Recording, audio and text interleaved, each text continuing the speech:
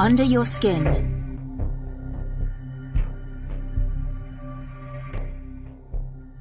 Friday. I left the house earlier than usual this morning, and though it isn't exactly dark, it isn't yet light. The common is full of ghosts and shadows, the trees still iron-clad, unyielding figures to the early gauze of spring, the bushes and brambles along the railway line knotted and clumped. A mugger's paradise, though I try not to think about that. I take my usual route, over the bridge and round the soccer fields, pitches, churned into clods like a choppy sea. It's darkest where the path hits the corner, and there is an uncomfortable moment where you are hemmed in, rail cutting on one side, the adventure playground on the other. A blue anorak, sodden and draped, gives a creepily human form to a post, and my pace quickens until the path channels across the open grass toward the main road. The headlights of cars, commuters who need to be at work earlier than me, if such a thing were possible, rake the pavement. A shape comes toward me, almost silently, another runner, a flash of headphone and lycra, gone in a breath, a whiff of warmth and sweat. You are never alone in London, not in the dead of night, or even in the bone-cold chill of a pre-dawn March morning. There is always the possibility of someone watching, following, seeing what you're up to. I'm not sure I like it. It helps to run. The pace, the rhythm, the sensation of regular movement in my limbs help give order to my thoughts. I didn't sleep well last night. Even in the short snatches of unconsciousness, I dreamed I was awake and anxious. In the end, I had to get up. I focus on my breath. In and out. In and out. I will run, try and sort things in my mind, and then, once home, I will shower. Steve will be there to drive me to the studio at 7 a.m, kiss goodbye to Millie. Marta will give her breakfast. Try to like Marta more. Will I see Philip? Probably not. Already now it is, 5:15 a.m? He is showering, shaving, shaking off Nobu and the Dorchester.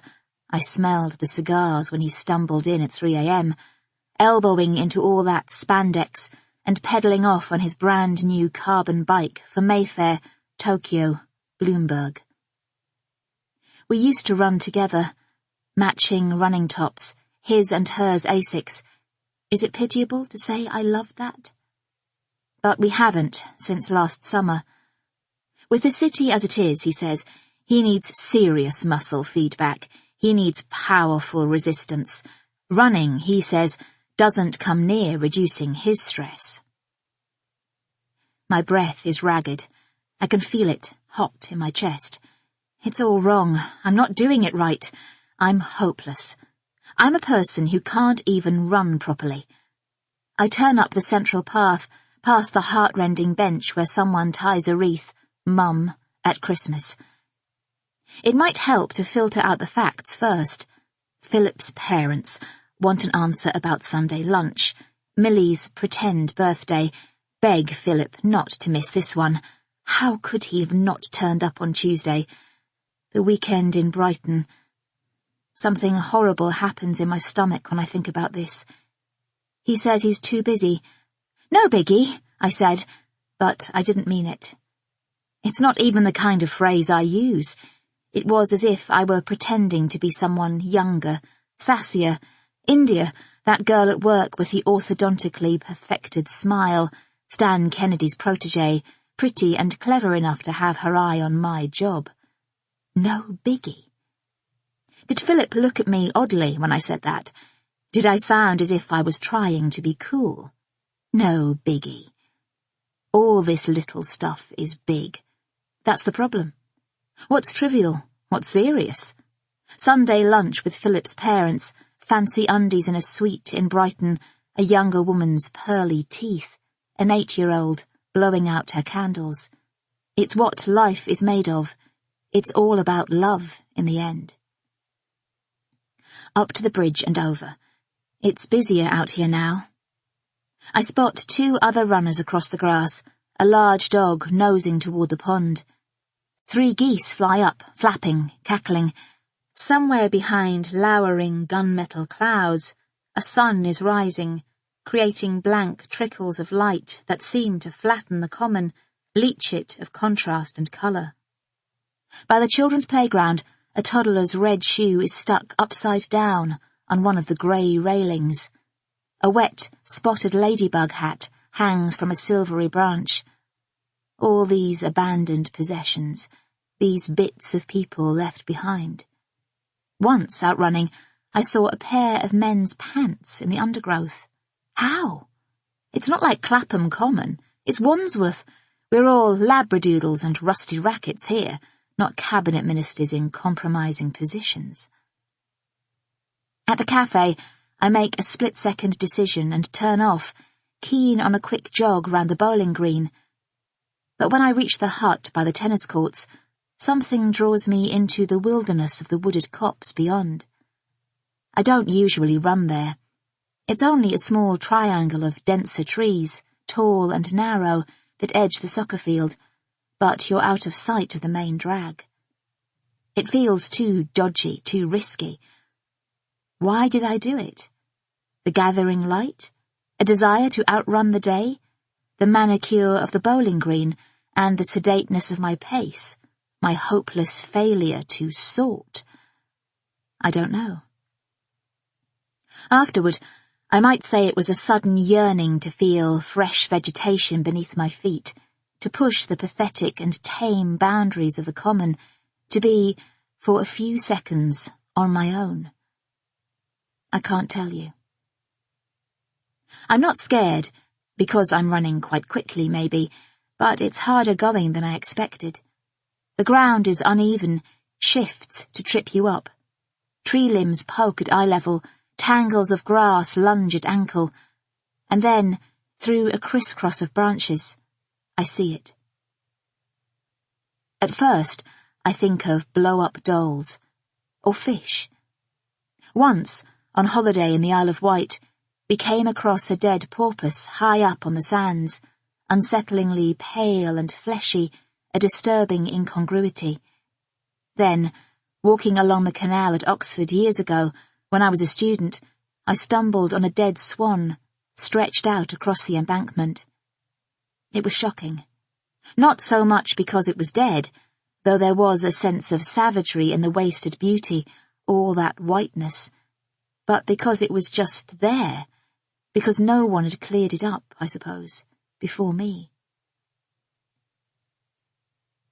I push a little farther into the undergrowth, pressing back the pale limbs of the silver birch saplings to a place where someone or something has worn the foliage flat to where the muddle of object is.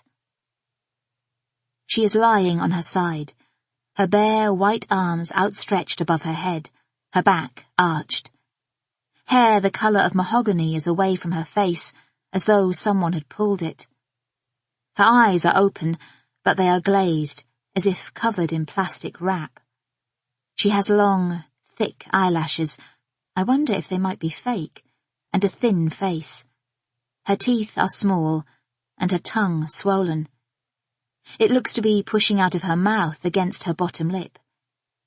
She is wearing tight, khaki-coloured trousers, Topshop, perhaps, with pockets on the thighs and little zips on the ankles. Her feet are bare. Her toenails are polished, almost black. Her fingernails, in contrast, are ragged and torn.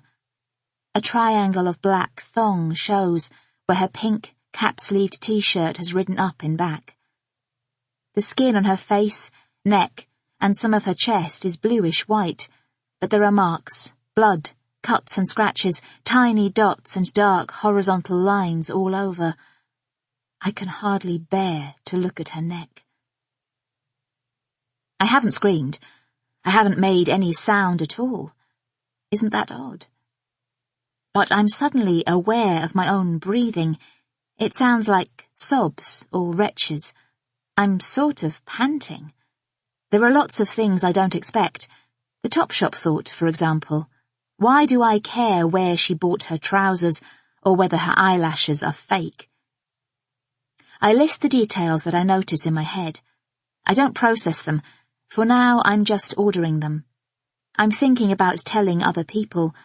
I'm already thinking about later. My hand is at my mouth, and for a moment I think I'm going to be sick. Bile has risen at the back of my throat, but I force it down and stagger toward the path. I fumble for my phone, zipped in that thing round my neck, and it takes me several tries to unlock it. I keep pressing the buttons too fast. My hands are shaking so hard, I almost drop it, even as I get through. The voice at the other end is calm and quiet, so quiet I find myself repeating, "Can you hear me? Can you hear me?" She says she can, and I stumble out the details. I can't remember the name of the road, the one that comes closest to this bit of the common, really near where I live, one of the roads parallel to mine, with the same big, solid houses, a road I know well. But I say, Trinity Road, the prison, the toast rack, you know those roads in a grid, the cafe there, common ground, just beyond, in that triangular bit of woodland. She must have it up on a sat-nav screen or something, because she seems to know more than I do. She asks if I am okay, whether I feel in danger. She tells me to wait where I am. When the connection is cut, I suddenly don't feel okay. Not at all. I don't know what to do with myself. I run back toward the tennis courts so I can see the police coming, show them where to go. No one is in sight, just the cars moving steadily backward and forward on Trinity Road across the cricket pitch, the distant roofs of Wandsworth Prison, the light changing above the big houses, on that road whose name, Dorlcote, I now remember. A creak from the tennis hut, darkness behind the windows of the little cabin on the bowling green, where, years ago, a skanky black and white cat used to live. I'm on the other side of the railway line now. The banks on either side of me are steep, but mostly obscured by bushes and trees that drop their wet leaves in autumn and hold up the trains, shadows and dark corners where one could hide. A rustle. It could be a fox, or a squirrel, or just a bird. But for the first time, I think I feel fear. I think someone is here. I think I am being watched. I find myself heading toward the road, then changing my mind and skitting back again. I'm what a rat might look like in laboratory conditions of stress. I'm out of sight of the girl, and suddenly I have a feeling that she is gone, that someone has taken her, or that she was never there in the first place. And I'm running back down the path, tripping, stumbling, my arms out to protect my face from the reaching twigs and branches, and I'm pushing through the hawthorn and gorse and silver birch, I don't care about the scratches, until I reach that awful place. And I know, even before I get there, that she hasn't gone, that she is lying there in that terrible, contorted position, and she is still dead. It's quiet for a moment. Birdsong, that's all. A train squeals. It's daylight now, properly daylight. Green tips blunt the ends of branches near me. They must be buds. I'm going to be late for work. I'll have to go straight to the studio, put my face on in the car, but I mustn't think about that now. I crouch down above the damp grass, and it's just her and me. She looks so vulnerable. I notice a sharp, stale smell of hospital corridors or swimming pool changing rooms. I try not to look at her eyes. Tiny, pixelated spots freckle her eyelids, up to the thin, plucked brows. I touch her hair. It feels dead, but then hair is, isn't it? Something about her top, cap-sleeved, buttons down the front, nags at me. It's pulled tight under one armpit, and her bra is showing. The strap, A loose string of black lace is dangling out at the front, like it unpinged from its fastening. I don't know why I do what I do next. I do it without thinking. I take the loose string of black lace and slot its hook into the loop on the cup of the bra. My knuckles graze the fabric. It's a cold, hard, wet surface. I begin to cry, quietly. It feels like forever, but it is only a few minutes before a siren sounds. I knew something was going to happen from the moment I left the house. I had a feeling, a sinking, slightly cloying sensation in the pit of my stomach, an eerie premonition, if you like. Does that sound unconvincing? Too far-fetched? Mea culpa, if so. 2 of them come. The woman recognizes me. I can tell from the quick flush in her cheeks and the glance she gives her colleague, slightly widening her eyes, as if to say, "It's her. You know, her off the telly." If the man knows who I am, he's not going to show it. He's in street clothes, jeans and a polo shirt, which is a sign of his importance in the police hierarchy. I've watched enough Morse to know that. He introduces himself, running the fingers of one hand through slightly greasy, thick, dark hair. He's D.I. Perivale, and this here is P.C. Morrow. We're at the tennis hut. I ran back when the siren stopped, when the blue light spun through the trees. I shake their hands, suddenly overcome with a strong desire for physical contact. I can't think about crying. I'm not the one who's dead. P.C. Morrow, who looks about 12, holds my arm as we walk. She is small and freckly, with light brown hair pulled back in a ponytail. She is almost pretty, though her eyes are a bit too close together, and one of her front teeth is badly capped. She tells me she was just going off her shift when the call came in. Already had my mind set on a bacon sarnie, ketchup, bit of brown sauce. She's putting me at ease. D.I. Perivale doesn't care about that. He's stalking ahead, shoulders hunched, his jeans hung low at the back. He puts each foot in the ground, like a skier places a ski pole, determined, as if to give balance. I don't have to tell them where she is. It's obvious. Once we're close, D.I. Perivale tells me to wait on the path, or rather he shows me to wait by putting out his arm like a barrier. "CID, he's just come on," P.C. Morrow whispers apologetically. "We've called for the dogs. The soccer team will be along in a sec. 8 minutes if they're on a blue light, that's my guess." "The soccer team?" I ask, thinking of the soccer field only a few feet away. "Socco, scene of crime officers. They'll seal off the area and conduct a fingertip search for evidence." I ask her what sort of evidence, and she says, "Anything. Footprints, the weapon, of course. Fibres, blood, hair, paint, glass. It's amazing what they pick up. So we can't have you contaminating the scene." "I hope I haven't already contaminated it," I say. She gazes into the undergrowth and tuts, wonderingly. "You really would think people would pick up after themselves."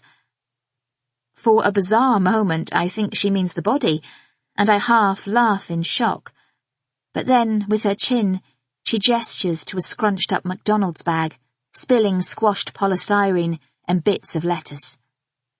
"Do you think that might be evidence?" I say, studying it. "More like bloody litter, not to mention what all that fat and salt does to their arteries. Kids, probably." "Kids," I repeat, thinking, who else has been out here? D.I. Perivale is still crouched over the girl. He isn't touching her, just looking, and then he's on his phone. He calls something out to P.C. Morrow, sounds like a stream of numbers, and she makes a call herself. Exhaustion seeps into my neck and head. When she hangs up, I ask if I can go, but she says she has to take down a few details first. I explain that I am needed at work, and she nods. I can understand that, she says, drawing out the words, distinguishing between the pace of my life and the priorities of hers. After she confers with D.I. Perivale, the two of us walk back to the cafe to find a bench. She says, "You look a bit different. I'm not being funny or anything, but you look younger than you do on the telly." I laugh. It's the hair. Big red daytime telly hair. It's quite fine naturally, but for the show it's got so much lacquer in it's like a helmet. "Do you have a hairdresser to do it?" she says, and when I nod, she asks, "What, every day?" It's very surreal, this, I say, talking normally when... I know, your first body is always a bit of a shock. Someone said to me, there are 2 smells a police officer gets an instinct for in the first year. One, dope, the other, death. There was a smell, I say. She wrinkles her nose, like an old people's home, sour. Something else, I say. As she reaches for her notebook, she lists, in the manner of someone cataloguing books they have recently enjoyed, the dead bodies she has seen in 2 years on the beat, a suicide, hanging, a traffic accident, and a couple of heart attacks. A suicide, I say. Yes, golly, she says, you get a lot of them in this job. She tells me how women and men do it differently, overdoses and slit wrists, hangings and shootings. And I know I could stop to think about this, but it is all too much. I want to get home now, have a quick gulp of coffee if I have time, drink it in the car if not. I'm aware, guiltily, of being irritated by her chattiness. Maybe she's not being kind and intentionally putting me at ease. Maybe she's just like this. So I interrupt and start telling her what happened. "Ooh, slow down," she says. How I had been running, and I don't know what led me down that path, but something had, and how at first I had thought the pale, elongated shape was a swan or a porpoise. She writes down what I say, asks if I saw anything or anybody. I mention the runners, the dog by the pond. No one else, no. Nothing else out of the ordinary? Just the girl. She's reading back what she has written down. I decide to ask her about the dotting on the girl's face. Little spots, I say, the sort of rash you look out for when you have a baby, in case it's meningitis. "Ah, that one I know," she says, putting down her notebook. "Petechiae, sign of asphyxiation."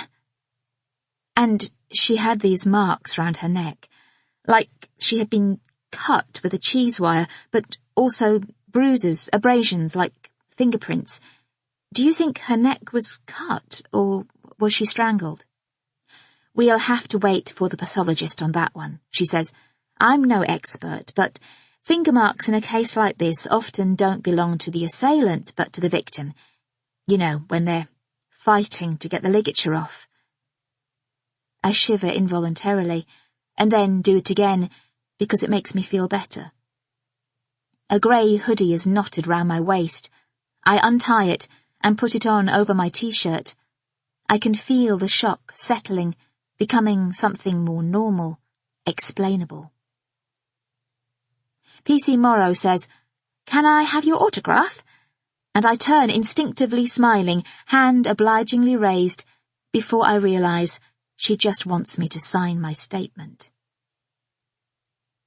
When I look up, D.I. Perivale is trudging back down the path, and I can hear new sirens in the distance, coming up the Wandsworth one-way system, getting louder. Dogs and socko, people with cameras and things. What, sticks? To prod through grass, to find evidence, to find out who did this. It's a peculiar feeling, and I don't know if you'll understand, but it's like letting go. It's no longer my body. It belongs to them now. Snarled in traffic from Stockwell to Waterloo, incrementally delayed, 45 minutes telescoping out into 90, I miss the morning production meeting, which puts me on the back foot all day. If, as a person who has found a dead body, I'm not already on it. Stan Kennedy, my co-host, is in the green room when I walk past, chatting up a couple of the guests, a midwife who has won the Pampers Award for Excellence, here to talk about childbirth in relation to a new sitcom, and a woman about my age, whose teenage child killed himself a year ago after a period of Facebook bullying. Snuffling about under the table for dropped Danish pastry crumbs is a lurcher who, Dawn the assistant producer tells me, has stolen the nation's hearts as the result of a YouTube clip in which he plays football with a chicken. Life, death, and a dog. It's all in a day's work here on Morning All. If Stan sees me, he doesn't look up. Life would be easier if he and I got on. He is laughing loudly as I head for makeup, the throaty trademark guffaw that makes him so natural and likeable, in which his whole being seems concentrated on the person before him. Even the bereaved mother will be charmed, smiling down at her feet, smoothing invisible creases from her skirt. He does it to everyone, except me. It's war by omission. My friend Clara, who has met him a couple of times, says it's the jaggedness of his eye teeth that make him so attractive. The sharpness of his canines offset the slightly feminine features. His lower lip is much thicker than his upper lip, as if he's been punched. Clara, the minx, says it makes you want to bite it. I can still hear it, his affable cigarettes and booze bellow, when I get down the corridor to my dressing room. Something about his laughter always makes me feel left out. Annie is waiting, edgy at my lateness, tubes lined up, babulous big hair rotating styler at the ready. I come in on an apology. I hate making her job more difficult than it already is. I don't know if she's been told why I'm late or not. From the car, I gave the producer a rundown of what had happened, and she might have passed the message on. "You look like death," she says when I sit down. Not then. I wish I had time to confess. She's lovely to talk to. I'm always telling her that, trying to make her feel better about her job. Actually, though, I am probably just trying to make myself feel better about all this looking after I don't deserve. It's not the right time, though. It's almost 10 a.m. Annie is too tense to chatter, and I've already put my head through a crimson Diane von Furstenberg, and now I'm ready for Bobby Brown. I hold open my lips for sangria or old Hollywood, close my eyes for wheat and sable, toast and taupe. She's probably right, though. I bet I do look like death. Violet patches under my eyes, the lids craping more every day. My hair isn't as thick as it was. The Titian is fading into, what, salmon? I think about Mother's hair, so bright, so rudely vibrant when I was a child, and yet by the end, a sort of dirty, orangey pink. The dead girl's hair was red too. It can't have been natural. Is it mad to say she looked familiar? "There," Annie says, standing back. "You look more alive." "You're brilliant," I say, though actually I'm the one who's brilliant. All that shimmering pigment, all those light-reflecting microparticles. I'll look decent enough out there. No one will be able to see the tiny muscle that's twitching in my eye. It's not me, though, this look, this big hair. To be honest, which I never would be to Annie, I think in the magnifying mirror, I look like a tranny. Women turn into men when they get older, men into women. I can't remember who told me that. Aging is a bugger. Still, as Clara says, the alternative's worse. Could I have taken today off? Was it enough? Even when my mother was sick, I hardly missed a show. There were nights when I didn't go to bed. I just dealt with the horrors of her illness and hammer back down the M4 in the early hours. I stood in front of the cameras, smiling, the whiff of vomit on my fingers. Do a lot of women feel this? That it's only luck that has got us where we are? One slip, one lapse, and we're out. But this morning, perhaps I shouldn't have come in. When you get close to tragedy, sometimes at first, it can be hard to see it. We had a couple on the show once who had been packing up at the end of a skiing holiday when their toddler was killed by a snowplow, suffocated by the displacement of snow. One unbearable detail. After they had taken the body of their tiny child to hospital, they drove across the Alps and took the ferry they had already booked. You can't even begin to compare my experience with theirs, I know, but I suppose what I mean is, people do odd things under stress. Annie wants my fingers so she can paint my nails scarlet to match the carnations in the vase on the coffee table in the studio. She has her instructions. These details matter. If she notices the shaking in my hands, she doesn't say. I press my palms into the towel on the dressing table, feel the tremors of my arm. The red nails, the red flowers, the long-sleeved red dress. I think about blood and death, bloodless death, those marks across the girl's neck. I wave my red-tipped hands at Annie. Am I not too red? You're jolly, Annie says, uplifting on a grey old March morning like this. God knows we need it. I never intended to become a daytime television presenter. I was a researcher and a reporter, and then the offer came up and Philip was keen, and I said yes before I thought of saying no. It's a funny old job. It's not acting, and it's not journalism. You can't really imagine it being high on anyone's list of ambitions. No one respects a daytime television presenter. We're assumed to be vacuous, even farther down the food chain than our colleagues on news.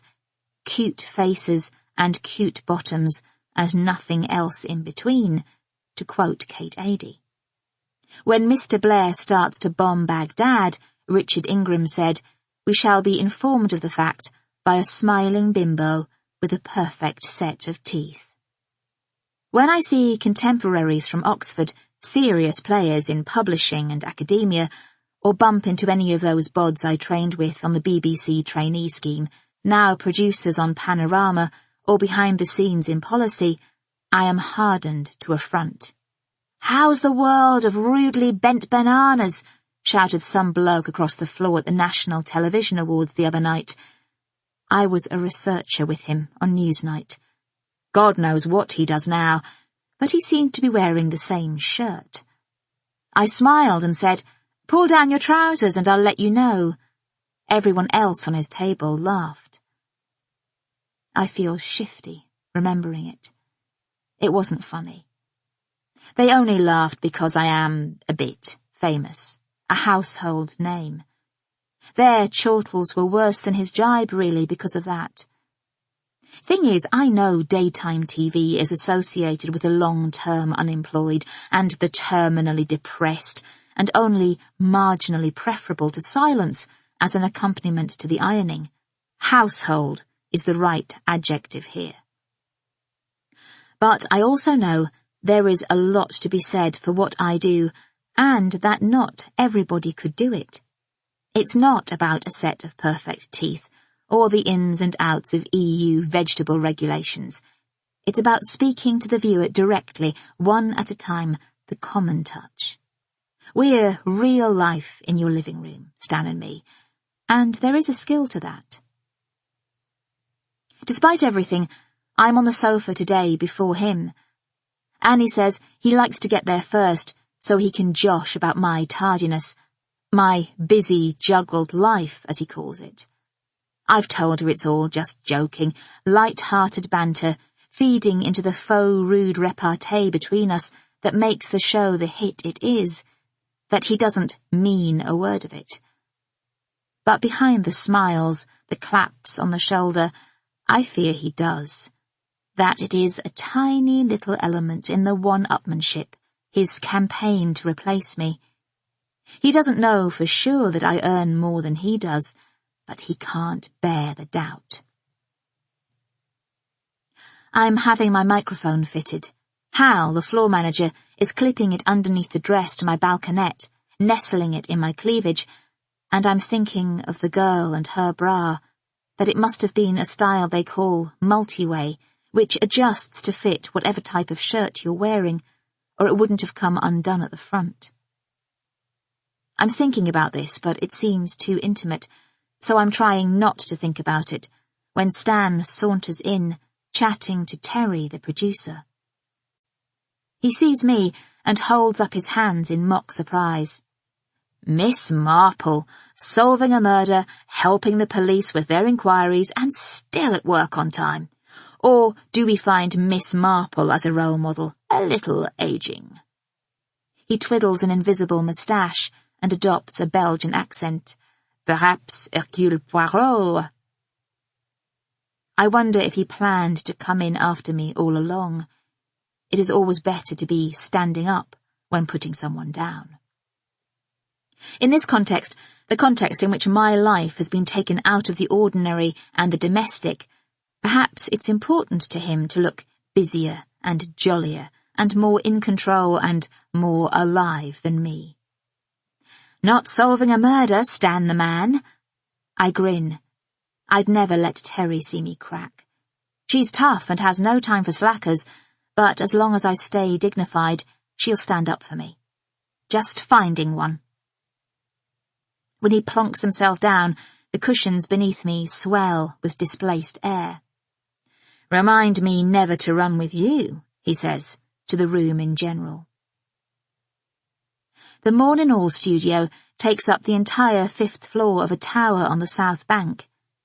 Out of the window behind me is a view of London and the Thames, as magnificent, as picture-perfect as an artificial backdrop.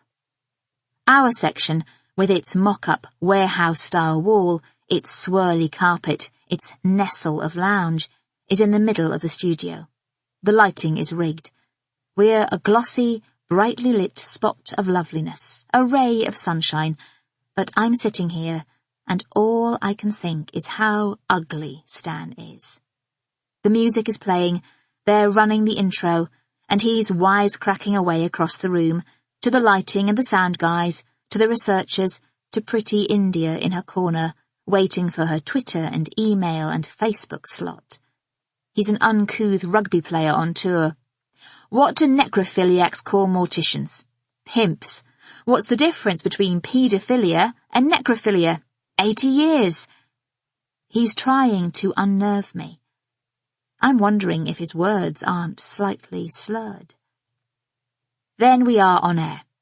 I say my good mornings, give my own spiel, and he turns to the camera, engages it with his eyes, and stares into the viewer's soul like he is the only one who understands.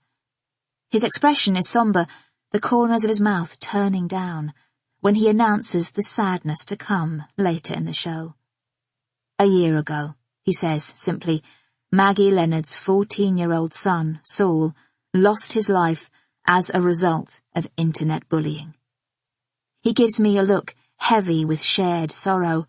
I nod sympathetically, allow a doleful half-smile. We're in this together, him and me.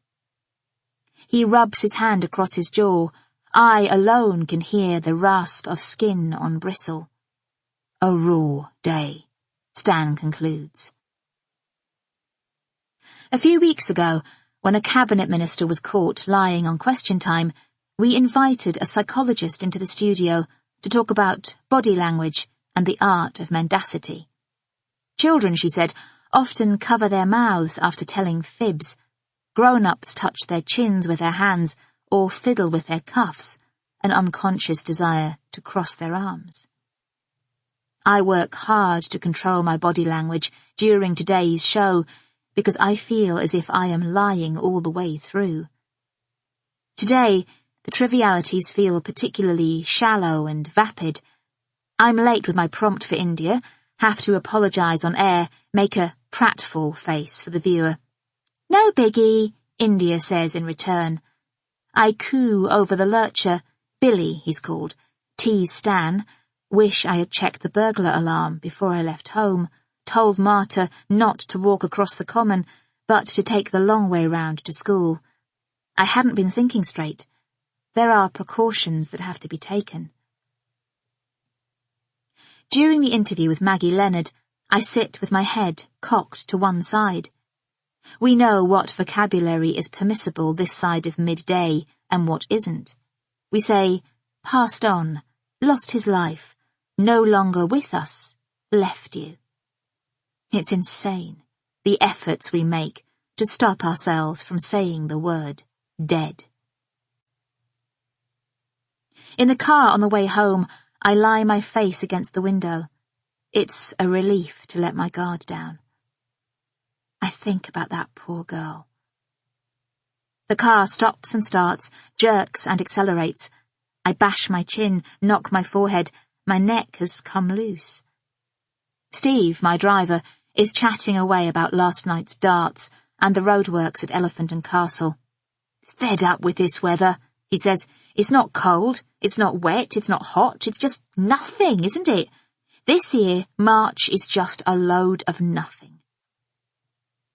Shop fronts, corrugated iron, roundabouts, tube entrances, building works, cranes and drills and graffitied awnings, it's all still there.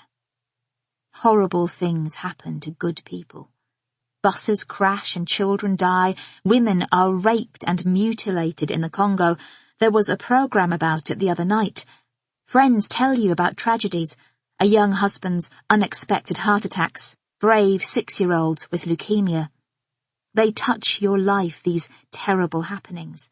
You wish they weren't real, and your heart lurches in the dead of night, but then they slant away, and you carry on with your own little existence. But this death knocked everything sideways. It is too close. No one is safe. It's a world in which people kill other people. Death isn't just slow, stretched over months, years, like my mother's. It happened in an instant, in a few seconds. A rope round the neck, a tug. It's all it takes. Thinking this, I feel dizzy, as if I'm about to fall. The car vibrates at the lights. My perfect life. What is it next to this? Nothing. I think of the girl's mother, father, school days, summer holidays, jobs, family, friends, boyfriend. Have they been told? Have the police found out who she was? Did she like her life, or did she long for it to be different? I've started shivering, even though it's warm back here. The BBC News app on my iPhone has no mention of anything breaking. Is this news? I don't know. A torso bobbing to the surface at Limehouse, that bin bag of limbs found floating in the Regent's Canal, that was news. But perhaps whole bodies are found in patches of common ground in other suburbs, Bexley Heath, Southall Green, Crouch End, every day. The traffic cranks to a stop. A skip lorry, ratcheting into the junction from the Walworth Road, is blocking everything in all directions. Horns screech, exhaust fumes bloom. Driven by morons, skips, Steve says. No respect. They're all the same. Ex-cons, I reckon. The way they take speed bumps down my road make a sound like a bomb going off. They have to be doing it on purpose. They need anger management, he says. Congestion eases. We slide unfettered down Kennington Park Road, the tarmac smooth beneath the wheels, and Steve, who had opened his window to release an angry elbow, is talking into the wind now as it whistles past his ears, past Oval Tube and St. Mark's Church. I should ask him about his wife. She had her OB-GYN appointment today. Find out if his daughter Sammy got her interview. I'll do it in a bit, when the window's shut. Now's a good moment to ring Clara. She will be in the staff room, as peaceful as her life gets. "Hello, Gaby Mortimer," Clara says, as she always does. I can hear clattering behind her voice, like a slow train on a track, or a canteen worker clearing trays. "You there?" she says. I clear my throat and say, "Hello, Clara MacDonald." God, Friday couldn't come soon enough as far as I'm concerned. Just want to get home, run a hot bath, sort out the kids, Pete's cooking, and put my feet up in front of Mad Men. I've got a mountain of lesson planning, but I won't feel guilty, because Sky Plus is getting so full, I need to clear the list or it'll start deleting itself. Or is that just a myth? Anyway, if I watch a bit of telly, it'll be like tidying up. Just hearing her voice is encouraging. We've been friends since grade school, and for me, Clara MacDonald is about as bloody close to perfect as you can get. "What's up?" she continues, reading my silence. "Who's upset you? Is it Philip? Is he still in plonker mode? Or is it that handsome twat at work?" "Both," I say, half laughing. "The plonker's being a plonker and the twat's being a twat, but also—" I've been wondering how to say it, what order to put the words in, whether to begin with, "You will never believe what happened to me today," in an upbeat, imparting of top gossip sort of way, or whether to be earnest. "Listen, it will be on the news soon, and I wanted you to hear it from me first." I still don't know. Neither seems right. The first, too blatantly callous. The second, well, there's that tone, isn't there, that slips into people's voices when they are telling you awful things. A bit what my favourite aunt would have called churchy, a bit marbles in the mouth, self-righteous. I know, too, that Clara will be tear-pricklingly sympathetic about my trauma, and I don't deserve that. It isn't fair. Not at all. I visualise her in the staff room, colleagues bustling around her, a reading bag slung across her shoulder, her tube house, quick pat to check, padding out her back pocket. She may already have her coat on, that tweed thing from Primark, Primarni, she calls it, her stripy scarf round her neck. I imagine the door about to open, a splash of thronging corridor, some nice fellow teacher offering a lift to the tube. Steve has wound up the window. I change my mind. I will speak to her later when she is not in a hurry. I am probably overreacting anyway. In as upbeat a tone as I can manage, I say, "Just checking in before the weekend." She sounds blithe, not a care in the world. "Before all hell breaks loose," she says. Marta is in the kitchen, not eating, but sitting at the table, fingering through Grazia. She never seems to eat. It worries me. Last summer everything happened in such a hurry. Robin, our old nanny, was pregnant. My mother was dying. I didn't take as much care as I should have in hiring a replacement. Perhaps I didn't ask the right questions. I panic-bought a nanny. Now she concerns me. I don't blame her for not eating my food. I'm not exactly Michelle Roux. But I wonder when she does eat and what, and whether somehow it should be my responsibility. She's only 24. Perhaps she is homesick, or has an eating disorder of some kind that I should know about. Millie is at gym club, being dropped back. Marta has finished the laundry. Square piles of folded jumpers and t-shirts, including my running gear from earlier, are washed and pressed, awaiting redistribution. Kitchen surfaces, pale, polished granite, stretch uncluttered, the floor gleams. Click open a shiny cupboard, and the boxes of cereal, the pots of jam, will be neatly lined up. That's the other thing. She is so tidy.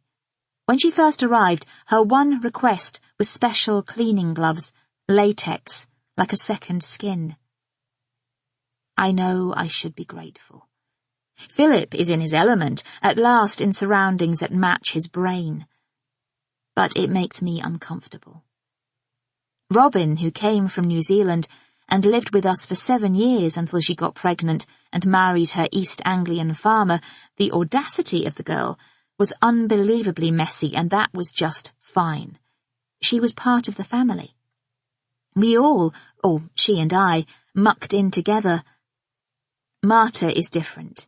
Marta feels like an employee, and I know this is a high-class sort of problem, and I know I should probably get over myself, but I'd like it if she felt like a friend.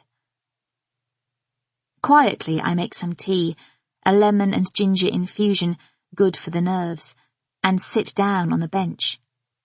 Marta looks up, resigned. She's thinking I'm about to make a stab at conversation. She's dreading it. But I have to tell her what happened. I don't want to alarm her, I say, but she needs to be cautious. She should make sure the doors and windows are locked. She is not to walk across the common, not with Millie, not alone. She should be on her guard. We don't know who is out there, I say, searching for alarm on her face, seeing only impassivity. She stares at me from behind 2 drapes of black hair. When I have finished, she looks away, bites at a piece of skin at the corner of a nail, and then picks at it with her thumb. She tells me she is always careful when she is looking after Millie, and is always sure to put on the burglar alarm. It's probably just my imagination, but she sounds a bit defensive, as if I have made up the whole story just to get at her. I must have said it all wrong. I stare at the magazine open in front of her. It's a photo spread of Pippa Middleton, and Marta has doodled on the page in pen, though they are not really doodles, more like score marks. She seems to have scratched out Pippa Middleton's face. I ask her how her course is going. She is learning English at a school in Tooting. I mention some bar I've heard about, where young people go that sounds quite jolly. I can't believe I've just said that. Quite jolly, bloody hell. No wonder she hates me. But I worry for her. When the doorbell rings, I flee, grateful for the reason to shut up. A tall, dark-haired man in baggy jeans and a dirty green waxed jacket is standing there, slightly bent over, his back to me. He is looking closely at a leaf on a branch of the olive tree nearest to the path. He turns before I get a word out and says, "Press your own oil, do you?" It's D.I. Perivale. "Only dug the olive trees in a month ago," I say. "We had the whole garden done, back and front, a complete redesign, a company called Muddy Wellies. We hope to, but I don't know yet. There are only 3 trees, so even with a hot summer, probably not." He steps forward, puts his hands out as if measuring distance. "Nice gaff. Big, for just the 3 of you." To cover my surprise that he knows anything about me at all, the 3 of you, I lean back and survey the repointed red brickwork, the 3 floors of window, the elegantly tapered Victorian gable, the thick entwined ropes of newly planted wisteria, as if seeing my house for the first time. "My colleague," he adds casually, "tells me the one next door went for 5 million. I flush. He's just making conversation, but I feel uneasy. I don't know why he'd say that. We stand there, looking at the house, looking at each other, and I'm not sure what to think. And then he says something I've been dreading, because I was hoping my part was done. I was thinking it might be over. "Have you got a minute?" Marta must have escaped upstairs, though I didn't hear her go. The ironing has gone, and so has my unfinished mug of herbal tea. She must have put it in the dishwasher. I tell D.I. Perivale to please sit down, but he doesn't. I fill the kettle from the tap for something to do, and I can hear the faint noises of his shoes, the little creaks in the leather as he shifts his weight. He is wearing brown brogues, the ones with perforated holes on the toe caps that you associate with Jermyn Street, posh cobblers who whittle things by hand. "Do you live nearby?" I ask. Battersea. He has his back to me, the other side of Clapham Junction. "On the up," I say, and then hate myself for it. "Nice picture. Your daughter do it?" I'm flustered. Of course, he only had to Google. I did A Life in the Day in the Sunday Times just the other week, but it is unnerving when people you've never met know things about you. That's what I tried to explain to the constable I spoke to last summer when those odd, stalkery things started happening. In show business, you're no one until you've been stalked. "Craigie Aitchison," I say, moving to stand next to him. The picture is of a dog against a simple background, Play-Doh blue sky and jelly green grass. There is one tree, a dark, tapered streak, like the head of a paintbrush. Deceptively simple, of course. There is something isolated and meditative about the dog.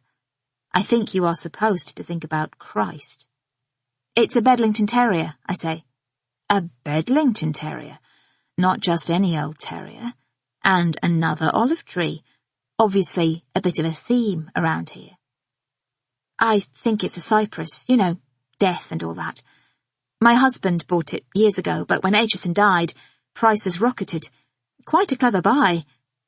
"Quite a clever buy," he repeats, as if he has never heard anything so stupid in his life. The note I am hoping for next is playful. I probably just sound prickly. "There are 4 hanging at the Tate. Elton John has one." He shrugs. He is younger than I thought he was. I had imagined him in his 50s, but he's about my age, I think, early 40s. His mannerisms, the stoop, intended perhaps to hide his height, the droopy jowls, which he accentuates by pulling on the side of his mouth as if removing crumbs, make him seem older. No grey in that brown hair. Philip's temples are sprinkled with silver. There are hollows below this man's cheekbones, an elongated chisel. More weight on him and he would almost be attractive. With his long hair, his bone structure, he is like a dandy gone wrong. Enough of this. "Right, tea. Builders okay, or do you fancy something more left-wing?" I could shoot myself. "As it comes," he says. He has sat down at the table at last, having shrugged off his barber and hung it neatly on the back of his chair. He looks out at the back garden now, at our lovely green lawn and landscaping, the raised beds, the trampoline, the clever treehouse contraption that runs on struts along the back wall, behind the row of hornbeams. Philip decided we had to have the garden redone when we dug out the basement. The builders made such a mess. Something out there in the shrubs, thrashing in the March wind, seems to interest him. Maybe that's what happens when you are a policeman. Your eyes hook on every small detail, because you never know what is important, what isn't. "Did you touch the body?" I almost drop his cup of tea. I am carrying it to the table, and the hot water slops on that delicate triangle of skin between thumb and index finger. Ow! I run my hand under the tap, watch the water spool over my skin.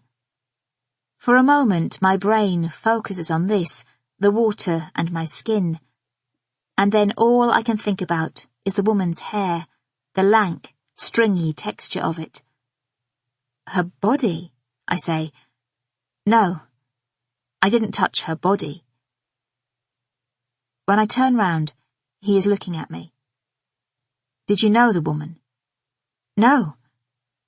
I take a deep breath, shake my hand dry. The moment has passed.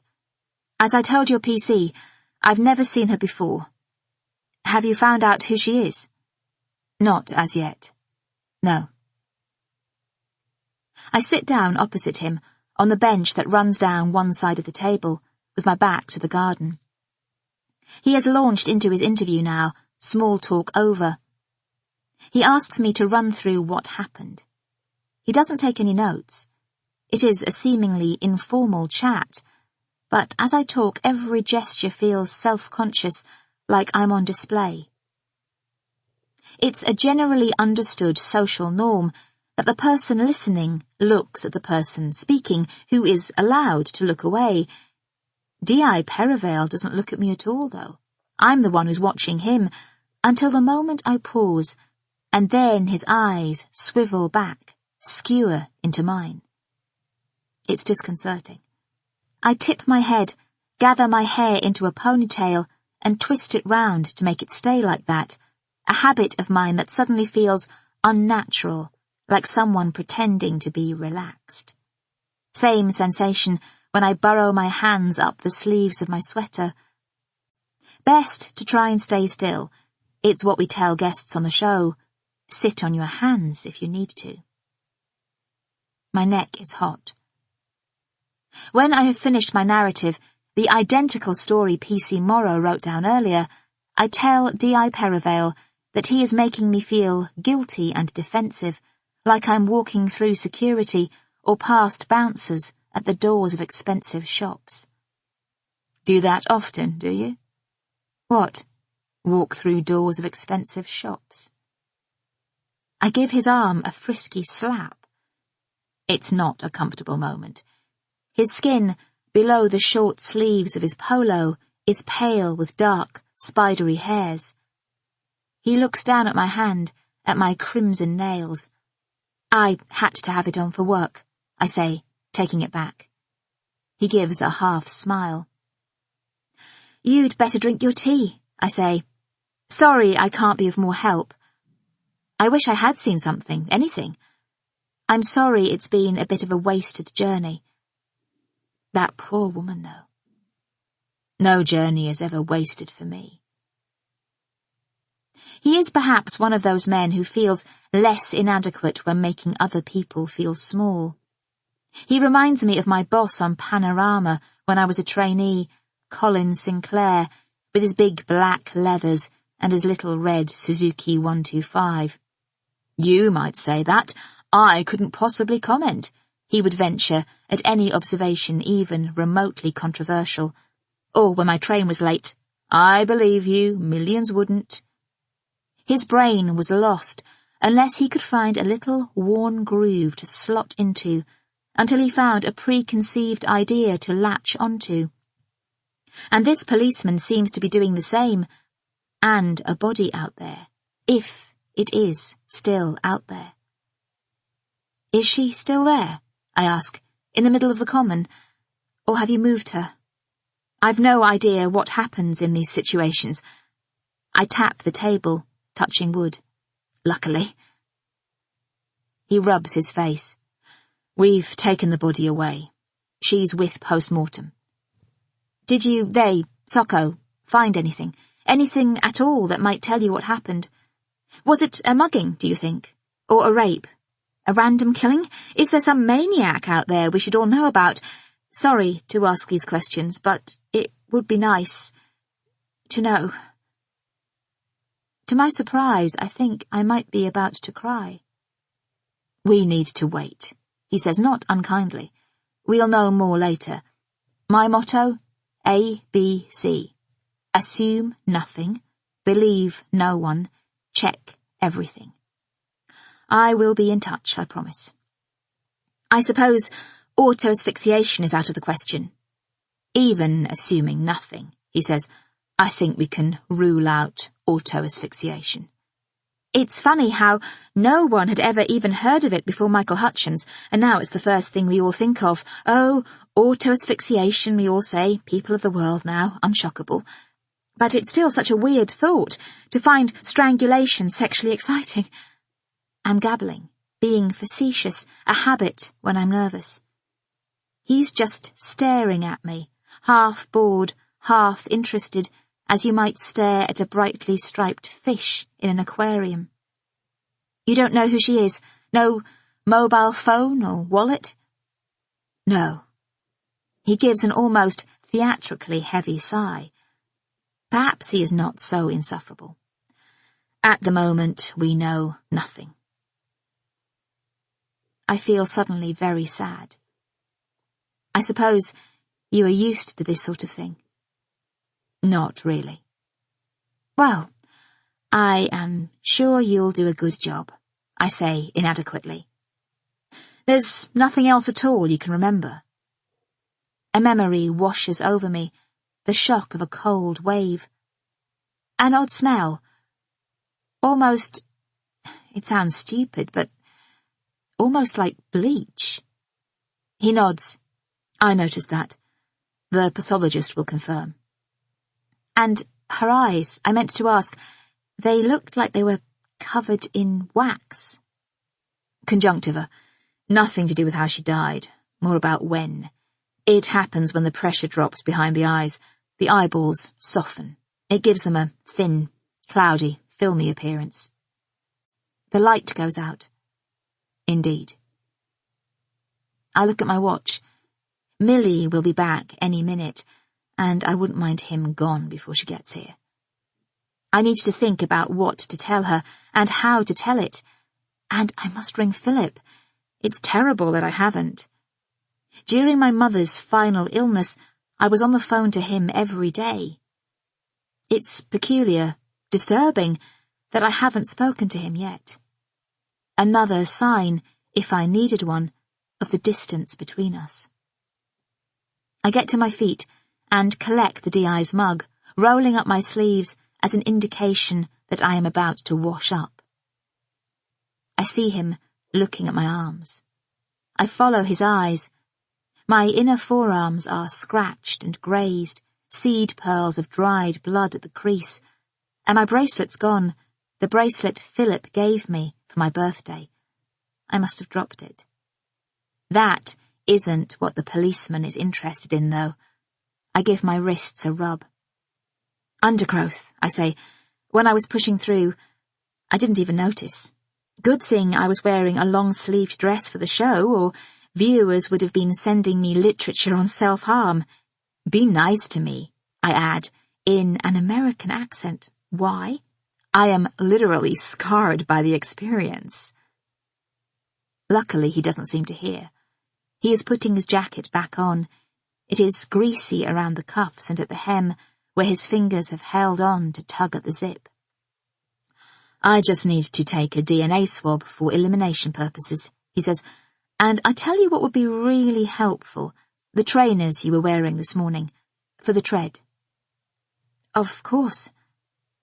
He rummages in his inside pocket for a plastic bag and cotton bud, and in a sudden, almost hilariously humiliating sequence, I have opened my mouth, emitting a little haze of lemon and ginger, and he has stabbed the cotton bud in, pulled it out, and sealed it in his little bag.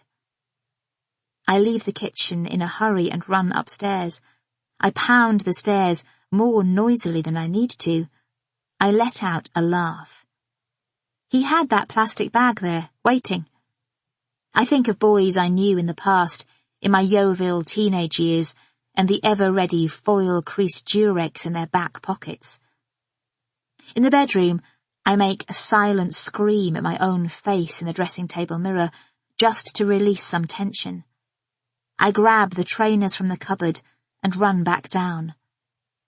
When I pass Marta's room on the half landing, I hear music from behind the door, a thumping electronic sound, too much bass for my liking. D.I. Perivale is in the room that opens to the right of the front door.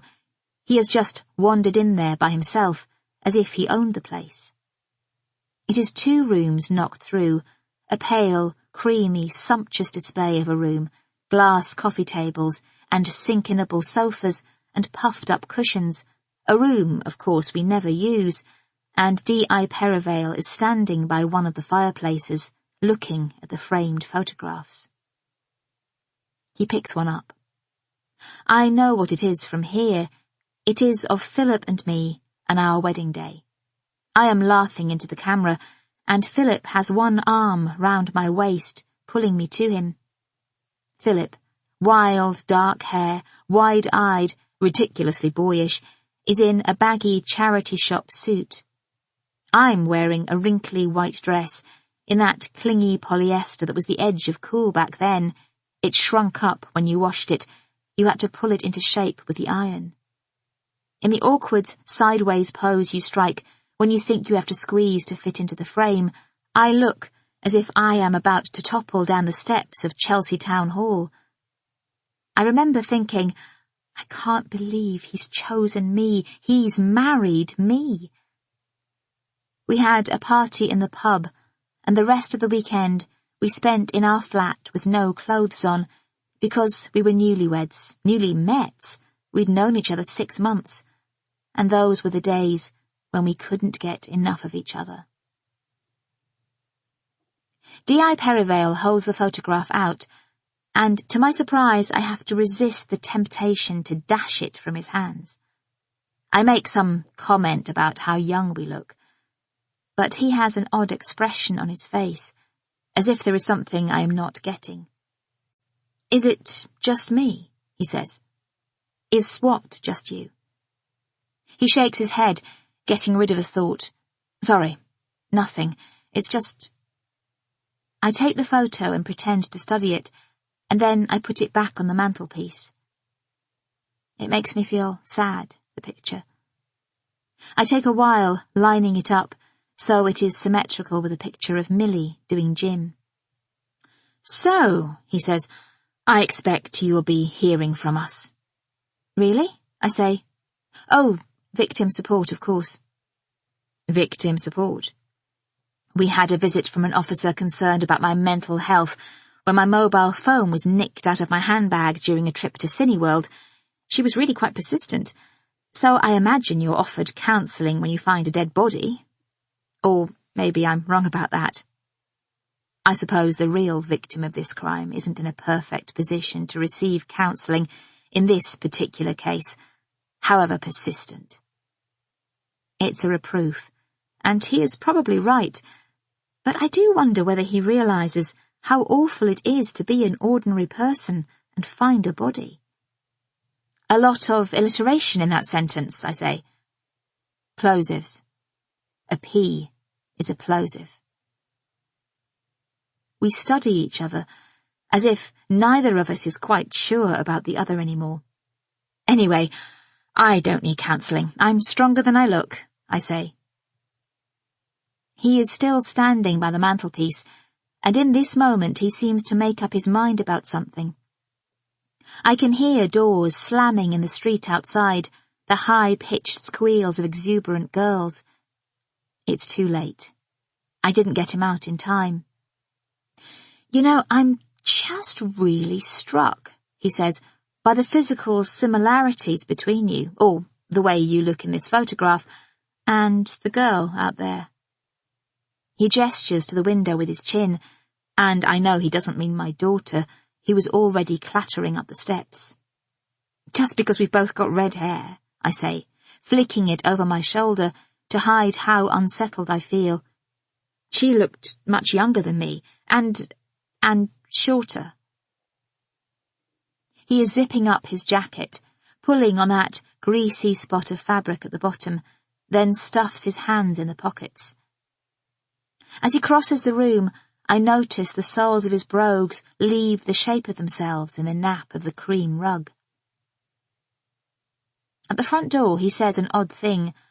Unnatural deeds do breed unnatural troubles. William Shakespeare. Poetry now, you're not just a pretty face. What I mean is, be careful. That's all. Be careful. Saturday. Philip is next to me when I come to. He is down for the count, a still, quiet heaviness, a steadiness to his breathing. A fragment of feather on the pillow by his mouth flutters when he exhales, the only sign he is still alive. I have never known anyone to sleep as deeply or wake as abruptly as Philip. It's a knack, I suppose, or a gift. It was about 2 a.m. when last night's call came. He sat bolt upright and talked for 10 minutes about convertible bonds, calculations spilling from his mouth like coins from a fruit machine. And then he hung up and lay back down and was dead asleep again before you could say diversified return. He hardly noticed me. I kept my eyes closed. He had promised he wouldn't be late when I rang him, said he would forego dinner at Zuma, but in the end I let him down. Exhaustion, the same head-crashing, world-blotting fatigue I remember from the day I buried my mother, caught up with me. I had fallen asleep before he came in. In fact, I kept falling asleep. First, while reading to Millie. We're reading Swallows and Amazons, which we both love, but there is more sailing in it than you remember, and to a landlubber it can have its longueurs.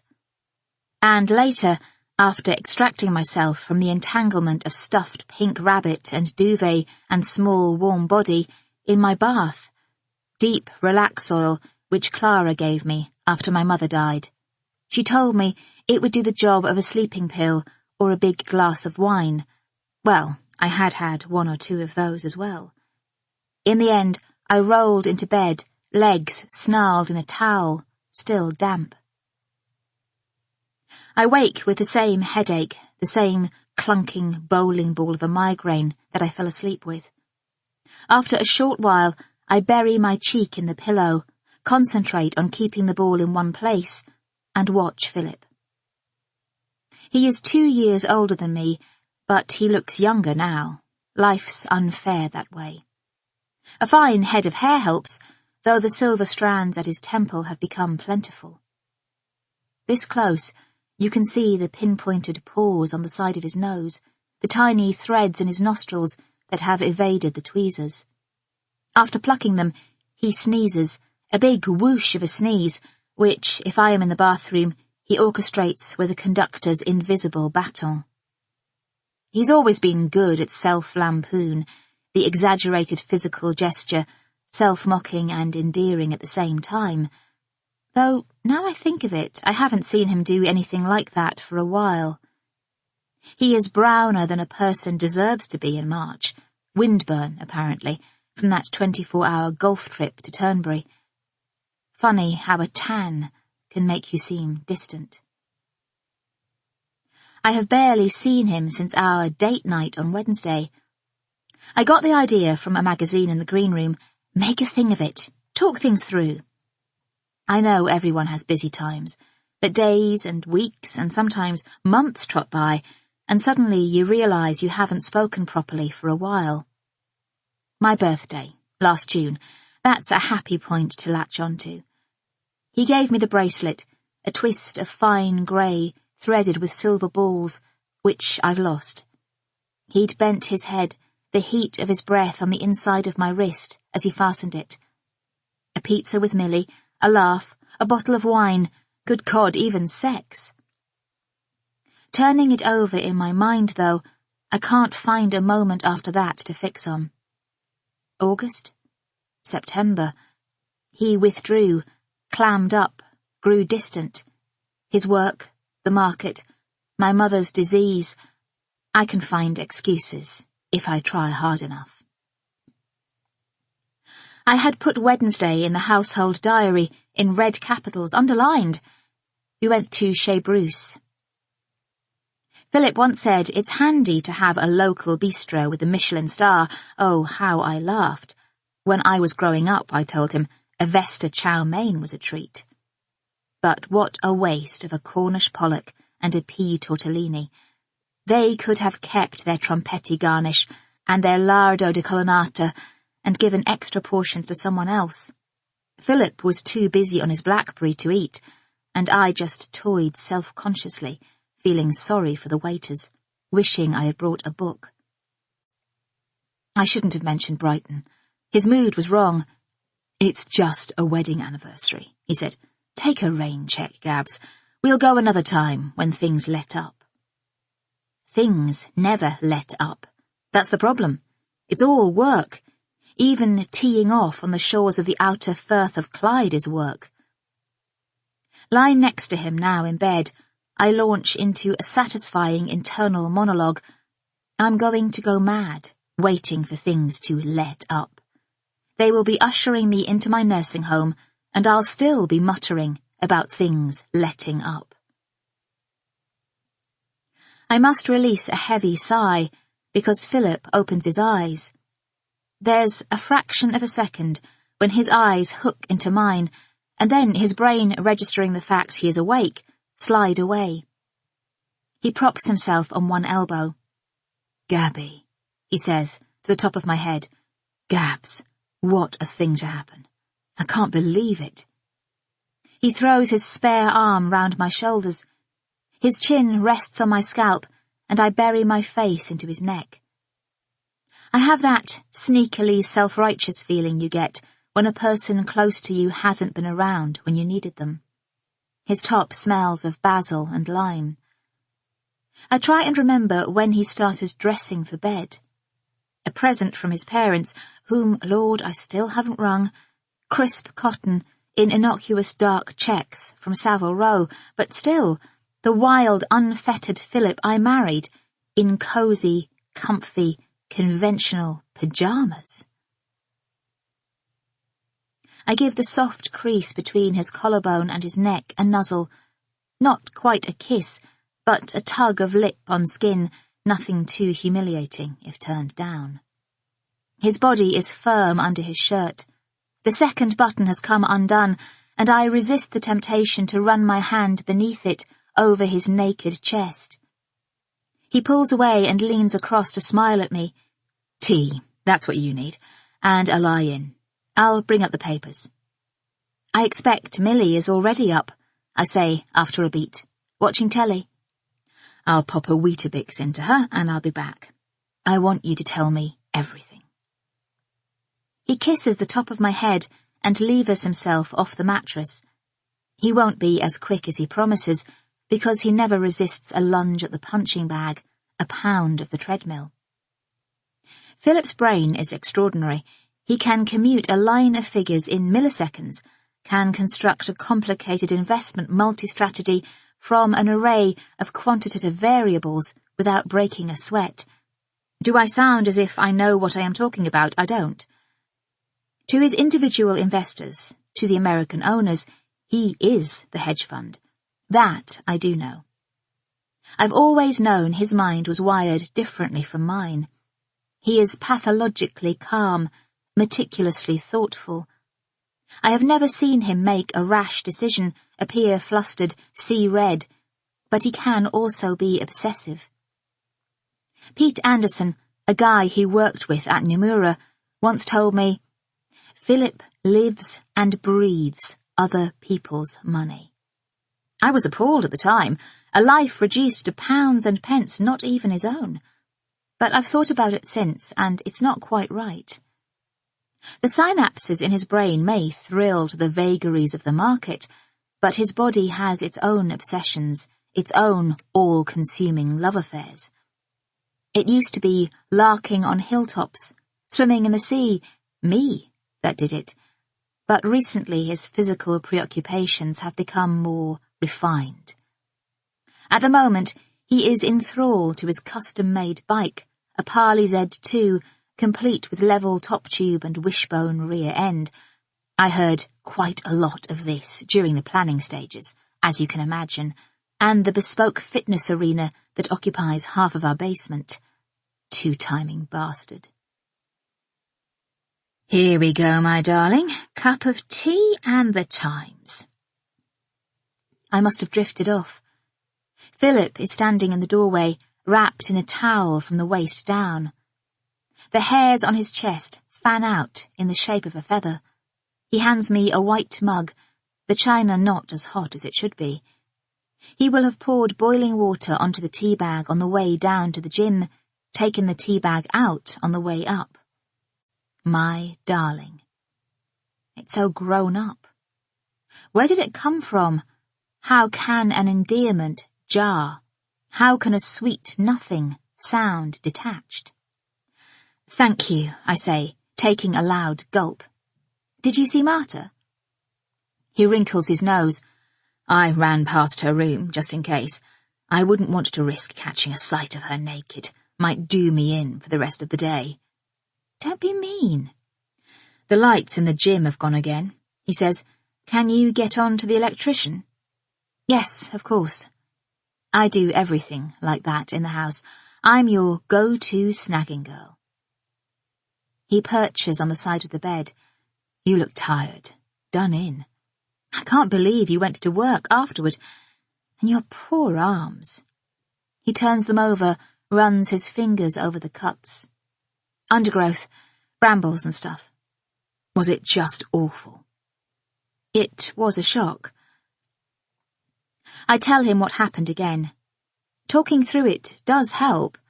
Words have their own character, their own momentum. I realize I am not actually remembering the impact of finding her. I'm concentrating on how to order events and on what I've said before, of where I diverge from the original story. I don't talk much about the body, but I tell him about almost dropping my mobile, fumbling for the number, because I think he will find that funny. I ham up the comedy, P.C. Morrow and her bacon sarnie. It's the sort of thing we've always done, seen the humour in terrible things, sought out the ludicrous. I tell him about ringing 999 and how humiliating it is that I directed them to the toast rack, like an estate agent. He chortles, a sort of chortle anyway, a distracted staccato gulp at the back of his mouth. He does it again when I confess I thought Morrow wanted my actual autograph. I thought he would laugh more, though. God, he says. He shakes his head. Bloody hell. It's a nightmare. He asks a few questions. Who was she? What did the police think? He says, her poor parents. Presumably she's not local. I've described a girl, not a woman, and so he is imagining a teenager, or someone not much older. He probably has a runaway in mind. I could clear it up, but I've bored him now. He's moved on to our area, safety issues, the recent surge in crime. 4 muggings have taken place since Christmas. The PTA at Millie's school keep us informed by email of every unpleasant incident, every scare. Jewellery wrested from women's wrists and fingers in broad daylight, side doors bashed in by crowbars, babysitters accosted, the lurking of hooded men in alleyways. Every time I hear a story, sneakily, I hope Philip notes it, adds it to a mental file. I so want to move to our weekend cottage in Peasenhall as soon as possible. We would send Millie to the village school, keep chickens and bees, ride horses, make jam. He's promised me a 5-year plan. So really he can't start expressing doubts or anxieties or fears about London crime without knowing what I'm thinking. And really, isn't this as good a reason as any to move? And soon? As likely as I can, so likely, it's as if fairy moonbeams were falling from my lips, I say, Peasenhall has a very low homicide rate per capita. Philip smiles fondly, but doesn't say anything. He has started getting dressed, chinos and button-down cambric shirt, and after a moment, I kick off the duvet and throw open the doors to my walk-in wardrobe. It was built by a special company that sorts out your storage. Our house is full of things built by special companies. There is probably a special company that would sort out our sex life if we could find it. I dread to think what they would build. All this stuff, I call over my shoulder. I don't need all this stuff. It is a subterranean continuation of the Peasenhall conversation we are not having. How many pairs of shoes, Philip says, wrestling on a charcoal cashmere V-neck, and how many of them still have their price tags? It's not my fault. It's all work stuff. I'm wriggling into the same pair of jeans I always wear. When Philip doesn't answer, I add, if I didn't have to wear it, I'd chuck it all out. When we met at a wedding of friends from college, now divorced, I was wearing a dress I had borrowed from Clara. In our first flat, we didn't have a wardrobe. We shared a rail from IKEA. I was just a researcher then, Philip a trainee accountant, but I was happy. We lay in bed most weekends eating toast. We never shopped. We read books, talked, went to the cinema when we could be bothered. Then Philip got a new job and started earning money, and the money turned into proper money and then into big money. And then something I don't quite understand happened, which is that for Philip, not the money, but the earning of it became a trap, a vice, a drug. Now he is tilting open the serried row of cedarwood plantation shutters with the remote control he used to call his new toy. Not much light steals into the room. It's another dirty grey morning. I watch him sit on the corner of the bed and lace up the pair of plain, dark blue suede and leather loafers he bought himself in Prada. I try to conjure an image of us old, but I can't. We spend the rest of Saturday attempting normal family life, or I do. I read all the papers, but I file information or ideas in a part of my mind labelled later. I try not to think about work, even when I notice in the Times' Saturday Review that Stan is on top gear. I compartmentalise. My brain is like a cow's stomach. If I try hard enough, I can shut bits of it down. It's a trick from when I was little. I could do anything by the end, whatever chaos was unwinding around me. Even now, in moments of tension, I find myself visualising pages of a school textbook, revised Nuffield biology, or a Longman 20th century history, burned onto my retina by the force of childhood concentration. It is overcast but not raining, and when Millie gets back from her ballet class, we persuade Philip away from his computer screens, the spreadsheets, the Bloomberg market news site, and into his waterproofs. He protests ineffectually, says, "Mills, my poppet, Samsung is tanking, don't you care?" But she levers her little arm through his and yanks him away, and today, for some reason, his resistance is low. Our house is on a corner, across the road diagonally from a narrow alley that leads to the common. Millie, linking the two of us, in her leg-warmers and stripy wellies, skips along like the parody of an 8-year-old girl. My daughter is everything I could have dreamed of. A tight ball of energy and cheerfulness. She adores school and gym and ballet and hockey and swimming. She is in mini-choir and drama club. She loves her friends, her family. She is the platonic ideal of a child, the best of both of us. Philip's mother says she is a credit to us, that we've done something right. But she's also a credit to Robin, our old nanny, who combined enviable reserves of patience with amiable Antipodean energy.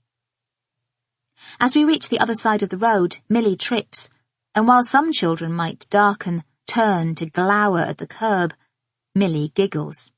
"Oops," she says, her hazel eyes widening in comic amazement at the face-forward tumble that might have happened. My heart clenches. I tighten my grip on hers. All the clichés are true.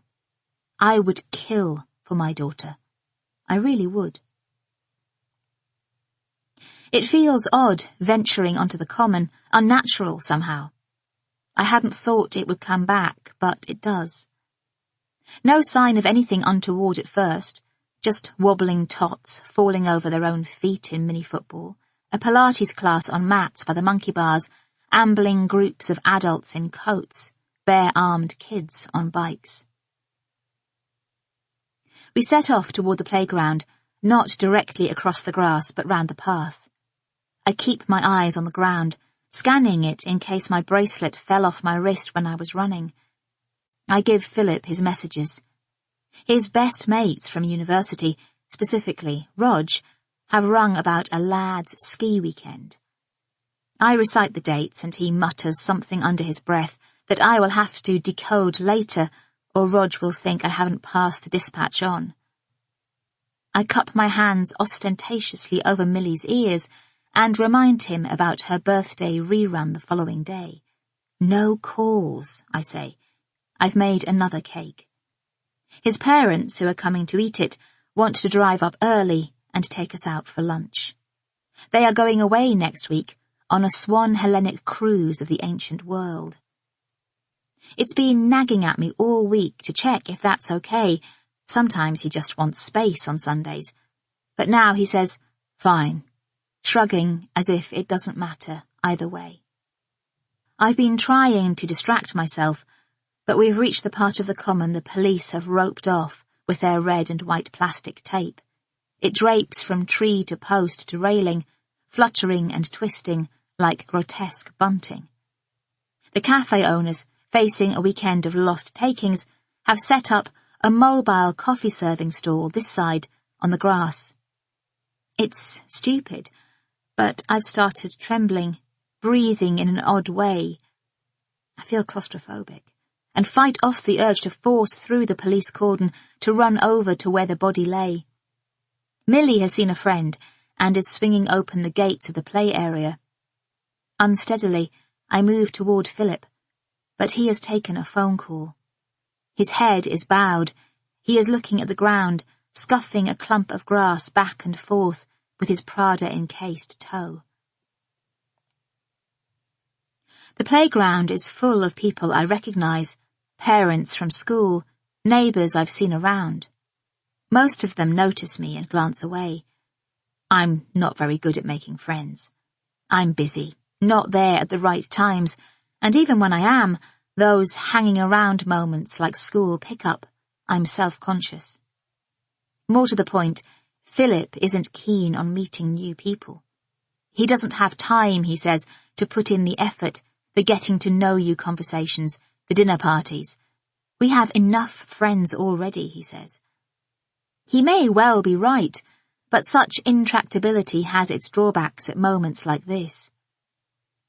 I wish Millie still needed pushing on a swing or guiding up the steps of the slide, so I would have something to do with my hands, an object to lean on, but she is horsing about in the bushes with a gaggle of others. Climbing frames pall by the time you are 8. I can understand that. Who needs modular outdoor play when there's a real tree to dangle from? I sit on a bench, leaning forward on my knees, trying to look perky. I catch others' eyes and smile. I do up a little girl's shoelaces. A toddler tumbles into a puddle next to me, and I scoop him up and put him back on his feet. Gaby! Phew. It's like being picked last in school games. It's Jude Morris, mother of a child in Millie's class. I don't know her well, but I like the look of her. When we first met a few months ago, she told me she used to be a corporate lawyer. And now I channel all that energy and education into powder paints and play dates and PTA events. I'm that woman. I'm that sad. She is the first person I've met in ages who hasn't immediately told me how moved they were by some interview I've just done, possibly because she's had the sense never to watch one, or made me think by being a bit standoffish themselves that I need putting in my place. She plonks herself down next to me. So, she launches in a semi-whisper, what a thing to happen. Here. I expect you've heard. Have you seen the police tape? I mean, horrendous. I'm so shaken up. It hasn't occurred to me that anyone else might be shaken up. I know, I say, smiling. Extraordinary. A couple of other women sidle over. I remember both their names. Margot, who has a sporty boy in Millie's class, and Suzanne, whose daughter is a natural actress. I've seen her in drama club. They probably know who I am too, but they do this thing of addressing Jude, not me. They know her better, I suppose. But I find myself trying hard to make them talk to me. I like the look of them too. I realise I want them to be my friends. Margot, a neat German woman with wonderful cheekbones, tells Jude she's heard it was a man walking his dog who found the body on Friday afternoon. She screws up her face. I think the dog was rolling in it. No, I say. It's true, Suzanne tells Jude.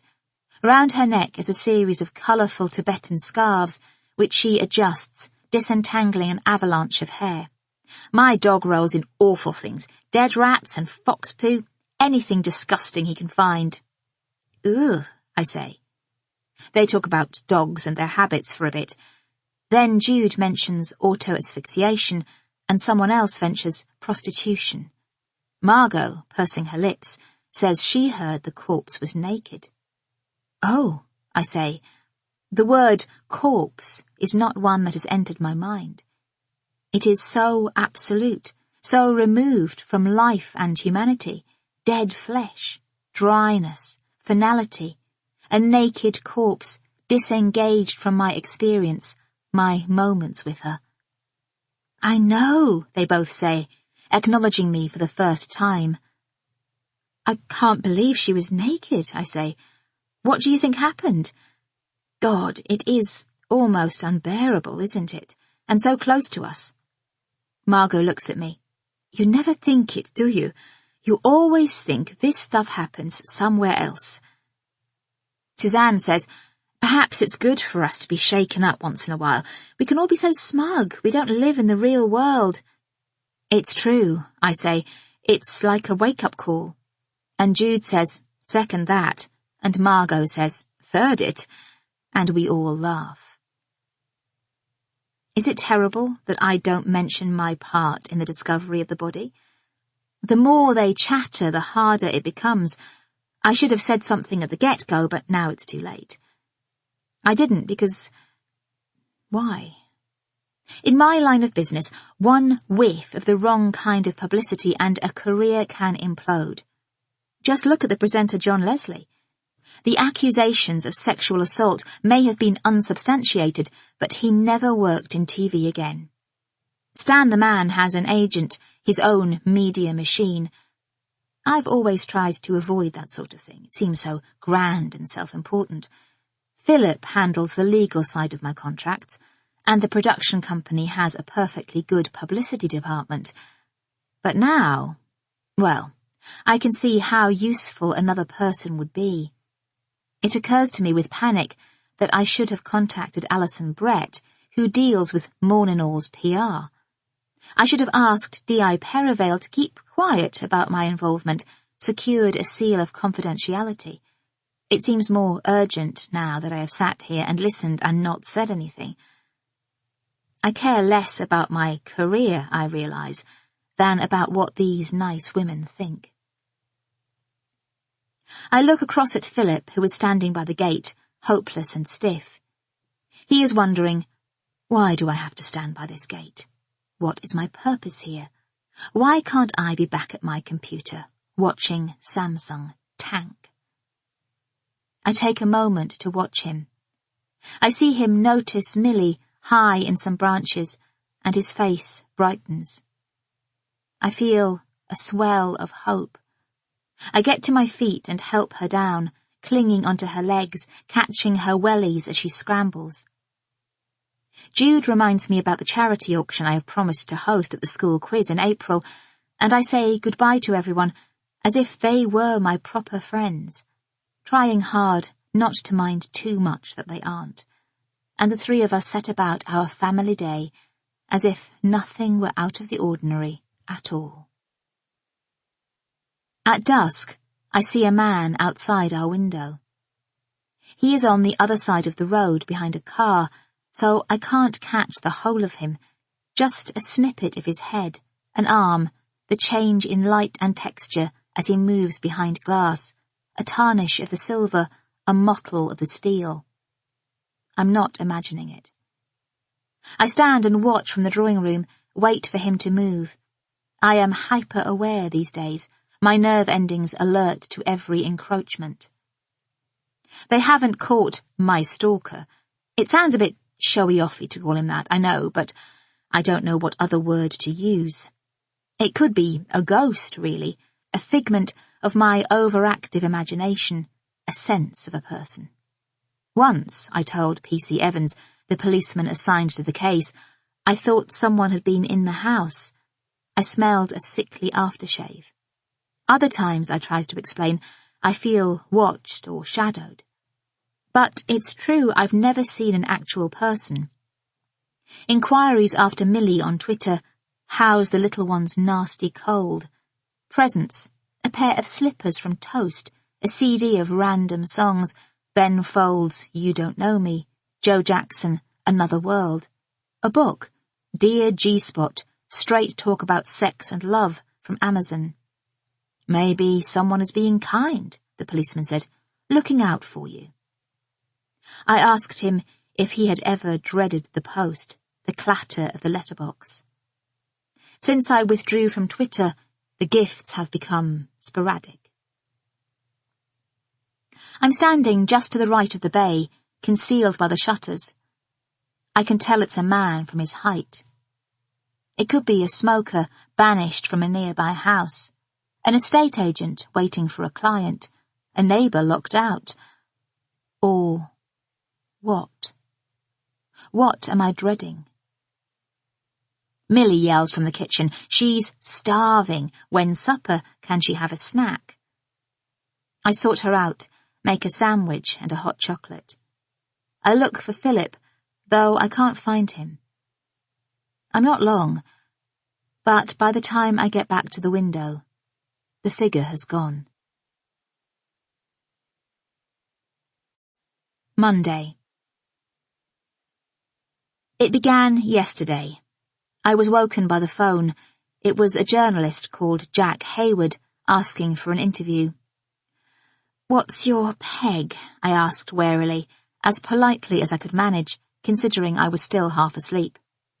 You know, this unfortunate incident with the dead woman, two worlds collide sort of thing. That's a very complicated concept for this early in the morning, I said, my mind working fast. So it was too late. My involvement was out there. Had the police held a press conference or alerted their sources? Either way, the information had been released. There was nothing I could do. Surely you just want the dirt on my marriage, my infidelities, my teenage bulimia. He laughed, and it was a nice laugh, a laugh that had seen a few cigarettes in its time, but was trying to cut down. "Give us a break," he said pathetically. I apologized gently, said I was sure he understood. "Can I leave my number in case you reconsider?" he said. "I won't," I said, but I took it all the same. I rang Alison Brett, the press officer at home. I hope I didn't wake her. She was immediately efficient, if so. "Avoid talking," she said, "but if any of the paps turn up, give them what they want. They'll go away then. Pose a bit. I know it's a pain, but this sort of off-duty shot can be good for ratings. You know the drill. Casual, stylish, approachable, cool, but not too cool." Well, I could certainly manage the last bit.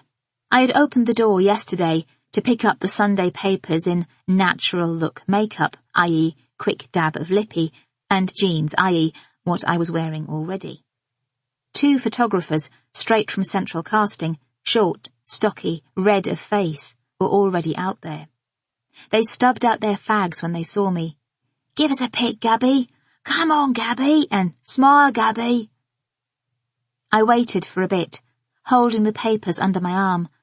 Afterward, I thanked the photographers, which always surprises them, and closed the door. That was that, I thought. But the papers were full of it. In the car on the way to work, I learn about TV Gaby's secret horror and Gaby's morning Paul. Most of the details are there, plus new information about the woman. Not her name, but the fact that she was Polish and apparently lived nearby. An employer is quoted, her sadness squeezed into tabloid platitude. She was a lovely person who will be much missed by everyone she touched. None of the articles included pictures of her. She's an absence. I'm the presence, mournful but plucky, on my doorstep. It's so wrong, that. In one of the photographs, a shadowy figure hovers behind me in the hallway. It takes me a moment to work out its martyr. Steve looks at me in the rearview mirror. You all right? I'm fine, I say. I drop the newspapers to the floor beneath my feet. How's your wife? Any OBGYN news? Nothing serious, he says. Polyps. A polyp? No, polyps. For some reason, we both laugh. Terry accosts me at the door to the production meeting. Boris Johnson, booked to come and talk about his estuary airport, has begged off with a jippy tummy. She needs something serious, something current affairsy to plug the hole. I head her off. What else have we got? I say, sitting down. It's quiet in the room, tense, with a feeling of anticipation. Dawn, the assistant producer, consults her clipboard and reads out what I remember from Friday: a flirting masterclass from the presenter of a new dating show, Simon Cowell in the kitchen doing his signature lamb brochettes, India's happening apps, Kate Bush, recently back from the dead, It's Me, I'm Kathy, I've Come Home, with a new album, 3 pretty actresses from Downton in to talk about, well, Downton. I am racking my brains. I made a mental list on the weekend, and I run through a couple of my ideas. They're not brilliant. The rise in flash mobs, a rock choir in Berkshire is taking over a shopping mall in Basingstoke, a blind high street coffee test, Starbucks, facing dire quarterly figures, has gone for double shots. A silence descends.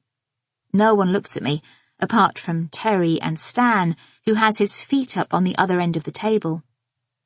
It's just, Terry begins. She pushes the bridge of her black, thick-framed glasses, fashionably unfashionable, farther up her nose. I was thinking, you know, the big story from this weekend is you. Stan has taken his feet down off the table. You, sweet pea, are the story. He doesn't sound as confident as he might.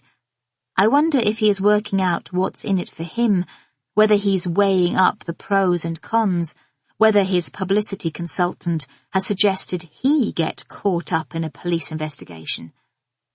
I was thinking, Terry says again, an item about what it felt like to have gone through your terrible experience. You talking directly to the camera, telling your side of the story. We could get a psychologist in, sit them next to you on the sofa to explain what sort of aftershocks to expect. My trauma, that sort of thing. Alice, the new researcher, looks up. Adam Phillips says he can get here by 10 a.m. It's not my trauma, I say. I just found the body. It's not my tragedy. It's not about me. I don't know much about the dead woman, Terry continues. What was she, some Polish cleaner turning tricks on the side? I wince. I'm not sure, I begin. Whatever. I just imagine that her life wasn't that close to yours, that she moved in... She shrugs, as if even she is aware of dangerous assumptions. Different circles. 2 worlds collide, I say. That sort of thing. Exactly. She rubs her fingers quickly back and forth at the top of her head, as if making pastry up there. She has short hair, bleached at the tips. She often does it. It's not an itch, but an impatient gesture, conveying a desire to get things going, to hurry things along. The outrage you feel, Dawn suggests, you among many. I'm not outraged, I say. Maybe we don't know enough, but it has definitely shaken up the middle-class enclaves of... Terry, who is Hackney born and bred, tries to remember where I live, New Malden or wherever. I don't think so, I say, thinking protectively of Jude, Margot and Suzanne. Come on, she urges, like someone coaxing a child into a coat. It's good. We need you. It's fascinating. I don't care, I say, trying to stay calm and focused, trying to block out swathes of panic by visualizing Longman's timeline of the Second World War. I don't feel comfortable with it. I'd rather not do the program at all, rather than exploit her. My horror. Stan has put on a deep, gravel-scraping dramatic voice. My heartbreak. I probably wouldn't have reacted, except that I see him court a look from India. She's curled up in her chair, twisting her hair, trying to keep out of it. He winks. And perhaps it's priggish of me, perhaps in different circumstances I'd be finding it funny too, but I feel something snap. I don't feel horror, I say. I don't feel heartbreak. A poor woman has died. I've raised my voice. Embarrassed, no one looks at me. Stan smirks. Luckily, Dawn, who has been tapping away on a laptop while this has been going on, saves me.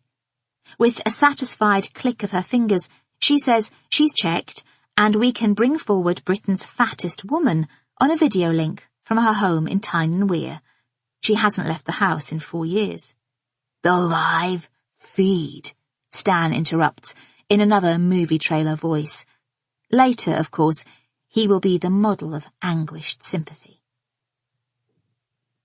Alice suggests we get Adam Phillips in regardless, cue him up for psychological insights into obesity, and Terry, panic-suppressed, seems at least placated. I've got away with it for today, and with any luck, tomorrow my story will be stale. I have 5 missed calls after the meeting and a heap of texts, including one from Jude Morris. You dark horse! Why didn't you say? You must think Margot, Suzanne and I are idiots.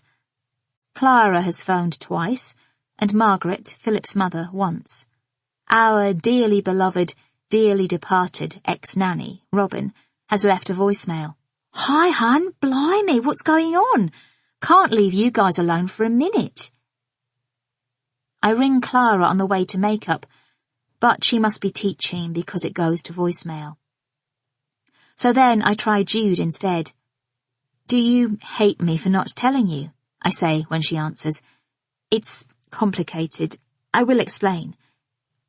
She says of course she doesn't hate me. I tell her I'm sorry, that I am the sorriest of sorry things, a construction Millie and her contemporaries use all the time, and she laughs. But no more lying. I'm just about to put the phone back in my pocket when Stan catches me. Yeah, he says, well done. Right decision, bro, I think. His breath is an unpleasant cocktail of garlic and mints. Thanks, bro, I say. But you're mad not to take a couple of days off to recover. Don't feel you can't, or that you would be letting the side down. It might go against the grain. I know you soldiered on when your mother, whatever, and only took 2 weeks off when you had your kid all those years ago. Back in the distant mists of time, I say. But we would all entirely understand. I was saying to Terry, India's desperate for the experience on the main sofa. Be interesting to see what kind of chemistry we whip up. I know you're an old pro, but you'd be doing her a favour. That is so kind, Stan, I say, saving the old pro up for later. I really appreciate it. I ring Robin from the car on the way home. She wants to know what's happened. Ian's mum brought the mail up this morning, and we were all like, what? But a day is a long time in the life of a new mother. My shenanigans have been swept off the agenda by the bewildering complexities of a 4-month-old body clock. Robin is trying to get the baby's nap home and hosed before Ian's rellies arrive for supper. Sometimes, I tell her, I can't believe you've lived here 8 years. You sound like you've just lugged your backpack off the tube from Heathrow. I lucked out, didn't I, finding you waiting for me at the top of the escalator. Robin, we're the ones who lucked out. I can hear Charlie fussing, hiccup worrying in the way babies do when they want to go to sleep and don't know how. Come on, hop to it, Robin says. The cries become more insistent. Oh, come on, I need you to sleep. I've got to get blimmin' cooking. Do you remember that brilliant advice you gave me? That you should rock a baby really quite forcefully. It's counterintuitive, but it works. Eventually you reach that moment when the crying becomes rhythmic and then their eyes slowly close. You should have more, she says. I almost sing my answer. Too late now. We talk a bit longer about the baby and his erratic sleeping patterns, how Ian's mum thinks a bottle would help. I keep talking, telling her what a great job she's doing, what a wonderful mother she is, because I can tell Robin needs the cheering and the distraction. But after a few minutes, her voice gets quieter. So, are you all right? She whispers. I'm fine, I say. Robin yawns. I might grab 40 winks. That's my girl, I say. A man is sitting in a car outside my house when Steve pulls up. I think of ringing the police, but it turns out they're here already. D.I. Perivale has brought P.C. Morrow with him this time. She grins when I stop in the doorway of the kitchen, a wide-mouthed, me again, Wallace and Gromit grin. Marta has let them in, though she has gone out to collect Millie, leaving them to it, in D.I. Perivale's words. My cleaner is in the house, P.C. Morrow adds, as if I might be worried about security. I can hear Nora shunt the hoover back and forth in Marta's room, the gurgle of water in the pipes as she Mr. Muscles the guest bath. I lean against the door frame for a moment, not sure I have the strength to move. My legs feel wobbly. Haven't I answered all your questions already?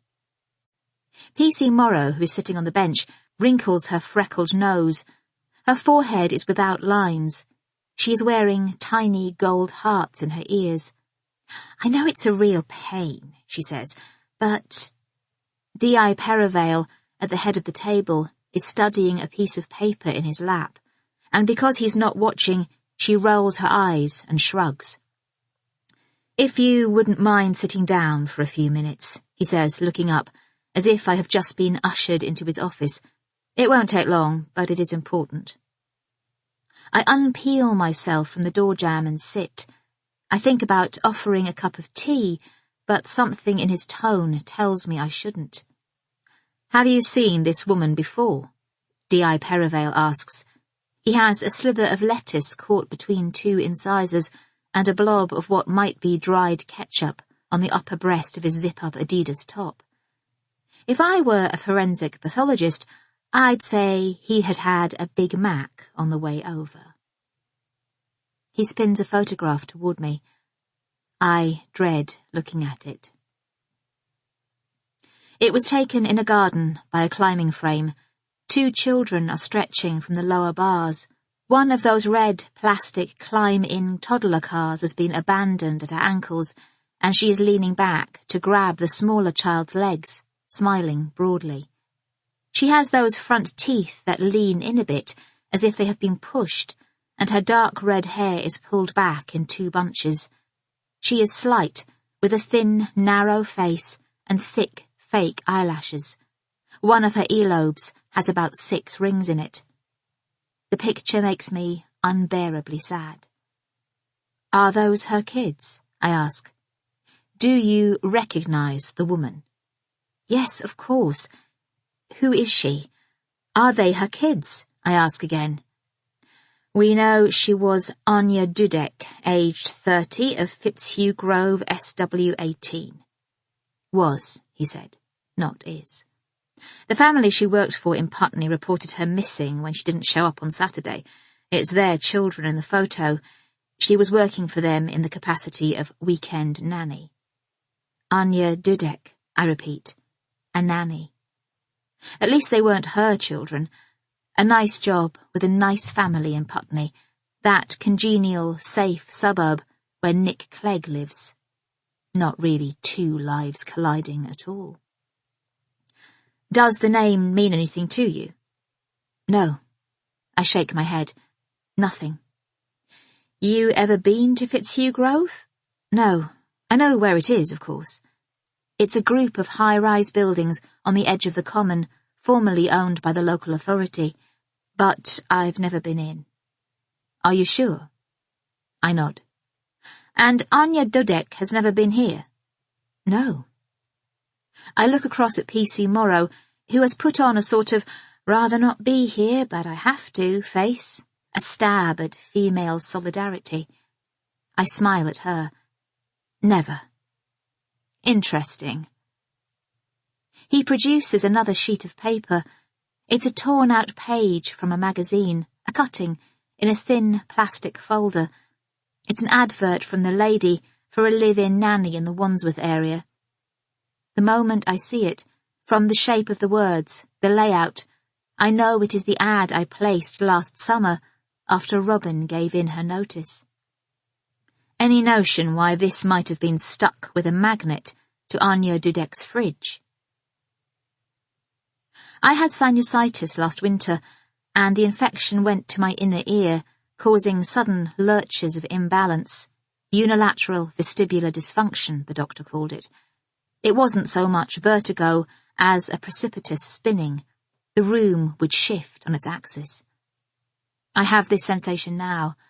I'm staring at the table, at the plastic folder. I can see the sky and the clouds reflected in its transparent surface, and for an instant or two, I don't know if I am sitting or falling. I manage to say that I have no idea. D.I. Perivale is asking questions which I can hardly hear, because as the dizziness passes, I am left with a roaring confusion in my head. Did she come for an interview?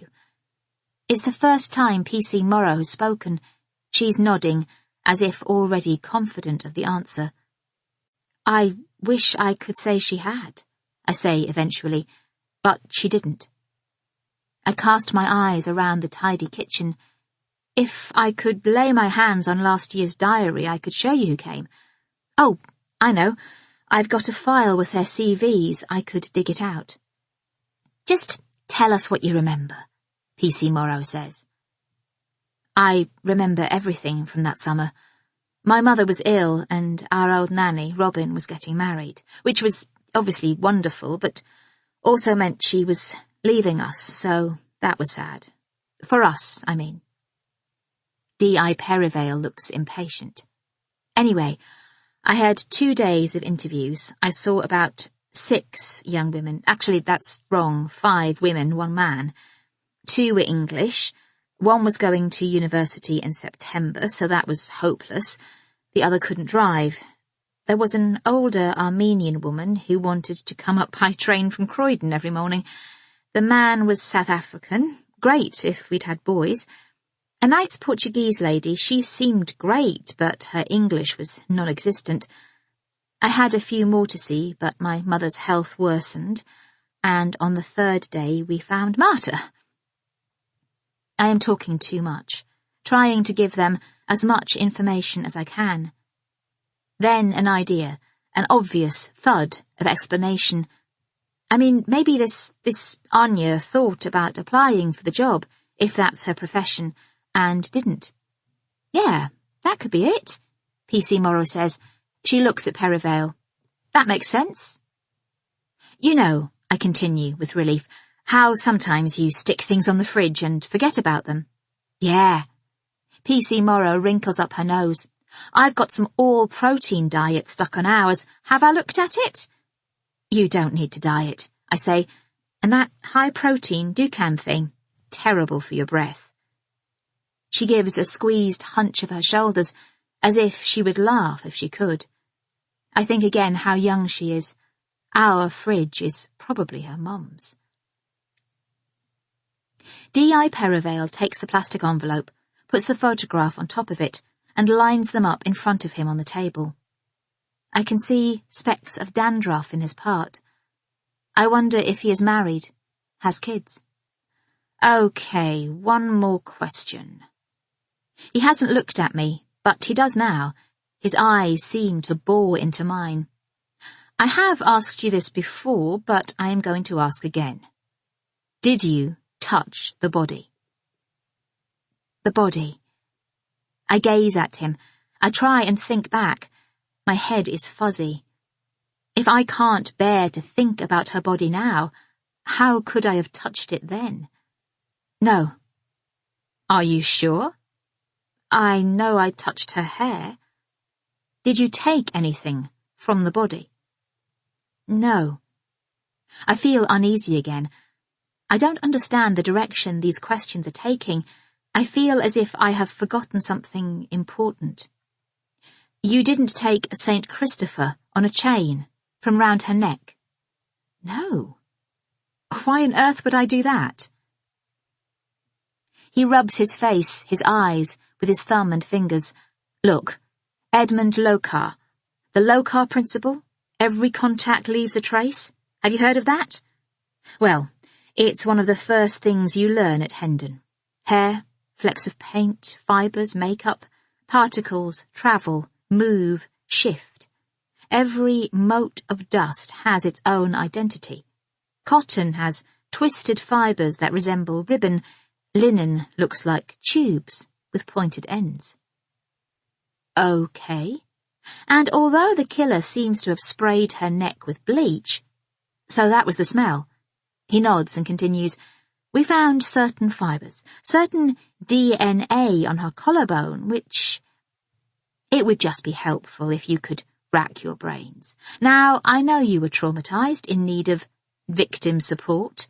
He gives me a gnomic jut of the chin. But if you could just tell us everything that you remember, it would help us a great deal in our inquiries. I look up. Nora has tiptoed into the kitchen with a bucket and mop. I didn't hear her coming. She wears slippers when cleaning. Her feet whisper as she walks. I get up from the table to rummage around in the hall for my purse and dig out her money. It occurs to me to postpone paying her until next week, but I hate to do that. She has a family back in the Philippines and sends most of her wages home. When I walk back into the kitchen, D.I. Perivale asks if Nora is local. Maybe he wants to check her papers, and I realise I couldn't tell him even if I wanted to. She has cleaned for me, emptied my bins, scrubbed my loos for years, and I don't know where she lives. I sit down. Is it my imagination, or do P.C. Morrow and D.I. Perivale exchange a look? So, just to be clear, P.C. Morrow says, apart from the hair, nothing of you touched anything of Anya Dudek's. You know, if you forget a word or a name, the worst thing can be to rack your brain, that often it is when you think of something completely different that it comes to you. Maybe it was the reflective diversion about Nora that prompts me, or maybe I would have got to it anyway in my own time. I did touch her, I say. My head has cleared. I mended her bra strap. It was one of those bras that attaches at the front, and the strap was dangling out. It had come unpinged. So I did touch her. I did it up. I don't know why I didn't mention this earlier. I think it was because you said body, and I know I was careful not to touch the actual body. I'm shaking my head. I remember suddenly the stiffness of the hook at the top of her bra, the coldness of the fabric. I can see myself doing it. I don't know why I did it, but I did. She just looked so... Aha! D.I. Perivale sounds as if he has just solved a clue in the Times crossword. He asks if I have suppressed taking the St. Christopher too. I shake my head fiercely. Okay. He nods.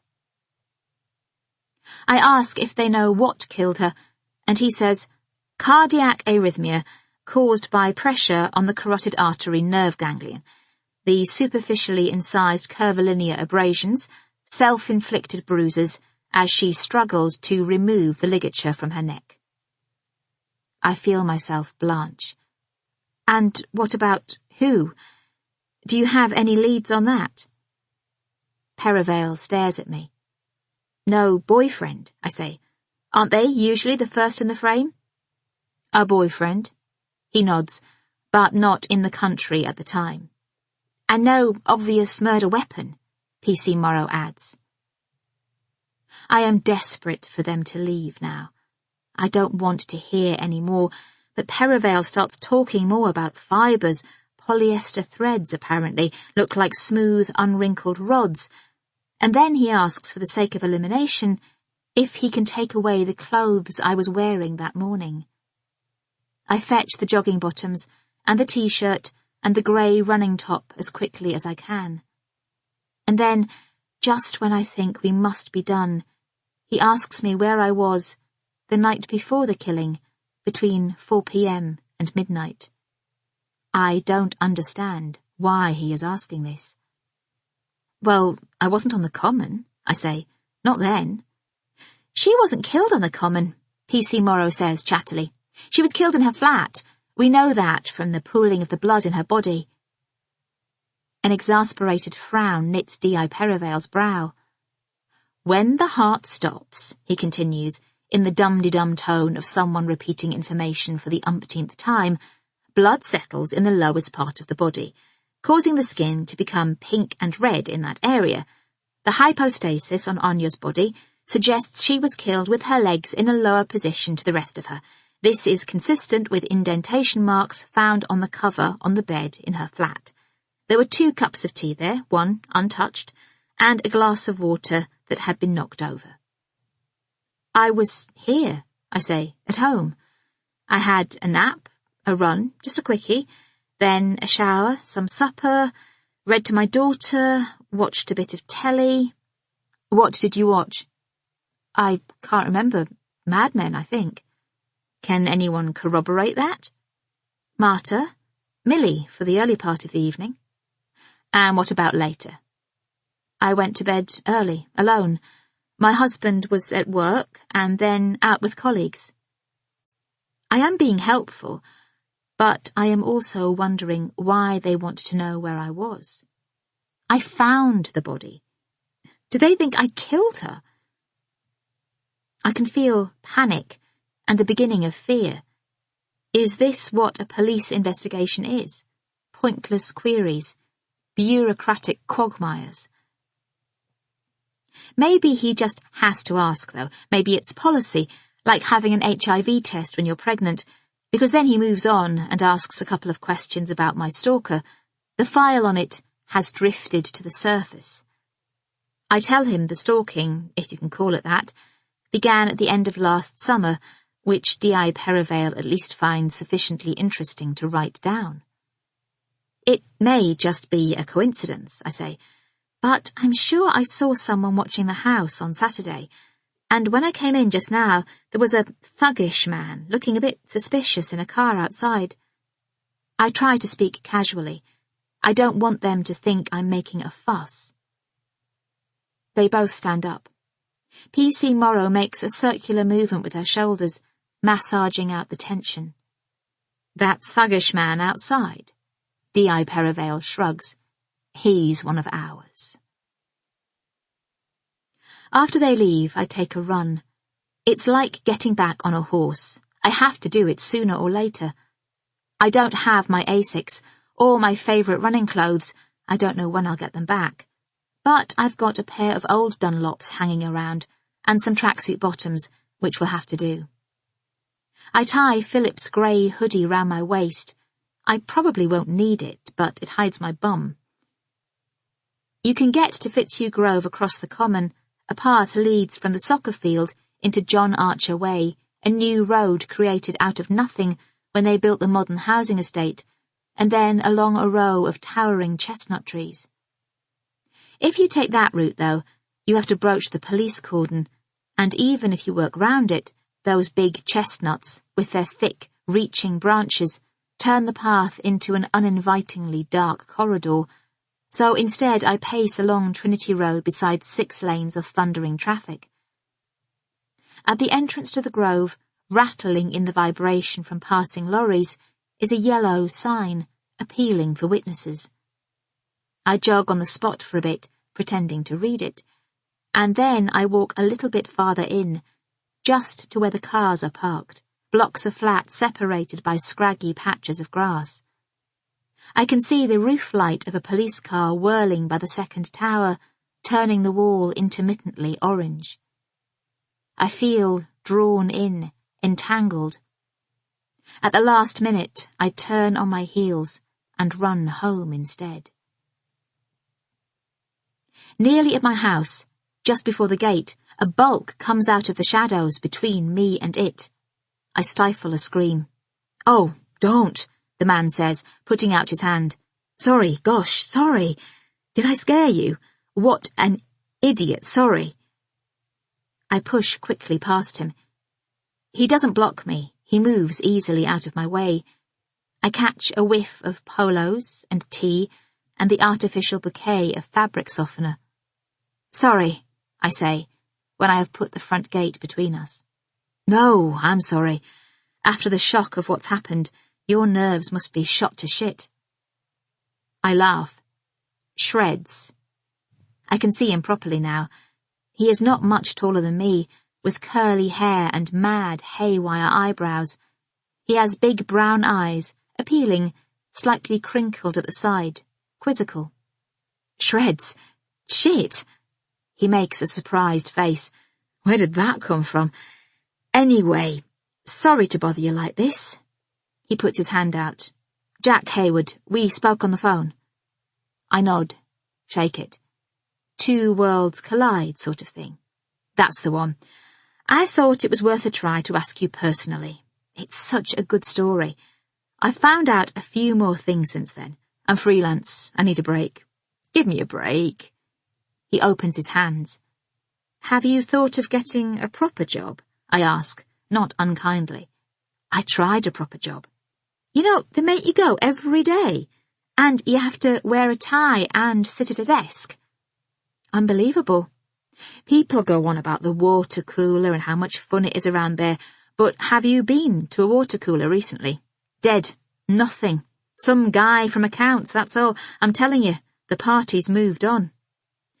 Maybe you're just going to all the wrong water coolers. I'm smiling, but still backing toward the door. "Please," he says. "I'm sorry, I've got nothing to say." "Please?"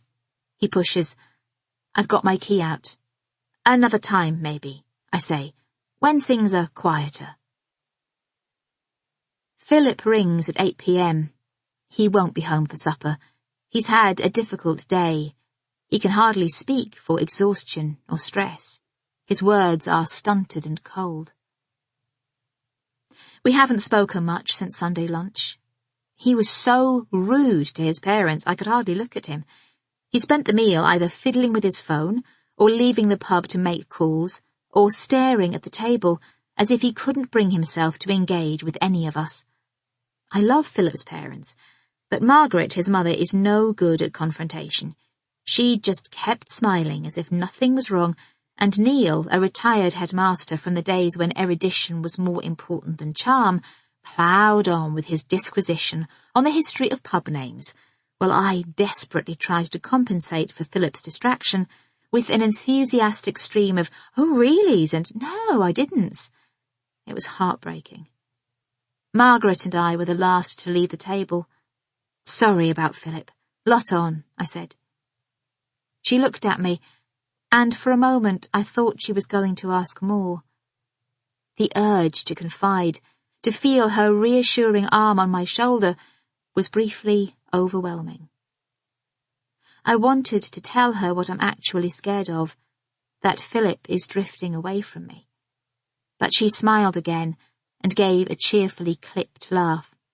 "Philip will be Philip." "The police have been," he tells me now from his desk at work.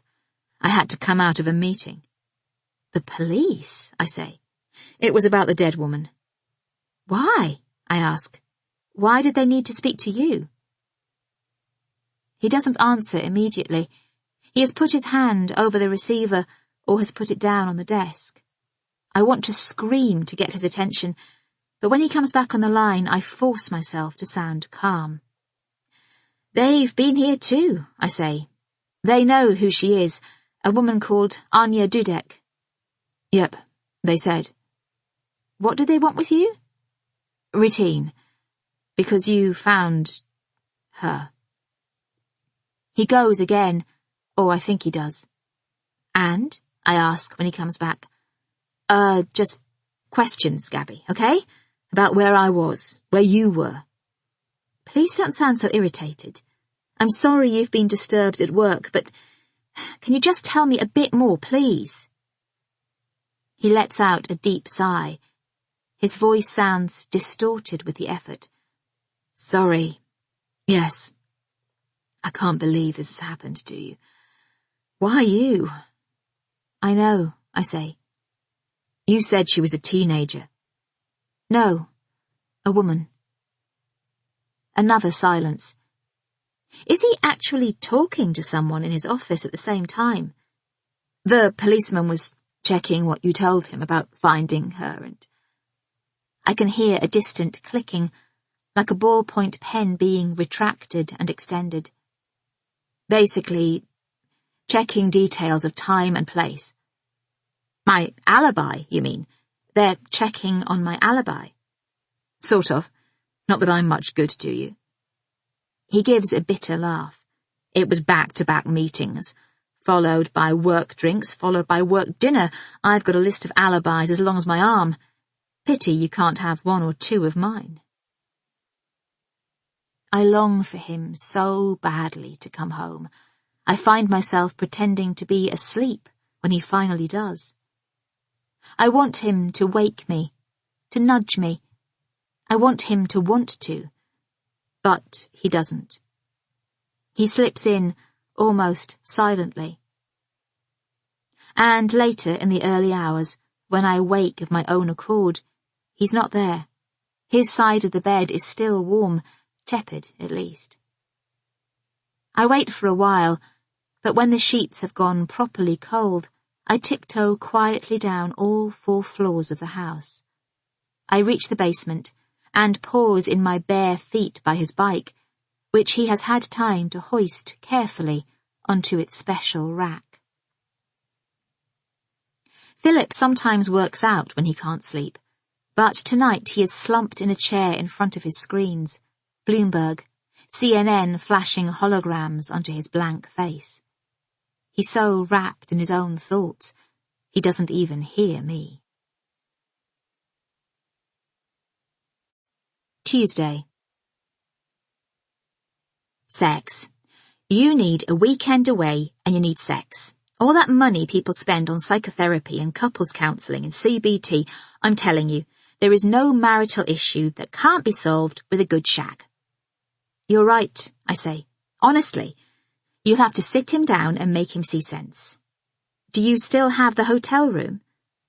I nod pathetically and say in a squeaky voice, freestanding bath, obstructed view of sea. Force him. Use your wiles. And if he won't go with you, I will. Clara and I are in a cafe in Exmouth Market. It's so trendy up in this corner of northeast London. The coffee is artisan roasted. I have no idea what that means. Perhaps they have an artisan roasting it in the basement. Clara is having a short white, and I have ordered a long black, just to make her laugh. Cake is also being eaten, a yuzu vanilla ginger loaf. Seriously. It's Tuesday afternoon, Clara's half day, and I have taken a cab here from the studio instead of going home. I feel like I'm playing hooky. Clara is small and slim, her face full of character, deep blue eyes, a pointy nose, the dips and shadows thrown by prominent cheekbones, and a wide, bony forehead. She is the coolest person I know, and the least vain. Next to her, I am just boring. Sometimes I gaze longingly at her A-line corduroy skirt, or old lady's tweed jacket, or French fisherman's bag, and think, why doesn't wardrobe put me in something like that? But I know why. It's not the item under scrutiny that's hip, it's her. She has natural hipness. You all right? She's studying, head cocked, searching my face. On the phone to her yesterday, waiting for Philip to come home, our meeting seemed so panicked, so urgent. I cried, nasty, grotty tears. Now I feel bad that I have rallied. The awful truth is, extreme emotions can be hard to sustain. I have a memory of Clara turning up on my doorstep after a row with Pete. She sobbed so much in my kitchen she began to hiccup like a baby. In the morning, I got her up and gave her coffee, and she toddled off to the tube, vowing to be back that night. But the next time I saw her, weeks later, Pete was moving in, and everything was fine. A friendship can change so gradually sometimes you don't notice, until moments like that come along and define it. Once Pete was on the scene, I realised Clara and I would be there for each other when needed, for a heavy, as we used to call it in our teens, but not every day, not like it used to be. What about Easter? Clara is asking. It's so early this year. Are you skiing again, or was it Jamaica last April? No, Philip has dropped his obsession with exotic holidays, thank God. Work. I think about the cottage in Peasenhall, which Philip bought with his first bonus, the snug kitchen, the bedrooms with their wonky floors, a house solid and real enough to have a proper family life lived within its walls, sitting empty, waiting for us, like an old dog abandoned on the hard shoulder. Why don't we all go to the cottage at Easter? Why don't we all go together? Suffolk? Oh, I don't know. We could go for walks, trips to the sea. We should fill the house with fun, laughter. Clara smiles. It's a non-committal smile. I try not to feel deflated. I'm a bit too dependent on Clara, I know that. How's Pete? I ask lightly. He's all right. She does a little dingle-dangle with her shoulders. Pete is an artist. He creates installations, but mainly he cooks and creates washing up. He and Philip used to be friends. We did lots of things together. We surfed in Cornwall, cycled in Surrey, got pissed in Soho. But things change. Lives go out of sync. And now, well, I feel I have to lie a bit. I skip over the skiing holidays, the trips to Jamaica, actually it was Nevis, things that cause tight ripples of tension at the top of my ribcage. Recently, over supper at a local Chinese restaurant, Pete ripped into academy schools and how they were just a means of privatising state education and handing it to local businesses. Millie's precious prep school, the one Philip insisted upon, with its prissy uniform, its swimming pool, its fleet of bustling blue buses, danced above our heads like a fantasy sequence in a Disney cartoon. I avoided Clara's eyes. I know what they both feel, that Philip and I have lost touch with what really matters. And I know they are right. I'm weak and easily led. I should stand up to Philip more, but I'm scared of annoying him, I suppose. It's raining outside. A flurry hits the windows with a rattle.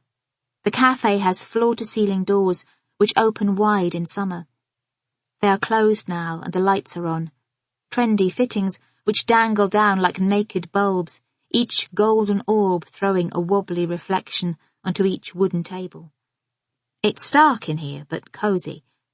Real Dobe weather, I say, a reference to our A-level set book, Virginia Woolf's To the Lighthouse.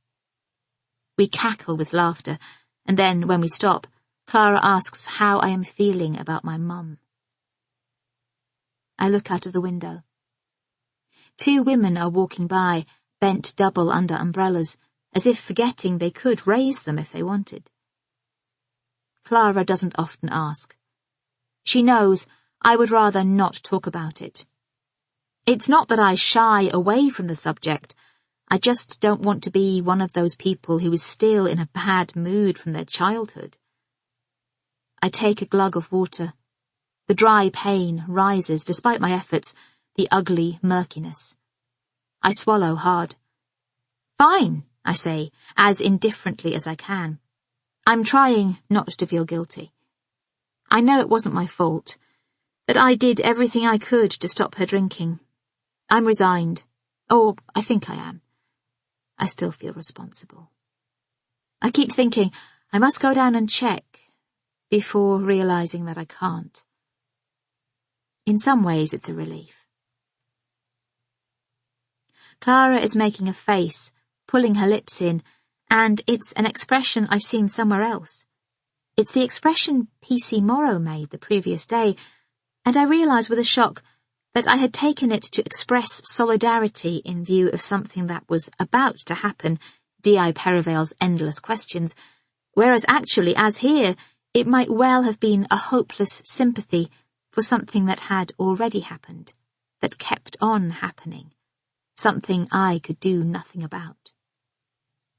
Do you remember the plum chutney the woman next door to you used to make? She used to call us over and give us cheese sandwiches, double Gloucester and chutney. It's not the words that matter, but the connections, the threading of time, the fashioning of cheerful childhood memories out of what, for me, wasn't always very cheerful. I smile. She was always trying to feed us up, wasn't she? The plums were from her garden. You had to cook them. They were too bitter to eat raw off the tree. And I should know. I climbed over and tried enough times. I ask after Clara's parents, still going strong, a reproach to all those parents who aren't. And we talk about Justice and Anna, old friends I haven't seen for ages. Anna sends her love, Clara says thoughtfully. She said she left a message. I know I'm terrible, I say. They just live so far. Yeah, I know. But they don't. Not that far. Not really. It's just Philip didn't really like them and... Well, it's my fault, really. I've let myself become sucked into Philip's world. I've let my own friendships slide. Changing the subject, I ask after her kids, lightly. It's important not to sound too envious. Her daughter, 11, has recently discovered boys. Her elder son needs to have a stab at getting enough points or they won't let him stay on for A-levels. The younger one is driving her mad with his mess. She makes the face of a gormless teenage boy. Why's my frickin' top man top still dirty? I left it on the floor and it hasn't frickin' self-washed. Hamming up the awfulness of her children is her way of telling me a big family isn't everything. We move on to work. Some political stuff going on with her head of department. A Year 10 group is playing up. She asks if I have heard from Robin. Everyone in our life loves Robin, and I say she's doing a brilliant job and that I'm hoping to see her at Easter. You could too, I say, if you come. Clara wonders if I have got to the bottom of Marta. I sigh. I wish I could. I really want to. I want to be her friend. I keep thinking here she is on her own in a foreign country. She must be so lonely. But every time I try to talk to her, it goes wrong. I get this feeling she doesn't want anything to do with me. Maybe your expectations are too high. Robin's a hard act to follow. She is unbelievably tidy. That should be a good thing, no? I know, it should be. It is. And Millie seems not to mind her. She's obviously different with her, and that's what counts. Except you can't live with someone you don't get on with. It's impossible to sustain. I should try harder, I say, though actually trying seems to make it worse. A woman near the bar with very long hair and zips at her ankles keeps looking over. She can't quite place me. It's driving her mad. She's wondering if I'm the woman who goes to the gym with her sister. They stare less when they recognize you outright. Clara hasn't noticed. We've finished our coffee and cake. It is getting darker out there. Clouds are gathering, swirling, lowering, like a call to arms or home. I pick my bag up from the floor. It's the posh bag Philip gave me for Christmas, and I have been slightly hiding it from Clara in case she knows how much it cost, and put it on my lap under the table, a precursor to departure. Clara has still got a question, though, I can tell. "What's it like?" she says. "A dead body? What does it look like?" I study her with interest. No one has asked me that. They've all been more delicate. They've all asked what it felt like to find it, not what it actually looked like. Maybe that was what they were after, and I've just been being dim. It looked like flesh. Not like a person, just flesh. In this case, horrible, battered, bruised flesh, but nothing else. Everything they say about the spirit leaving the body is true. I think, anyway. Was it scary? No. The dying are scary. You know, zombies, arms reaching out of graves. But I don't think the dead are. That's something, then, she says. We say goodbye in the street. She is so much slighter than me. Her shoulders feel fragile when I hug her. An old man is pissing against the wall of William Hill, but we are standing by a shop that sells jewellery in the shape of jumping rabbits and lampshades with birds on. It has stopped raining for a moment, long enough hopefully to grab a black cab, and I feel as if my nightmare, as Clara called it, is over, that I can sort out my marriage and put the dead woman behind me. But he's there again.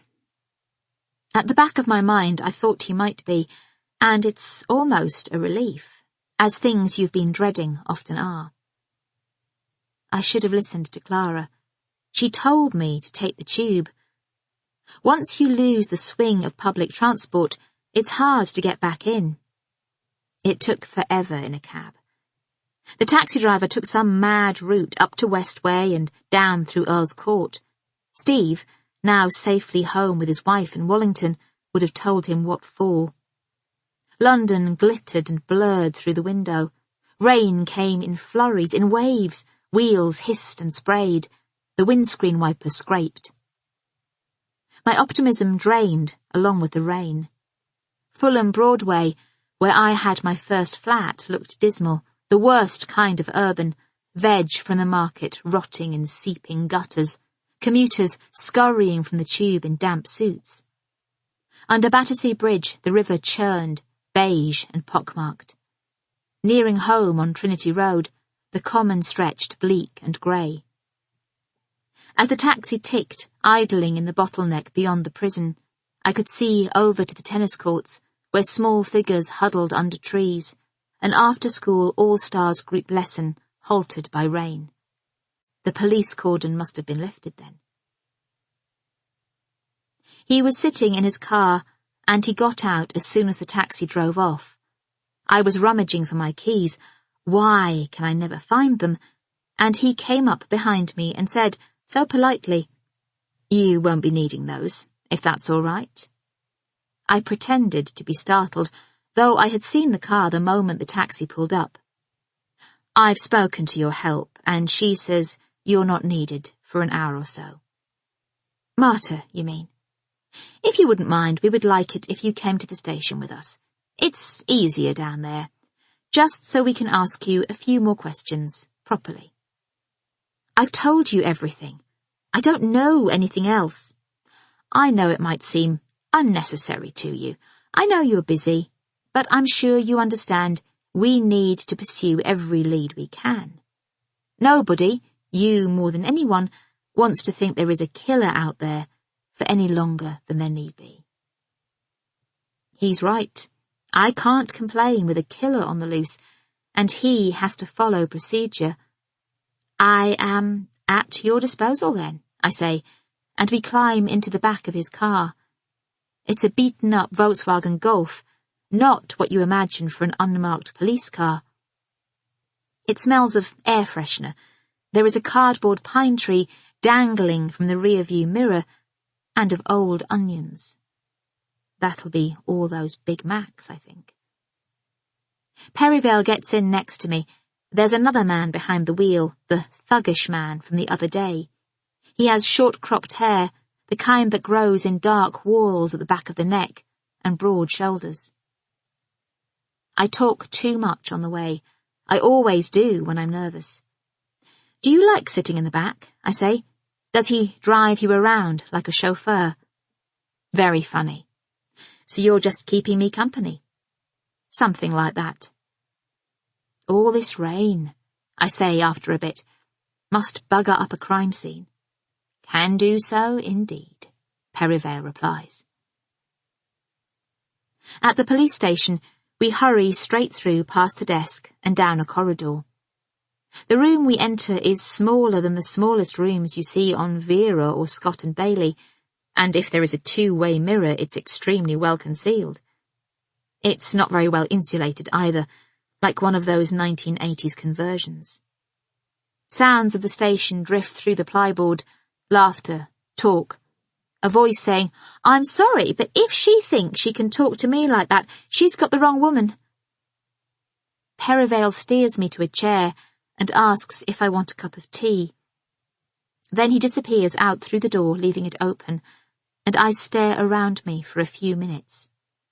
The walls are off-white, recently painted, though the decorator has missed a bit above the skirting, a calligraphic smear, a missing jigsaw-piece streak of darker paint underneath.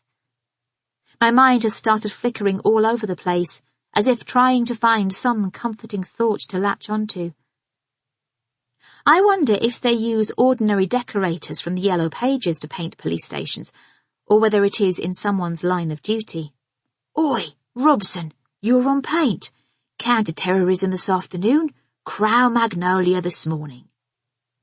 "No offence, but I'm not the one running around like a blue-arse fly." It's the same voice through the wall. "I'm sorry, but," "No offence, but," people only say those things when they mean the opposite. They're not sorry. They do mean offence. The English language is inherently contradictory. How often people begin sentences with yes, no. Perhaps equivocation is a British thing. Or maybe not. Trying to buy a train ticket in southern India just after we married, Philip and I couldn't work out if we could reserve seats. "Yes," the man at the ticket office kept repeating while shaking his head. Perhaps ambiguity is the human condition, a desire to say the opposite of what we really mean. Here we go. Can't guarantee its quality, but at least it's hot and wet. Perivale has come back, with another man in tow. He is as tall, but with less hair, more portly round the waist, as if he spends most of his day at a desk or in meetings. He has the kind of body type, a python that has swallowed a goat, that Dr. Janey, Morninall's resident health expert, says is the most dangerous. He is wearing a grey suit with an electric blue shirt and a thin black tie, an attention to style that suggests he is oblivious to the treacherous fat congealing around his organs. Perivale is wearing a suit too, an unfashionably baggy black one, unlined. I've only just noticed. Perivale introduces me to Detective Chief Inspector Paul Fraser. He has a Scottish accent. I wonder out loud if he is from Aberdeen, and he looks surprised and says he is. He opens his mouth to ask how I know, but Perivale, rubbing his hands, says, "Right, let's get going." Neither of them has brought tea for themselves. Perhaps it would be giving the wrong message. This is not a social occasion. I rack my brains to think if Morse ever drinks tea in the interview room. Perivale switches on a tape recorder. I tell myself it's no different from that turn over your paper moment at the beginning of an exam. It'll be finished before I know it. First of all, you are not under arrest. You are free to leave at any time. That's good then. I make to stand up. But if you did, we might have to arrest you. I suspect he is joking, but I feel a trickle of anxiety. Perivale's manner has changed. It's almost as if he is enjoying knowing something I don't. He opens a document wallet and lays the photograph of Anya Dudek on the melamine table in front of us. Just to confirm, you have never seen this woman before. A jolt at the sight of her face. My eyes unexpectedly fill with tears. No, not before I found her, I've told you that. And you've never been in her flat. I pretend to rub my eyes to get the tears away. No. I assume he is repeating these questions for the sake of the tape recorder or the DCI. I look across at Fraser, and he gives me a quick, surprisingly sweet smile. Perivale is just being pompous for the sake of it. I'm only a witness. Then, from his cardboard file, Perivale slides out something else. At first, I think it is the advertisement from the lady, but the sheet is broader, the paper thinner, more yellowy, the conflagration of text and photo altogether different. Creases across the cutting suggest it has been folded. Even upside down, I can see the photograph is of me. Do you have any idea why Anya Dudek would have had a copy of this? My Perfect Weekend. TV presenter Gaby Mortimer enjoys her family time. An article that appeared in the Telegraph on Saturday the 17th of September last year. For a moment, I don't understand what he means. Then my heart thumps in the back of my neck.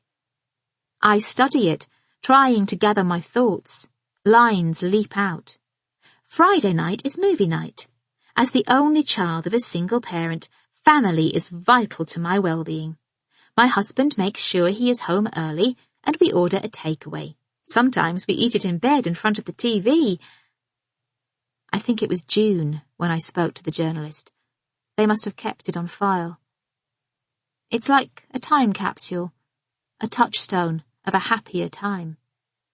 There's a sidebar Q&A. For Dream Weekend, I've answered, muddy walks with my daughter and husband. I look up, feeling the colour come back.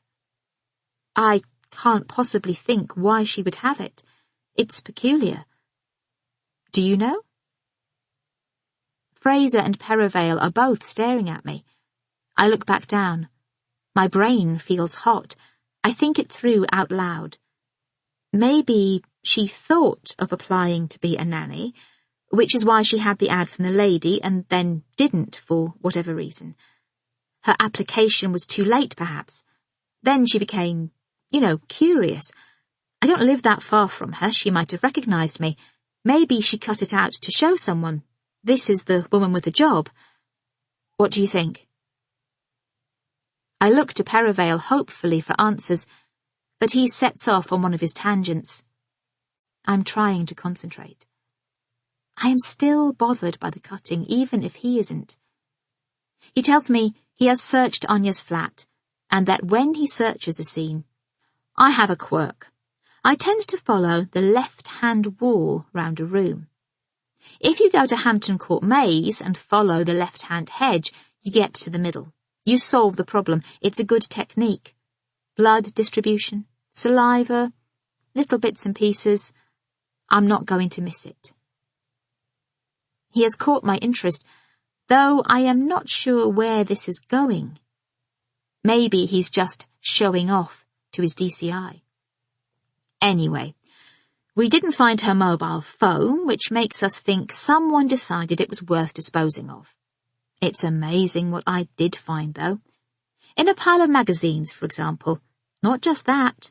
He gestures with his chin to My Perfect Weekend. Also, this. From the document wallet, he removes a sheath of papers, fans them across the table. Pages from Easy Living, Metro, The Guardian's G2, Vogue, all interviews I have given in the last year. For a moment I can't breathe. A sharp pain in my diaphragm, like acute indigestion, a surge of throat-throttling alarm. I have to force myself to inhale. I try to concentrate on filling my lungs with air, diffusing oxygen into my bloodstream, gaseous exchange alveoli, intercostal muscles, O-level biology, the life cycle of the frog. Not just one short piece, a file, a whole file of cuttings. Why do you think these articles were there? I swallow hard. I've no idea. Why does he think I know about all this? He should be telling me. Bloody hell, this is weird. I have no idea at all. I mean, did you give them to her? No. Why should I? I never met her. Please think before answering the next question. Perivale does that slow pulling down of his jowls with his fingers. It means he has something serious on his mind. Take your time. I want you to think carefully. From his Pandora's box file, he produces 2 photographs. One of them is of a green cowl-necked top. The other is of a silver cardigan, cropped, with 3/4 length sleeves. They have been photographed, laid flat, on what looks like a canteen table. Both items look familiar. These clothes were found in the flat of the dead girl. Do you recognize them? Think. Don't feel you have to rush into it. I don't say anything. Fraser moves, and the leg of his chair squeaks against the lino floor. It seems to hurry Perivale along, because he doesn't wait for me to think any more, and the next thing I know, he has placed 2 more items on the table, lining them up next to each other. Now, do you recognize them? He says. The new items are stills from Morning All, taken from the website. In one, I'm talking to the singer Tom Jones, gesticulating, laughing, and wearing the cowl-necked green top.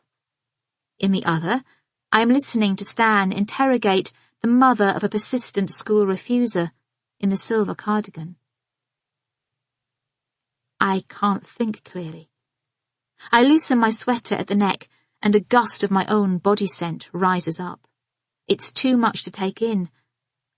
I don't know. I'm baffled. This is so disturbing. Are you sure you don't know? Could it be a coincidence? Or she saw the items and copied me. She had a similar body shape, and they are both tops that suit women with narrow shoulders and big boobs. Or perhaps they were in a bag I took to charity. Or is Marta involved? Could she have been lending some of my things out? And then I think of a solution. It fits both the clothes and the magazine articles, though it's a horrible solution. I don't like it at all. Do you think she might have been my stalker? I feel sick. The 2 policemen look at each other. Something passes between them. Why did you lie about touching the body? It is the first question DCI Fraser has asked. I didn't lie, I forgot. Is she my stalker? I can't put it all together.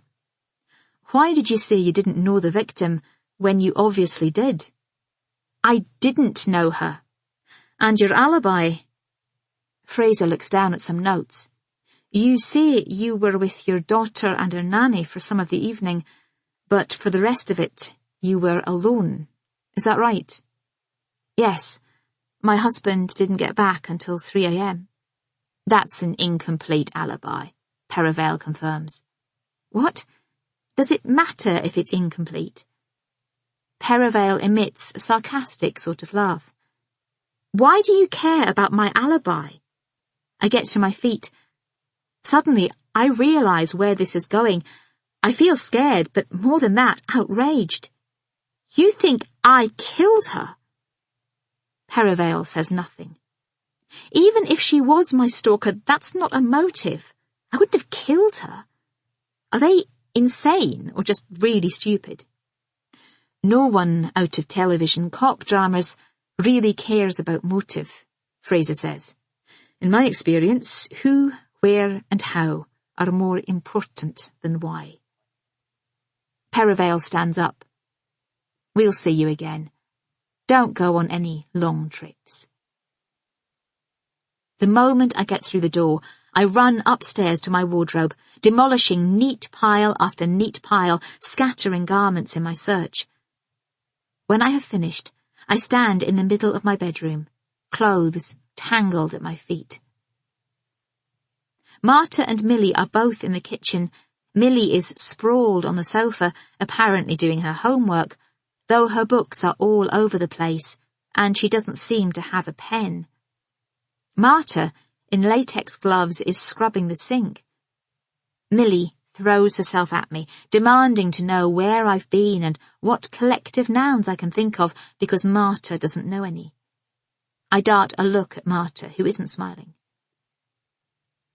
We sort Millie's homework, a quiver of arrows, a squabble of seagulls, a posse of police, and I put her in bed with her pink rabbit and her bear, a congress of stuffed toys. Afterward, I catch Marta on the landing and ask if I can have a word. Yes, she says, standing on the top stair, one hand on the wall, the other on the banister, blocking the way, with her pale face tilted, not moving. It seems bossy to insist she comes downstairs, so in the gloom there, halfway up, halfway down, I ask her whether she has seen the jersey top or the silver cardie, whether she remembers if I took them to Suffolk at Christmas or gave them away. She shakes her head a few times. And my bracelet, I say, the grey thread with the silver balls, have you seen that? She shakes her head again. Did you know Anya Dudek, the woman who was killed? She was Polish, a little older than you, but I thought you might have come across her, moved in the same circles. Even as I am saying this, I realise it's tactless, possibly even hurtful. Marta hasn't shown signs of moving in any circle at all. I gaze at her, stricken. I am here to improve my English, Marta says. Polish companions do not interest me. Is that all? Yes. She climbs the last stair and pushes past me gently, and I catch a faint but distinctive trace of fig. How odd. She is wearing the same perfume as me. She opens her door just a sliver and slips in, closing it behind her, though not before I have a chance to see piles of clothes all over her floor. I stand there for a second, feeling that I have trespassed or crossed a line. The doorbell goes, and I almost fall face first down the stairs. I open the door a crack, and there stands a large man with crates full of plastic bags, crinkling as the contents shift. It's the Ocado supermarket delivery. I open the door wide to let him in. He carries the handfuls of groceries into the kitchen. Where do you want us? Down here, is it? They are terribly polite. Now there is a driver feedback questionnaire. I don't realise the Ocado man hasn't closed the front door until I am back up in the hall. It has been wide open all this time. Gusts of wind, rain, litter, anything, anyone could have come in when I wasn't watching. In bed, I decide they can't suspect me. It's impossible. They would have arrested me. It's a game. Perivale thinks I need cutting down to size. But I could sense Perivale's arousal. He was like a horse backing up, flaring its nostrils before a race. What are they waiting for? What aren't they telling me? Something else nags at me. It keeps coming to the surface and flitting off. In the middle of the night, I sit up in bed. Philip, who has slipped beside me like an invisible man, like a ghost, doesn't stir. All at once, I realise. The rose-pink, cap-sleeved T-shirt with buttons down the front, the casual, summery tank. I can't believe I didn't recognise it the moment I saw it. Anya Dudek died wearing my top. Saturday. Chill winds whip across the Brighton seafront. Seagulls as big as cats perch along the turquoise balustrades with their backs to the sea, as if the drama is taking place in front of them, not behind. It's olive green out there, foaming white, the sky a paler, bluer grey, the swell filling and rising like the wing of a plane and then rolling in, pulling and sucking on the shingle. A dog noses past, and the stripy gulls flap up, squawking and chaotic, before landing in the same row a few feet farther on. Fresh in the air is ozone and diesel and the smell of hot fried doughnuts. I actually think the seaside is nicer in winter, I say, don't you? The colours and everything, it's much more romantic. Philip is trudging with his head down. He has switched his BlackBerry off for the morning. He is almost catatonically silent, but that at least suggests he is making an effort. Do you remember when I was on Newsnight and had to do all the party political conferences? Do you remember bunking off work and coming to Blackpool to join me to that scuzzy hotel on the front? It was all glass except that every window was tinted, and they all had those funny, dusty vertical blinds, so there were no views anywhere. Philip makes a noise that I take to be an acknowledgement that this event did occur, that the hotel with its vertical blinds did, in fact, exist. Where shall we have lunch? I don't mind. He clears his throat. You choose. I try not to think there is anything wrong with this. I try to believe his indifference is about the venue and not me. I grab hold of the small portion of my soul that's trying to slip away. We have the pavilion to look round, the dinky-doo shops in the lanes to browse for second-hand books and vintage frocks and designer kitchenware. I'm not very hungry yet, I manage to say cheerfully. Let's decide later. My life has returned to normal. If it is possible to believe that the horror of Anya Dudek can ever go away, it appears to have gone away. Philip has been an absence, or an absent presence. He has hardly slept. But I have had 3 days of routine, work, home, Millie, supper, the occasional run, to distract me. Much of the time a man has been stationed in a car outside our house, or as close as he can get, parking being a competitive sport in the toast rack. From his number 1 cut, I think it is the policeman who drove me to the police station on Tuesday, but I'm not sure. I also don't know, and I am not going to ask, if I'm being guarded or watched.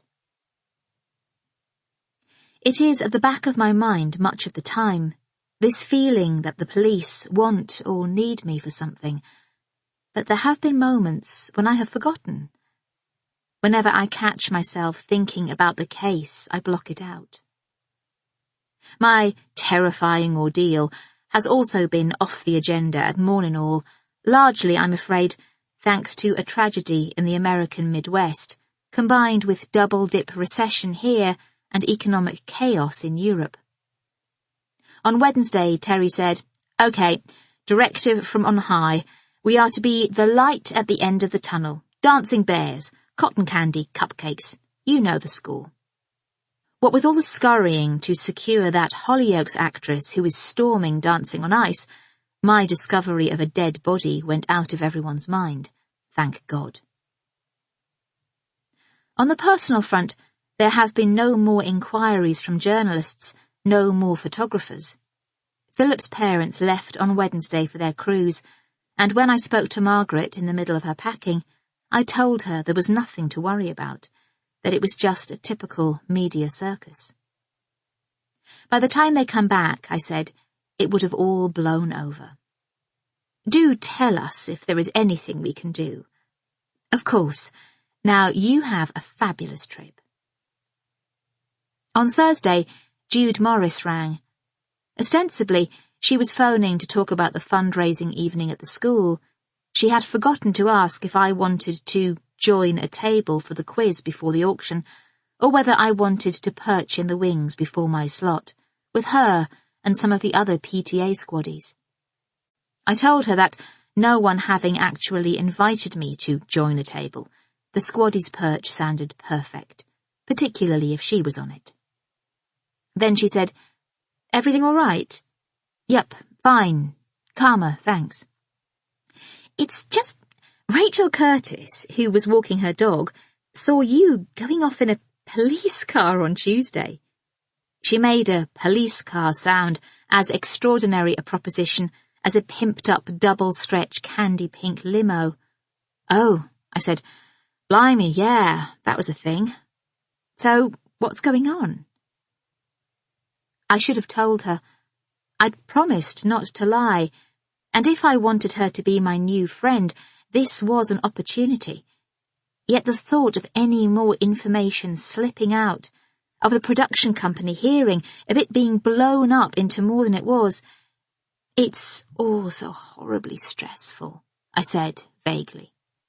"I'm sure. If there is anything I can do, I'll spill the beans over a bottle of wine when things are a bit calmer. Could I get away with that for now?" "Of course, poor you. I'll speak to you soon." Apparently I could. Lunch is butternut squash and ginger soup with homemade rye sourdough in a homey health food shop at the top of North Lane. Our table, honey-coloured varnished pine, is sticky to the touch. The salt shaker and pepper shaker, one black, one white, are halves of a naked body that slot together to make a whole. "Is that erotic?" I ask Philip. He screws up his nose. His eyes are red-rimmed. Hay fever season is beginning. Bit hermaphrodite. Despite everything, I still love him. I think this in a detached way, as if from a great height. There's a clenching deep in my stomach as my muscles contract. It was the wrinkling of the nose and the Y at the end of hermaphrodite, a verbal tic, that did it. They say, don't they, that in a good relationship, the partners meld, become one. What was it Plato said? Love is the pursuit of the whole. There have been times, years, when I stopped noticing that I loved him. If only reciprocated love could feel as intense as love that isn't, how blissful I would have known myself to be. Now that he has pulled away, I can see him more clearly, am reminded, with a sweet pain, of everything, his face, his skin, his mind, that I fell for in the first place. What is agony is that it should be mine, and it's not. Last night I wore the Myla underwear, the boudoir lingerie he bought for my birthday last June. I would say it hasn't seen much daylight since, but it hasn't seen much darkness either. I wish I hadn't put it on. A Marlene half-padded demi-bra and matching thong in LA Rose only adds to the humiliation when things go wrong. We were both exhausted, or that's what I told him. He turned away. For a moment I thought he was crying. He was soon asleep, or pretending. I lay there, yearning. I felt quite tragic in my longing, like Sylvia Plath. One touch and I'd have died. His naked body, I hadn't packed his pyjamas, thrilled me. Revellers caroused drunkenly below our window. Silently, unmoving, he slept on. The room was hot. "So, the Easter holes," I say chirpily, putting the salt and pepper cadavers back together. I vaguely invited Clara and Pete to come to Suffolk with us. He raises an inquiring eyebrow. "Sorry?" He's not even listening to me. "Clara and her family. Invited them to Suffolk for Easter?" "Oh, did you?"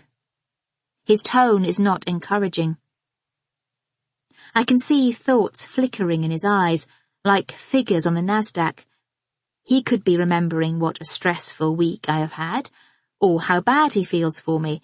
He could be feeling guilty or sheepish about last night. Philip, no. Yes, no. I can see that might be a good idea. He has lost interest. I remember a fight we had with a packet of Maltesers the first time we came to Brighton, trying to throw them into each other's mouths, Philip howling with laughter. It's unnerving how the warmth of that memory makes him seem colder now. Great! I'll see if Robin and Ian and baby Charlie can join us for Easter lunch, though Ian might be busy with lambing. Perhaps an Easter egg hunt in the garden, if Clara's lot aren't too old for it. Philip keeps adding salt to his soup, leaving the white hermaphrodite alone on the table after he's done. I keep slipping it back. The bottom of the pepper is chipped, so they won't fit together properly, and they never will.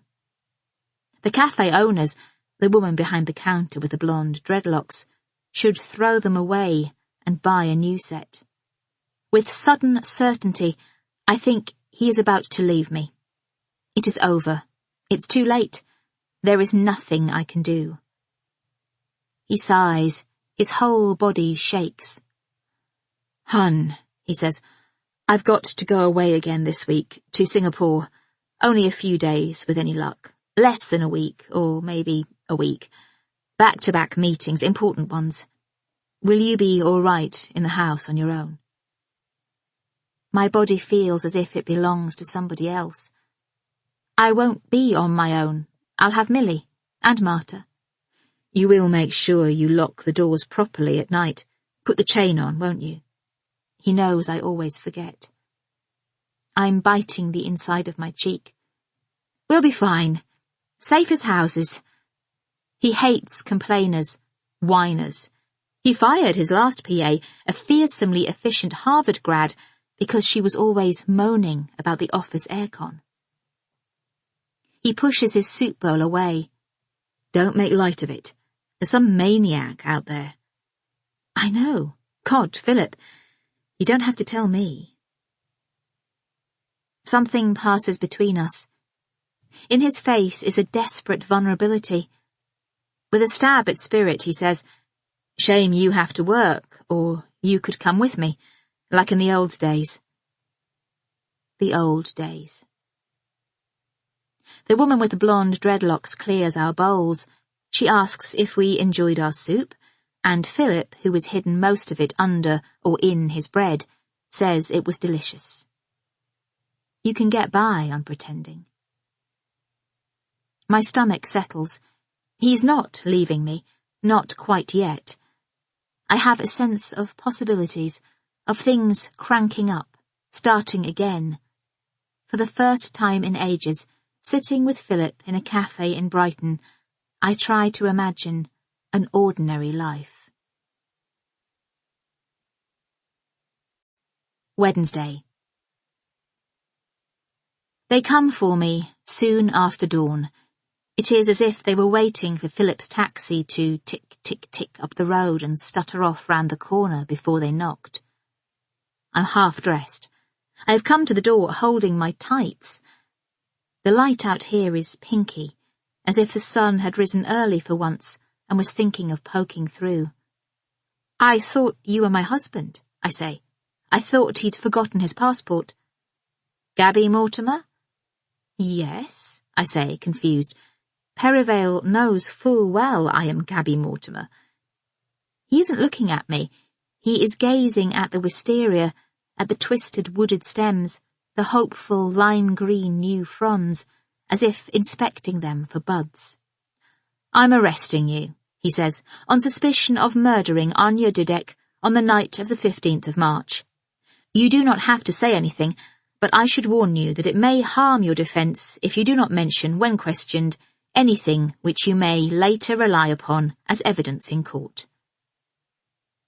Is that the right sentence? It sounds wrong, mangled into a hideous pattern, random ugly words. Or is it the roaring of neurons, synapses, electricity fizzing through my nervous system? I try to speak, but my mouth is full of teeth and tongue. My knees buckle, my limbs turn acid and dissolve. My body, thick, flesh, bones, seems to belong to somebody else. I can still see Perivale in the centre of my vision, but the rest of the world has gone black. PC Morrow comes out from behind him and takes my arm and steers me into the house. She is talking to me quietly, as if I am a confused old lady who thinks her care home's a hotel. Am I a confused old lady who thinks my care home's a hotel? She is guiding me up the stairs, still propping me up. Here we go, up the stairs, she says. We'll get you properly dressed, and then we'll pop down the station and we'll have a nice cup of tea there. Or did she say hospital or day centre? I don't know what she said. It's like a migraine without the headache, when you can't trust yourself to know what's real and what isn't. I sit on the edge of the bed, aged 110, and she tries to put my tights on me, struggling to get a purchase. Suddenly the black clears. I can do it, I say, almost kicking her. I'm sorry. Oh, God, I'm so sorry. Did I hurt you? I'm sorry. I mean, why on earth? What is happening? Why? This is just absurd. It's completely mad. Now I've got over the shock, I am outraged. At the window I can see Perivale and the knuckle-headed man from the golf through the open slats. The police car is parked in the middle of the road, with its lights flashing, its engine running, its day-glow stripes throbbing. It will wake the entire street. If Rachel Curtis is walking her dog, she'll have a field day. I know, PC Morrow says, wrinkling her friendly, freckled nose. I'm sure it'll all be cleared up and you'll be home for lunch. I've got work, I almost shout. I don't have lunch. God, I do. I'm a real stickler for meals, starting with a good breakfast. Today I had porridge with milk and golden syrup, which has less calories than you think. It's only 1 point on Weight Watchers. I try not to snack in between. She gives the concave swell of her stomach, encased in its unfashionably high-waisted policeman's trousers, a little rub. That's the problem. The machine in the canteen, a Kit Kat here, a Bounty there, maybe a 2-finger pack of McVitie's all-butter shortbread. I stare at her, lost for words. After a few seconds, in which I am not sure I might not scream, I say, I think you've got a lovely figure. Perivale has left the front door wide open. Why? So I don't make a run for it. Or maybe he just doesn't care. Concern for normal door-closing etiquette not being part of his remit. A change in acoustic, the vibrating hum of the police car, the rising snarl of the first planes out of Heathrow has woken Millie. She is sitting on the stairs, clutching her pink rabbit when I come out of my room. What's happening? She says. I take my daughter's sleepy face in my hands and kiss it carefully all over. PC Morrow steps past us. Nothing, Mills. Nothing to worry about, I say. I'll knock on Marta's room and ask her to get up. I've got to go out for work. Just work. Really? Has Daddy gone? Yes. Marta will give you breakfast. Time to go, PC Morrow says. I love you, Millie, I call, trying not to sound desperate. You have got to be kidding, I say to the man from the golf when he puts his hand on my head. I twist away from him and he clamps it back down and steers me into the back of the car. I am shaking, but I'm aware of it being funny, the sort of thing I could tell Philip. I can't believe you did that. Put your hand on my head. Do they teach that at Hendon? I thought they only did it on the bill. Apparently not. Apparently they do it in real life, too. PC Morrow and Perivale are both in the front, Perivale this time in the driver's seat. I've got to be on air in 4 hours, I say. I'm coming willingly because I didn't want to upset my daughter any more than she already was. I am a good, helpful citizen. You have everything wrong, you must have. I haven't done anything, it's madness. And come on, guys, you woke up my daughter and she's got school. Oh, God. What would have happened if I had had no one to look after her? Arrangements would have been made, says Knucklehead, who is sitting next to me, slightly too close. Another thing, my driver will be here in less than an hour. I rummage for my phone. I'll just ring him and tell him to pick me up from the station. We'll clear this up quickly, won't we? It must be a misunderstanding. You won't need me for long, will you? Actually, can I ring my husband? He's about to get on a plane. Knucklehead takes the phone out of my hand and puts it in his pocket. Morrow twists round in her seat. We'll sort it all out for you. Don't worry. You won't have to do a thing. We'll take care of everything. I've heard those words before. It's the mantra of the travel agent Philip is so keen on, the one specialising in hand-picked, tailor-made luxury. Funny how the same combination of syllables in a different context can sound so chilling. Whoever thinks they're going to see the inside of a cell? I've got a bench to sit on. A tiny square window up high. That little tent of blue. Except it's white. The sky is white. Distant drilling. No bucket. Apparently I can knock on the door if I need to go. I'm so tense I don't think I'll ever go again. I've got nothing with me. No phone, no pen, no book. You'd think there would be graffiti, Dan was here, fuck off, not even that to read. Nothing to do, except look at the 4 blank walls and worry about what is happening to me. I ask myself out loud if the police have gone mad. I'm Alice down the rabbit hole. I try and think of more cheering precedents, but I can't. In the last hour, I have been cautioned, informed of my rights, had my photograph taken, click, full frontal, click, turn to the side. I tried, as it was happening, not to think of the reprints. This picture will be shown, like Hugh Grant's after his dalliance with the LA Prosy, in every piece about me, ad infinitum. I tried to come up with something funny to tell Philip. I'll tell him, I decided, that I kept turning my head, flashing that over-the-shoulder smile that any pro knows is the most flattering of profiles. I didn't, of course.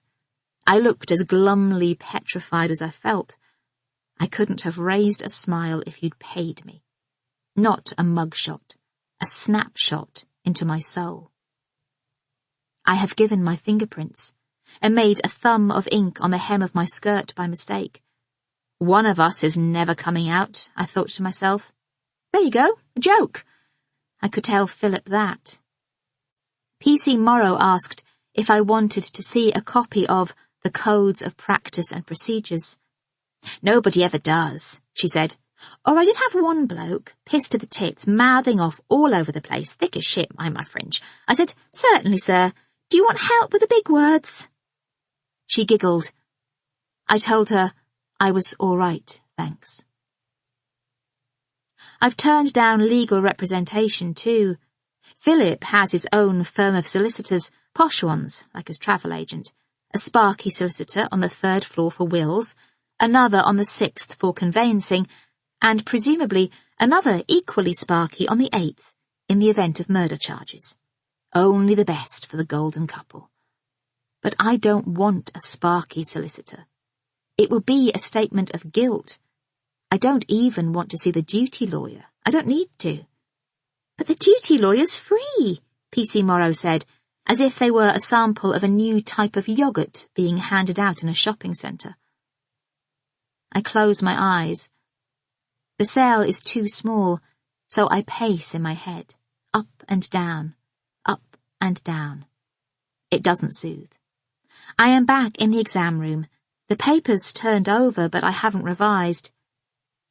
When Millie was first born, I kept having this nightmare that I was in the middle of Bombay, thronging with people, traffic, noise, and Philip was trying to make me jump onto one of those teeming top-heavy buses they go in for there, but I couldn't because I was holding a cat, a stray I used to feed in our shed when I was a child, and it was struggling to get free, and I knew if I dropped it, I would lose it.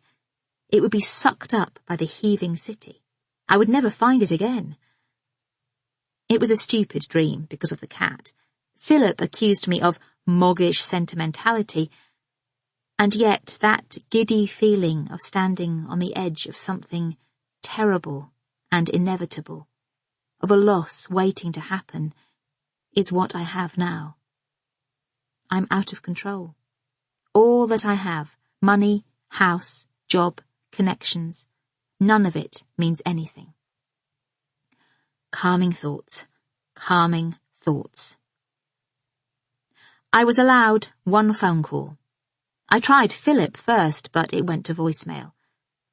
There was a time he would have rung me from the station and the train and the airport when going away would have made him homesick. That doesn't happen anymore. He doesn't have room for that sort of emotion. He didn't even say goodbye this morning.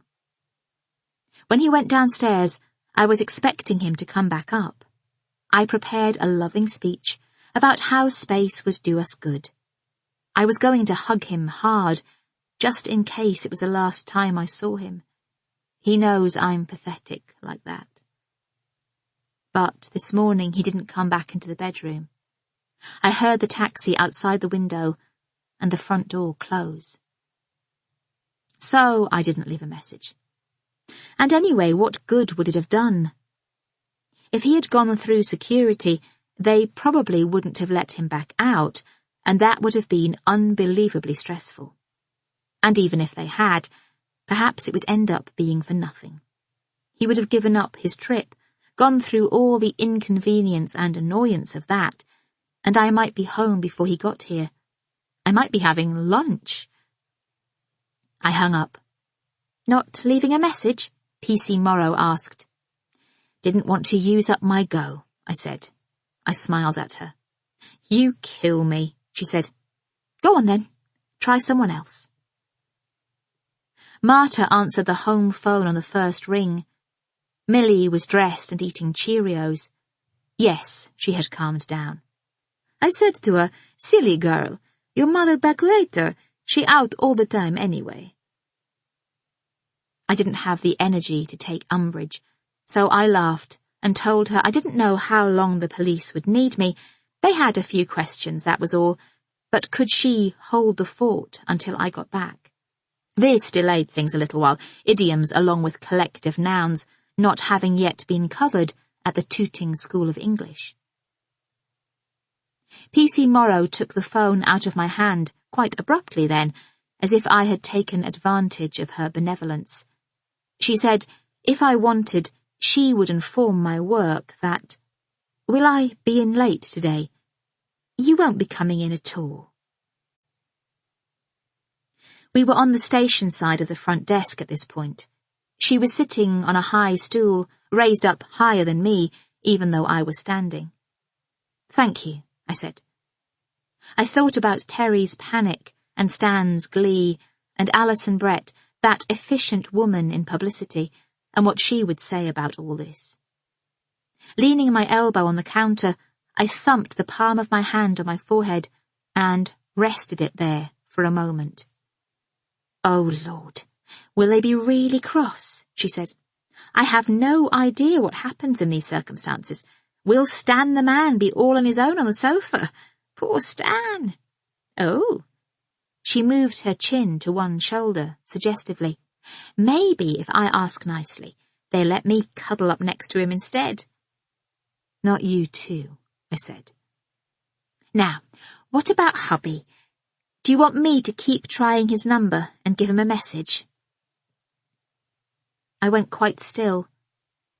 I thought about Philip being late for my mother's funeral, how he promised to come home for Millie's birthday and forgot. His distance, the feeling I have that he is on the verge of a decision.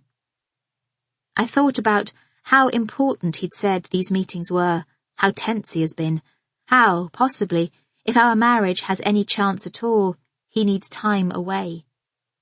I thought about him leaving today, without saying goodbye. "Don't worry," I said. "I'll ring him later, when I'm home." An hour in a cell is 1,000,000 years outside. I don't know what I am being kept waiting for. My mind wanders wildly. What would a TV detective say? "Let's leave her to kick her heels for a bit." But then what does kick your heels mean? Or is it cool your heels? Do they want me to be bored or calm down? Or do they want me to express exuberance like a horse? What do they want with me? Time expands. I can feel every atom moving, particles shifting. I don't eat, even when Knucklehead brings me a completely circular slice of boiled gammon under a completely circular ice cream scoop of mashed potato. A young, anxious policeman, still wet behind the ears, calls for me when it is time. He blushes, almost girlishly, 2 pink spots high in his cheeks, when I smile and ask his name. I'm not wearing makeup. My hair is in tatters. He probably doesn't even recognize me. Who cares what he says about me to his girlfriend or his mum and dad when he gets home? I don't need to play a part. But I have to smile. I don't know what else to do. Partly it's to stop myself from crying. Perivale gets to his feet when I come into the room, the same bland interview room as before, dwarfing the space. I pretend to look around. "I like what you've done," I say. "Have you thought of knocking through?" It's a terrible joke.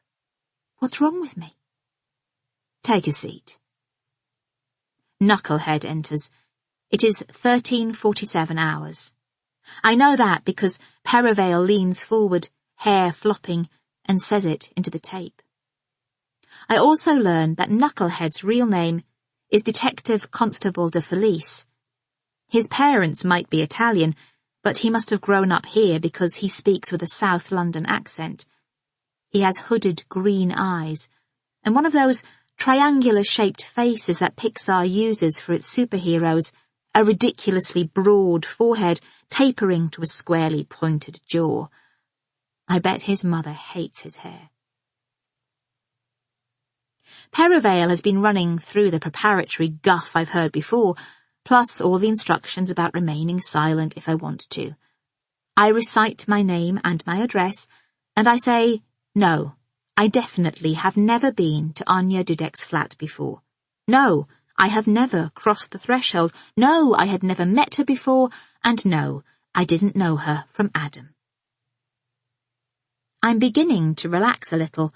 I'm even thinking, been there, done that, when, with an alacrity that nearly sends the tape recorder flying, Perivale pushes forward across the table and says, "She was pregnant when she was strangled. Do you know that? 11 weeks pregnant." The world stops turning. The edges of the room blur. I hold tight to the edge of the table to stop myself from tipping forward. "I'm sorry," I say. "I'm so sorry." It is so much worse than one could possibly imagine. 2 bodies. Innocence, life, death, a double murder? I don't know. A dreadful poignancy. A waste. Perivale's face comes back into focus. His nose has a bump halfway along it. His skin is blotchy. His hands are shaking slightly. He is as agitated as I am. So if you could be a bit less flippant, it would be appreciated. "I'm so sorry," I say again. It is all I can think to say. All the worry about me and what is happening here, and now her again. I don't want to have to feel any attachment, any pain for her. All along, I realize, it has been easier to block her out. "Did you know she was pregnant?" "No. No one has mentioned this before. I gaze at Perivale. I wish I could read him. I can't get a purchase. The boyfriend, the one who wasn't in the country when she died, is he back? Is he somewhere grieving, or could he be involved? I wish I didn't have to think about these things. I wish I'd never heard of Anya Dudek. And you have never set foot in her flat? I resist the temptation to scream. No. Perivale and de Felice have exchanged a glance. I wonder if Perivale realizes he is repeating himself. Shouldn't he be letting de Felice talk? Good cop, bad cop. Forget that. He shifts the papers in front of him. So I'm just interested. You have recently had your garden replanted. Yes. I have no idea where this is going, but at least we have left her fucking flat. Could you tell us a little more about that? Okay. I will humour him. Perhaps it will help us both. Front or back? Front, please. Yes, well, we've had our basement dug out, took ages, and the builders made a mess of the garden, so we got a special company in called Muddy Wellies. Roger Peedles, the gardening expert at work, recommended them, and they took care of the lot. I told them what sort of thing I wanted. Olive trees. Yes, and a wisteria, which we are hoping. I cross my fingers in the air, the kind of cosy gesture I use all the time on morning all. Will flower. They can be stubborn when transported. I feel on safe ground now. I have my TV face on. I am far away from pregnant, murdered women. I am in control. I direct my explanation to de Felice, trying to pretend he's actually interested.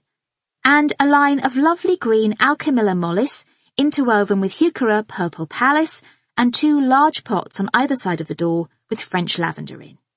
Okay, yes. Perivale has found the right notes. He looks up.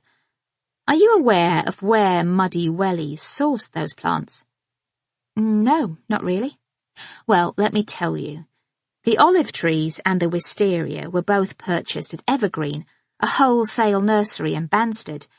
They don't grow their plants on site, but procure them from specialist growers, quite often from Italy. The olive trees are propagated in gravelly shale, sandy orange in colour, quite rare, that soil. And the wisteria, now, here's a thing. It comes from one spot in Tuscany, the Pistoia Valley, where the soil is different. It's heavy, silty, beige in colour. I don't like not knowing where this is going.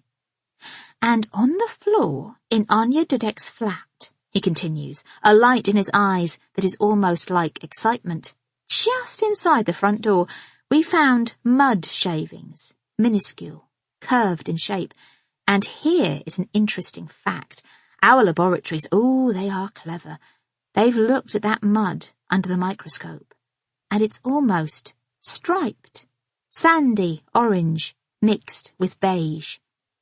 And when I visited you the other day, blow me down if I didn't pick up some dirt on the bottom of my shoes. And guess what? What? I can't tell unless I look under the table whether he is wearing those brogues now. It's a match. Really? Yes. Not to mention tiny fragments of volcanic pumice stone that they add to pot plants. Like my lavender. Like your lavender. So we now know, thanks to the miracle of science, that those grooves of mud we found in Anya Dudek's flat came from your front garden. And one more thing. He slightly lifts his shoulders like a parent telling a child they can have ice cream. How do you think those grooves of mud got into the flat? On the bottom of someone's brogues? Almost, but no. Asics, Gaby Mortimer. Those clods of earth, they slot exactly into the ridging on the bottom of trainers, like the ones you gave us. Asics. But everybody has Asics, I cry. So I ask you again. This is your last chance. Have you ever been inside Anya Dudek's flat in Fitzhugh Grove, London, SW18? It would be easy to say yes. He so wants me to. He's longing for it. He's desperate for it. All that work on the soil. Perhaps they would let me home if I said yes. Is this what torture is? I haven't even been waterboarded, and I am almost willing to say whatever they want. Who knows how that sodding sod got there? No, I say wearily, apologetically even. But I'm wrong. Perivale doesn't look disappointed. He wasn't longing for me to say yes. He looks triumphant. How, then, he says, producing a sliver of paper from his file and thumping it on the table, do you explain that? The sliver of paper has curled up, like one of those dark red mood-reading fishes you find in crackers. I try to remember what curling up means. Millie would know. Shy? Passionate? Or maybe just utterly bewildered? Am I allowed to touch it, I say. He tuts, smooths it out with his hand, holds the errant corner down so I can read it. A Tesco receipt. Margherita pizza, £4.50. Alla Negra, £9.49. Total, £13.99. Every little helps. Can you see what it is? Yes. It's a receipt for a pizza and a bottle of wine. He is just smiling at me, that almost foppish face contorting into a grin. He hates me, it occurs suddenly. That's what this is about. He actually hates me. Yes, correct. Found on the bedside table of Anya Dudek, along with a few coins. And what paid for that pizza and that bottle of wine? I scrutinise the second half of the receipt. MasterCard sale. The last few numbers. I stare at them, trying to make sense of what I can see. Do you remember what you were doing on Wednesday the 8th of February this year? I'm sorry, I don't. Not without... No. Perhaps you could check. Have you worked it out? The credit card that paid for the pizza and the wine is registered to your name. Isn't that a strange and peculiar coincidence, seeing as you have never been inside Anya Dudek's flat? They were paid for with your credit card. So you can understand, can't you, why things are beginning to stack up. We've got the advert from the lady, the newspaper interviews with you, the clothes, the mud from your shoes, and now a receipt for items purchased with a credit card in your name. He rocks back, studies me as if from a great height. What do you have to say about that? I know I am still sitting on a chair because my fingers are gripping its sides, but I could be floating. The rest of my body flickers and melts as if I am looking down at it through water. Do you have anything to say? Perivale repeats. I'd like to see a lawyer. Thursday. Oblongs of light. The panes are bottle-bottom thick, hardly glass at all. Only whiteness penetrates. Grit in my eyes, or so it feels. Ash, sulphur at the back of my throat. Neck so stiff I can hear it crackle as I move. I peel myself off the mattress. My skin has stuck to the plastic. It's like pulling off Scotch tape. A stench of sweat rises from the blanket. It is twisted under my armpits. It's me who smells. It has quieted out there, just the sound of muttering. Praying? All night it was shouting and hollering, a gravelly voice down the corridor singing off-key, Roxanne. Another, a higher scream. Shoot me! You hate me, don't you? Come on! Fucking shoot me between the eyes. It's peaceful now. They're asleep. Or someone shot them between the eyes. I have to pee. Cold, shiny aluminium. No paper to wipe the seat with. It's a different cell from yesterday. I've been upgraded. Last night's plate of lasagna congeals a foot away by the door. I perch on the edge of the bench. I am in yesterday's clothes. You don't get pyjamas in a police cell. Who knew? My teeth are furred. I asked the custody sergeant if I could have a toothbrush, and he said if I were desperate I could see a doctor. I was entitled to a medical examination, but not a toothbrush. You'd think it would be a contravention of European law. Isn't dental hygiene a human right? It doesn't have to be fancy. Just the sort of compact fold-up they give you on airplanes would do, or even that chewing gum you get next to the Durex machines at motorway service stations. I miss my daughter. I wish I had got through to Philip. I wish I had told him, and he was on his way home. Fear and panic begin to well again, pooling, spilling. I can't comprehend it. The series of events that set this in motion was a drip of oddities, I can see that. But they were explainable, an interlacing of coincidence. We looked alike, Anya and me. What did that add up to? Nothing. The ad, the cuttings, the clothes. Maybe she stalked me. Maybe she didn't. The world is full of peculiar things. We had a cat on the show once, Mr. Paws, who got lost after his owners moved and managed to find the way back to his old home 100 miles from Norwich to Luton, a real-life, incredible journey. All those twins, separated at birth, both married to women called Linda, both with sons called Guy and dogs called Badger. I mean, just extraordinary. But the soil, the receipt, how did they get into her flat? How do they link to me? This is the worst kind of nightmare, this piling of seemingly impossible evidence.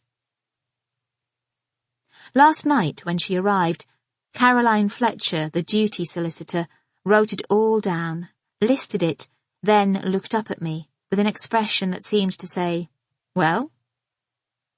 I made a gesture with the cuffs of my blouse as if to say, "Nope, nothing up here." I have no explanation to give.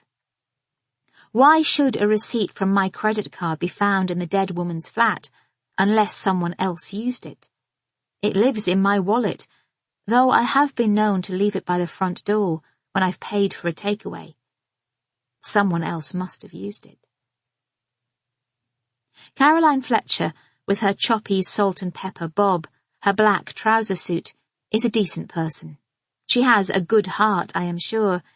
She has never watched an episode of Morning All, she confessed. Too busy. Family. Though the last is about to leave for uni, thank God. Work, the eternal juggle. Sharp, too, I suspect. Mistakes have already been made, she told me. We'll have you out of here, don't you worry. Then, returning into the room after her discussion with Perivale, after full disclosure, with slightly less confidence. Quite ridiculous. Perivale says you are a flight risk, that you are a wealthy person with the means and the wherewithal to escape if you were so inclined. What does that mean? Her mouth set in a grim line, that he will fight bail. But I couldn't speak. They can't keep me here. They can. But my little girl... It came out like a wail. It's quite absurd. Some of the mistakes, she went on, watching to check I was pulling myself together, were mine. I should never have agreed to be interviewed without a lawyer present. All those casual little chats I got sucked into, they all counted. I wouldn't have been emotionally fit. In her opinion, he was determined to catch me out. He's obsessed with this lie about not touching the body. It happens all the time. What, people lie about touching bodies? No, people miss things out or they exaggerate. An over-dramatization here, a little fib, an egging of the pudding there. It's human nature. Confusion, self-consciousness, a desire to talk. Not enough people deploy their right to silence. More cases are won or lost in the interview room than in the courtroom. And you had suffered a shock. You should have called... Who did you say your lawyers were? Withergreen and Spooner. You should have called Withergreen and got them down here. With her Withergreen, she was letting me know she'd been round the block a few times. I wasn't just slumming it if I stuck with her. She could Withergreen with the best of them. I've got nothing to hide. Irrelevant, she said. It was the most chilling thing she said. Irrelevant. It hardly mattered if I had done it or not. I was embroiled. I had entered a process parallel to the normal enterprise of my existence with its own directives. You muddle along. You think your life is your own possession, that it has its own discrete identity, that the police, the law, are part of the community, an embellishment, there for when you need them, like hospitals and crosswalks and shops selling ready-made frozen meals. But they are not. They are waiting, all the time they are waiting, for something like this to happen, to trip you up and snatch you and show you that it was the life you thought you were in control of that was the embellishment. Your life was just nothing. One discovery has set in motion all this. If I hadn't gone out for a run, if I hadn't found the body, would I even be here? I let out a deep groan. Breakfast is a bacon and egg sandwich in one of those sealed triangular boxes and a packet of prawn cocktail crisps. I eat both, actually. On the tray is tea in a paper cup, the circular tea bag attached to the side with a dangling piece of metal, the sort of tea bag you get from the hot drinks trolley on a train. It tastes harsh, but then so does my mouth. The policeman who brings it in backward, pushing the door to my cell open with his elbows, is the same young chap as yesterday. He has a pale, peaches and cream complexion. You can't imagine him shaving. Oh, lovely. Breakfast in bed, I say. You spoil me. He blushes. Sorry, it's not much. The effort I am putting into keeping my face up when I would rather curl into the fetal position reminds me of being in hospital the morning after I gave birth to Millie, smiling at well-wishers, thanking them for their muffins and teddies and flowers, and all the time in pain from the stitches and worrying if I'll ever pee again. I say something about this to the sweet constable. He looks flustered, too much gynecological detail. I'm not convinced he even locks the door. I could probably make a run for it if I were so inclined. Caroline Fletcher is later than she said she would be. When she finally comes, I am brought to her in another interview room, a different one from yesterday, less freshly painted. She is wearing the same black suit with a different shirt. Yesterday's was rich, dusty pink, silk or polyester. This one is cotton with a fine blue and white stripe. Same shoes, black loafers, but no tights or pop socks. Her hair is a little less ordered, slightly oily, her parting askew. When you spent the night in prison, when you don't know if you are ever going to come out, these tiny details tell you everything. The cotton shirt, the bare feet, they talk about a shift in the barometer, a rise in pressure. It's warmer out there today, sunny even. Spring may be pushing through. Fletcher's messy hair, her lack of punctuality, she's been busy this morning. The world turns without you. It doesn't even notice there's one person not there. It's day 2. 2 days not at work. Yesterday I could hardly believe it. I watched the minutes tick by. I kept thinking, Stan will be flirting with the entire flash mob, which was my idea anyway. Now it's time for India's happening apps. Thursday, so it'll be up the garden path with Roger Peedles. Who was in the kitchen today? I can't remember. When 12:30 p.m. came and went, I almost wept with relief. Today, 10:50 a.m. already, well into Gok1's spring trends, and I've hardly thought about it once. She is wearing glasses, too. I don't think she was yesterday. Blimey, did she not even have time to put in her contacts? So, we have no witnesses. I've got that absolutely on Perivale's authority. He's not pissing about anymore. I can't bear it when police start mucking about with limited disclosure. It's so sodding tactical, just being silly buggers for the sake of it. I like her, I realise. It's the swearing that swings it. And CCTV? They've got none. Nada, zilch. There aren't any at Fitzhugh Grove, and the ones at Tesco Express on Balham High Road are on a 24-hour loop, so have already been wiped. I expect he's narked off about that. So much for all that following the left wall, pretending he was at Hampton Court. Did he tell you that? I nod. Silly sod, yeah. No, but you need to get back to him with an alibi for the 8th of Feb. If it turns out you were in Honolulu for the entire day, all well and good. I'm not sure that I was in Honolulu. Also, he has no murder weapon. They've turned Anya Dudek's flat inside out. They've searched the common. Yesterday, they went through your house with a fine-tooth comb. Guess what? No murder weapon there either. You're joking. Nope. Wouldn't joke about a thing like that. He had a warrant. Your cleaner was there, incidentally. She wasn't happy about them keeping their shoes on. They're looking for a bit of string, basically.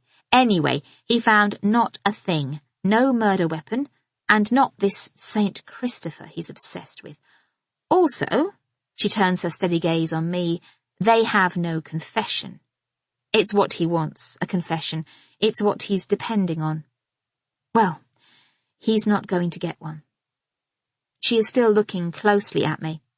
Excellent. So, Gaby, if I may call you Gaby, all his evidence is circumstantial. Plus the fact that you have an incomplete alibi for the murder. That is right, isn't it? I know it's hard because of the time frame. They're not quite sure what time she was killed. The heating was on high in the flat, which muddies the issue. But no one was with you the entire time. My daughter and the nanny were in bed. I went for a run at some point, and my husband didn't come home until the early hours. Yeah. She consults her notes. Perivale has spoken to your nanny, who thinks you were in all evening, though she is not sure. Your husband has corroborated that he was also out. He was at work and at a dinner. His alibi, were one to need it, is pretty solid. A list of colleagues and clients and waiters. He says you were asleep when he came in. Is there anything you can think of that might go some way to explaining? To be honest, it's the receipt. Everything else, well, it would take a barrister 2 seconds to dismantle the Italian soil malarkey. Sounds fancy, but there's a garden centre just across the way. Bet it's awash with Tuscan loam. Your theory that she was your stalker is also interesting. But the receipt? I won't lie to you. It bothers me. I tell her that I have thought about it a lot, that I have spent most of the night thinking about it. 2 people could have had access to my card. My husband, but he is never back that early. It is just an absurd thought that he might have been at Tesco Metro in the late afternoon. I give a hollow laugh. And the other person is our nanny. It would be such a simple explanation. I'm not saying she killed her, just that she might have known her. It would tie into everything. She says she didn't. But if she is lying, everything could be explained. The clothes, Marta could have given them to her. The newspaper articles. Well, I don't like thinking it, but maybe if Anya was her friend, they were both intrigued by my job. Whatever. Or they were collecting them to show someone else. Caroline Fletcher nods. Go on. As for the receipt, she could have taken my credit card. I You know, sometimes leave it out. If I've been on the phone and needed it. What about the PIN? It's 2503, my wedding anniversary. I'm not asking for the number.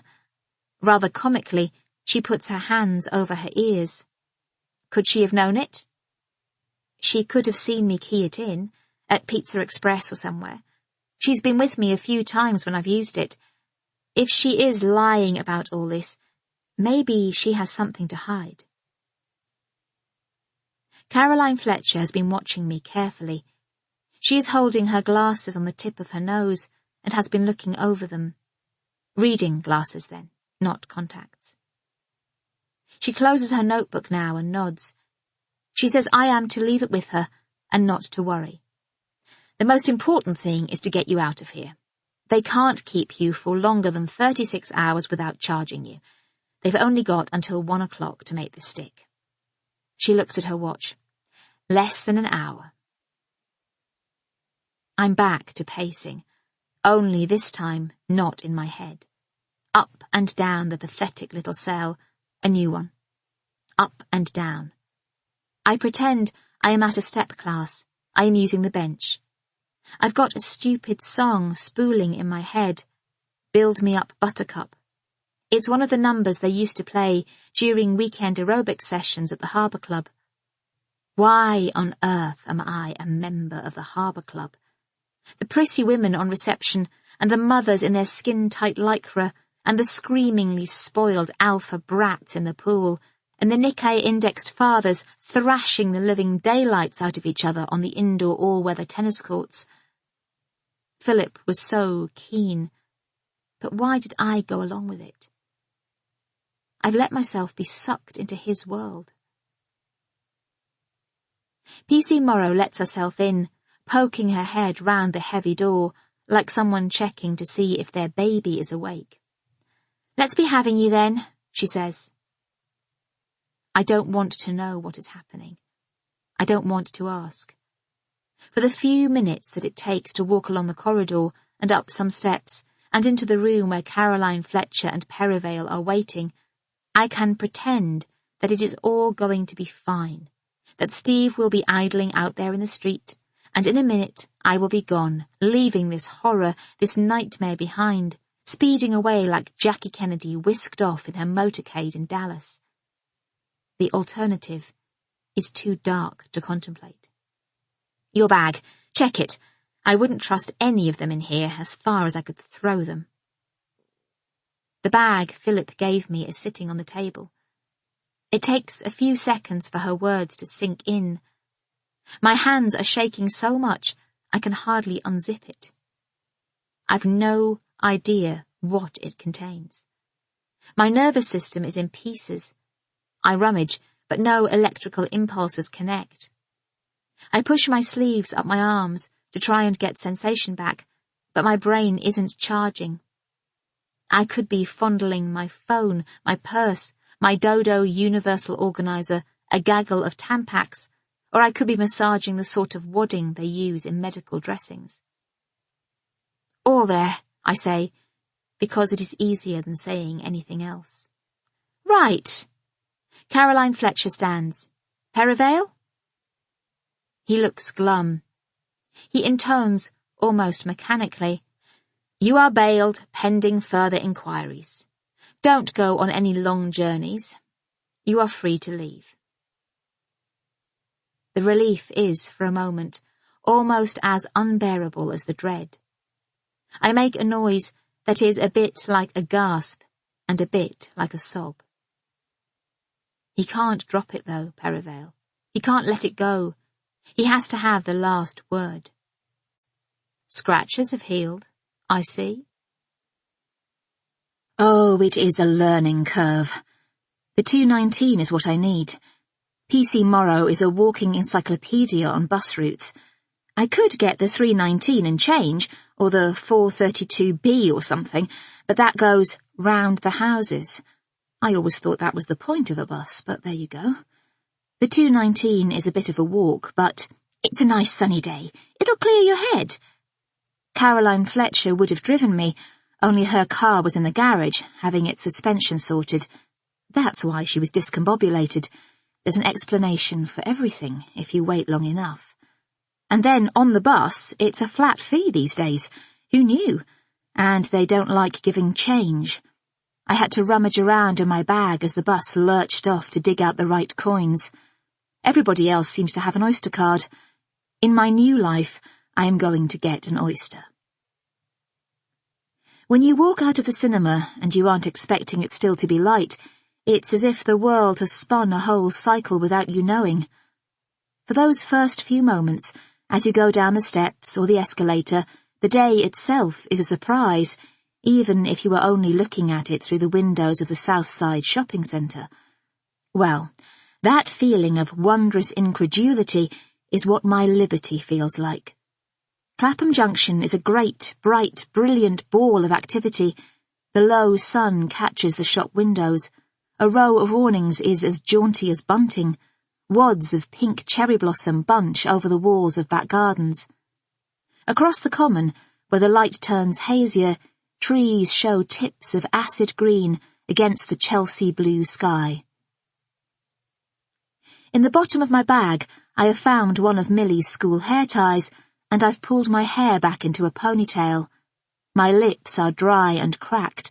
I keep licking them, which makes it worse.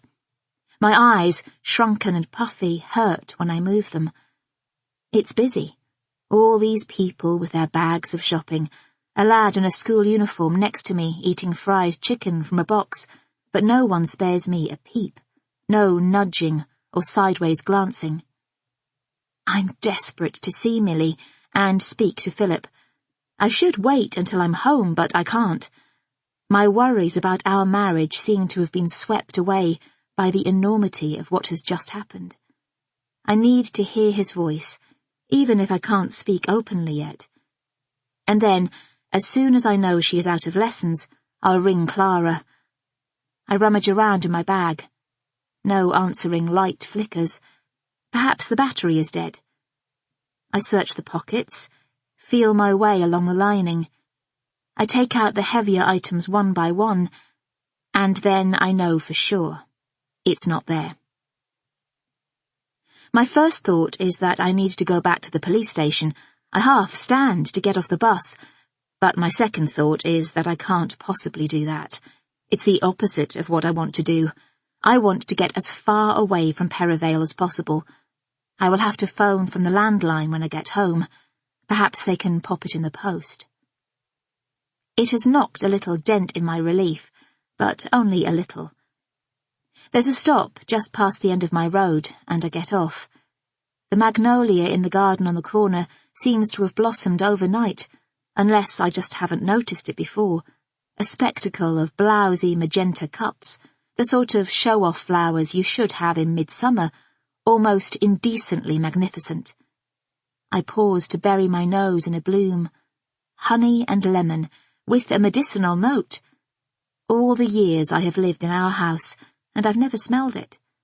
I don't normally even walk up this way.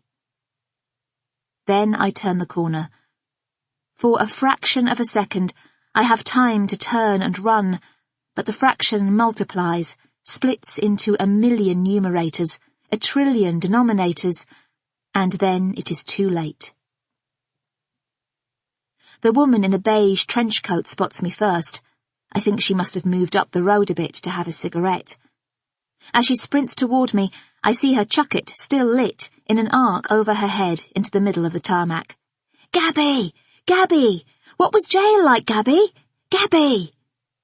She is in my face in seconds. Her skin is yellowy grey, all perpendicular lines, from her nose to the outside of her mouth, from her mouth to her chin, ventriloquist marks. The rest of the pack is behind her now. Cameras are whirring. Someone is trying to thrust a windjammer microphone over the lot of them. It's too late to smile, to turn and glance over my shoulder. It's full frontal, not slept, bad hair day horror. More shouting. Male voices, pretending they know me.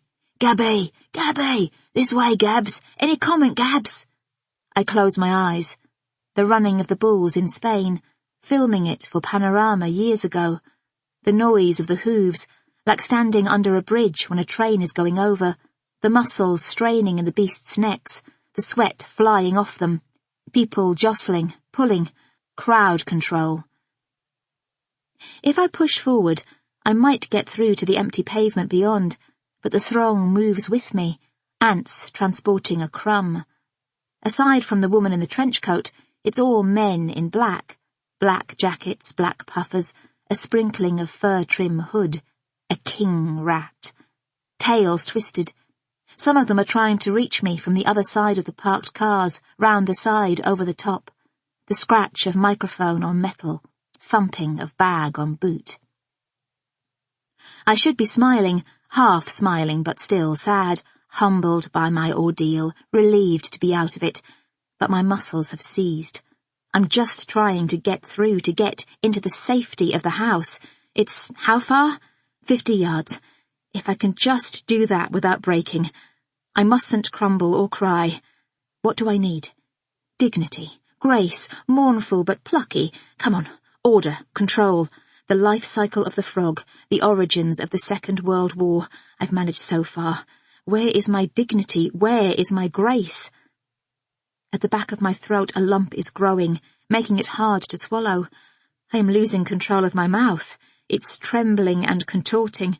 I want to shout at them to let me pass, but I must keep quiet. I must remain silent. It's like a wall. I can't get through it.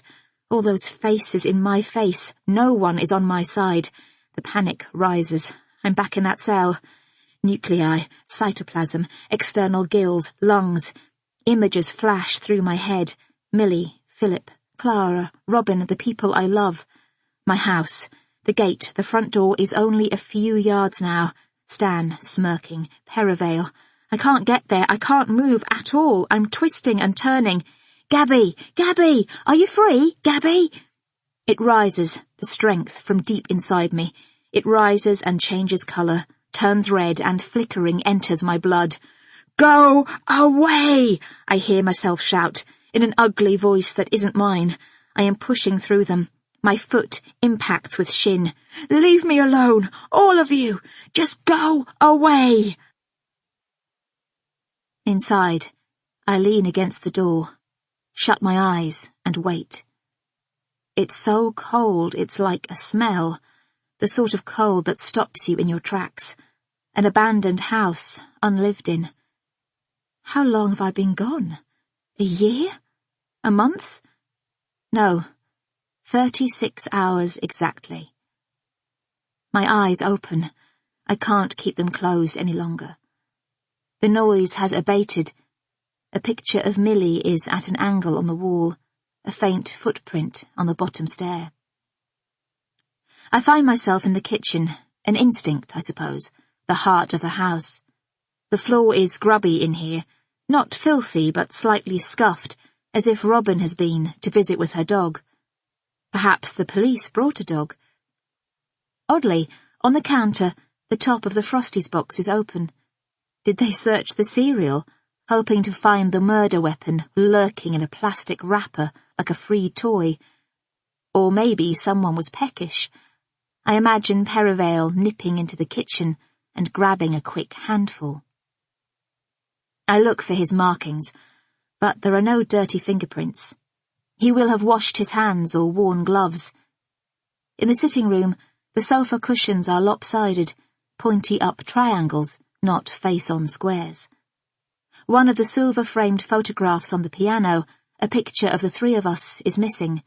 The keyboard cover is down. Near the window I hear shouts, whirring. They're still out there. I close the shutters with Philip's remote. My hands are still shaking, blue veins snaking down my arms. I catch movement in the mirror above the fireplace, my own white face. I am clenching and unclenching my teeth. The muscles in my neck flex like rope. Upstairs in Marta's room, her TV is on the floor and the shutters are opened out. Her naked window stares back at me. The mysterious piles have gone, though I doubt it was the police who tidied them away. A floor away, Beechwood Hall, home of Millie's Sylvanian creatures, has been shunted sideways, like one of those whole house moves they go for in America, all the furniture tipped forward. Her bookcase has been rearranged. One book by her bed has been shaken with sufficient force to rend the binding, for the original hieroglyphic cover to be ripped. Initially, my bedroom, our bedroom, looks untouched, but there's a cigarette butt floating in the loo in the bathroom, and for some reason Marta's toothbrush has made its way here. The glass of water on my side of the bed has a mottled surface, like a piece of old Scotch tape, a skin of fibre and dust. There is a faint herringbone stripe in the weave of the duvet cover. I always lay it so the stripe lies vertically, but it has been put back on the horizontal, and when I move the top pillow, the lower one is dented, as if someone has slept on it. I open the wardrobe. Philip's side is untouched, his pile still neat, but someone has gone through mine. Blouses are scrunched with trousers, skirts in between jeans. A dress crumpled on the floor, wrinkled up like a sock. Silk and satin, wool, twill and cotton, they fingered it all. Even my undergarments. The shelf where M&S pants and Myla Marlene's should be neatly piled, a pile for every day and a pile for, well, never, is a jumble. My knickers are, literally, in a twist. Embarrassment, pity for whoever had to look through all this, irritation. I work on this as I tread back down the stairs, in the way of Philip when he's kept awake by a neighbour's music, and after a while it's not the noise that becomes the problem, but his own forensic scrutiny of their inconsideration. What right do they have? Millie's toys, her books. In the garden, they've trampled the hellebores, and 2 of the new tulips lie on the grass, snapped. How dare they? How very dare they? I sit at the kitchen table. I want to see Millie. It is all that matters. I think hard. It's Thursday. She has hockey after school, but I want her pressed in my arms. I feel in my pocket for my phone, but of course I haven't got it, and thus not Marta's number either. Panic starts again at the tips of my toes and works up. Where is Marta? I put my head down, feel the wooden surface cool against my chin. I'm so tired I can't think straight. Is this shock? Exhaustion? The horror of my own behaviour out there? The tulips, the frosties, the rummaging of my smalls. I wasn't expecting this. I had thought myself in control, but things keep happening. The strings of my life are being pulled. The connections, the oddities. They may be circumstantial, but they are still weird. I need answers, but I don't know where to find them. I can't see my way through. I am powerless, trapped inside my house, and I don't know what to do. Philip. In the police station, all I could think about was the bad things. But now other memories fill my head. A long wait in Casualty once, when I chopped off the top of my finger, the one-word impressions Philip did of his colleagues to take my mind off the pain. The time my train broke down in Leeds, and he drove up to collect me. Persuading me to dance at that wedding, pulling me up some hill in Wales. People talk about alpha males all the time these days, and that's what Philip is. That's what I fell for. Philip's strength, his capability. He's a man who takes control. His mobile number is the only one I know by heart. It takes a while for lines to connect, satellites to align, and when I finally hear the long, low dialing tone of abroad, I'm already crying with preemptive relief. No answer. The time difference. It's 8 hours ahead in Singapore, past midnight. He travelled all day yesterday, arrived late last night, morning there, hurtled into meetings. He will have gone to bed, exhausted, 2 hours ago at least. I leave a brief message on his voicemail, asking him to call. It's enough. It would be selfish to keep trying, to ring the hotel switchboard. If I had my mobile, I could text him, but I don't. I'll speak to him tomorrow. He should sleep. The act of deciding this, the shape of kindness, makes me feel a little better. I'm home now at least. I sit up. I think of the things I've dealt with in the past. I might not get through this entirely on my own, but I can make a start. I will be organised, one step in front of the other. Philip will say I've been brave, and even in my imagination, that feels like love. I start with practicalities. I know when I handed over my phone, it was in the car on the way to the police station. I gave it to de Felice. It's probably still in his pocket. All I need is a number for the phone at the front desk, where PC Morrow perched. I rang Philip and Marta from it, but it turns out this number is unavailable. I ring a 3-digit code, which puts me through to a central hub where my call is recorded, and a helpful person says they will patch me through. Except they patch me through to a recorded message, and before I go mad, I hang up. Caroline Fletcher has gone home. To get hold of Terry, I ring the main number for the studio, which involves more choices than I thought possible, and the pressing of more buttons. Then I speak to the downstairs reception, spelling out my name, she must be new, and then a brief exchange with Hal, the floor manager, and then an agonising wait. "Thank God," I say, when I hear Terry's voice. "It's me." "Gaby!" I sit up straight. I can see my reflection in the window, the shape of my face, though not my features. My heart pounds in my ears. "I'm so sorry, Terry. I would never have let you down for the last 2 days if I had had any control over this at all." "You're all over the internet." "They did ring to warn you, didn't they? PC Morrow promised she would. Has it been okay? I'm so sorry for landing you in it. The weirdest things have been happening, but this end is almost sorted out now. I suppose I should speak to Alison in publicity. She must be going mad." "I know she has had a lot of inquiries. The police rang to inform us yesterday, but yes, no, we're fine." "Good. I'm so glad. Did Stan have to go it alone?" "Please let him have gone alone." "Well, actually..." "Did India have a tryout?" It's easier if I say it myself. "She needed some persuading, but we got her on the sofa in the end." "That's good," I say, thinking, shit. "Was she any good?" "She did well. But how are you? What's going on?" "She did well. What does that mean?" "I'll have to dissect that later." "It's been horrid," I say, "but you have to do what you have to do.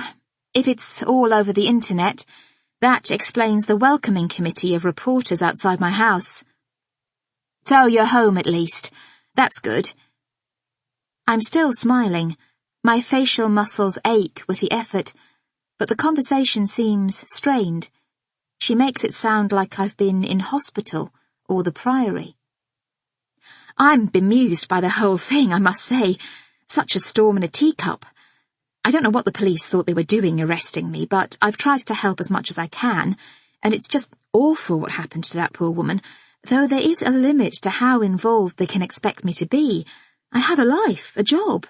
Other people, you, are depending on me, so..." "Gaby..." "Anyway, I can come back to work now, if that's okay. So, let India down gently.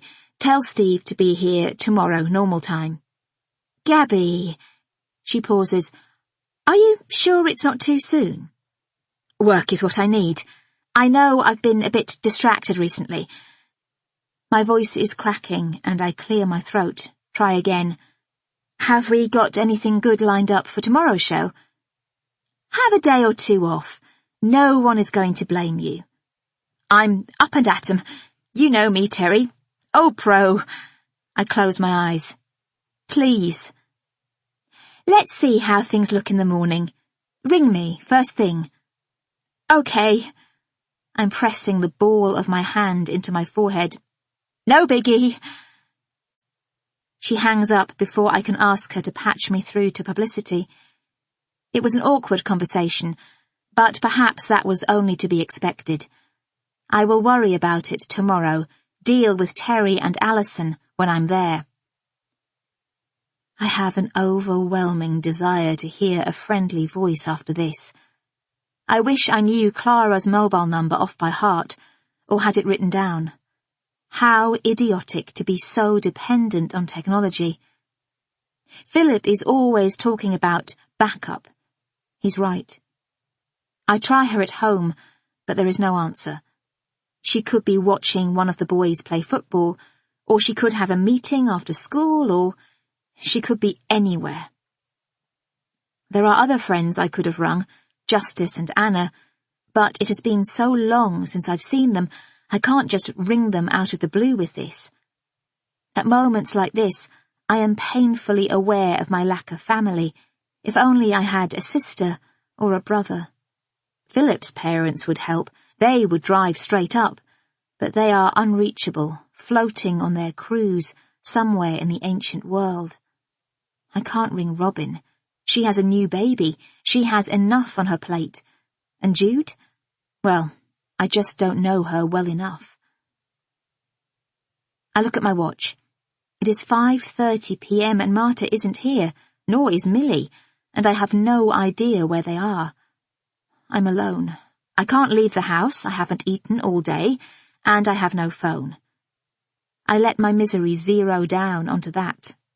I've got no phone, I wail, like Andromache in that production of Women of Troy we saw at the National Theatre, howling in anguish as her infant son is wrenched from her arms to be butchered by the murdering Athenian forces. No phone, I cry again. I know I am being ridiculous, but at least I'm alone. I put my face in my hands and feel the wetness seep through my fingers. For the first time since it started, I bawl. It's a flicker, I notice, more than a creak. I look up. Marta is standing in the doorway to the kitchen. I've lost my phone, I say pathetically. Yes, she says, I heard you. Philip's not here. I'm still weeping, can't quite stop. And I didn't know where Millie was. The sobs are coming out like hiccups. Or you. She looks at me with interest. Millie is with her friend from hockey. Izzy Matthews.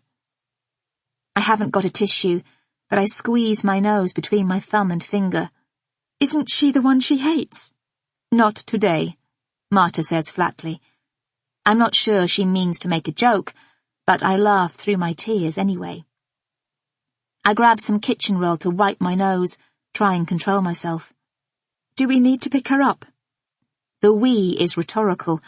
I couldn't leave the house, thrash a path through those men, if there were a Royal Television Society Interview of the Year award at the other end of it. Her mother, Mrs. Matthews, says a sleepover is okay. Izzy is not normally allowed sleepovers in the week, but she understood the circumstances are difficult. Also, tomorrow they have the Easter holiday. Easter? I had forgotten that.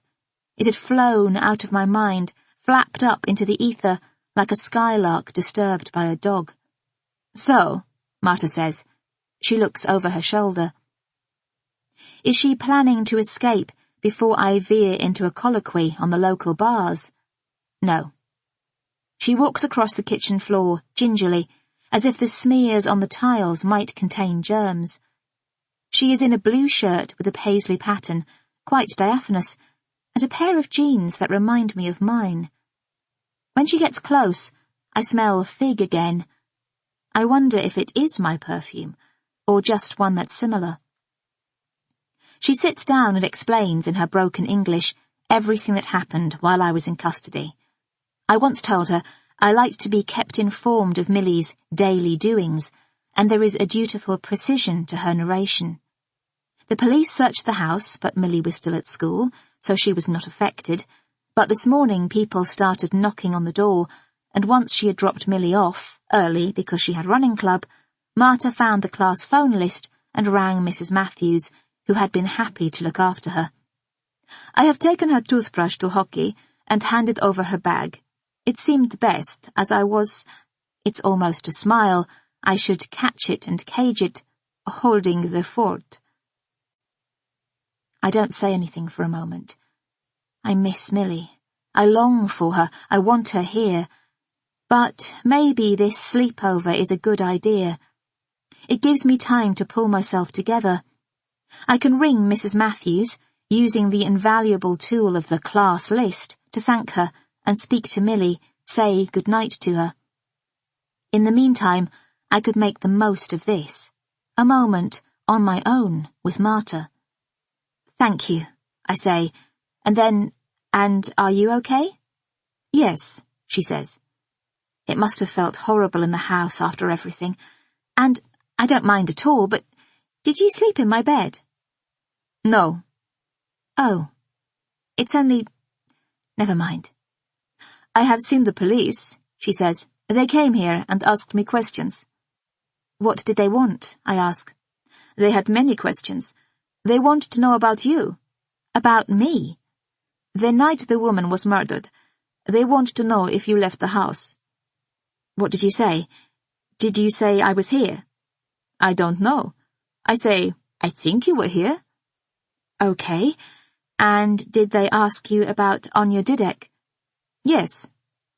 She gives an annoyed tug to her collar, as if it is caught at the back of her neck. Like you asked me before. They go on and on and on. She is frowning. Do you know why? I think they think that maybe you did know her because of some oddities that have arisen in this murder case. It's why they wanted to see me. It would all be cleared up if one of us had ever been to her flat, or given her clothes, or had a meal with her. Marta's eyes flicker away. So she wasn't your friend? She shakes her head, chewing on the skin to the side of one finger. Are you sure? You never had any contact with her. I thought perhaps you might have been friends and fallen out. She may have attended my church, I don't know. The one on Balham High Road, near Tesco Express. She shrugs.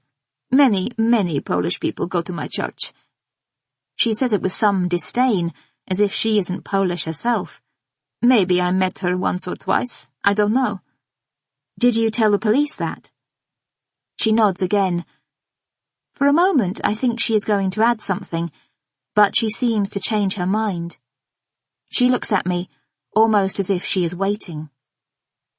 I decide to risk it. Did you ever borrow my credit card, Marta? I don't mind. I would much rather know, and it would explain so many things. I don't use a credit card.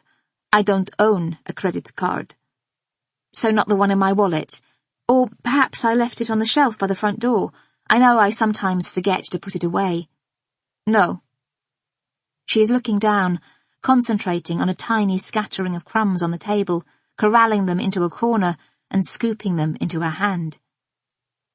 I let out a heavy sigh, release it through pursed lips, feel the breeze of it on my hands. I'm sorry. I'm just trying to get to the bottom of it all, trying to find answers.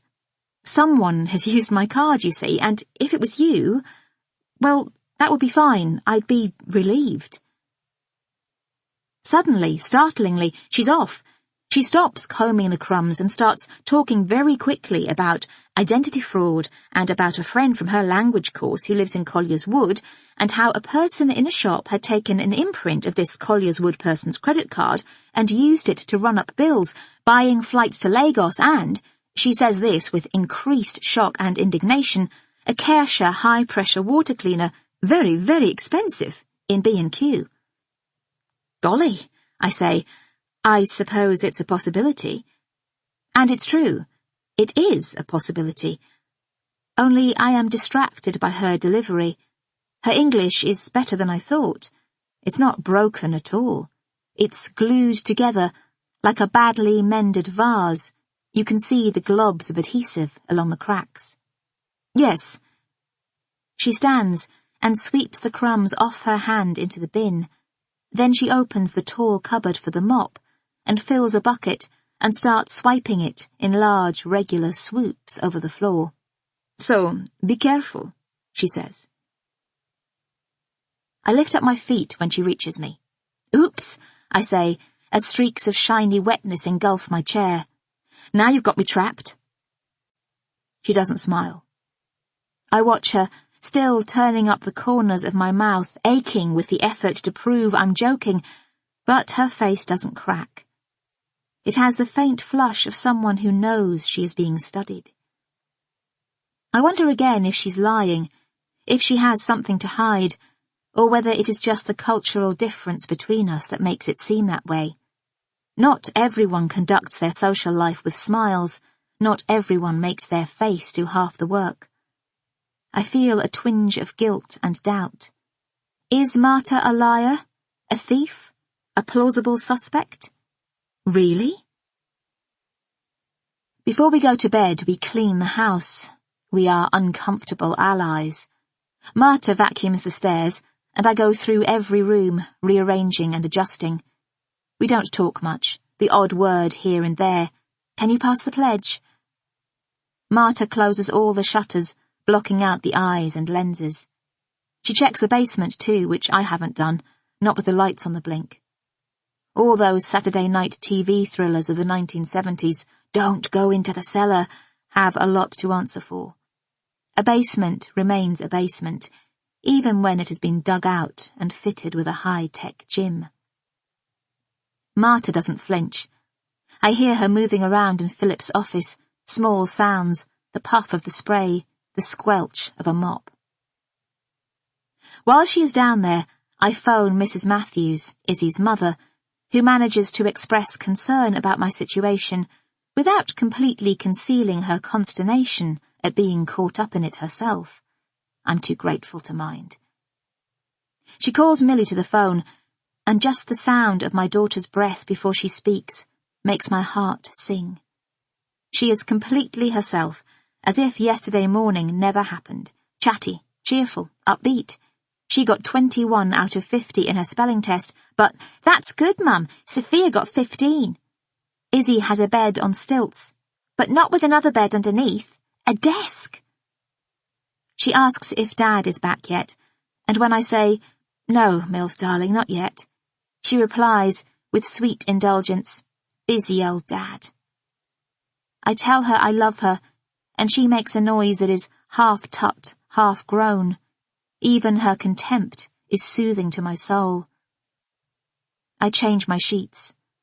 They are cool and smooth and smell of laundry, but I miss the old ones. I find one of Philip's shirts in the closet and wrap it round my pillow. I breathe in the scent of him. I know I shouldn't. He'll be awake soon.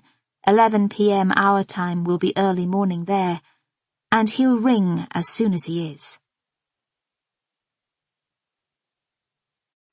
Friday. It rains in the night. I'm aware of the drops pattering against the window, gusts going down the chimney. The window is open a crack, and the wind creeps in, touches the duvet cover, crawls across my skin. When I close my eyes, all I can see is Anya Dudek's face, the milky membrane that covered her pupils, her protuberant tongue, the gouges and livid cuts across her neck. In my half-sleep, her hands claw at me. I keep the shutters closed and dress in the light that slips in around them, a set square of lustre. In the kitchen, I eat breakfast, a bowl of muesli, standing up, looking out. Philip didn't ring. Perhaps, if he didn't get my message until after breakfast, he didn't want to wake me. He'll ring in a bit, I know he will. The hornbeams and the taller trees in the gardens that back onto us block the lower windows of the houses behind, but if you were standing on the upper floor, you could see into my kitchen. Once I saw a man at that top window, half naked.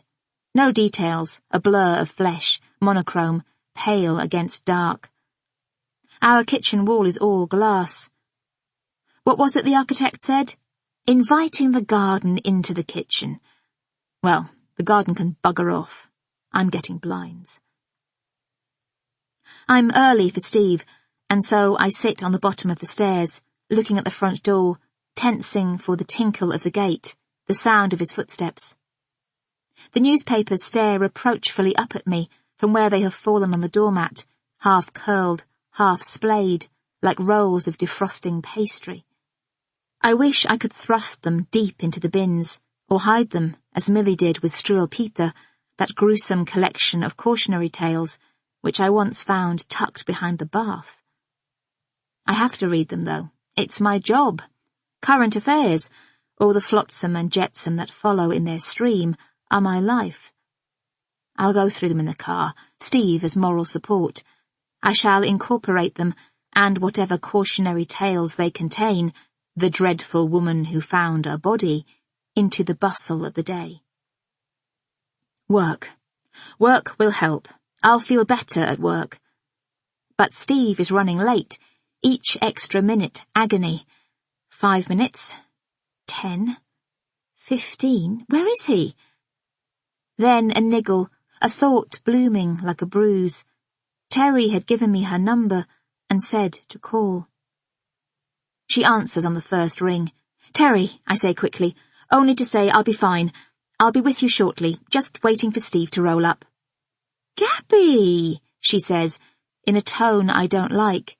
Too friendly, too surprised. Gaby, honestly, as I said in my text, take the day off. Take a few days. Not necessary. Tell you the truth, I need to come back. I'm ready. Oh, and don't text. I've lost my mobile, remember? Her voice fades slightly, as if the phone has slipped or her mouth has turned. I think you should have a few days at home. Honestly, I'm totally fine. I haven't read the papers yet, but I'm going to get onto them in the car. I'm going to be hot with ideas, I promise. What about the police? I'm on bail. She doesn't answer. I hear clattering in the background, cameras moving, doors shutting.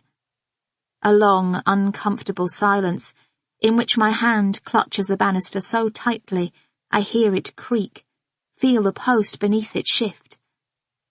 I think of India with her bright, white smile. Something inside me cracks open. Finally, Terry says, I'm sorry, Gaby. The big cheeses don't think it's right for you to come in, not just at the moment, not while the inquiry into this murder is still ongoing. My mouth is dry. If you want me to be the story, I manage to say, the foolish woman who thought she was safe, then I'll be the story. Gaby, I really... She can't say it. She's too embarrassed. The silence gapes between us. I imagine her perched on a desk, staring out the window, staring at the wrinkled surface of the Thames. I think back to before this phone call. How did I imagine I could go to work, carry on as if everything was normal? You're right. It doesn't matter that I'm innocent. It's the wrong type of publicity. The show must come first, I say. A list of statements, not questions. I can hear her relief. Have a few days' rest. Clear things up with the police, speak to Alison Brett, do some damage control. I'll keep you in the loop. TV Gab loses cool. Gaby Mortimer in police investigation. Morning-all presenter in dawn arrest. Worst of all, Gaby lashes out. My teeth are bared in that photo, like one of those Rottweilers that mauls kids. An insert pic provides a close-up of the shin, with which my vicious foot made contact, a plum of a bruise, plus a nasty nick. The reporter in question sought medical treatment. Bless. I go back to bed. I don't know what else to do. My life, so solid, so impermeable, is dissolving, slipping between my fingers. Was it ever solid? Was it ever impermeable? I feel like I am falling, with nothing to cling on to. This murder inquiry has affected everything. It has stripped me down to nothing. Who am I? Who are my friends? I thought I was a nice person, kind. the sort of woman people liked. I thought I was safe in that. And it matters to me. I realise that now. I care what people think. I really do. I'm generous to the people I work with, the receptionists and the ADs and the stylists. I bite my lip with Stan. He has nothing on me. Nothing. I'm fucking charming. The effort I have gone to maintaining my poise, my cheerful, unruffled stance, smiling for the photographs, P's and Q's, and all it took was those few blinding seconds outside the house. A personality, a persona unravelled. I'll never be that nice Gaby Mortimer again. Even when they have all forgotten poor Anya Dudek, when she has slipped from the public memory, I'll be the TV presenter who may or may not have killed someone and attacked a photographer. I try and sleep, but I fail. I cry a bit. At 10 a.m, I ring Alison Brett in publicity. Her assistant answers and says she is in a meeting. I turn over in bed, lie on top of my hands, bury my face in Philip's shirt. It's 6 p.m, the end of the working day in Singapore. Philip will have got my message 8 hours ago, at least. Why hasn't he rung? I know I didn't say what had happened, but he must have heard from someone else. A text from a friend, a snippet on Sky News, surely. And then not to ring. He could have been in meetings, I suppose, in a world of numbers, cut off from Daily Mail gossip, and he thought he'd ring me later. I should have been less cool in my message, but then that's how he likes me. Cool, poised, successful, his celebrity wife. Would it be so wrong to break that? I think about how things are between us, the distance, the lack of connection, the dark ravines and jagged edges. I search my brain. The day he came to surprise me after work. I saw him in reception before he saw me, leaning forward in his city suit, a fish out of water, a look of slight confusion on his face. All the time another cyclist knocked him off his bike at Waterloo. He limped home, stood in the doorway calling for me, his elbow at a funny angle, blood pouring from his knee. My heart turns. The distance between us doesn't seem so gaping. I pick up the phone before I can stop myself. He doesn't answer. I should hang up, but I don't, and I do everything I have told myself not to. I leave a garbled message, begging him to ring, my voice choked with tears, thick with need and panic and self-pity, all the things he hates. After I hang up, I realise too late that the intimate memories that gave me courage were about his vulnerability, not mine. And then Clara calls. I will be bobbing on a raft in an ocean, shipwrecked, my skin blistered, a seagull for lunch, and Clara will eventually find me. Gaby. It's all she has to say. Her tone tells me she has seen the papers, that she knows I'm in a state, that here she is, my friend, ready to give me what I need. I texted you yesterday. Ken, head of physics, told me you hadn't been on Morninol, and I thought you were ill, but then when you didn't reply, I thought maybe you and Philip had gone away, or I've been in lessons. I had no idea, Gaby, until I saw the papers in the staff room just now. I've lost my mobile, I wail. I rang you at home. I'm so sorry, Gaby. We took the kids to the theatre. If I'd known, It doesn't matter. It does, though. I can't imagine what you've been going through. Are you okay? I'm fine. It comes out high and artificial. What are you doing? I'm tidying. Are you? Are you really? I swallow hard. Just emptying the dishwasher. Okay, good. Domestic tasks, always more absorbing than you think. The other day, the cat tangled a ball of wool around a chair leg. She gabbles for a while about the pleasures involved in untangling wool, how it took 2 hours, and they were the happiest 2 hours of her professional life. She is giving me time. When we were growing up, I would just turn up at her house sometimes, and she would always know by instinct when I needed to talk and when the best thing was distraction. I hold my hand over the receiver and blow my nose on a piece of tissue I find snailed under my pillow. Ken says your replacement, the girl who does the tweets, isn't half as good. I clear my throat. Really? I say. Not a patch. Is he a fan? I ask, a little squeeze of vanity to show her I'm all right. Everyone's a fan, she says softly. You know that. So, Gabs, what's been happening? What's going on? How long have you got? She answers literally, 15 minutes. I tell her everything, almost. I explain about the arrest and the interview and the smallness of the cell. I don't mention the credit card or the Italian mud. I don't give many details about Perivale's questioning. When I get near that point, everything inside me tightens.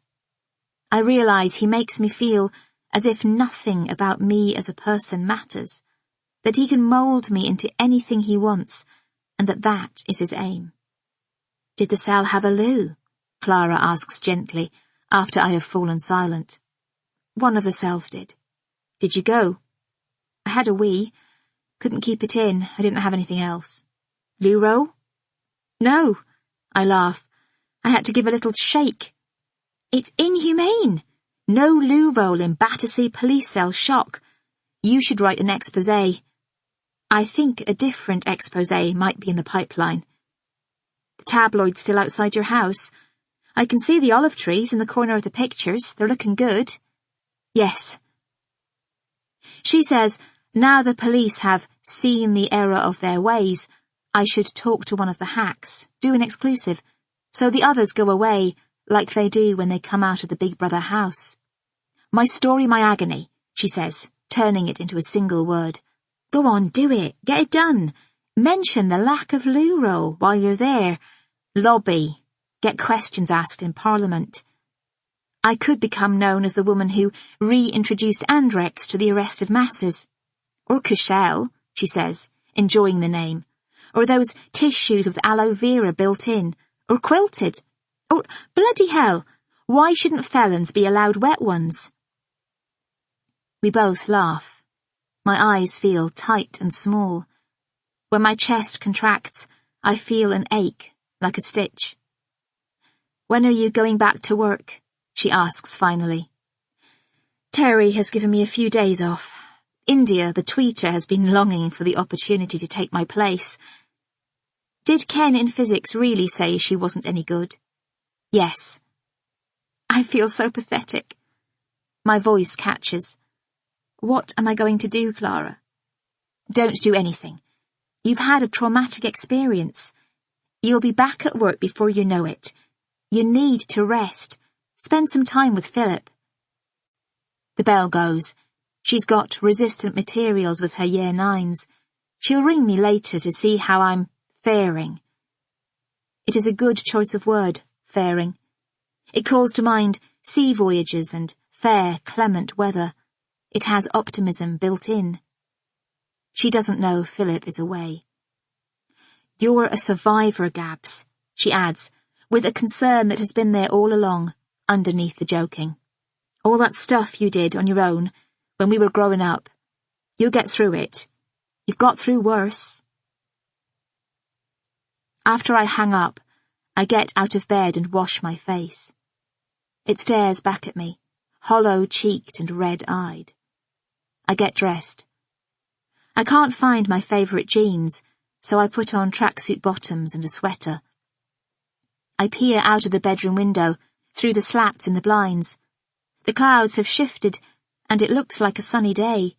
Sky the colour of Airtex shirts. How many are still down there?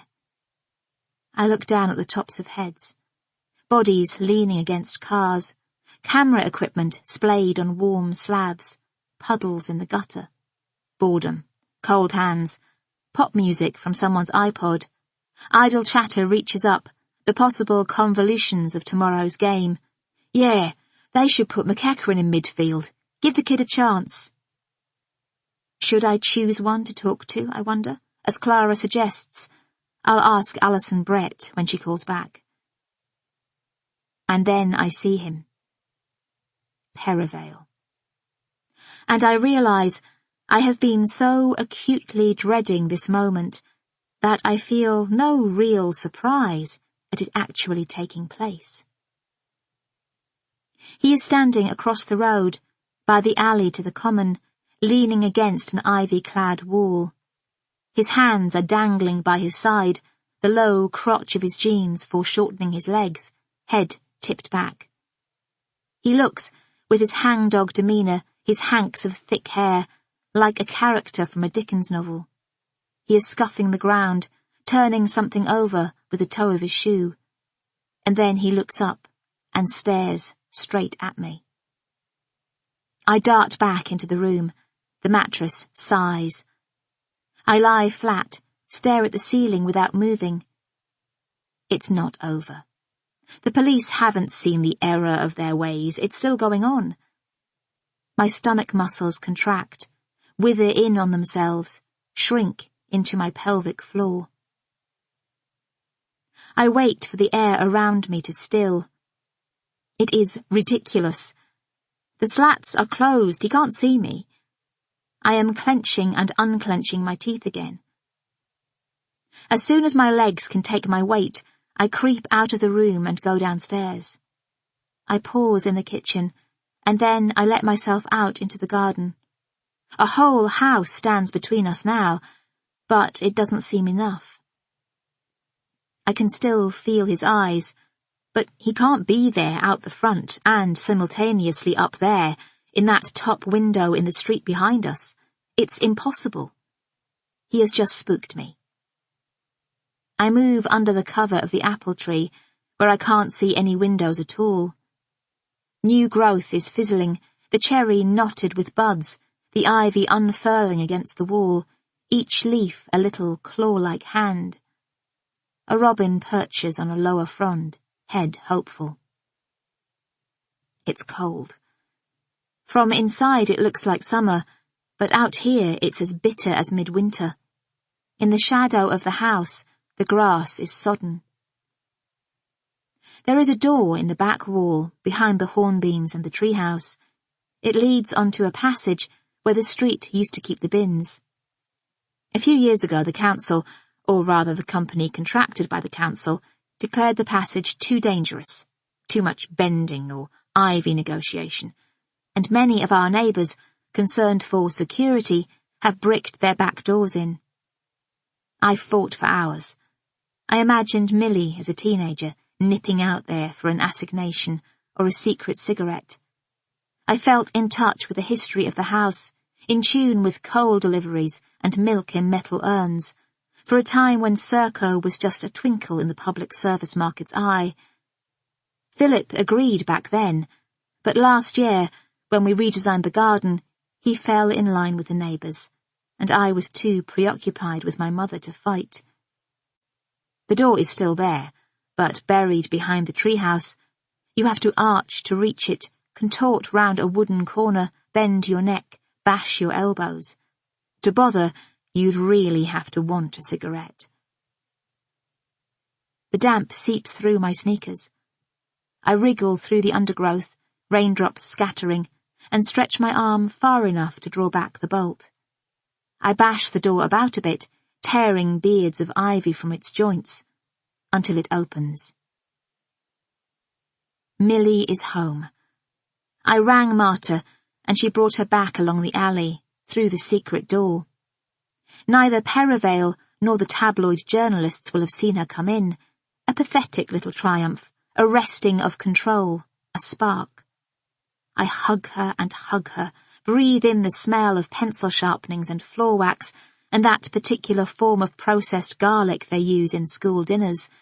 She is all that matters. I tell myself that, over and over. She pulls away. "Too tight," she says, "and you're dribbling on my neck." Marta is watching, from the door to the kitchen. She has an expression that is almost distaste, but not quite. Perhaps she is feeling homesick. "Listen," I say, turning to her. "As I'm here, have the rest of the day off. You probably have lots of things you'd like to do." She is standing very rigid. She pushes her shoulder back. "But Millie and we had the plan to go swimming." "Do that another time," I say kindly. She still doesn't move. "But I told her we would go." "I'm sure she won't mind. Mills, do you?" But Millie, searching the cupboard for biscuits, isn't listening. I turn back to Marta and smile. I'm expecting her to smile too, but she doesn't. "It is the pool with the wave machine," she says. "You wanted to come, don't you, Millie?" I feel a little bit lost for a moment. I look back at Millie. "Sweetie, Marta's talking to you. She's offering to take you swimming, or you could stay here with me." Millie has a mouth full of jammy dodger. "Are you working?" "Nope." "I'll stay," she says. The wind must catch the door, because as Marta leaves, it closes behind her with a slam. Millie and I sort through her end-of-term school bag. We marvel at paintings of trees on brown crumpled paper, chocolate eggs from her teacher, a bit bashed from the journey home, a project book containing stuck-in pictures of bread and vegetables, a food web, a letter to Santa left over from Christmas, a wonky elephant made of clay that has lost an ear. We lie these treasures out on the floor and sift through them like Howard Carter and his young assistant in the Valley of the Kings. She plays in the garden, swings a bit from the struts of the treehouse, and watches some TV. She reads to me, and I read to her. We make complicated creatures involving plastic laces and metallic beads. We talk about Izzy Matthews, and whether her hair is longer than Millie's or not. Even as I am engaging with the issue, perhaps Izzy's hair is very slightly longer, but I'm sure Millie's is thicker, I am worrying about why Philip has not rung back. Or a different sort of anxiety, Alison Brett. Twice in the course of the afternoon, the letterbox rattles and a voice sinews into the house. "Gaby! Any comment, Gaby?"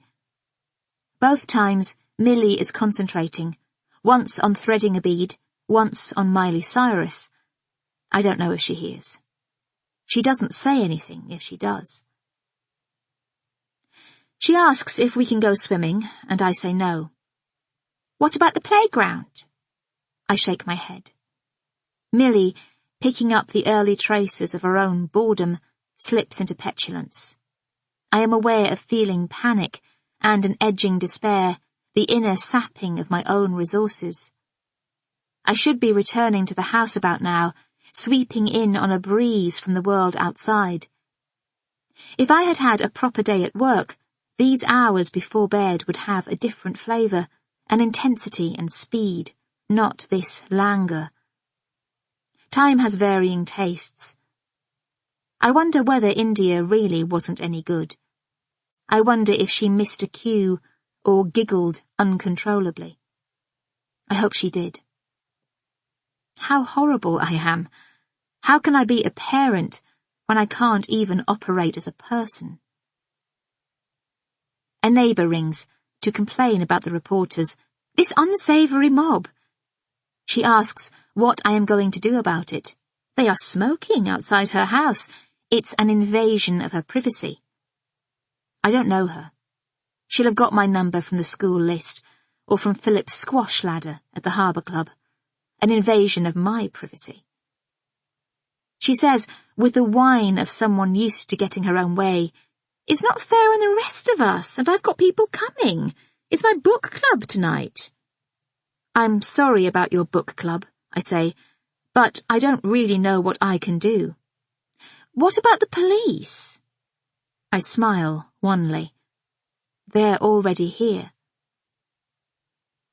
I try publicity once more, and this time, at last, I managed to speak to Alison Brett. But she took a long time coming to the phone, and she sounds less efficient than usual, more distracted. "Alison Brett speaking," she says, though I've told her assistant who I am. She knows it's me. "Presumably we need a plan," I say. "Damage limitation. Should I be talking to anyone in particular?" "Yes," she says. "That's a good idea. Probably best if you do it direct." "So there isn't a journalist you would recommend? No particular newspaper or magazine?" "God," she says, "tricky one. Listen, leave me your number and I'll get back to you." I have a horrible feeling I am being fobbed off. Just after 5 p.m, 1 a.m. in Singapore, when the sun is flashing low through the branches of a distant sycamore, catching the catkins on next door's silver birch, and Millie and I have worked our way through a packet of chocolate digestives, Caroline Fletcher comes to the door. I let her in, pressing myself against the wall so as not to be seen. "Animals," she says, then turns and over her shoulder spits, "Go away!" The gate clatters. Fuck me. She is wearing heels, with thick black tights and a frilly sailor suit-style dress, a stranger, if ever I saw one, to Gok Wan's spring trends. She rejects tea or coffee or something stronger. She won't stay long. She has brought my phone. It is wrapped and bound in plastic cellophane, like a miniature version of that luggage you see on long-haul flights. She hands it to me with a roll of her eyes. "Evidence," she says. "He wishes. Anyway, we've got it back. Any news on your alibi?" My alibi? I am holding my phone against my heart as if it were a fragment of the true cross. "For the pizza and wine receipt. The 8th of February. Early evening, I think. 7 p.m? "Right." She stands in the kitchen while I rummage around for my diary. I find the date. It would have been amazing to find proof that I had actually been in Honolulu. A late production meeting, drinks with friends, anything. The day before, Tuesday, I had had a parent-teachers meeting at Millie's school. But there are no appointments, nothing to jog my memory on Wednesday at all. I rack my brain. Millie had extra gym, so she and Marta would still have been out. Philip is never home before 8 p.m. But nothing else. Just a blank. "I haven't written anything down," I say. "Can you remember doing anything you didn't write down?" "I probably went for a run, or had a bath, made supper. It seems terribly unfair." I hold up my arms. "It was ages ago. Do I get penalised now for having a bad memory? Is this what happens to people?" "Perivale says he wants to see you. He'll be in touch over the next couple of days." "Is he still in the street?" "No," she says slowly. "When I spoke to him just now, down at the station, he said to tell you not to go anywhere." "Is he down at the station then?" Did I imagine him outside? "Yep, I got the impression he's running out of ideas, but he's persistent, I'll give him that. He seems to have no interest in looking for a motive, or in pursuing any other suspects. I don't know what you've done to piss him off, but he's obsessed with you. He won't let it go, he's like a dog with a bone." "Someone killed that poor woman," I say. "Anyway, I'm here if you need me." She is standing, checking her watch, and, with a haste that could almost be said to contradict her words, heads back toward the front door. "Don't, whatever you do, talk to him on your own." After Caroline is gone, I switch on my phone. Several texts, a couple from Clara. "Not on the sofa then, you cheeky minx." Another, a little later. "You alive?" And one from Terry, left last night, telling me not to come to work. 2 missed calls, both from Clara. None from Philip. Just a single text, sent late on Wednesday. "Arrived safely. We'll ring you later." Nothing else. No voicemail. No sign that he was thinking about me at all. I can only think perhaps he's lost his phone or fallen off the edge of the world. But of course he hasn't. I stare at the screen. I grit my teeth. I'm sick of making excuses for him. Millie is dancing around the kitchen, and I think, to hell with him. I'm better than this. I can manage on my own.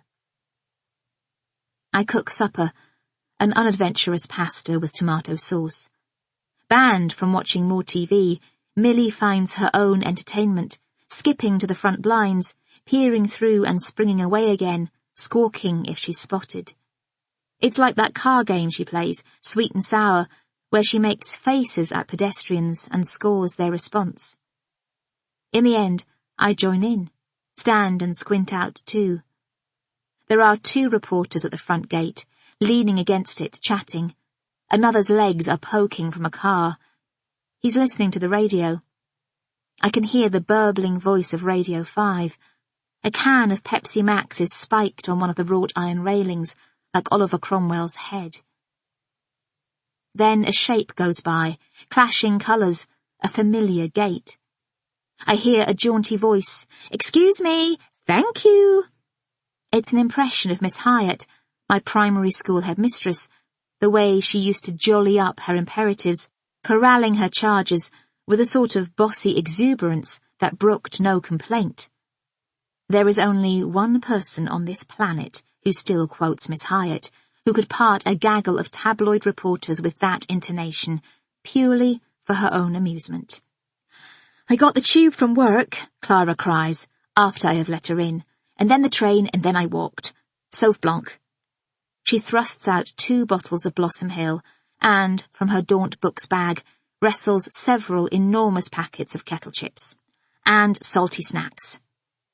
"I can't believe you've come." She's wearing a duffel coat and a bobble hat, a woman who knows a deceptive sun when she wakes up to it, north to south. London is a forest, a desert, a blasted heath. She's crossed the Sahara, the frozen wastes of Antarctica. "I can't believe you've come all this way." "Do you like my disguise?" She pulls her hat down over her face. "They let me walk straight past. They didn't realise I was the Clara MacDonald, DT Supremo of Highbury Tech." I hug her, my nose prickling with unexpected tears, and she emits a self-conscious "Aw," still stirred with the adrenaline of her own surprise, still carrying the imperious breeze of Miss Hyatt.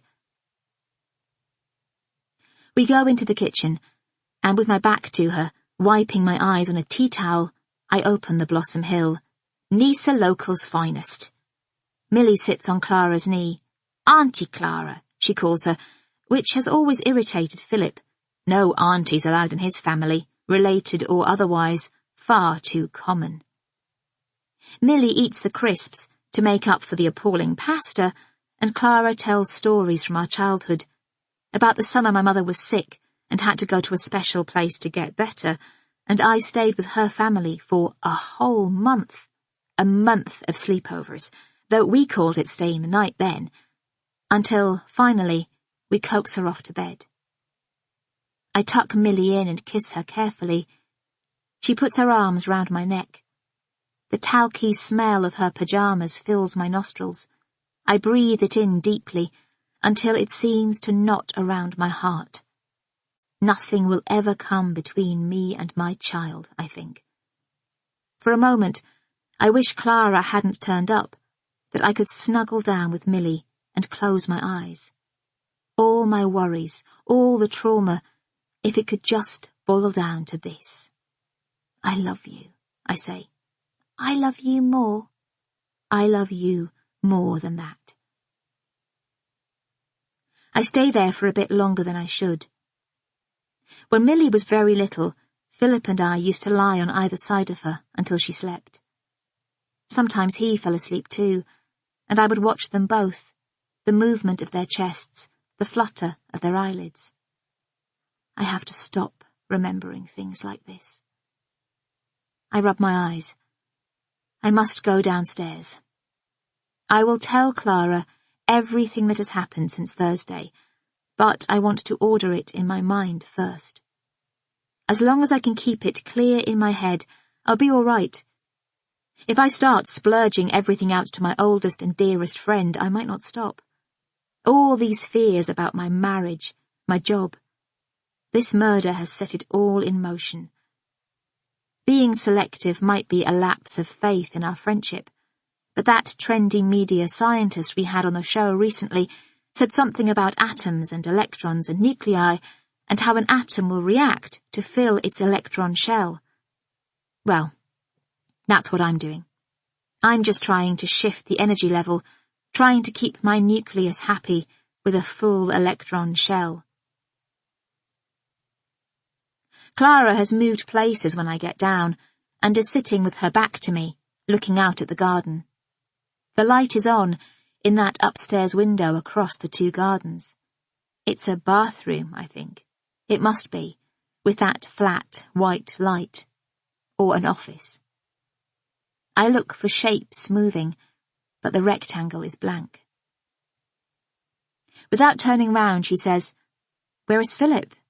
Is he not here?" "He's away." Something flashes in her eyes as she turns, or maybe I imagine it. "And he didn't come back when he knew you'd been arrested?" "Not so far."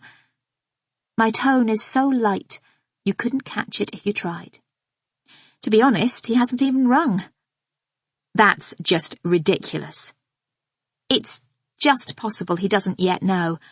I haven't been able to get through." I have this feeling again.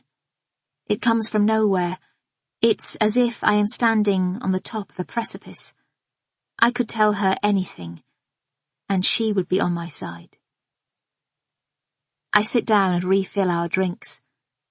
Condensation purls on the outside of my glass, and I run my finger across and down it in patterns while I talk. I explain that I missed out a lot earlier. I tell her that I think Perivale hates me, and I run through his coincidences, the physical similarities, the clothes, the cuttings, the Italian soil, the credit card receipt. Clara puts her glass down while I am talking, and when I have finished, she looks at me intently. "Why do the police think you did it?" "They don't seem to be interested in motive at all. They have some vague thought, I think, that— what shall I say? That she was my stalker, and I killed her to stop her stalking? It's a bit far-fetched. I know. I haven't talked much to Clara about my stalker. It makes me feel uncomfortable, as if I am drawing attention to my semi-celebrity status. When Philip mentioned it at that Chinese meal the other week, I saw the same look cross her eyes that she gets during discussions of a particular form of learning difficulty she refers to as middle-class dyslexia. "Was she stalking you?" Inverted commas. "I don't know. One always assumes a man.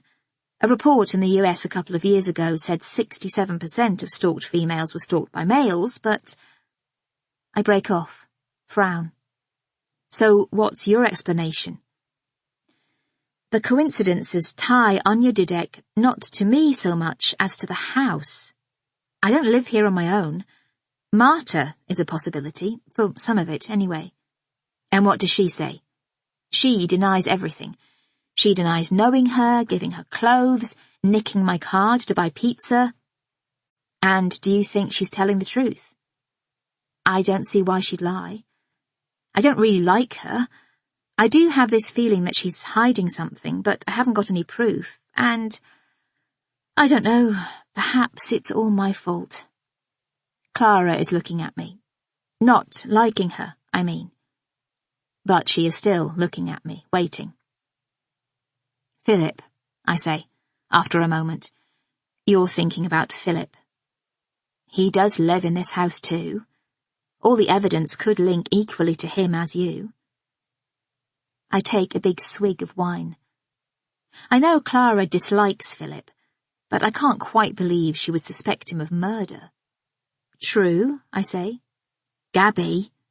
"Philip's not a murderer," I say. He's a wanker, and he's obsessed with money and status, and he's probably fallen out of love with me, but he's not a murderer.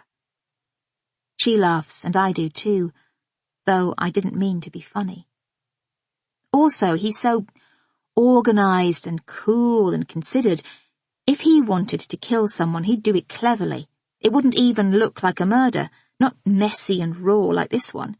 He wouldn't make any mistakes. It's just not Philip. Fair enough, she says. Plus, he's always at work and he has an alibi. Clara puts her hands in the air in surrender. Okay, I think we've established you're not married to a mad axe murderer. That's a relief. More wine? I refill her glass, and she smiles at me above it. But when she puts it down, she says, He has to come back, though. He needs to be here. He is your husband. I don't understand why you haven't rung the hotel, his office, his colleagues. Wouldn't he be useful with the legal situation? Not to mention moral support. For Christ's sake, Gaby, it is okay to ask for help. Occasionally, for once. It would be nice if you let someone else look after you. I lick my finger and use it to pick up a shard of crisp from the table.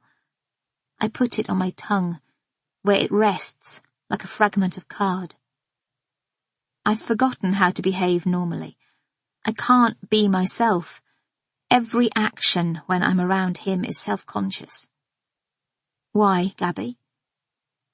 I brush the tips of my fingers together, gritty with salt, try again to swallow the crisp. I don't think he likes me anymore. That's simple. He's going to leave me, I think. He's building up to it. Not sure, but probably. Gabs. It's fine. The crisp sticks at the back of my throat. I look at her again and smile. Possibly there's someone else, I don't know. Colour rushes to her cheeks. She's been thinking this for months. Probably at work, I add. He definitely seems to live there. Possibly. Probably. Definitely. Oh, Gaby. Honestly, Clara, I'm okay. I've got Millie. Something ripples beneath her features, a spasm. And me. And you.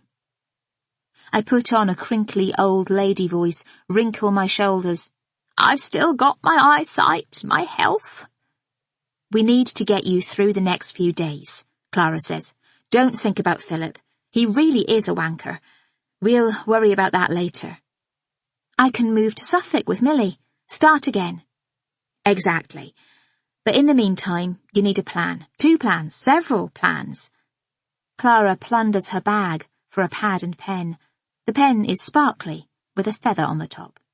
Nicked from one of my Year 7s. Right, Churchill's War Rooms.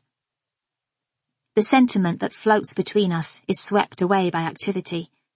This is how Clara copes, how she always has.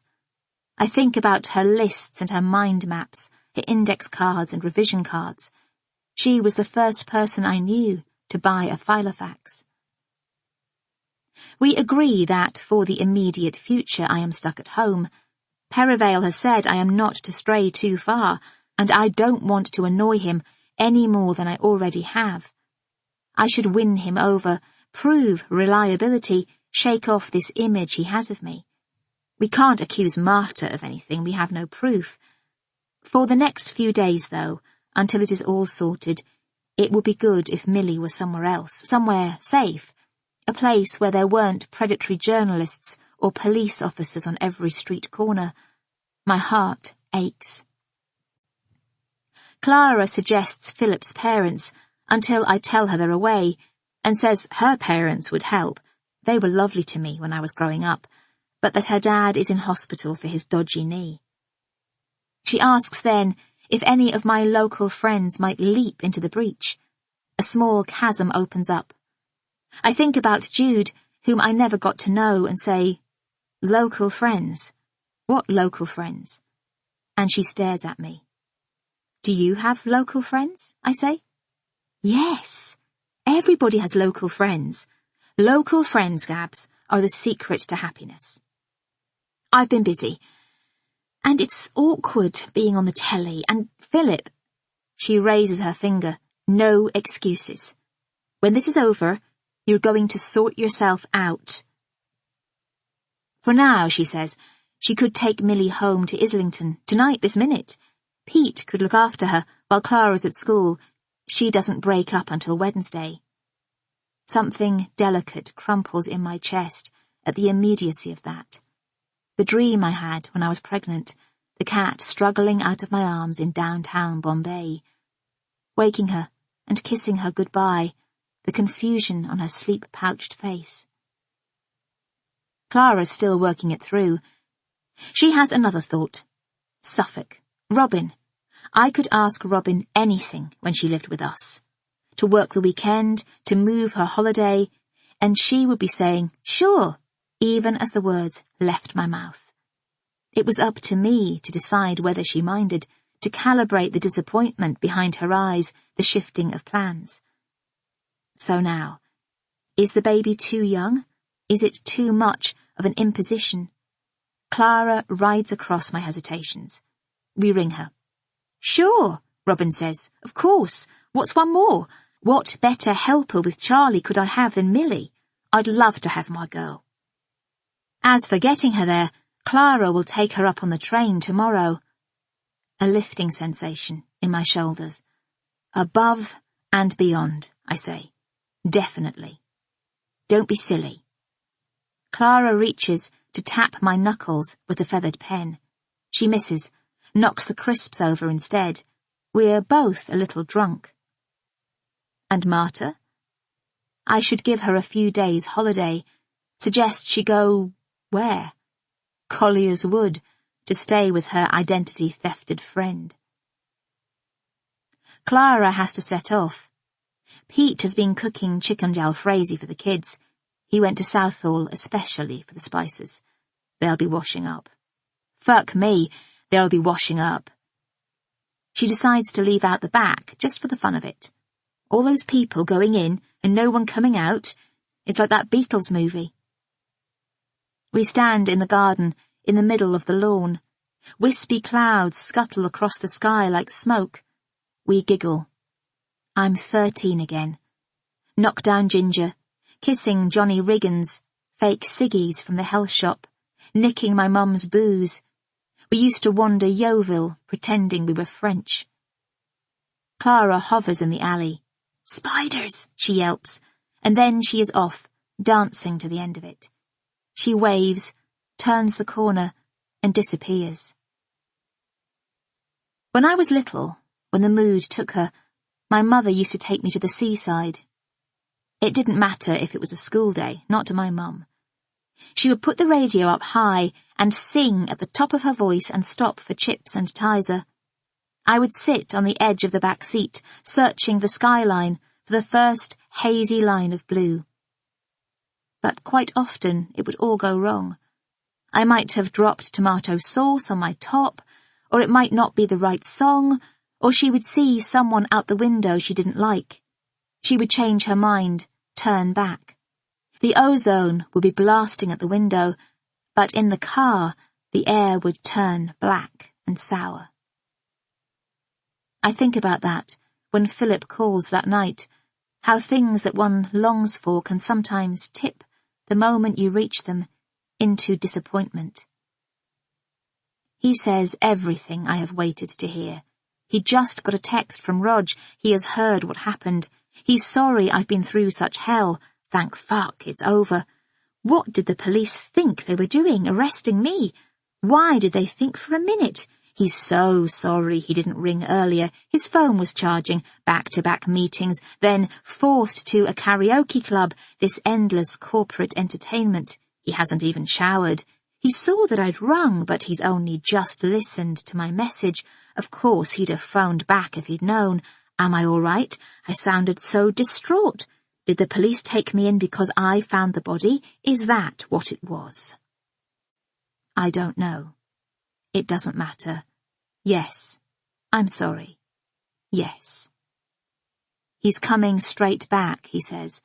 He'll be on the next flight. I'm so calm.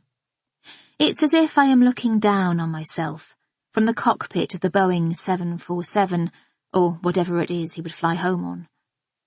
He doesn't sound like Philip. He sounds like a representation of Philip, the real Philip buried in there beneath the mannerisms, the pat phrases, the real Philip thinking and feeling something completely different. I think back to a difficult conversation we had in Brighton. I said, "You're being odd," and he said, "No, I'm not being odd, but by saying that, you're making me odd." Everything seems artificial. Images of us before. All these memories I keep dredging up.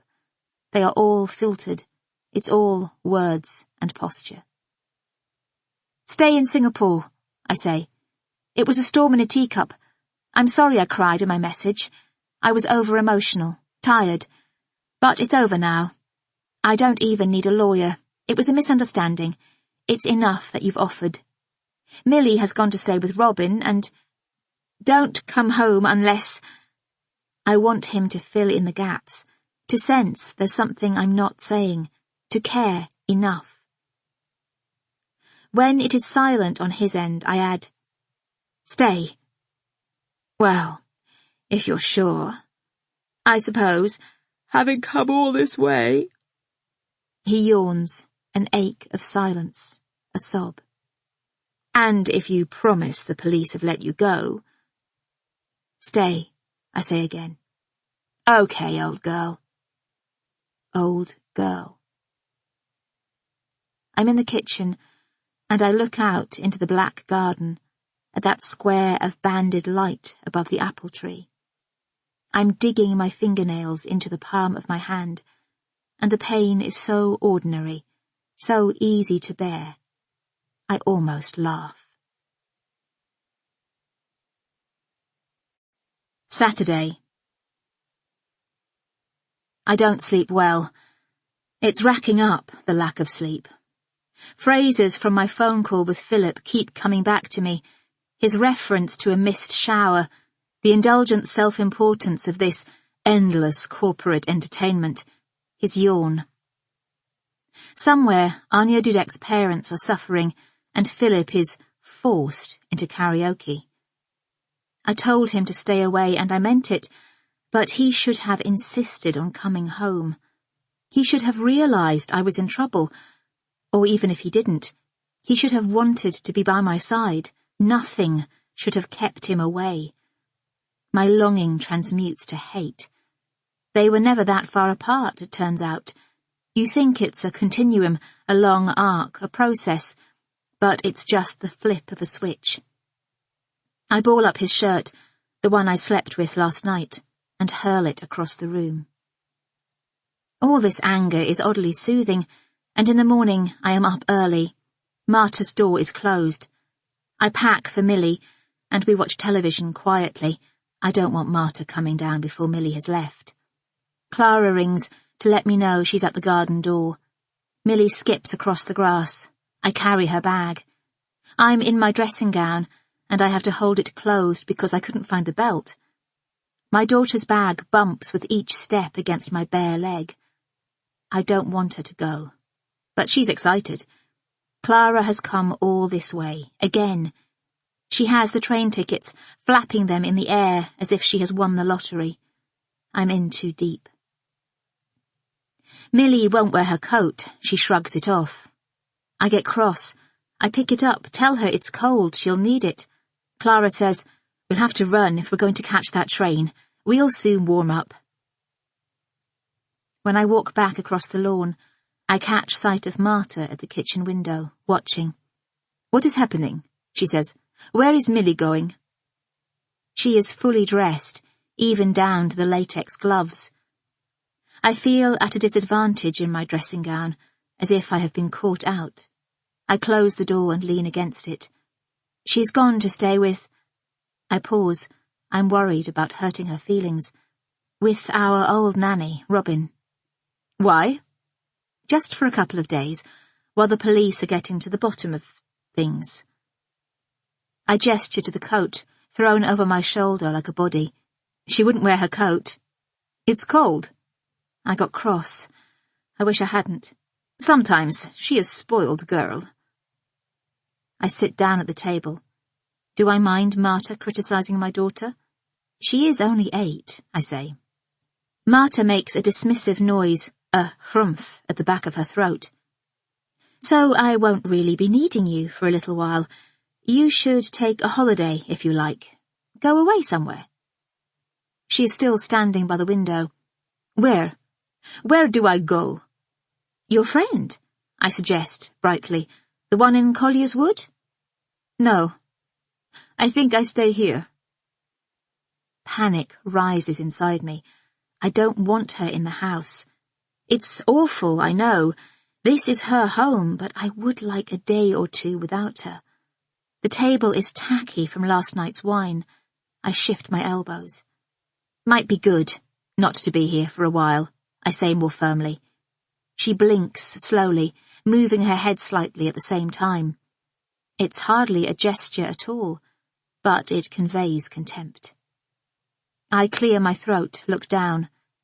If it is possible for you, it would be better. I hear her cross the room. The dishwasher shuts with a loud clack. When I look up, she has peeled off her latex gloves, thrown them on the counter, and left the room. I lie on my bed, tensely reading a book. I hid the newspapers under the sofa without looking at them, a possible sign of madness. I am alone in the house. I heard the front door slam. I miss Millie, but she will be happier where she is.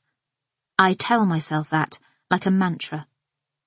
My senses have become alert to the smallest of details, a tap dripping in an upstairs bathroom, the lonely corkscrew gurgle of my own stomach. A slight shift in temperature has brought goose pimples to my arm. Noises, shouts in the street. A scrape of the letterbox, a note poked through, which I threw away without reading. The motorbike buzz of a neighbour's leaf blower. Despair slips in and sinks like a stone. What if I don't escape all this? What if Perivale never lets go? What would happen to me then? Prison? I get up quickly, cast off my dressing gown like a snake's skin, like a bad thought, and snap on my running gear. No Asics still. I wear the green flash Dunlops. I look out of the window. A few journalists are still there. One of them wrote that note. I can't see Perivale. I charge down the stairs, grab a woolen hat from the cupboard, clatter out the back, streak across the garden, and wriggle behind the treehouse. I bash my shoulder on a wooden post. I know I've grazed it, possibly drawn blood, but I don't care. I pause in the passageway. No pockets, so I leave the key on the garden side and pull the door shut. It will look as if it's locked. No one will know it isn't. The house doesn't need to be fortressed now I'm out of it. The pounding of the pavement, the vibrating jolt of my own breath. I'm not that comfortable. I'm wearing the wrong bra, the underwire is digging into my armpit, and I've got that peculiar teeth-joggling thing I sometimes get while running. The beanie keeps slipping down my forehead. I leave it until I can see only a slit of feet and gravelly earth, and then push it back up. It waits, a haze of itchy fabric, before sliding down again. As soon as I am on the common, I feel my mood shift. The minutes, which stagnated in the house, speed up. For the first time in ages, I am out running, and I am not worrying about what Philip is thinking or feeling. Today I just don't care, and it's liberating. There is fresh air in my lungs, or as fresh as Wandsworth Common gets. The diesel from trains and traffic mingles with the birthing of leaves, the pinking of blossom. Above me, wood pigeons coo, and in the bushes, blue tits dart and squeak. It's not too busy out here.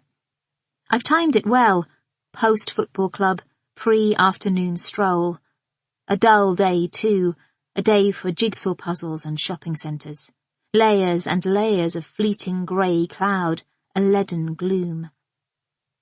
I think about arriving back at Heathrow from Nevis last Easter, plunging from all that light and horizon-dazzling blue down through the dirty milkshake of cloud into the flat black-and-white world of Hounslow and Slough. The woman, an American, next to me said, "Can people really survive in such darkness?" Yes, they do. We do. It's a relief to clear my mind, keep it clear. Exercise your limbs, don't think. Over the bridge and down the path along the railway. They have resurfaced since I was last here, since that morning 2 weeks ago. Smooth tarmac, easy underfoot, licorice bubbles of tar by the weeds. End of the tax year. Council's using up its quota before the government grabs it back. Shouts reach me through the trees from the soccer field to my right. Hairy men in small shorts hollering, "In! Slide him! Russell! Here!" 2 syllables for here. I manage my usual circuit. I've crossed the common from road to road, 2.5 kilometres, once round, and I'm pacing along the railway, approaching the bridge again, the beanie back across my eyes, when footsteps rasp behind, a jangle of coins. I quicken, assuming I'll outpace them, but the footsteps quicken too. I slow right down. Some runners don't like other people's slipstream, the boy racers of the running world. There is no satisfied intake of breath, though, no jostle of air. It's a man. I can hear him breathing. There's a pitch to a person's breath. I have time to reflect on that. I'm still 100 yards from the bridge. Flight or fight? Is this nothing or everything? Is this the moment I've been dreading? I could run. I push the beanie out of my eyes. Or I stop and turn. One of my feet is still facing forward. It's a comedy reversal of a racing start. "Sorry." He's almost on top of me. His arms break with a Woody Woodpecker windmill. "Sorry." "You," I say. "Again." "God, bloody idiot, sorry." He clutches both hands to his head in mortification, or the gesture turns into less of a smack and more of a smooth, to dampen the exuberance of his curly hair. "What are you trying to do? Kill me?" "No, of course not. No, did I? I'm not wearing the right shoes." "For killing me?" "No, for running. And you're bloody fast. In training or something. And then I thought I'd wait until you reached the bridge, that you might walk over it because of the railing things, and that might be a good time to catch you." I study him. Jack Hayward. I remember his name. A nice voice, a bit of Yorkshire in there, a short A in fast. "Why do you want to catch me? Have you been following me?" No, of course not. Sorry, no, I wasn't. I mean, I have been outside your house, but I came over the common for a cup of tea and a flapjack, saw you running, waited on that bench. I didn't want to ruin your keep fit. I've started walking on now at quite a clip. "Keep fit," I say, over my shoulder. "How old are you? 60? "Don't we call it keep fit anymore?" "Okay, so what is it?" "I didn't want to ruin your jog." "Nope." "What, we don't jog anymore?" "Jogging's dated too. It's a run, even if you're jogging it." "Okay." "I didn't want to ruin your run." We've reached the bridge and I turn. Well, it's a bit late now. Good God, I'm flirting. He puts his hands out in surrender. 5 minutes, he says. "Just give me 5 minutes." "No, sorry." I keep walking. Not running, though. That's interesting.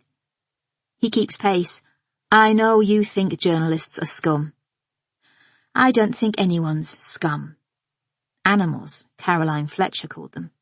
Anyway, I'm a journalist myself. I'd never use that term. "But we're not all bad," he continues. "I mean, some of us are. Probably me." He has prepared what to say, self-deprecation at the ready.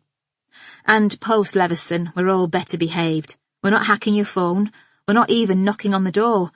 We're just hanging around, waiting, living in hope."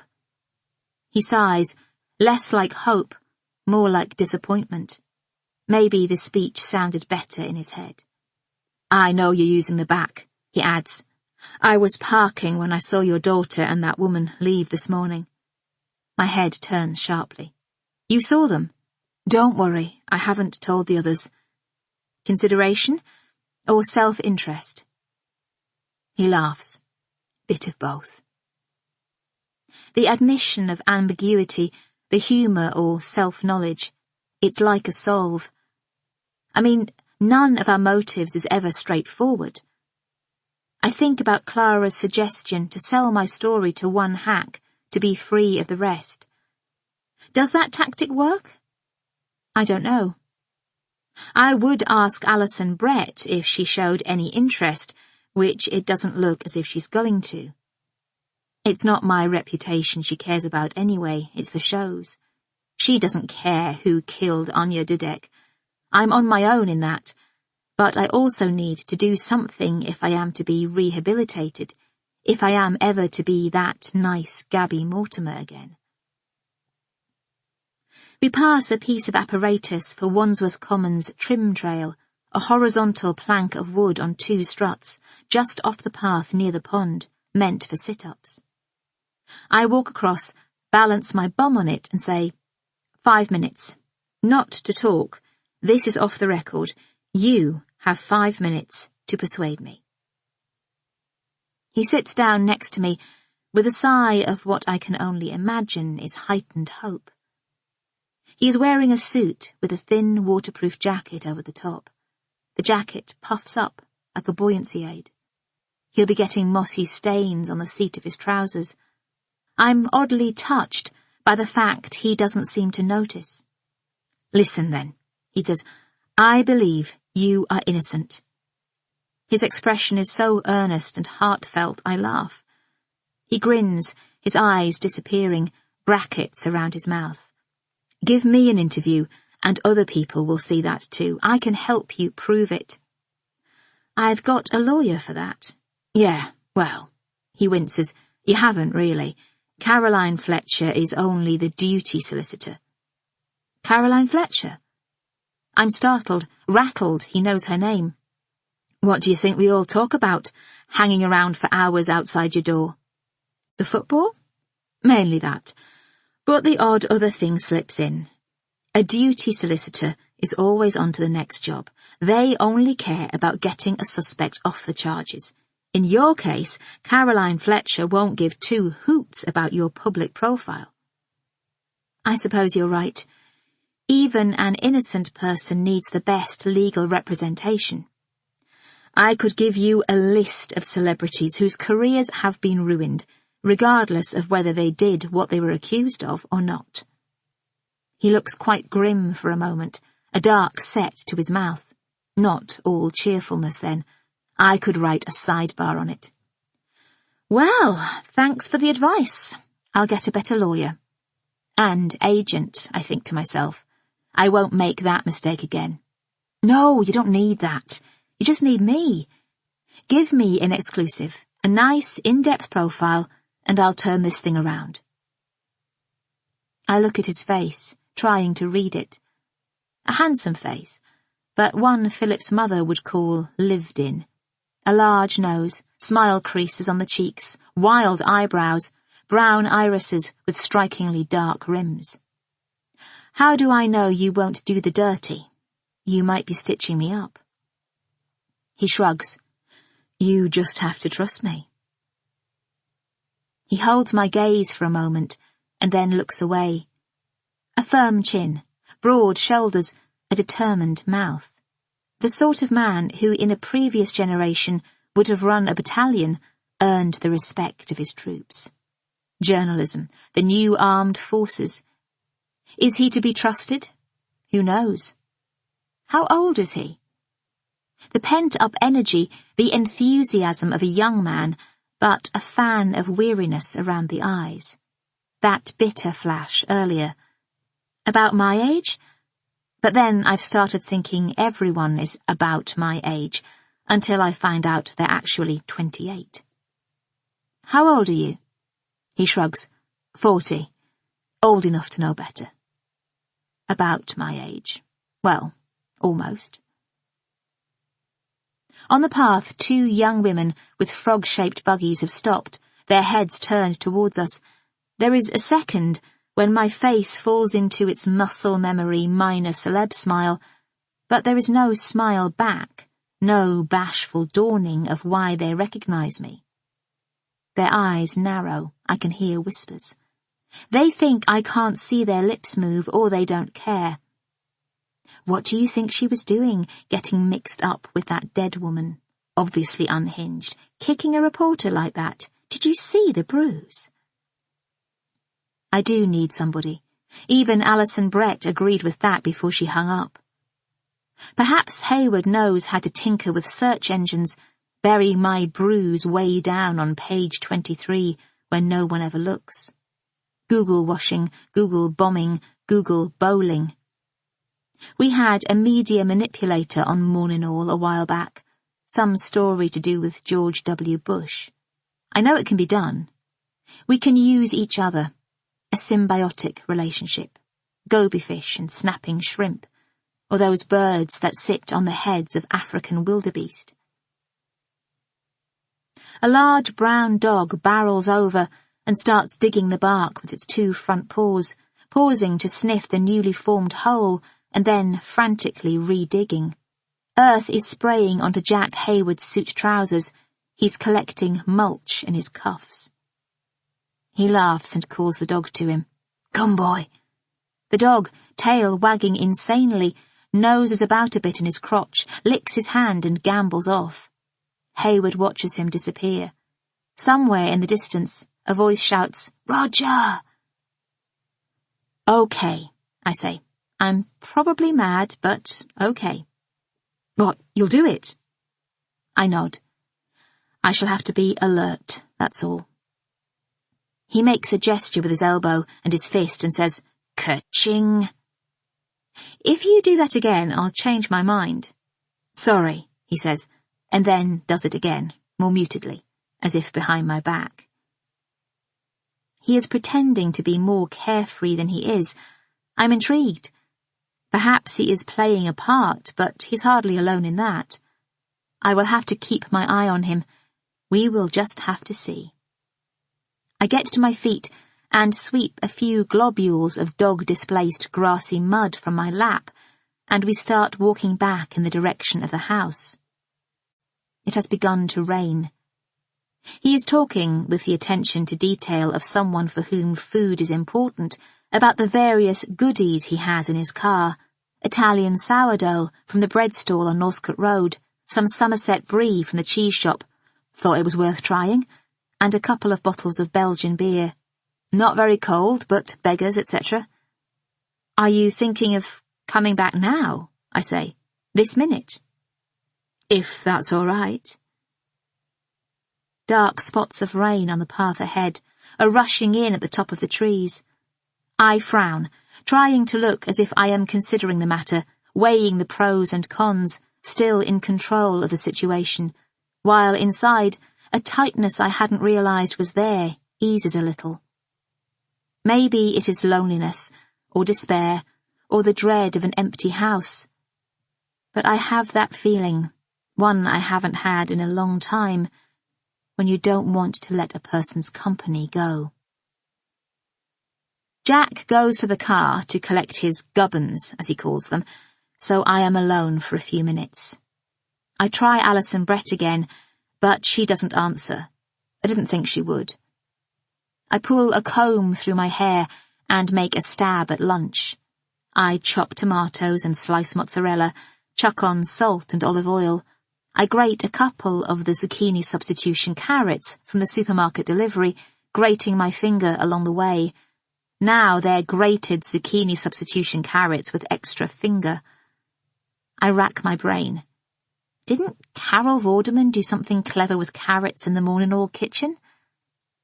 I throw in some dried tarragon and a slop of orange juice from the fridge. I'm hurrying, which is ridiculous because there is no hurry. No one, it seems, is going anywhere. I look up and see Jack crossing the lawn. I must have left the back door open. I'm disconcerted. It seems a bit forward, if nothing else, But I don't have time to think because in seconds he is in the kitchen.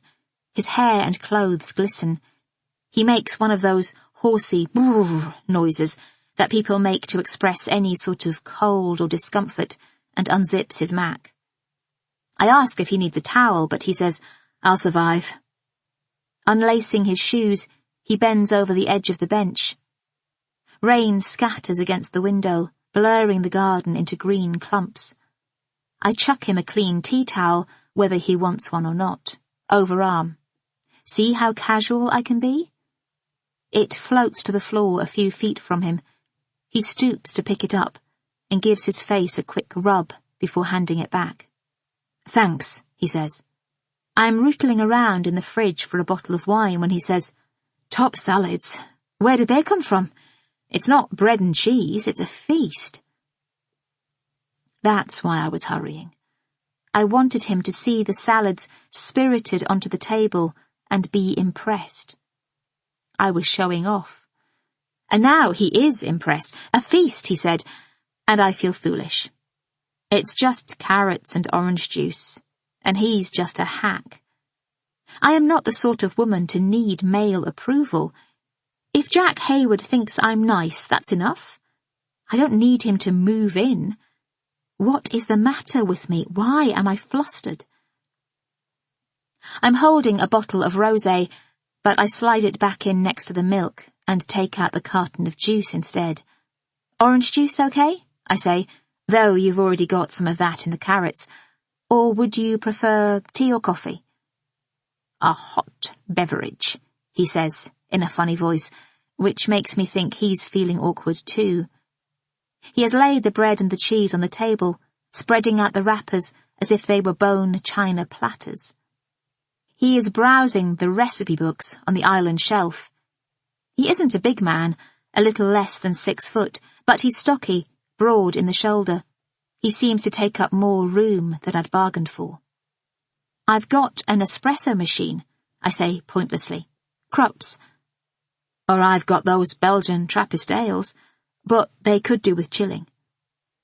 He crosses to the fridge and, clinking them out of a carrier bag, finds space for them inside. If he sees the bottle of rosé, he doesn't say anything.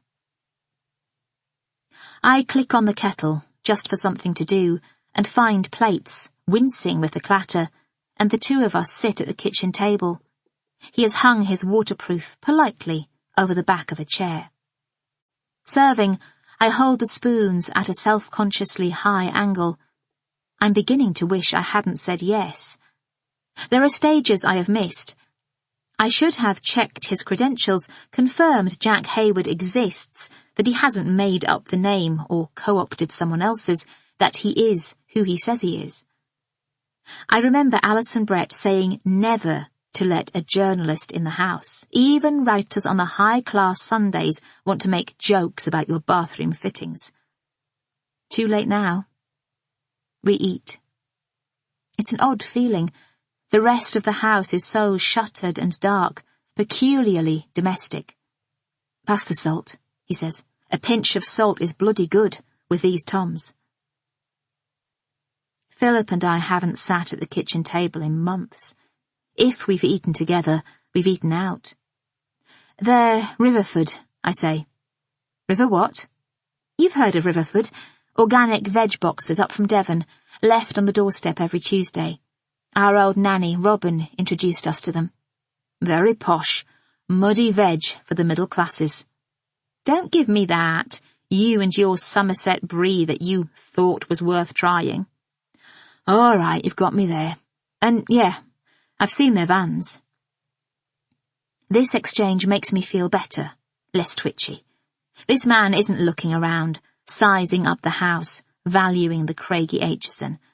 I'm the one studying every gesture, dissecting every word. "What do you think of the brie?" he asks, stabbing a chunk of it on the end of his fork, studying it like a botanical specimen. "Pleasant, but not quite brie enough, is it?"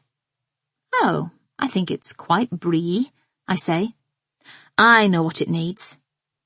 He jumps to his feet and collects the beer, which can't have had time to get much colder, and unscrews the tops.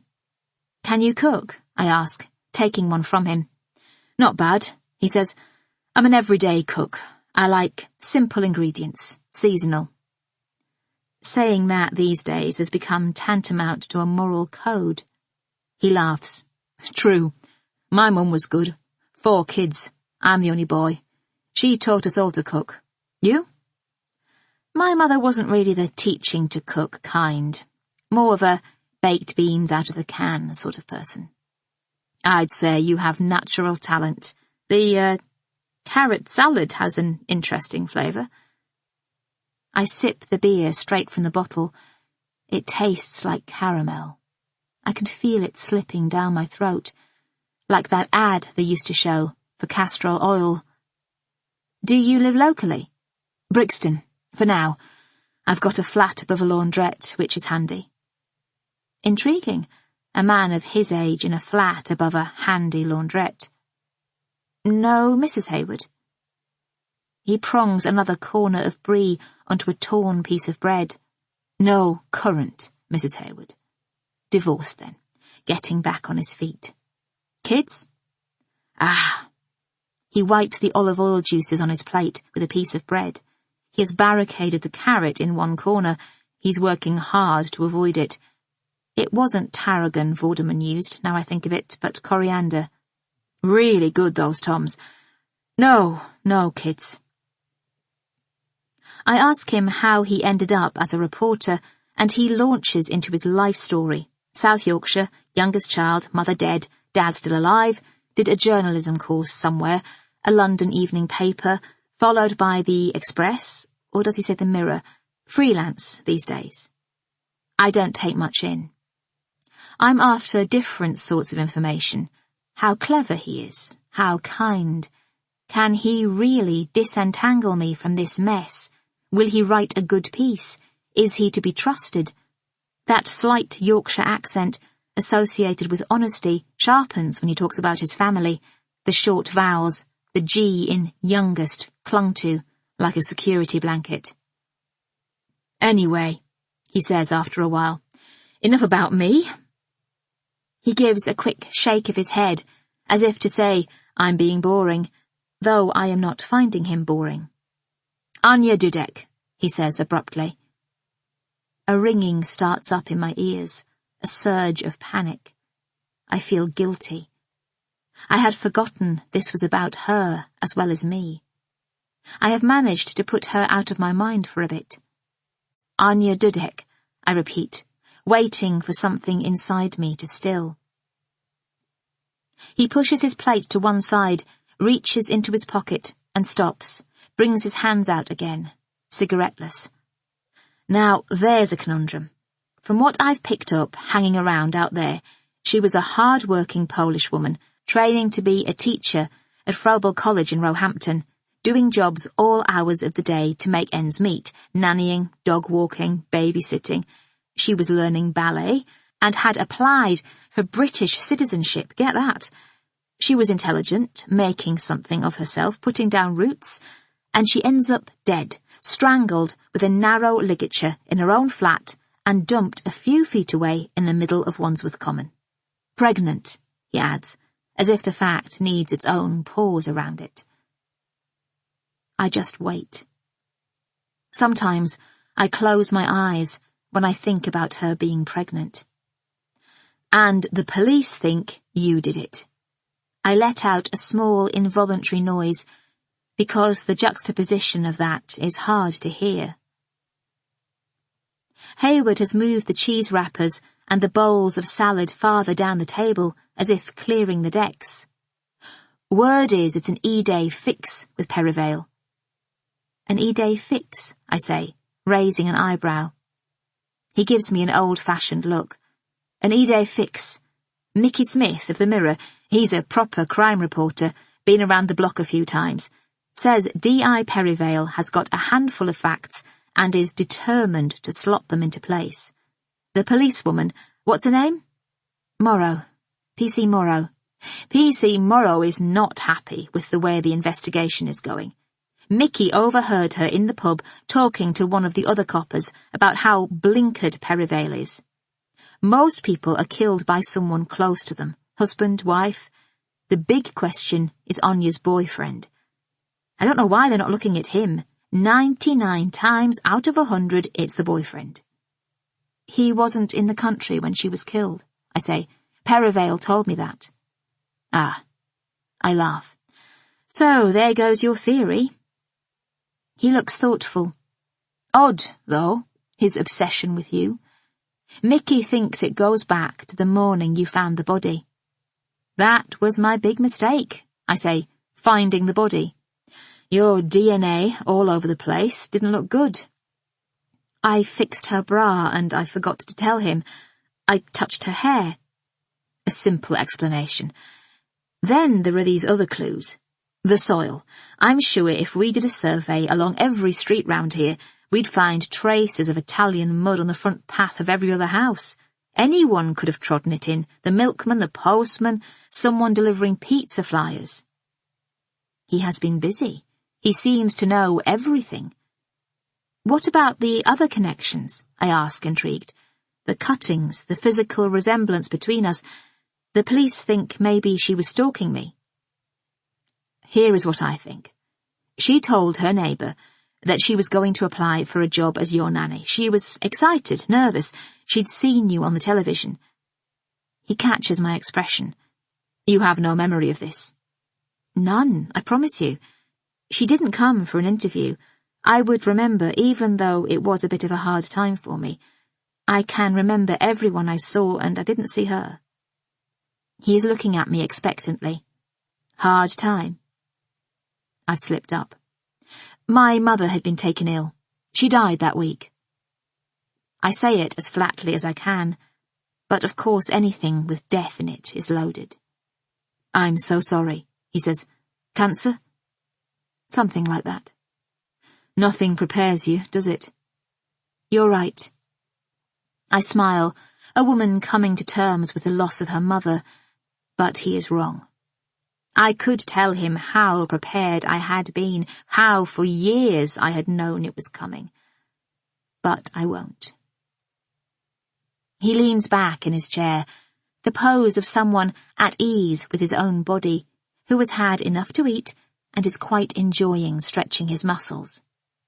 Where his shirt parts from his trousers, between two buttons, is an arrow of bare flesh. He sits forward again. So you were distracted. Maybe you did interview her, or she turned up and there was no one here. Either way, I can understand why she might have become intrigued by you, cut out the occasional article to send home to her mother. He shakes his head. The clothes, the pizza receipt, on the other hand, baffling. I don't know if it's the beer, but the way he shakes his head sends a shiver of relief through me so intense it's almost delight. To be in the company of somebody who knows so many facts in such forensic detail and still believes in my innocence, I could sing. My friends might believe me, but it's my version they have heard, whereas Jack Hayward's information is unfiltered. An idea begins to grow. Listen, I say, how about this? I give you your interview. We agree you can ask me anything you like. But before that, you help me dig about for a few days. You seem to have the contacts. I wouldn't know where to start. And I'm not saying investigate, just do a bit of poking, ask a few questions, look where the police aren't. Maybe we'll find something that clears my name. Maybe we won't. Maybe we'll just kickstart Perivale. But at least we will be doing the right thing by Anya. I owe her that. Jack doesn't answer at first. He looks troubled, possibly a little panicked. I wonder if I have made a mistake. All this chat, all these opinions about the case, were they just to win me over? But you'll be back at work on Monday, he says. How much time can you really spend on this? I won't be at work, sadly. He makes an inquiring gesture with his head. I've been suspended. A long pause. He seems to scrutinize my face. I've almost given up hope when he says, All right, I breathe out. Really? Yeah. It's not like I've got anything else on. And I can see how it might work. Two worlds collide, but in more detail, with a bit of investigative journalism thrown in. Might even flog it to the Sunday Times news review. He reaches into the inside pocket of his jacket and brings out a small dictaphone. Where shall we start? The dictaphone makes me feel uncomfortable, and I am about to ask him to put it away when my mobile rings. The phone is on the table, and Jack looks at the screen before I do. It's Philip. Oh, I say, that can wait. And I put the phone in my pocket. Yes, where shall we start? I echo. Well, I have one possible explanation for the clothes and the pizza receipt, which is Marta, my nanny. But don't tape any of this. It might not be for the article. It's not that I think she killed Anya, just that maybe she knew her and has some reason for keeping quiet about it. She told the police she had never met her, but she told me she might have seen her a couple of times at church. Where's Marta now? She's gone to stay with a friend in Collier's Wood. Collier's Wood. He deepens his voice, as if I have said Voldemort's lair. I can feel the whole thing edging from the gothic to the comic, tensions loosening. Show me where she sleeps. The police have already been in there. What are we going to find that they didn't? Fresh eyes, new perspectives. The smallest thing can mean nothing to one person and everything to another, and inconsistent evidence is always suspicious. Come on. He scrapes back his chair. Are we going to investigate, or are we going to investigate? I make a gesture with my hands to say, I surrender, and lead the way upstairs. He follows behind. I'm aware of the weight of his steps. I climb the stairs with a sort of self-conscious agility. When I push open the door to Marta's room, I start. For a moment I think she is lying on the bed, but it is just the duvet. She has folded it in a strange way, with the pillows on top. Jack crosses to the window and opens the slats in the blinds. Rain dribbles down the glass. You can see the common from here, he says, over the roofs of the houses. I'm still standing by the door. There seems to be a line one shouldn't cross. But Jack apparently has no qualms. Maybe that's because he has never met her. Does that make a difference to the ethics of the situation? He is at the wardrobe, flinging open the door, ravishing the room. A roll of brown paper tumbles out. He looks up. What are you waiting for? I suppose it's okay. I cross the threshold and join him at a closet. Still feeling ill at ease, I go through the shelves at one side, starting at the bottom, various textbooks called things like English Without Pain, an A to Z, a pile of leaflets, Madame Tussauds and the London Dungeon, a card for a cab company. At the back is a pile of padded brown envelopes, a thick roll of white stickers, and several Scotch tape dispensers. Why would she need so much stationery? I say. Don't know. Jack is flipping idly through clothes on hangers. How many pairs of leggings does a girl need? That, I say, is a matter of opinion. I have searched a pile of towels and bed linen and a collection of toiletries and have got to the top shelf. I have to stretch up and feel to reach the back of this one. There is a garment bundled up there, and when I pull it out, I see it's the pair of jeans I've been missing. I stare at them. I wondered where these had got to, I say after a bit. She must have put them away here by mistake. Jack closes the cupboard door. What were we looking for, anyway? I don't know. It was your idea. What's this? He points to a shoebox under the bed. Should we really poke about? You're right, he says. We shouldn't, but I'm going to open this anyway. Don't look at me like that. For Christ's sake, Gaby. It's the first time he's used my name. I stand by the door, already leaving in my head, already downstairs with the kettle on, as he bends and slides the box across the carpet. I suspect Marta is lying to me, but even still, I don't like the fact that he is doing this. It reminds me that I don't know him. He probably shouldn't be in the house, let alone in Marta's room. But I'm paralyzed. I don't do anything, I just watch. He pushes the duvet to one side and sits on the bed to open it. When he removes the lid, a couple of thin slips of paper float out. "Post office receipts," he says, flicking through. "Tons of them. 20, 30, all for items posted in the last couple of months. And a stash of money, too. There must be £500 in notes." Who would need to go to the post office with so many packages? A mail order company? Or, he makes a face, someone sending an awful lot of presents home. Bloody hell. I cross the room and sit next to him. I'm intrigued now. A spring deep in the mattress upholstery twangs. I lose my balance, fall into the side of him. "Oh dear, too much lunch," I say without thinking. He looks up. Our faces are close. His arm grazes mine. And then a noise. The rattle of a key and the creak of the front door, a small vibrating bang as it hits the far wall, the reverberating crunch as it closes. A familiar sequence of sounds.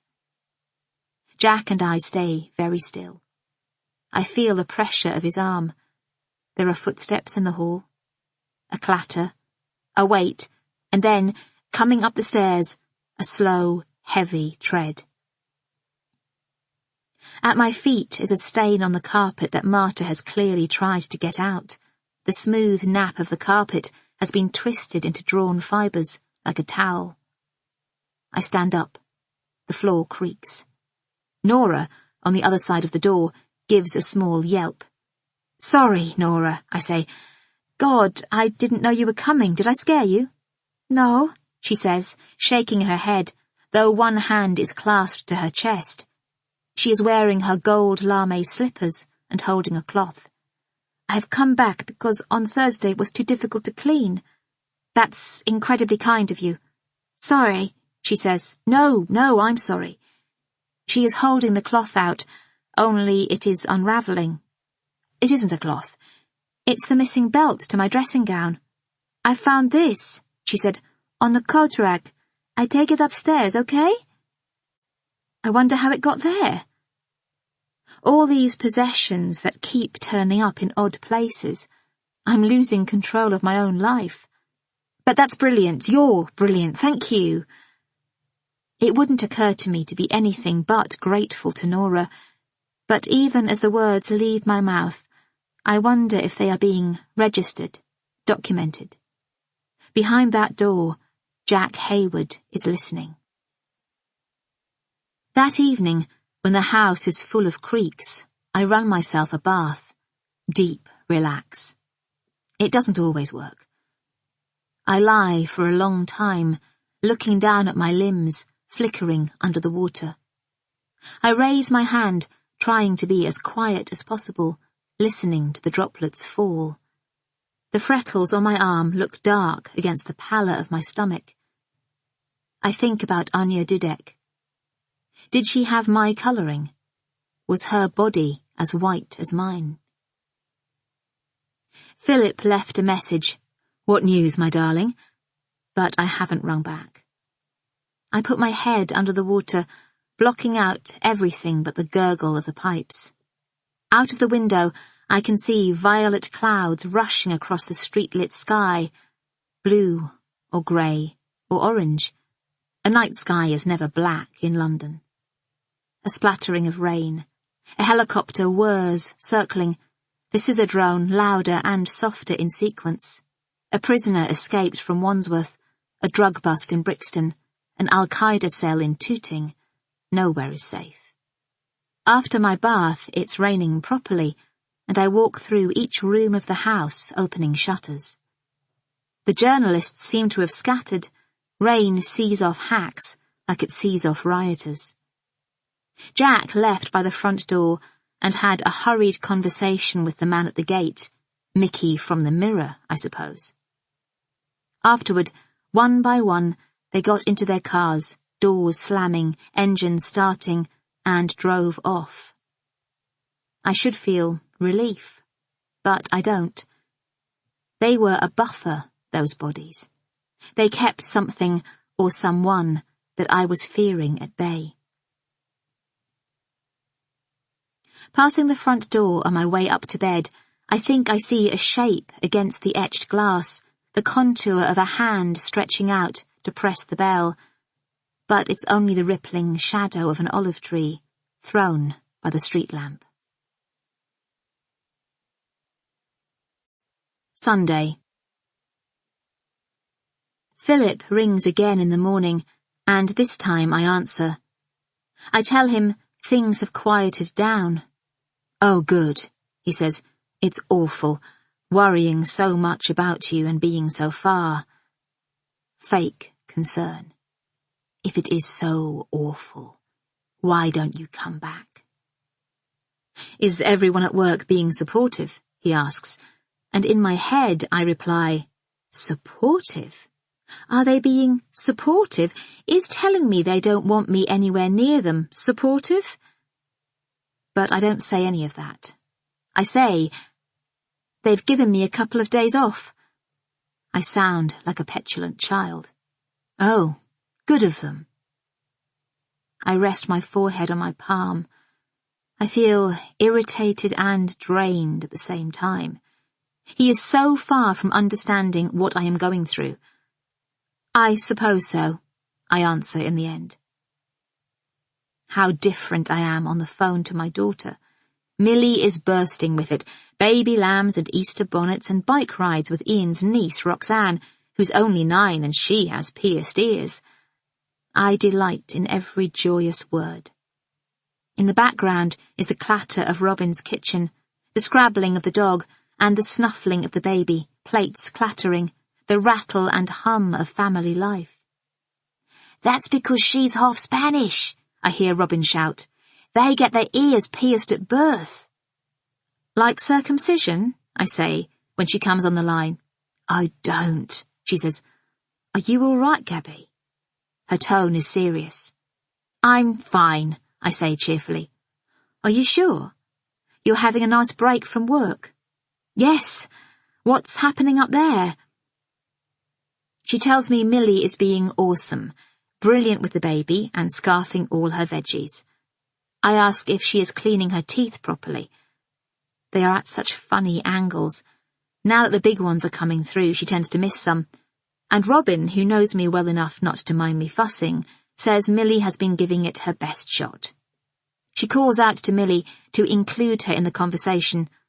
"I had to send you back, didn't I, yesterday, to have another go at that one that's growing behind the little tooth?" I can hear Millie's distracted agreement. "She's feeding Charlie," Robin says by way of apology. "We've started solids." "What's he eating?" "Carrots." "I've got loads of those." "Bring them. We don't have many carrots up here in the boondocks. When do you think you might come?"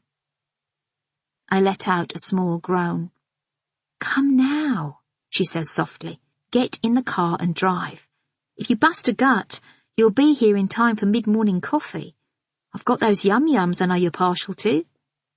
M&S? Sainsbury's. Not quite as delish, but almost. So, more of a yum. Hop in your car and get here for mid-morning coffee and a yum. I groan again. I can't. I'm stuck. I have to wait. Next weekend, I should be able to come up then. I miss my little girl. On Wednesday, I've got to come to London to see my OBGYN guy. I could pop in and see you. I can't let you have Millie back because it's Roxanne's birthday on Friday, and I've promised Millie she can come to the party, but I could bring her up for the day, if you're missing her enough by then. Oh, yes, do that. If I can coax her away from Roxanne and the baby. Her voice fades. Do you want to say goodbye to Mum? Then, gently breaking the callousness of my little angel, she'll ring again later. I put my hand to my heart, a tiny dagger of disappointment. "Okay," I say cheerfully. "I forgive my daughter everything. I love you both." I forgot. I thought, now the hacks had gone, I was safe. I leave the house, my head still in Robin's kitchen, through the front door, as if life were normal. When the door closes, it's already too late. A silver Mondeo is parked outside the gate, and Perivale is inside. A prickle of fear slowly climbs my spine, pelvis to skull, vertebrae by vertebrae. My neighbour was parked in that space last night. Perivale must have waited for them to leave, or circled. He's wearing his dirty green waxed jacket, and his face, in seated repose, looks more jowly than I remember. On the passenger seat is a heap of newspapers, and in his hand a takeaway polystyrene cup. I smile, my heart hammering. He nods tersely and looks hurriedly across at the newspapers, splashing a tiny bit of coffee with the movement, as if embarrassed at being seen. I run to my own car, which is parked around the corner.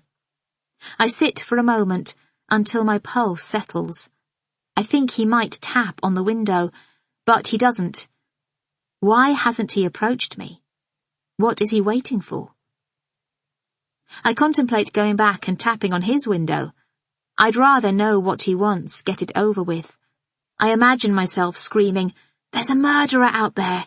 Don't waste time watching me, or circling." And then I think, why, as an innocent person, should I care? Just the thought exercises something inside, makes me feel better. The sky has cleared, and it's a bright blue day. Sun, but air as cold as the sea after a downpour. Children on miniature scooters trickle past, expensively shaggy small dogs taut on leads, ambling parents shouting, "Stop!" Any minute, one of them is going to see me, sitting here like a dressmaker's dummy, so I put the key in the ignition and pull out. I don't notice at first. I am driving down Trinity Road, hugging the central reservation, when the filter light looms. I will be forced to turn right if I stay where I am. I put on my turn signal. The car behind, a small red Renault driven by a short-haired man, puts on his turn signal too. A horn blares. We both swerve.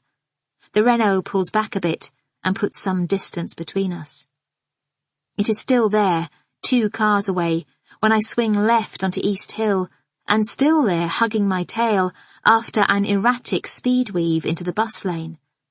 My hands grip the steering wheel. I change gears with coiled fury and fear. I pull back into the main stream of traffic and immediately right into the Tonsleys, a grid of residential streets choked with one-ways and no entries and commuter-blocking barriers. I turn this way and that, nip and tuck and scissor back. I can feel a wildness in me, a sort of rage. The gears growl. The steering wheel jerks beneath my hands with a life of its own. Who is it? Perivale? Could he have changed cars? A tabloid reporter hulking out there, out of sight. I wrench into a parking space and wait, engine throbbing. Around me, the street is still. An airplane spirals, the squeal of a distant bus braking. I scan the street once more, pull back out, manage a wobbly 3-point turn, and drive slowly back through the Tonsleys the way I came, eyes scouring. Nothing. I turn right onto East Hill and continue on my way. I begin to feel oddly bullish. Action is good. I can beat my opponents.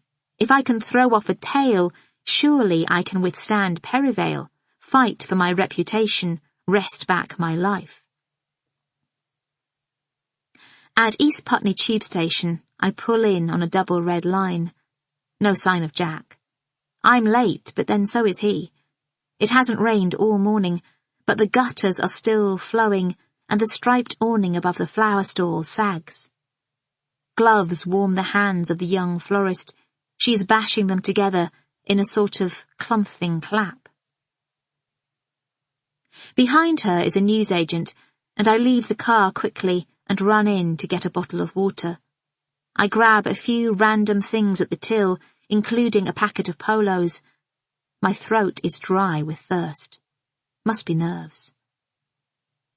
I'm back in the car, purchases stowed, before Jack arrives. I see him before he sees me. His head's down, and he is walking with a lopsided gait, an Adidas messenger bag hanging over one shoulder. He scrunches up some sort of wrapper, a sausage roll, and throws it into the closest bin. Then he looks up, clocks me, and heads over, almost at a run. He leaps a puddle, rather unsuccessfully. Mud splatters up the back of his jeans. He's wearing a warmer jacket today, which he brushes for crumbs, and a trendy reworking of a deerstalker hat. In the car he yanks it off, and his hair bounces out, as if it's been restrained.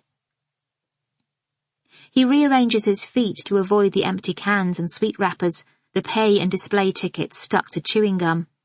It's a cleaner-free zone, my car, a glimpse into my grubby little soul, the bit Philip could never begin to understand.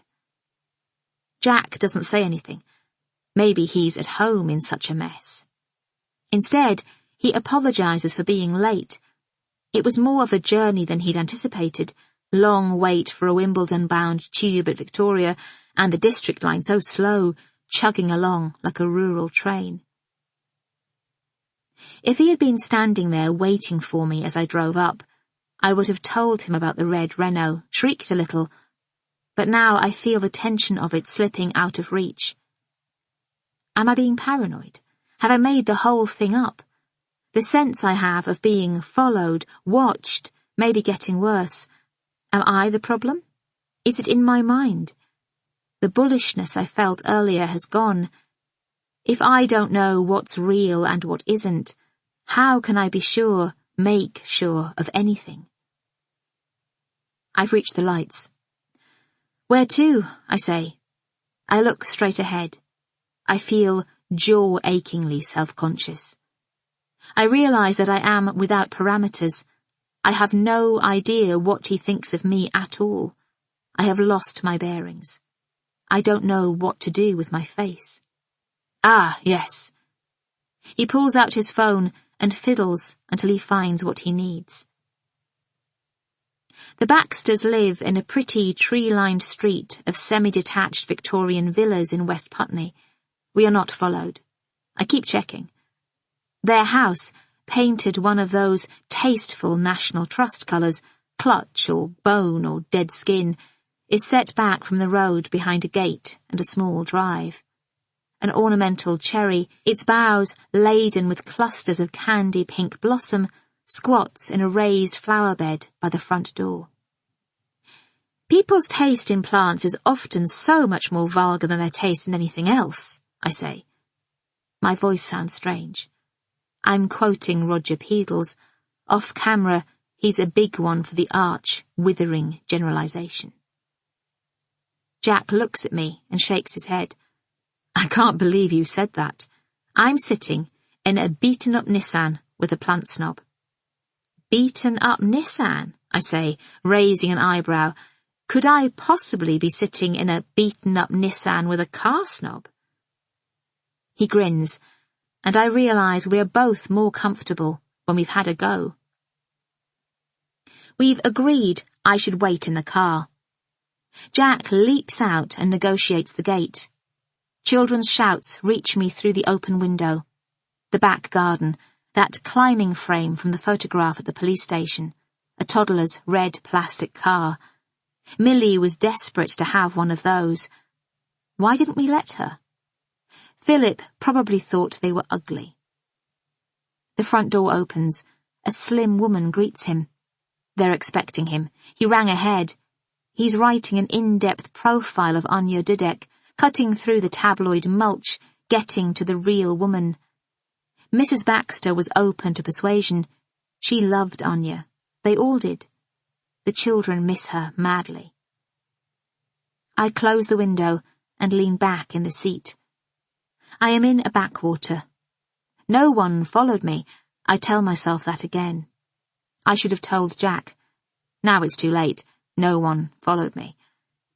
The pavements are deserted. The residents of West Putney are in their houses cooking lunch, doing homework, gardening in the new spring air. I am safe for a moment. The car warms. I yawn. When Jack gets back in, his breath smells of coffee. Wet cherry blossom adheres to the soles of his shoes. Did you learn anything interesting? Let's get out of here. Okay. I put my foot on the accelerator and screech off. I'm pretending to be the getaway vehicle, but I'm not brave enough. The spirit that moved my limbs earlier has drifted, dissolved. The speedometer says 15 miles per hour. He gets it, though, or at least offers this tame reprise. Quick, they're after us, he says, teeth gritted. Where am I going? The pub, don't you think? He is holding a spiral-bound notebook. He flicks it like a Spanish fan. I can debrief. I turn left and right and wiggle through the back streets of Putney until we reach the river. The pub. It's funny how people use the definite article as if carrying a platonic ideal in their imagination that any old establishment can slot into. The Duke's Head, large and airy, nice enough. Philip and I came here once, years ago, to watch the boat race. I park on the slope of the embankment closest to the bridge.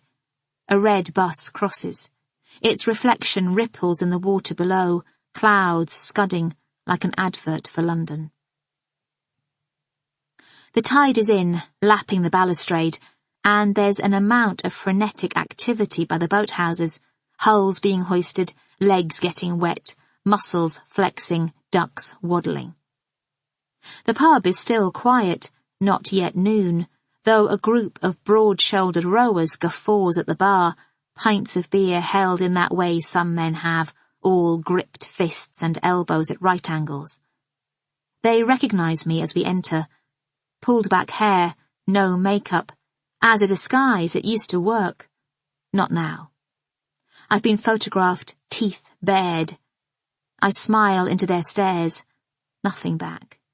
One of them, in shorts and a t-shirt that reads, fit, nudges his companion. What you having? Jack asks.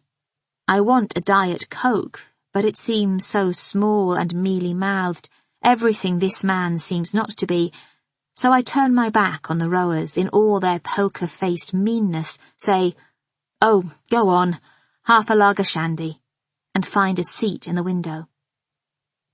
He crosses the room with a sort of lopsided skip, and then shouts over his shoulder, "What kind?"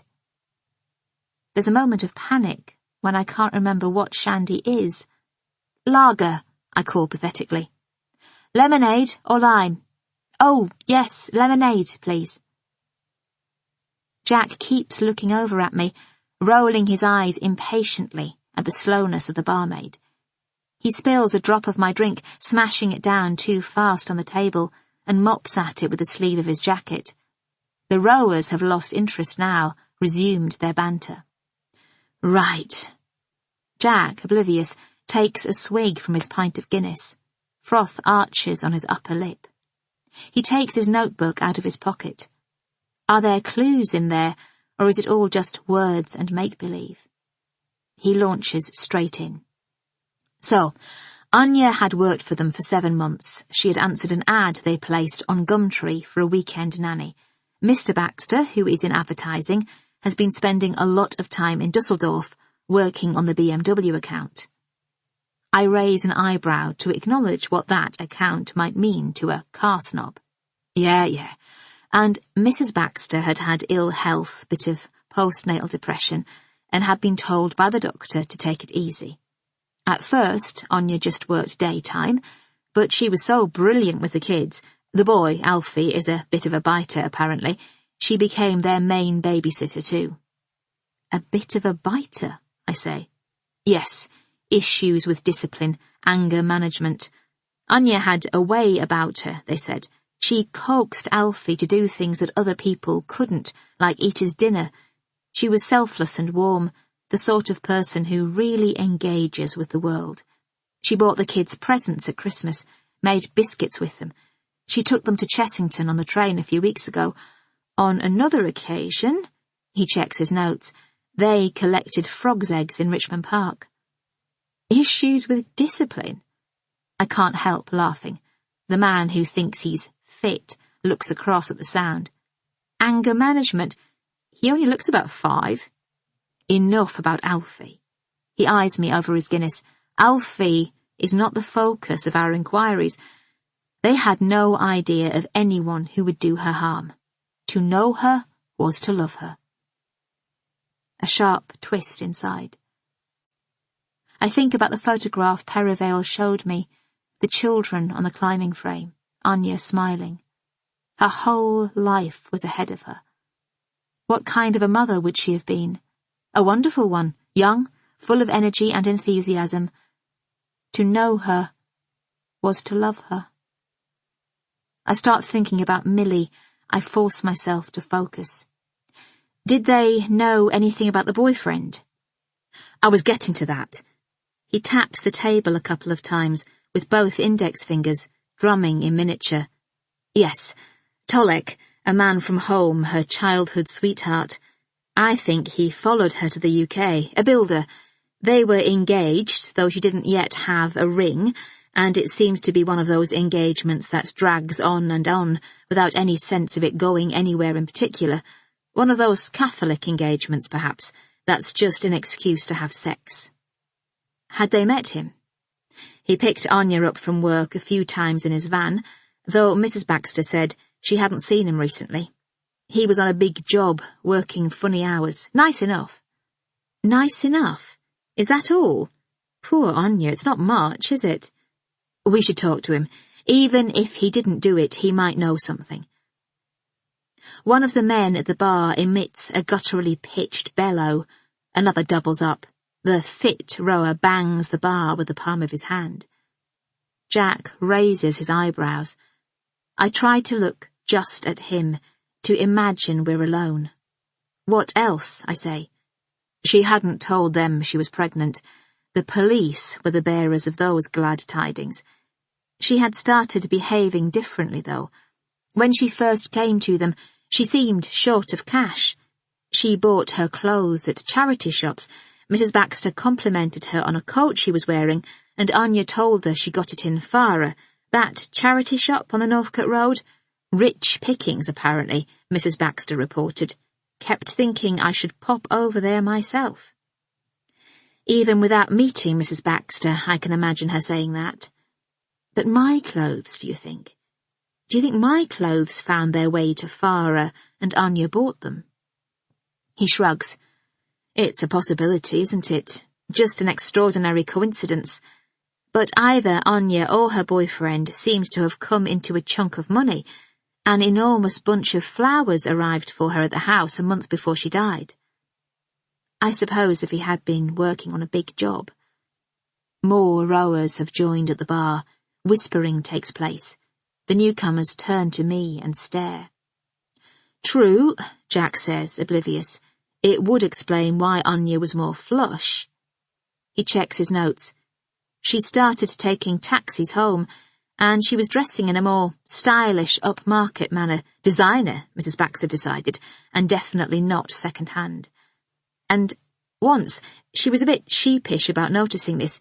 When Anya came to stay the night, she brought her sleeping things in an agent provocateur carrier bag. Mrs. Baxter was impressed.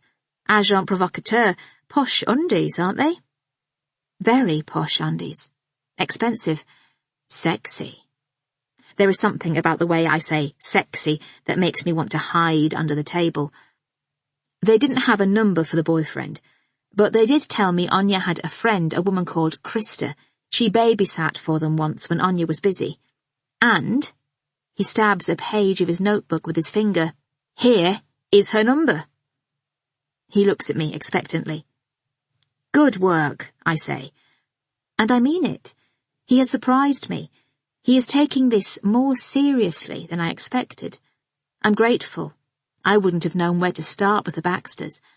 And this is something. This is a beginning. If the few facts he has collected make us both feel closer to Anya, then surely that must be good. Are the Baxters kind? I say. I know it's not strictly relevant, but I would like to think that they were kind to her. Yes. Do you know, I think they were. Are you sure you're not just one of those people who sees the best in others? He looks thrown, opens his mouth and closes it. I think they cared about her. I would say they were good employers, yes. Had they been to her flat? No, never. It's weird how lopsided this sort of relationship is, isn't it? I mean, she will have known so much about them, been part of their lives, been bitten by little Alfie, for God's sake, and yet they will have stopped thinking about her the moment she walked out of the door. The Baxters thought they knew Anya, and yet did they have a clue about what she was really like, or what was really going on in her life? And were they natural with her, or did they put on the active employer? We all present such different faces to each other. Marta, for example. Maybe she finds me as evasive and weird as I find her. We are all lots of different people, and sometimes we pretend to be something we're not. Jack looks alarmed. Sorry, bit heavy. I keep thinking, she's dead, that's all. She was murdered. He stares at the phone number scrawled across the page of his notepad, under and over scored with double lines.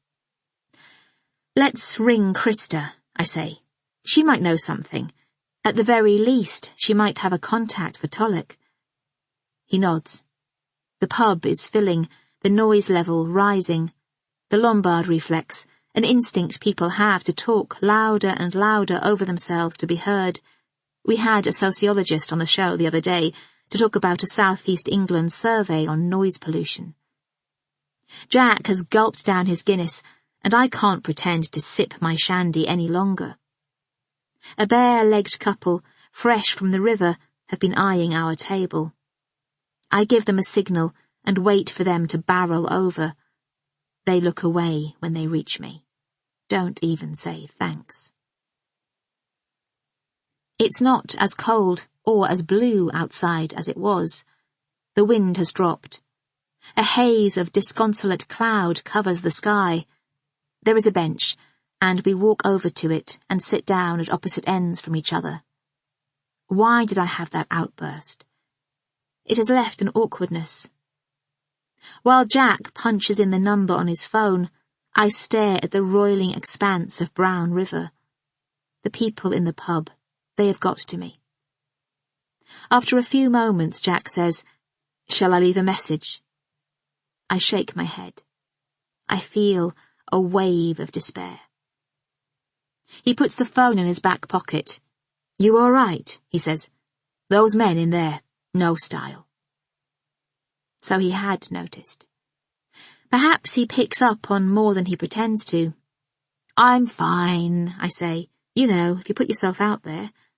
"Sundays are always the worst," he says, full of lies. More pictures of bruised shins today, then. "I haven't looked at them," I say. "I've been stuffing the papers under the sofa." He grins. "Good ploy."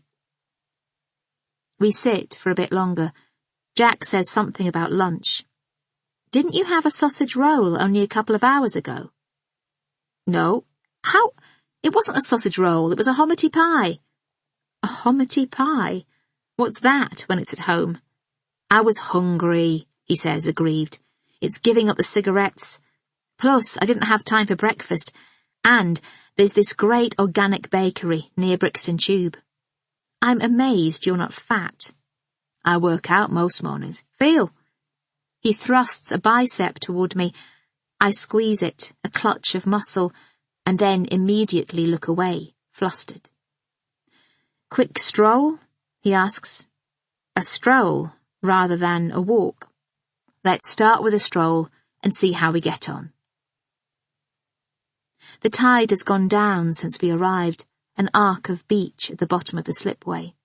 Debris, tyres, splintered wood, old plastic bags, the occasional dead rat dots the water's edge. A woman with bare, tanned arms sculls past. Tolek, Jack says. We need to find Tolek. If only Tolek hadn't been in Poland.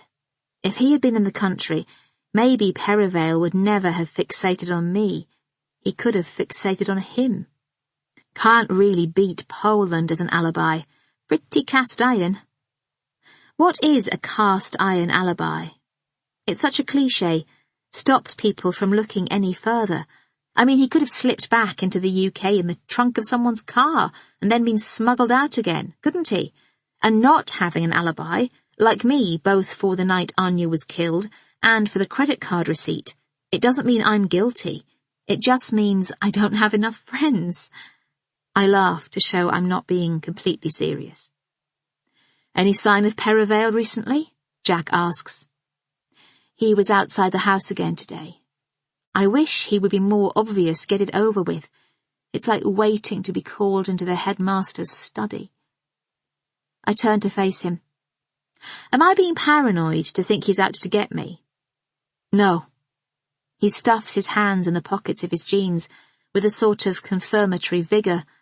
I don't think you are. He's got some weird, twisted agenda. I feel so jumpy all the time. I felt like I was being followed this morning. I'm sure it's just your imagination. You're bound to feel twitchy. Like an itch in a missing limb. Or that kid's book, The Hairy Toe. You know the one, I say, putting on a scary voice. Who's got my hairy toe? No, don't know it. You can't talk about kids' books to a man who doesn't have kids. Not a very good book, I say. We pause to wait for a rowing crew to pass in front of us. We watch them shoulder their boat, like a trophy, a ceremonial dead shark, into the bowels of the boathouse, and then we walk for a few minutes in silence. We pass a playground, the cries and shouts of children, the distant whack of balls. I wonder what Millie is doing. I hope she isn't homesick. I feel a sharp pang of longing. What about Marta? Jack says. Does she have an alibi for the time of the credit card receipt? I don't know. I can't remember. And Anya's increased wealth. I'd like to know more about that. When we have reached the place where the road ends and the towpath begins, I lean on the balustrade, rest my chin on it, look down into the eddying waters of the Thames. I'm wondering if this is all a bit pointless. Can Krista really tell us anything useful, even if we do get through to her? It smells here of deep, dark mud. I imagine we will stay here for a moment or two, reflect on all this deep, dark muddiness, and then go back to the car. Shall we keep going? He says. I don't know. I straighten up. Is this a stroll, or is this a walk? Could we continue a bit farther, without committing either way? We could. Ahead of us is a deserted stretch of towpath, scraggy trees and a shrubby fence on one side of us, a brick wall sloping steeply down to the river on the other. The ground is bumpy, half gravel, half soil, with pitty holes where rain has collected.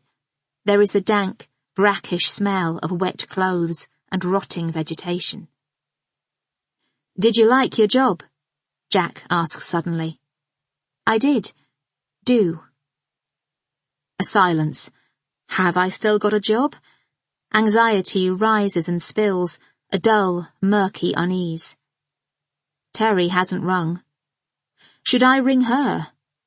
I wasn't needed while the investigation was ongoing, she said, but she might have had second thoughts. Perhaps she is missing me. Have the ratings dropped?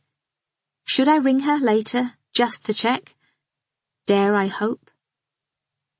Jack is looking at me oddly. Good bits and bad bits, I say. Like? I think carefully. This is the sort of information that will go in the profile.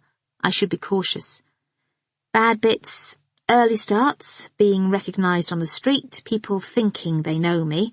I'm not very good at that, though obviously it's deeply flattering. Good bits. I like meeting people. Sometimes it's just celebrities, but often it's ordinary people with extraordinary stories, or experts in a particular field. You pick up all sorts of random information that can come in handy. Such as?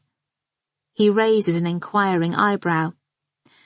The other day, when I was at Battersea Police Station, Perivale's boss was there, DCI Fraser, and he was Scottish. We'd had a voice coach from the National Theatre on recently, talking about accents, how the landscape of an area has an effect on how people talk. The tonality of East Anglia is as flat as the fens, while an accent from Wales lilts up over the hills and down into the valleys. Every accent has a point of tension. I point to just below my nose. Jack's eyes follow my finger. Just here, I say, is the point of tension in an Aberdeen accent. It's because it's bitterly cold up there, and everybody wanders around with their mouths shielded against the wind. Anyway, I took a bit of a guess and asked if he was from Aberdeen. I think it played into my hands. I don't think he minded. Clever, he says. What is there to say about mine? Somewhere with hills, but a lot of open space. I think the voice coach said the Yorkshire accent was in a major key, ends on a definite note, makes you sound sure of yourself. And of course, reliability, trustworthiness, both qualities one associates with the Yorkshire accent. Perfect for a journalist. And what about your accent, Miss Mortimer? Your Somerset burr? Where's your point of tension? My Somerset burr? So he knows I'm from Somerset. He's done some research. I've learned to cover that, I say. I've long kicked over the traces. For a moment, I worry I have revealed too much. The way I drew out long, intimations of guilt and anger, points of tension. I don't want that going in the profile. A time might come, but I don't want to sound resentful or angry. I look away.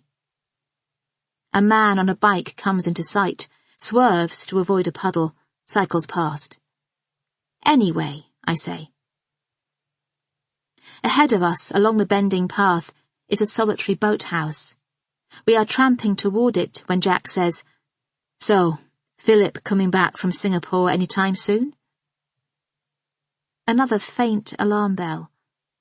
My husband's name is public information, but the fact that he's in Singapore, not many people know that. And then I think, all those hacks, the Mickeys and the Petes, they could have found out, they could have told him. I've insisted he stay out there longer, I say lightly. Philip's work, it's on a knife edge. Why knife edge? It sounds so dramatic, which it isn't. Is he always Philip? He hates the name Phil. I tried at the beginning, but I was banned. Ah. And the first Mrs. Hayward, I say. If he has mentioned my spouse, I can bring up his. Where does she fit in? Mrs. Hayward, he says. Mrs. Hayward. She was younger than me. There were cultural differences. She pretended to be something she wasn't. After a second or two, I realise he isn't in the middle of a sentence, but at the end of it. Women, he says. I look to check he's joking. Women, really? But he isn't. We are at the boathouse. I had thought perhaps there might be activities in play, people to watch, but it's just a flat, shuttered-up building, closed and deserted. The sun has gone down, and the path ahead is empty and bleak. There's no one in sight at all. Everyone's back at the pub, I say. Somehow I've got new doubts about him now. Perhaps we should turn round. I look at Jack. A muscle is going in his jaw. His eyes, under their heavy brows, have darkened, as if their light has also gone behind a cloud. I'm not sure, I say again, whether we shouldn't be turning back. A breeze rises, ruffling the surface of the Thames like the skin on boiled milk. He still doesn't say anything. I feel a quiver down my neck. What was it Perivale said? Assume nothing, believe no one, check everything. I never got round to confirming Jack was who he said he was. He could be anyone. He's just been here, lurking, following outside my house, knowing things about me other people don't. All that bluff, all that chat, all that homity pie, it could be an act. He is bending down now. I don't know what he is doing. I think about the flex of the muscles on his arm. I have an instinct to walk quickly away, to run even, back to where there are boats and people and ducks. His back is to me now. He is searching the ground, kicking it over with his foot, and whatever he is looking for he seems to find, because he bends to pick it up. He has got a stone in his hand. I stand very still. He walks towards me, and then veers off down the slipway, bends sideways, and skims the stone across the water. It bounces twice and then sinks. Lost my knack, he says, coming back. He's smiling again. His eyes, under those strong eyebrows, are all crinkles again. His whole face changes when he smiles. He looks positively boyish. I was wrong to doubt him. I am all over the place. I thought you might hit me with that stone, I say, trying to sound light. What?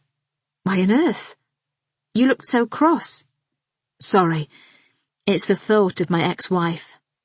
I shouldn't have asked. We'll turn round now, shall we? Get back to our bench and try Krista again. That sounds like a plan. I look to see what his face is doing, and for a split second, our eyes lock. I'm not sure if we are still walking or whether we have stopped. I hold my breath. I don't know whether I am scared of him or whether I am scared of myself. Suddenly, two things happen. A moorhen darts from the bushes like an arrow released from a bow, and Jack's phone goes. His ringtone is the slow, insistent peal of an old-fashioned office phone in 1950s New York. He taps around his body, fumbles to find it. It's not in his top pocket. It's in the back of his jeans. He nearly drops it, taking it out, does one of those comedy Butterfinger almost tumbles, and answers breathless. Jack Hayward, he says. Then, yes, thank you, I did.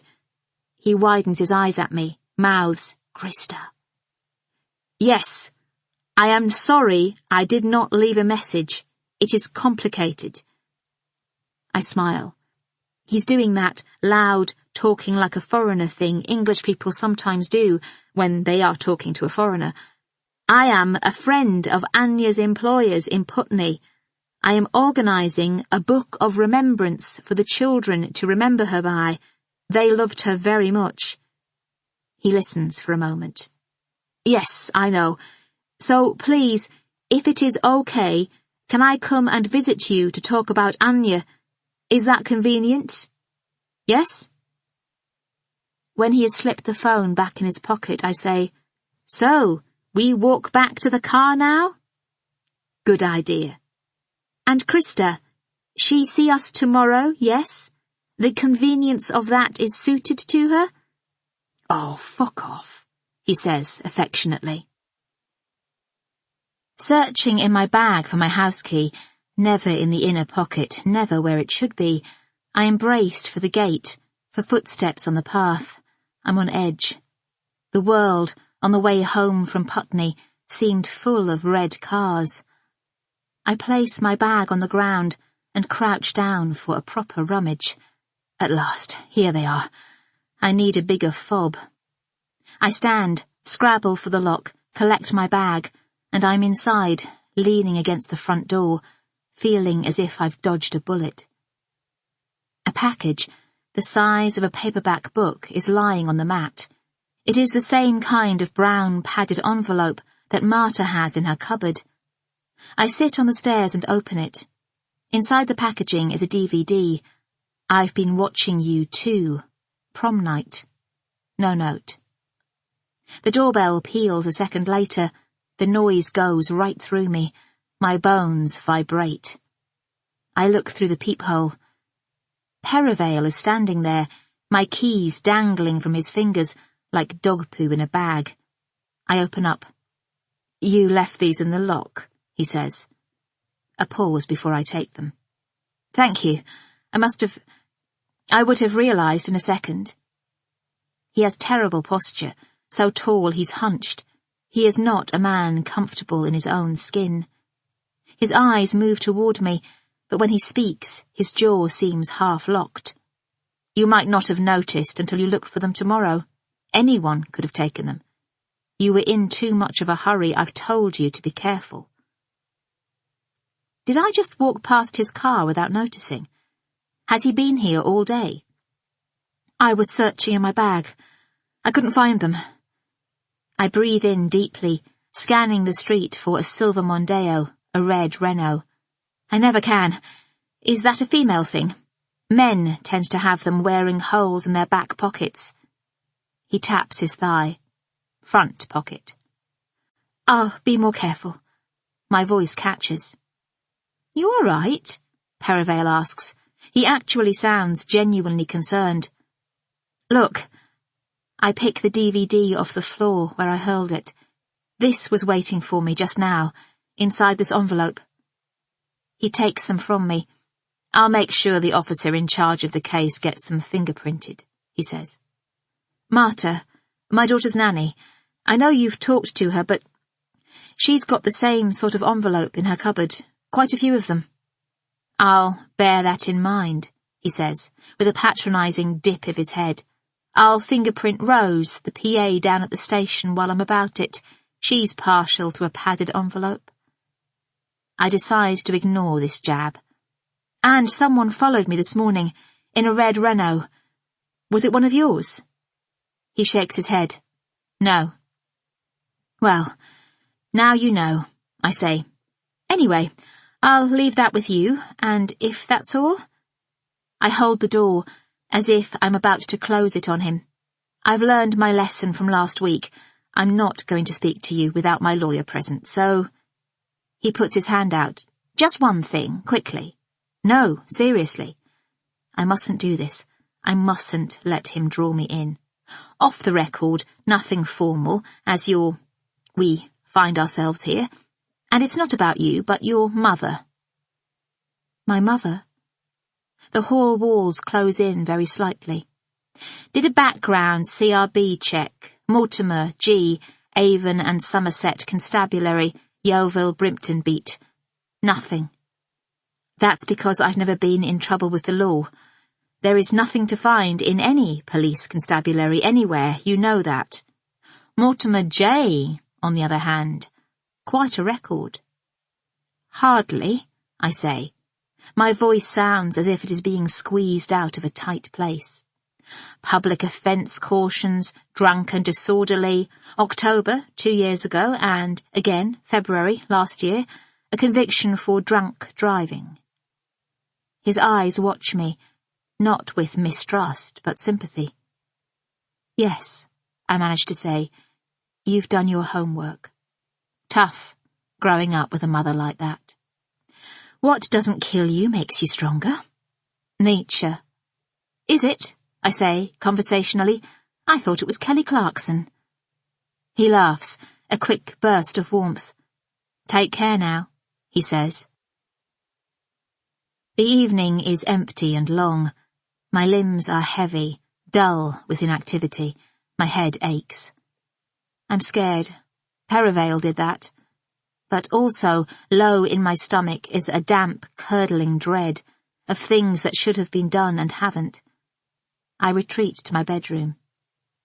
The rest of the house is too empty of Philip and Millie, too consumed with ghosts and shadows, the walls echoing with normal life. I can't sleep. The bed is uncomfortable and too full of me, my heat, my smell, My toast crumbs from earlier. I turn the pillow over, seeking freshness. I've closed the door to the landing, but I'm not secure.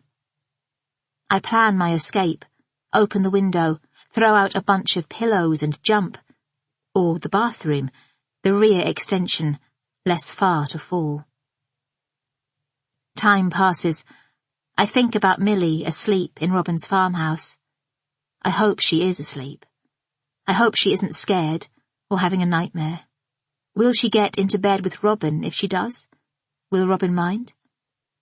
I wish she were here with me now, her limbs curled around mine. I close my eyes, imagine her face, my fists clench. She could be here. The reporters have gone. I'm not working. But then she's safer where she is, isn't she? It's dangerous here. I'm right about that. At midnight, I switch the light back on and I try to read. I didn't ring Terry earlier. I felt too insecure and unnerved. I should have done. If I could concentrate on work, this would be easier.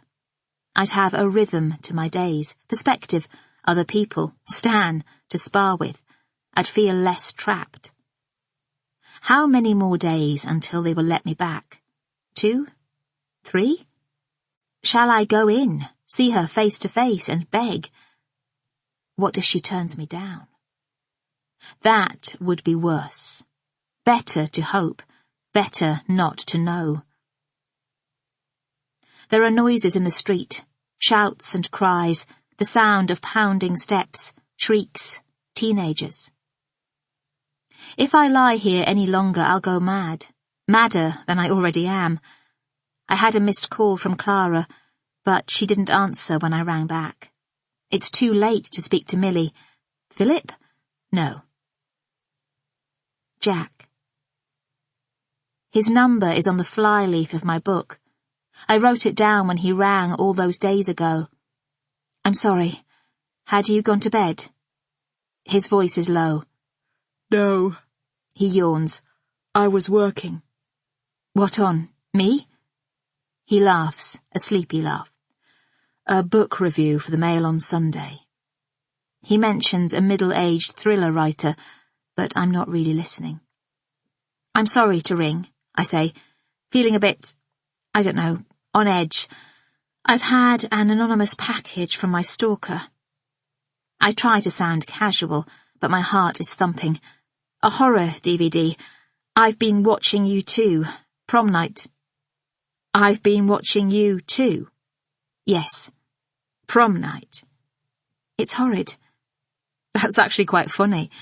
The idea of trying to scare someone with a sequel. The first I've been watching you must have been out of stock. Imagine how annoyed they felt, trawling the aisles, trying to find a DVD that worked. Wonder what they rejected. The Killing? Too classy. Night of the Living Dead? Too schlocky. I half laugh, half sob. They've never done anything so threatening before, though. It's just a silly prank. Put it out of your mind. The envelope was the same kind we found in Marta's cupboard. Could be a coincidence, but tell the police. I have. Perivale was here. I gave it to him. Well done. Marta in the house? No. Probably at the post office. Exactly. We'll talk tomorrow. You should get some sleep. I know. Night, then. Night. I'll see you in the morning. A book review, I say quickly. So you are a journalist. You're not lying to me. He is quiet. I think he might have gone. It's not exactly something to be proud of, he says, as if I'd lie about that. Monday. Krista lives in Roehampton, in a tall, square tower block on stilts.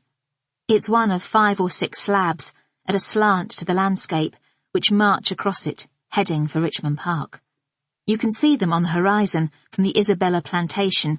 Philip's mother likes to be taken every year to see the azaleas, but I've never been this close. No one has followed me, I think. I hope.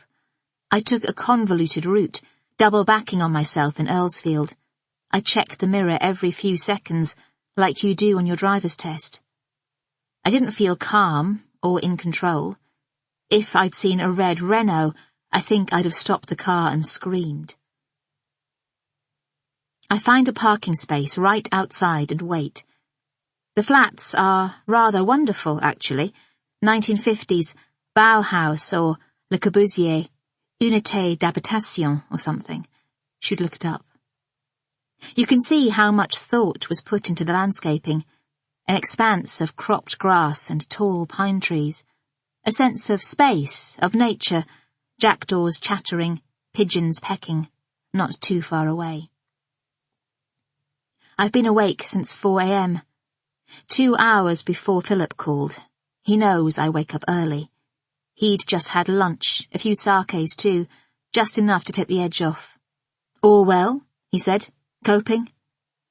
I fell backward on the bed. Yes, I said. Well, I won't keep you, he said. Anything fun lined up today? No, I said. What about you? Busy afternoon ahead, he said. Tonight, Chinese-style banquet at the Mandarin. I clutched my scalp, screamed silently. That's good. I'll ring you later. Jack texts to find out where I'm parked, and a few minutes later, on the bend in the road up to the apartment complex, I see him emerge from behind a delivery van. I wind down my window. He leans in, faintly flushed, as if he has been hurrying. He is freshly shaved. I catch the soapy tang of foam, and wearing a newly ironed white shirt. I can tell immediately, by the way his fingers drum against his thigh, jingling coins, that he has put last night's call out of his mind. His mood has shifted. He is distracted. No joke, no greeting, no concern, no pastry crumbs. Sorry I'm late, he says. An editor rang. I've got an assignment today. Let's do this and then I better get off. Oh, okay, I say, swallowing disappointment. What was I expecting? Kindness? A husband's concern? At the very least, a bit more English foreign speak. I am wrong-footed, like the one person at a black tie-do in casual dress. No biggie, I say, trying to sound offhand. You all right? He says. Did you sleep in the end? Like a log. I am to wait in the car while he sees Krista, ready for a debrief when he comes out. I watch him galump across the sloping sheet of grass. The pigeons by the bins scatter. I see him tilt into the shadows, his face turning as he talks. He consults his watch, a swift, irritated flick of the wrist. I wait. On the 4th floor of Krista's building, a man with a shaved head is leaning on the balustrades, staring down. The delivery van slams shut and rattles by. A burst of music. Don't you want me, baby? The van passes. The man with the shaved head goes into his flat. Jack treads back up the grass toward the road. Krista is with him. He is being careful not to look in my direction. Even from inside the car, I can tell she is a striking woman, pointy-featured, with a chestnut bob and bangs. It's a chilly day, but she is wearing a summer dress with wedge sandals. The final wind of rope on the wedge has come unravelled. It snaps at her ankle as she walks. I don't think about it, and the moment I am out of the car it is too late. I intercept them on the path. Jack looks alarmed. He begins to introduce us, flustered, but she interrupts. Gaby Mortimer, she says. You are Gaby Mortimer from Morninol. Yes. You found Anya. You found my friend. I nod. My friend. The two women were friends. I curl my toes tightly to stop myself from swaying. I think about them on the phone, chatting, out together, arm in arm, laughing. And you know each other? She looks from Jack to me. He opens his mouth and closes it. He is still trying to pull himself together. Yes, we do, I say, moving my feet farther apart. And I wanted to meet you. I'm sorry, we should have said it first. I should have been more open. Gaby's helping with my book of She cuts across him. But the police, they took you in, she says. They question you about my friend. It was a mistake, I say. I tried to help. Poor Anya, I just got caught up. But there is a look in her eyes. So helpless, so sad. I stop explaining and put my arms around her. I feel the narrowness of her bones, the point of her chin, her breath on my neck. I'm so sorry, I say. I am so sorry about Anya. It must be very difficult for you to lose a friend. I can't imagine. I pull away. I catch Jack's expression. He is startled. He hadn't thought of this. She bites her top lip and nods. Her eyes are green, diamond-flecked with hazel. Her complexion is pale. When she lets go of her lip, colour floods into her cheeks. She looks back at me. You are so kind. Thank you. She rests her hand on my arm, and I am aware of something dull and heavy diminishing. She believes me. Jack interrupts now and explains that Krista's husband, Pavel, is sleeping. He works nights as a security guard, and the plan was to walk to a cafe. He widens his eyes to remind me he is in a hurry to get to his other assignment. Well, it's always lovely to get to a cafe. Not that I'm hungry. What about you, Jack? I'm coaxing, as if to a child. I've only just had breakfast. We are walking back down the hill, toward the main road, through velvety shadows and squares of light. Lopsided buses congregate at the bottom, reverberating throatily. It's a narrow sidewalk, and Jack walks a few feet behind. I ask Krista if she has spoken to the police, and she says yes, once, but had nothing to tell them. She was in Poland on her honeymoon when Anya died. A car pulls up. Miniature Union Jacks fly from the rear windows. Rihanna blares and abruptly dies.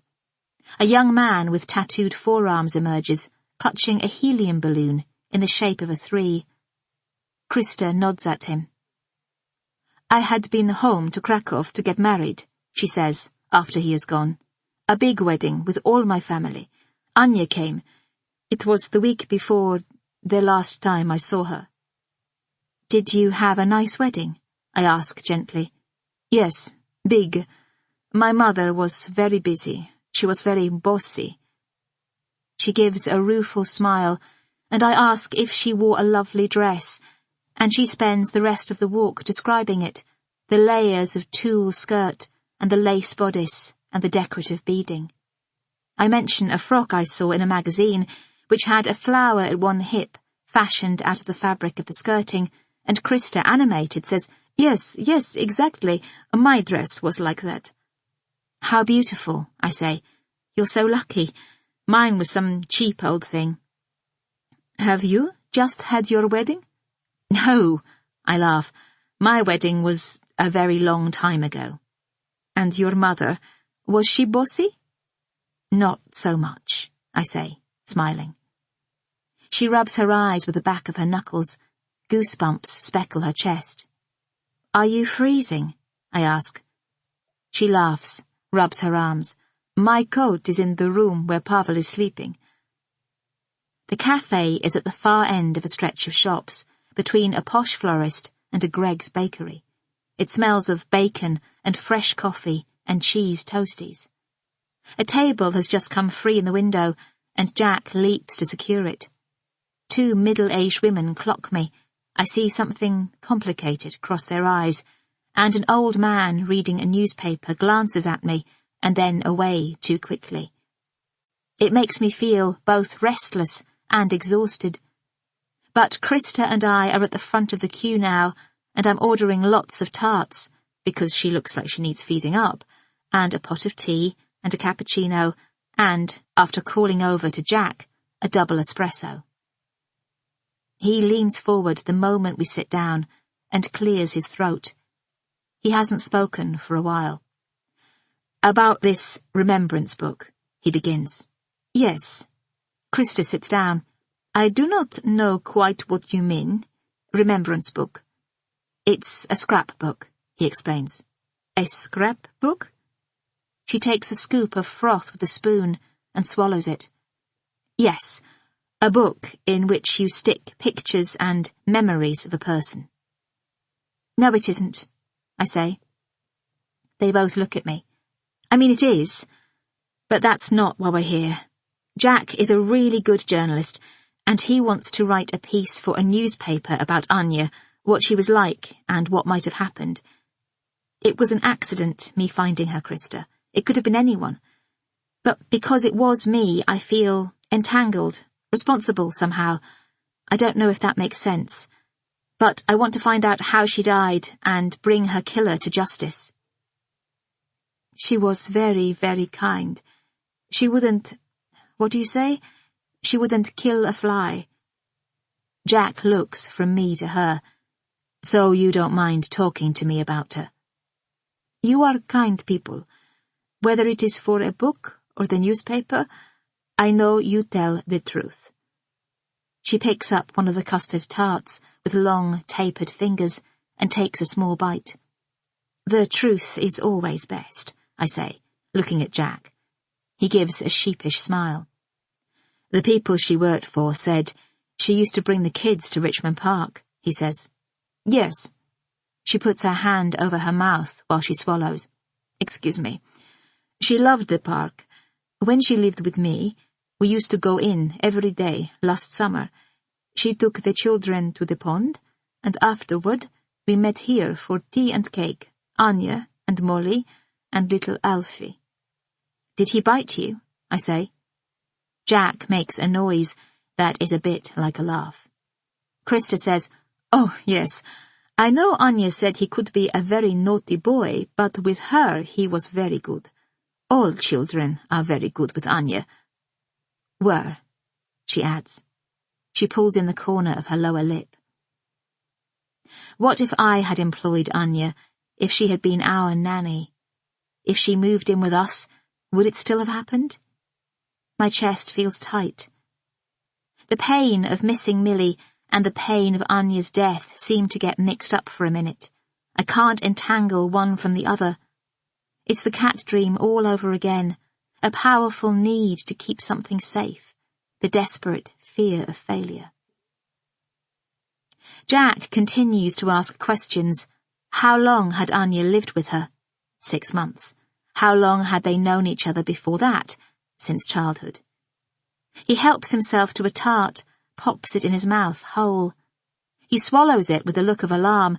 There is more of it than he thought, and afterward wipes his mouth with a paper napkin. Was it expensive, the flat she found? He asks. She shrugs. She had many jobs, and she was hoping to get work as a teacher in a good school, good paid job, when she was trained. But it is a very small flat, so maybe not so expensive. She has a cupboard here with some of her things, books, papers, her old diaries, that she didn't need. I suppose. She breaks off, looks slightly lost for a moment. I should send them to her parents in Lodz. Her parents. Her poor parents. It's just unbearable. I need to get back to work, pick up my normal life, forget all this. I should have stayed in the car. But Jack looks at her intently. Can we see them?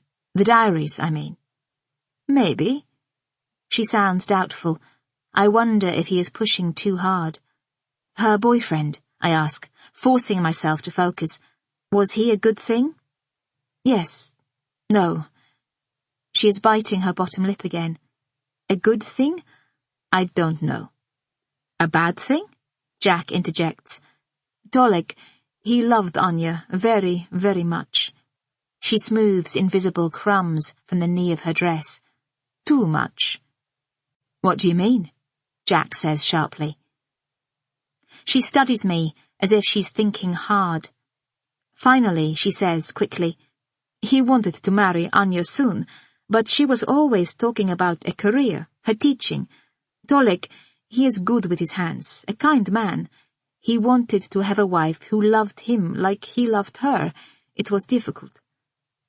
"Was he excited about the baby?" I ask. "Oh, yes," she says vaguely. "So worried Anya was, with the baby scare, blood spotting. A big relief for Anya and the baby father when the scans say it was okay." I see Jack start. He catches my eye. He noticed it too. The baby father. "Do you have a number for Tolek?" Jack says. "We would like to speak to him very much. His English is not good. He was in Poland when she died. He is very angry and so guilty." "And you're sure he was in Poland?" Jack asks. She makes a little movement in her seat, a squirm. "Yes, he is very angry with the police, asking and asking questions." "Angry?" Jack says, "even though he is innocent. What do you mean, angry?" "He is a plumber, a hard-working man," she says enigmatically. She runs her hands up each forearm, as if pushing up invisible sleeves, a gesture that says she wants to get going. She is rattled. She is looking anywhere but at us. The old man at the next table has got to his feet, and I nudge my chair forward so he can get past. Krista is staring at the newspaper he has left on the table. In the bottom right-hand corner, there is a tiny postage stamp photograph of me. Krista looks up and catches my eye. She stands. She wants to go out in the fresh air, but Jack clings to his empty cup. He has another question. Had Anya come into any money recently? Her employers thought she had started living more expensively, new clothes, underwear, jewellery. Anya worked hard, she says, very single-minded. She always wanted the best. Tolek? He earned good money, she says emphatically. People in South London, she waves vaguely in the direction of Wandsworth, always want new bathrooms. We walk Krista back up the hill and say goodbye to her at the entrance to her flat. I hug her again. When you find out, she says, you tell me. Her mouth straightens into a fierce line. Her head is nodding. She is trying not to cry. I promise, I say. I nod too, and at that moment I would love to bring back an answer, for Krista, Anya's friend, if no one else.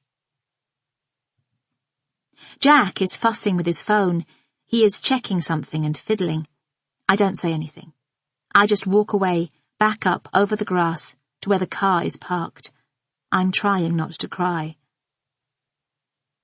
I sit down in the driver's seat and take the old man's newspaper out of my bag where I stuffed it. It's one of the Sunday tabloids, yesterday's paper. The postage stamp photo is a teaser for an article inside. I turn to page 6. Morning All presenter chucks it all in. Troubled Gaby Mortimer has resigned from the TV show that made her name. I'd rather not do the programme at all, the 42-year-old presenter told close friends. It's the wrong type of publicity.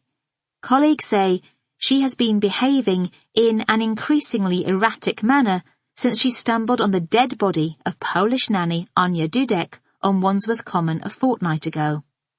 Yes, we do feel left in the lurch, says a representative at Morning All, but Gaby knows we are here if she needs us. Pictures of me on my doorstep, and of that bruise, of Stan the man, head on one side, handsome and concerned. I haven't seen that photograph before. It's newly taken, vain bastard. A headshot of India, my replacement. An old one, from Spotlight, probably. I hear the clunk of the car door and the scrunch of someone getting into the passenger seat. My head is on the steering wheel. He puts his hand on my shoulder. I lean back. He takes his arm away quickly before I squash it. Did you know, I say, yesterday? Had you read the papers? Is it in all of them? He nods. Why didn't you say? I was waiting for you to mention it, or to tell me you'd resigned. Then, when it became apparent that you didn't know anything about it, and you hadn't even seen the papers, that you were stuffing them under the sofa, well, it didn't seem up to me. I thought somebody else would have told you. Did Philip know? Was that behind his forced jollity?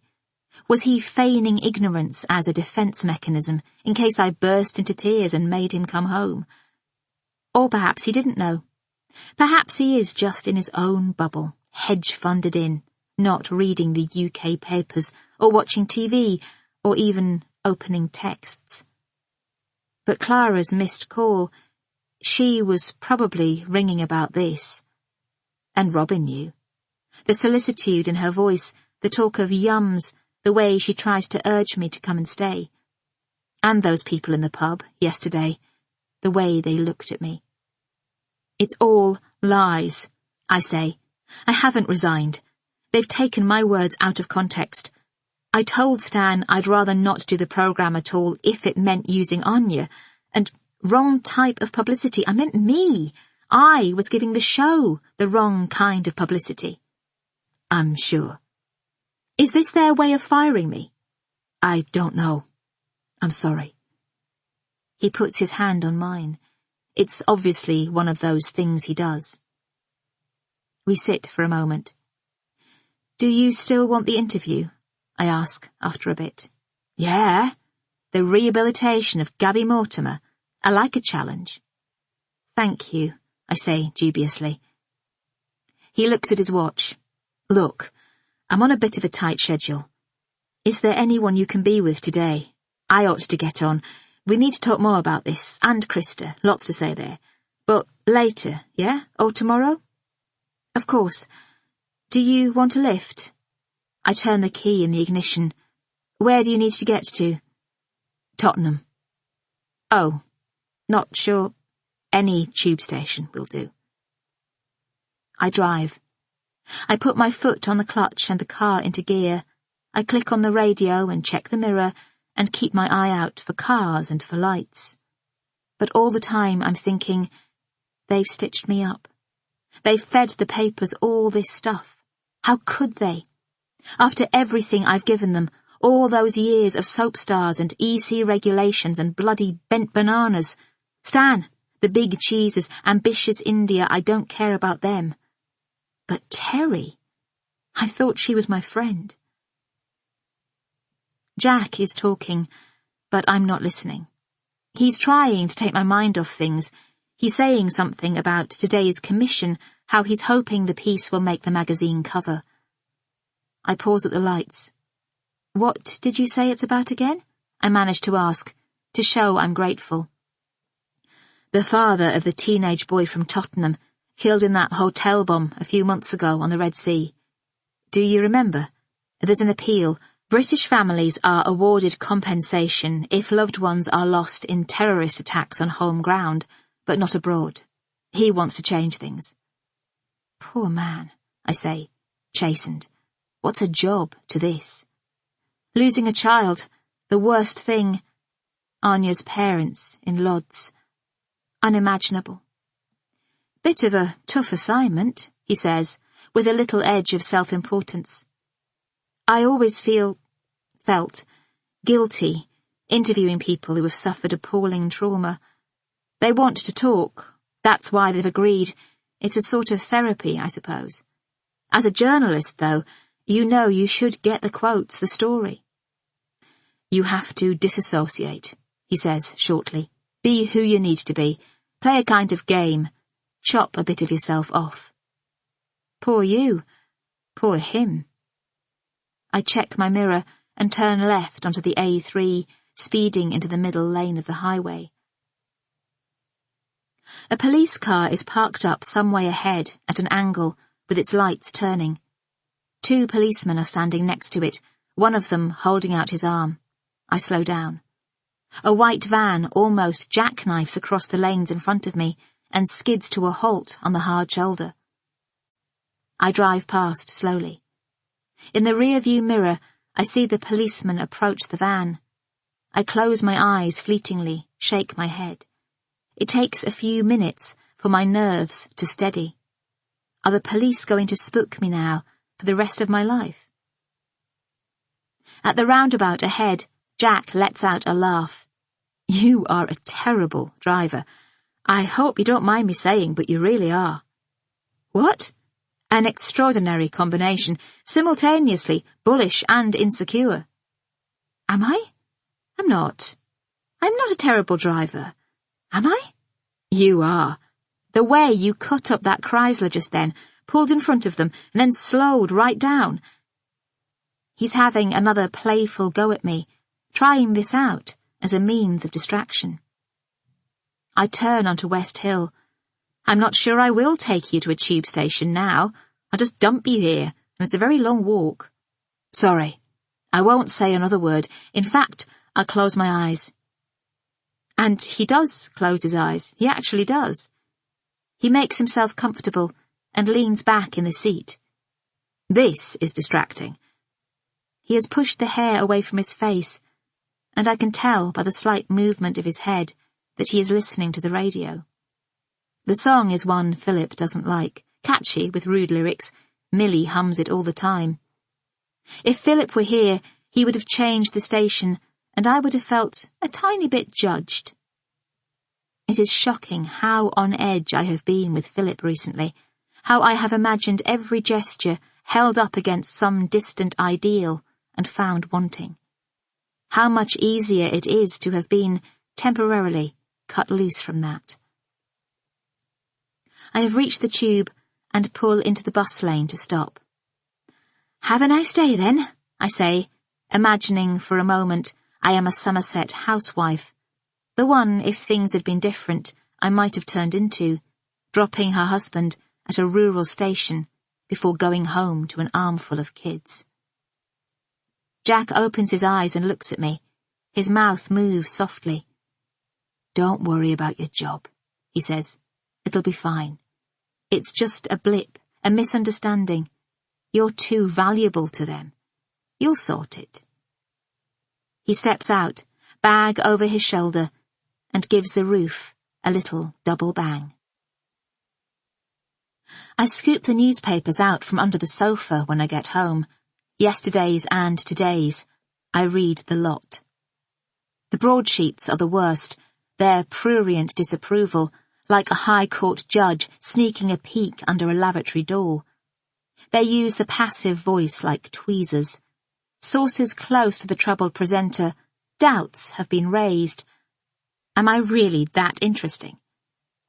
If I were a producer of a mid-morning current affairs show, would I put myself forward as a subject? I suppose I would. Murder and celebrity. It's a delicious cocktail.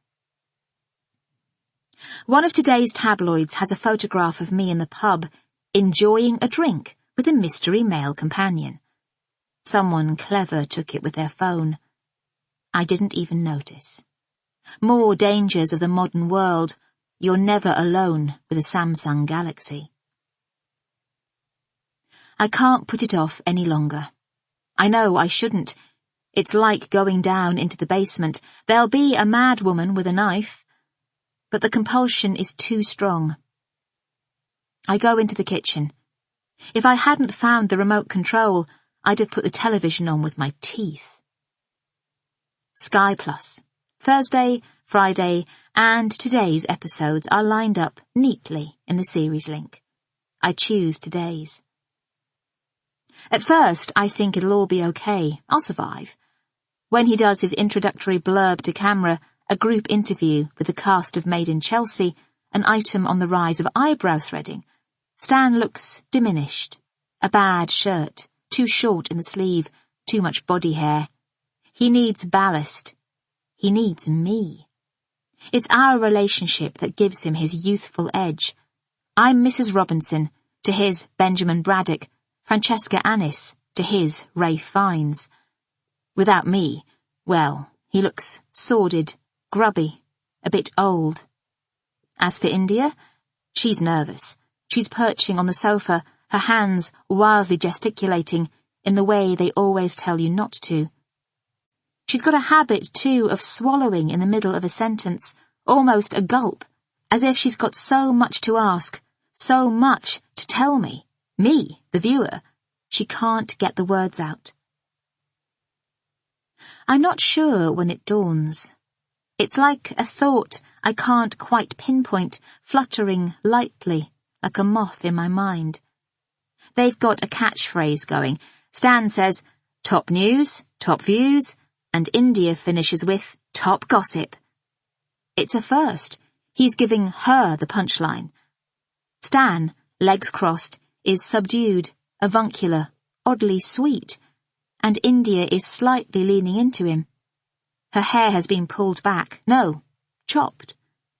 I detect Annie's magic touch, the kind of shocking, deliciously flattering cut that will set a trend. Binky from Made in Chelsea can't take her eyes off it. The Tory backbencher doing pick of the papers is so charmed by India's girlishness he slips up. He refers to the Prime Minister as an Eton mess. It will have been tweeted. It'll already have been propagated by the world at one. Perfect publicity. That's all Terry ever wants, to get people talking. Stan shakes his head at the MP, more in sorrow than anger.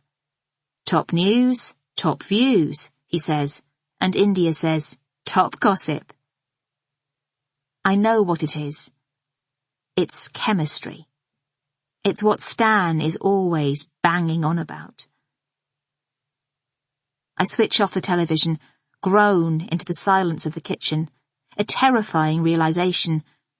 This isn't about publicity, good or bad, accusations, true or false. This is no blip, no misunderstanding. This is the opportunity they've been waiting for. This is their way of nudging me out. I'll never get back now, whatever happens with this case. Not after this. India's triumph. I'm old news, past it. If I'm honest with myself, I know they've been trying to get rid of me for months. Good bits and bad bits, I told Jack. I think about them. And it's Steve, my driver, who comes into my head. Steve's face, his chatter, his tact, the updates on his wife and daughter.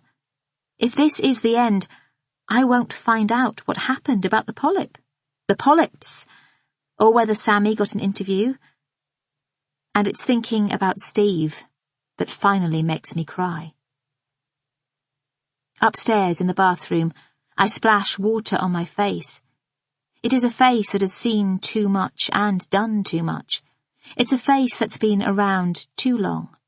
Frown lines and smile lines, and a little crack across one of my front teeth. Secret hairs that need plucking, violet shadows that need more concealer by the day. I'm costing them too much in touche éclat. My hair, too, ridiculous.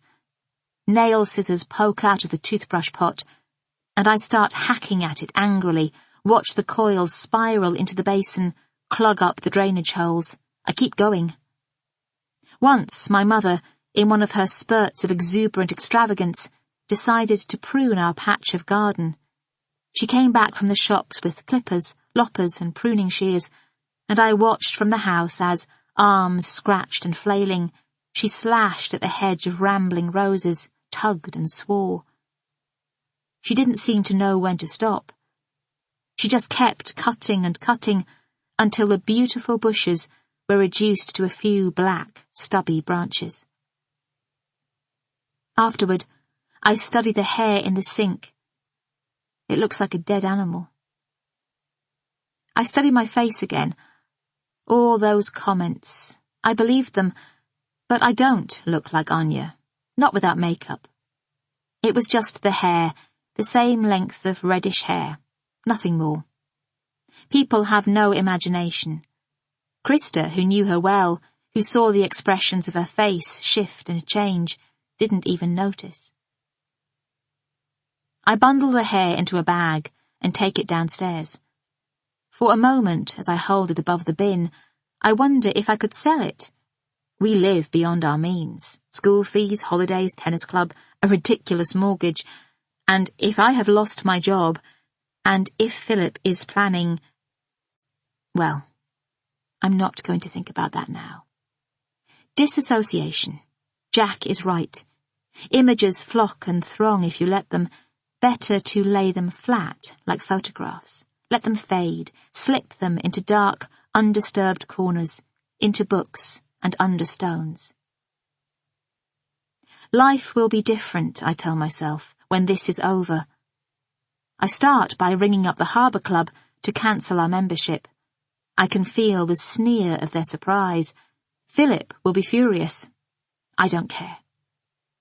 And then I collect a roll of black bin bags from the drawer in the kitchen and go through my wardrobe. It's a purge. 3 identical brown V-necked sweaters, 4 wrap dresses, several pairs of heels that weren't to be trusted on the slippery studio floor, silk scarves, silk shirts, kitten-heeled boots, and smart black trousers with crease marks down the legs. They all get bagged up. Then I start on clothes I do wear and bag up most of them too. Nora comes in while I am in the middle of this. I make her a cup of tea and tell her to take what she wants. "Oh, okay," she says happily. She decides on the trousers, Anye B and Joseph, and all the scarves and dresses. She tries on the heels, which are far too big, and shows interest in a pair of juicy couture tracksuit bottoms which have lost their elastic. I mend them for her, doing that trick with a safety pin when you pin it to the end of the elastic and wrinkle it through the seam. She lives in Burgess Hill, she tells me, with 2 friends. Long, long way. Her little girl, back home in Manila, is 12. I screw up my courage and ring Jude. Nice, interesting Jude, who could have been my friend, who still could be. But friendships don't come free.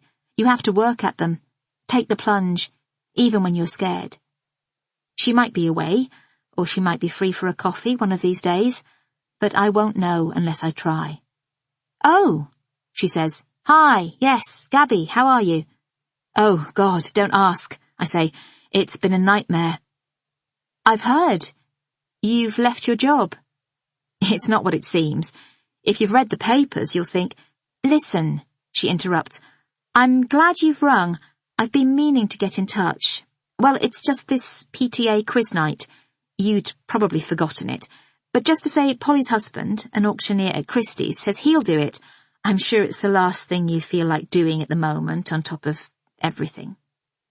"No, So basically, you're off the hook." I don't want to be off the hook. I want to be on the hook. I want to be hanging from the scruff of my neck from a school peg. "I can still do it," I say. "I've been looking forward to it, perching with the PTA squaddies." "Another time, maybe. I've sort of told him he could now." There is a cool tone in her voice. I don't know whether it is the police investigation, or the person the papers are making me out to be, or just the simple fact that I haven't been straight with her, but it feels like a door is closing. "Oh, are you sure?" "Yeah. Best, probably. Anyway, have a good holiday. I'll see you." "Yes. See you." The friendship that never was. Clara is leaving her last class when I ring. She is so pleased to hear my voice. She has been so worried. Am I all right? Am I really? All that stuff. Lies, of course. I tell her I'm actually relieved that I hadn't been enjoying work. "Change is good," I say. I'm trying to stop her from worrying, but there is truth in my words. "I've cut off all my hair," I tell her. Oh, my rising stars, bold. Some posh Mayfair salon? Nope, bathroom basin, did it myself. "Are you on your own?" The anxiety in her voice has gone up a notch. "I miss Millie," I say, caving inside. Now I've got Clara in my ear. Got that horrible feeling when you think you are never going to see your child again. At least you know she's in safe hands. No one's hands are safer than Robin's. Exactly, yes. I've been pacing a bit, and I'm looking out of the sitting room window now, pressing my nose to the glass so as not to be distracted by my own reflection. Clara is offering to come down to see me or meet me in town, but I can tell it wouldn't be that easy. Her voice is cautious with piano practice and physics homework and project marking, 100 visions and revisions. I tell her I'm fine, that actually I have a mountain of things to do. You know, admin, etc. Later in the week would suit me better. I don't want her to worry or put her out. I say I have a friend coming round in a minute. You know, Jude, that woman from the school gates? A local friend. I'm working on it. A movement catches my eye beyond the olive trees. Clara is relieved. Lovely. Better go. Staff meeting. A shadow shifts. Branches move. I burst out of the front door. I am filled with fury. Stan, the producers, the tabloids, the opportunistic drinker in the pub. It's for them all, my mad, enraged dash. The body, the man, darts out from behind the railings, charges across the road. He turns at the alleyway. I see his face, short hair, squat, pugnacious features. I shout at him, a hot stream of temper and outrage, but it's too late. He's turned into the alley, and by the time I've got to the end of it, he has disappeared. I'm out of breath when I get home. My fingers are shaking. I have to tell Perivale. This is as close as I've got to catching anyone. It's vindication. If he's doubted me before, he'll believe me now. I am about to hang up when he answers. I tell him a man was outside my house lurking. I describe him. Perivale might be driving. His voice sounds blurred, as if he's talking loudly at a distance. Same man as yesterday? The one from the red Renault? I tell him I don't know, I can't be sure, I think so. His voice is reassuring. He'll look into it, he says. I'm to leave it with him. And for the first time, I wonder whether he knows something I don't, that he isn't watching me, but guarding me. Have you eaten? I take a deep breath. I've been lying in my bedroom with the shutters closed. No, not yet. Can I take you out for a slap-up meal? You're back from Tottenham, then? Yes, and you sound like you are in need of cheering. It was a bit traumatic. Even with chopping bits of yourself off? Even with the chopping. I stand up. My legs are wobbly. I peer through the slats, holding the phone with my chin. The evening is strangely lit, violet over the rooftops. No one in the street. Jack is suggesting a new place nearby, one of those bistros/bars/cafes that does sharing plates and demi-plat or demi-pliés or demi-moors or something. In my ear, he is talking goat's curd and razor clams and rhubarb sorbet. Seasonal produce, I say, trying to sound normal, simply cooked. Tantamount to a moral code, he says. You coming? Are you morally up to it? I don't answer. I would have to put clothes on and shoes and go out again through the front door. I would have to assume I wasn't hated and despised by everyone in the world, forget the short, squat man and Jude and the women with their buggies who glared at me on the common. I would have to pretend I was morally up to it. I make a noise. I'm not sure if it is a yes or a no. Great, he says, deciphering for us both. See you there. I'm going to walk. I scour the street when I open the front door. A yellow parking suspension sign has gone up on a lamppost. An Asda shopping bag skits between the wheels of cars. My mobile rings. Gabs, says Philip's voice. I miss you, doll. Move closer, he sings. His words are slurred. Move your body real close until it feels like I'm really, I don't know. You're up late, I say. Hello? It's the middle of the night in Singapore, or the early hours of the morning. Where's my little girl? Can I talk to her? My Mills, my baby. She's in Suffolk with Robin, Philip. Just for a few days until... My lovely Millie, my Gabs. Remember that time we went skinny dipping in Cornwall? So cold, wasn't it? It was really cold. It was so cold. Do you remember how cold we were? I do. We were really, really cold. Do you miss me? I can hear music in the background, shouts, laughter, singing, a Chinese-style banquet, karaoke and shots of sake, lots of shots of sake. I close the front door with a quiet click behind me. My phone is cupped under my chin. Yep. I open the gate and turn left toward the common.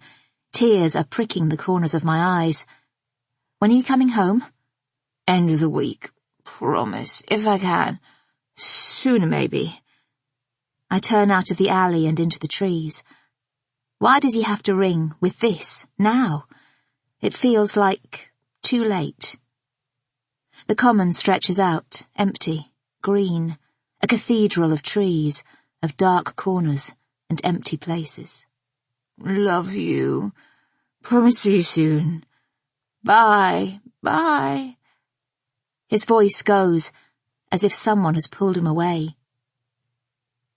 I feel the phone, heavy in my pocket, knocking against my thigh as I crunch along the gravel path.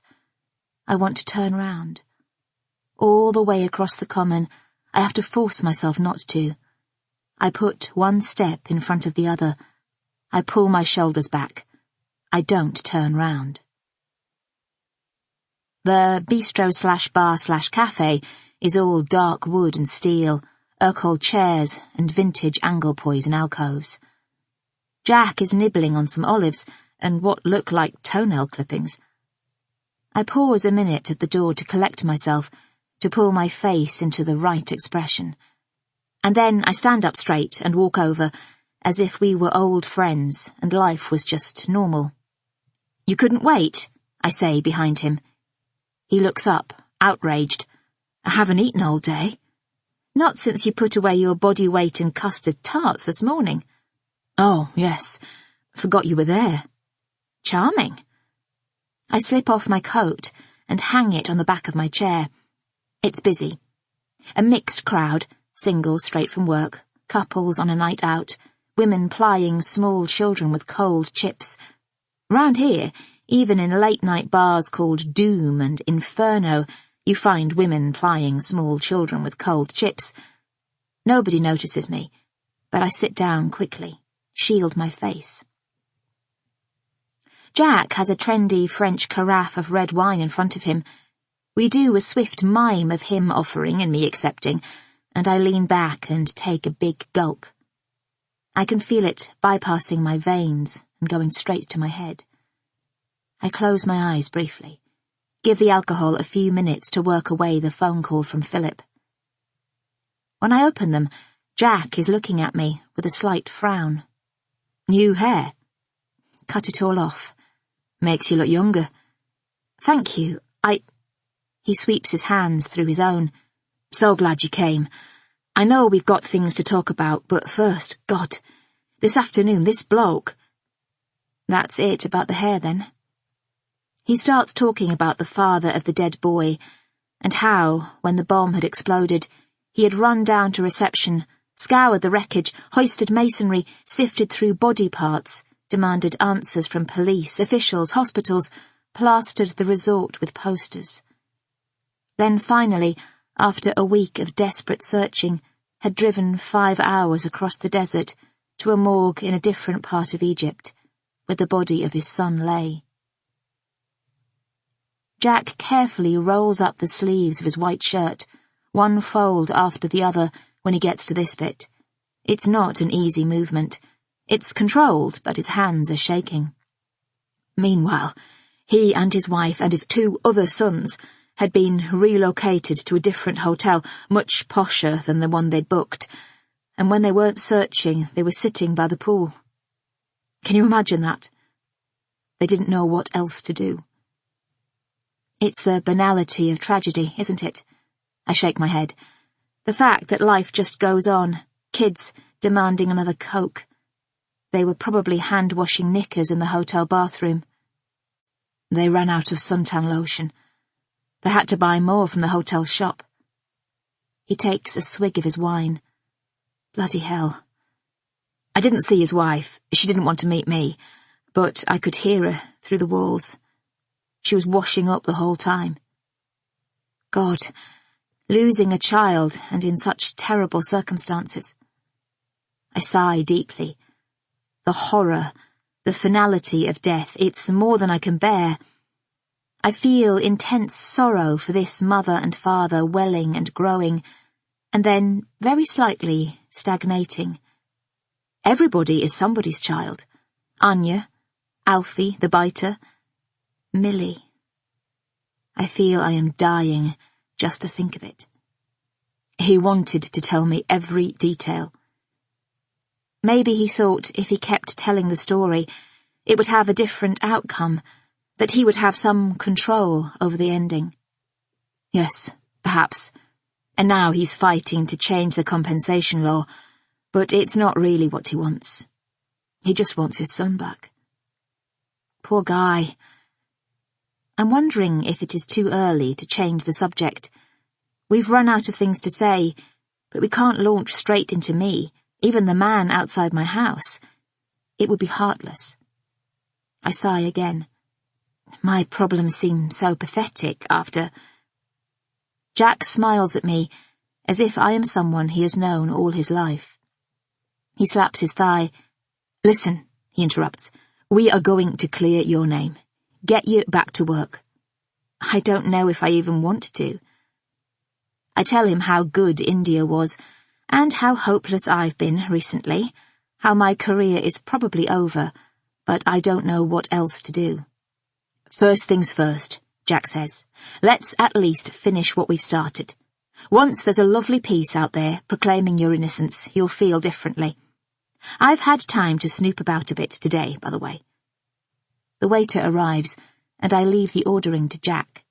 He continues, This afternoon, when I got back from Tottenham, I found myself passing Battersea police station, got a tip from Mickey Smith at the Mirror that Hannah Morrow, the PC, had a few more things to say off the record about the investigation. And? I am watching him carefully. This has surprised me. She sneaked out for a cup of tea and a millionaire's shortbread in the cafe round the corner. I think she's playing a clever game, sees a chance to undermine Perivale, which is not to say that she doesn't believe what she's saying.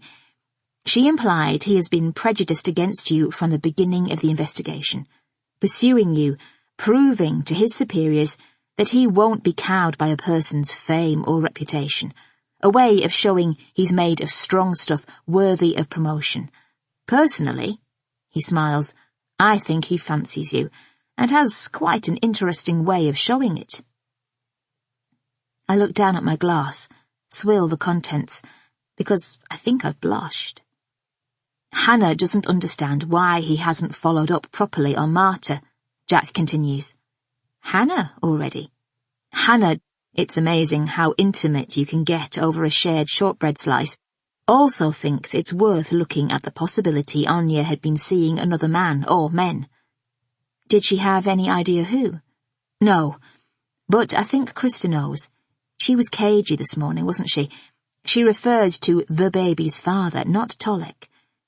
Did you notice how she kept talking about Tolek being angry? Odd adjective for someone who has just lost his girlfriend. Not necessarily. I'm going to get back to Krista, deploy my famous charm. Try and meet him. Be careful, I say. It's not a game. The food arrives. It is delicious.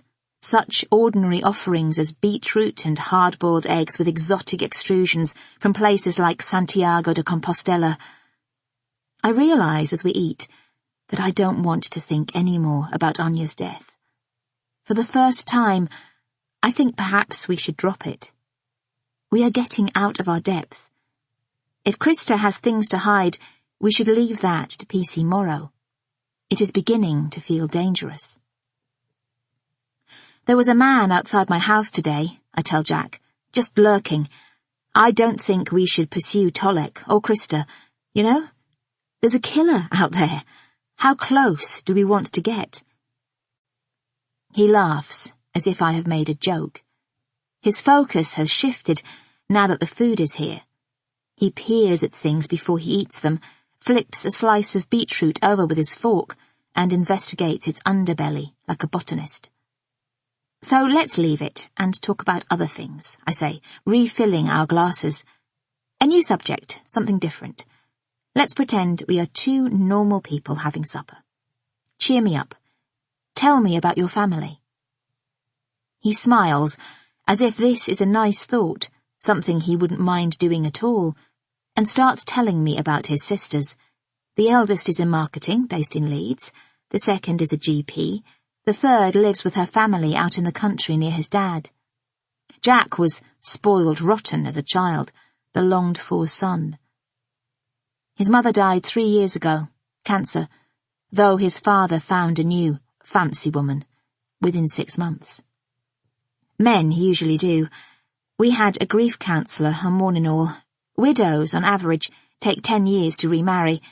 Men often remarry within the year. Your father remarried. I think hard. Do I really want this in the finished article? Off the record? Off the record. Dead. That's a bugger. I laugh. Yes, it is a bugger. What happened? I haven't talked about this in years. I feel uneasy putting the two words my and father together.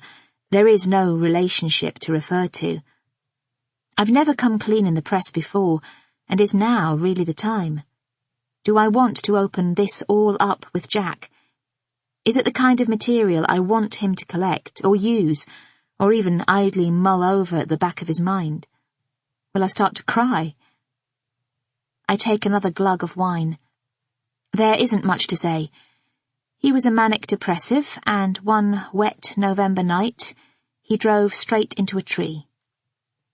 Accident, or... My mother never used the word suicide, but... I used to talk about my dead father late at night with boys when I was a teenager. I used to feel guilty then, too. It was like a trick I could play, a way to get close. Now I have the disturbing sensation of something similar unfurling. I hadn't meant this confession to be an invitation for intimacy. I should have been more careful. Tough on your mother, though, with a small child. It was hard on her. She was the sort of woman who needed a man. Her life was full of tragic failures in that regard, a long line of them. Only one relationship lasted, with the booze. Oh, God, sorry. Don't be. It was her tragedy, not mine. I was always self-sufficient, mature for my age, my teachers used to say. Some of them looked after me a bit, friends' parents too. Took you under their wing. Made sure I applied to university and things. And actually, to her credit, during my childhood my mother did keep it together. It was only after I left that things went a bit pear-shaped. But listen, I don't normally, people's childhood, old hat. Brothers and sisters? Nope. Used to long for a big family, but no, just me. Typical only child. He says gently, simultaneously bullish and insecure. Ah, I say, direct line between alcoholic mother and erratic driving, I get it now. I think, he says, his eyes crinkling, I think I got you wrong. He stares at me, the smile still there. I feel a shock in the air, a tiny moment of possibility. Perhaps it's the wine, but it hasn't been what I thought, all this. Not a guilty disclosure, but a release. One of the women with the small children has looked across at us twice. Her brow is furrowed, as if she is trying to study the picture above Jack's head. Jack notices and makes a face. He pays the bill, holding it stiffly away from me like a tour guide's flag above his head, and before the woman can nudge any of her companions, we are out in the night. The sky is clear, dotted with stars. Shouts float down from a party in an upstairs flat. A car cruises past with its music throbbing. Jack says he will walk me home. I am quietly grateful. We wander slowly up the road, past bikes and bins and litter-entangled front railings, houses where accountants and lawyers and teachers are sleeping, children in bunk beds, starfished babies in cots, families and young marrieds and students. A run of normalcy. We don't talk much. The wine has hit my head. The world is full of liquid movement. A sliver of moon slides low above a quivering skyline of trees. I shiver, but Jack doesn't notice. He put his hand on the small of my back as we ran across the road, and I can still feel the shape of it. We walk, hands in pockets, and after a few minutes I say, "So, come on, tell me about your ex-wife. What did she do to make you so angry?" He tips his head back and looks up at the sky. The wind ruffles the loose curls of his hair. He takes his hand out of his pocket to smooth it down. Still gazing up, he says, "Married at 35, separated at 39. I wanted children, lots of children. She didn't. I thought fidelity was an important component of our union. She disagreed." Can see how that might have created tension, I say lightly, thinking how nice and refreshing to meet a man who wants lots of children. Then, of course, she got pregnant within 6 months of meeting someone else. Typical. He makes a noise, a laugh or a clearing of his throat. "So, I've got a question for you. You don't have to answer." "Okay. You said you always longed for siblings, for a big family. So why didn't you have more kids yourself? Why just one? Why just Mills?" I actually don't answer at first. I'm registering the fact that he called Millie Mills, as if he knows her. He must feel as if he knows her. I continue along the path. When he catches up, I say, "I wanted more. I thought we would have lots of children, 3 or 4 at least, and animals, cats and dogs, chickens." I'm waving my arms, but life doesn't always work out the way you want. "True, but—" "My job. Philip felt it wouldn't be fair, with us both working, that we would be spreading ourselves too thin." I'm chanting all this. That was how he put it, I add, and I loved my job. Other priorities seemed important at just the wrong time. But I'm lucky. I've got Millie. Mills. No dog. No cat. Philip's allergic. He laughs, and I do too. He's allergic to all sorts of things, I say. Domestic animals, shellfish, pollen, and life with me, I think. Though I am not sure I say that out loud. Or maybe I do. It doesn't matter anymore. I've told him so much now. He's got his exposé, and maybe that's fine. We wander the last bit of the path without talking. 2 figures, teenage boys, are hovering by the bench just ahead of us. They sidle away as we get close, seem to melt into the bushes. Only 2 glowing lights, the ends of their cigarettes, moving like fireflies, show they are still there. We put them behind us and reach the alley. Jack touches the metal post that bars it from cyclists, hangs sideways from it and says, "Don't walk this late at night across the common on your own, will you?" I shake my head. "And you do lock up and everything?" I nod, trying to sidle past the post, heading for my road. Aye, Cap'n." "Whoever did it. I mean, as you say, they haven't been apprehended." No one is going to kill me, I say. He's caught up with me. Hodge shall not be shot. Dr. Johnson said it about his cat. It's one of those obscure references Philip and I quote now and then. Dr. Johnson, Jack says. A fine cat. A very fine cat. I stop and turn. It's as if he sneaked into my mind and poked around.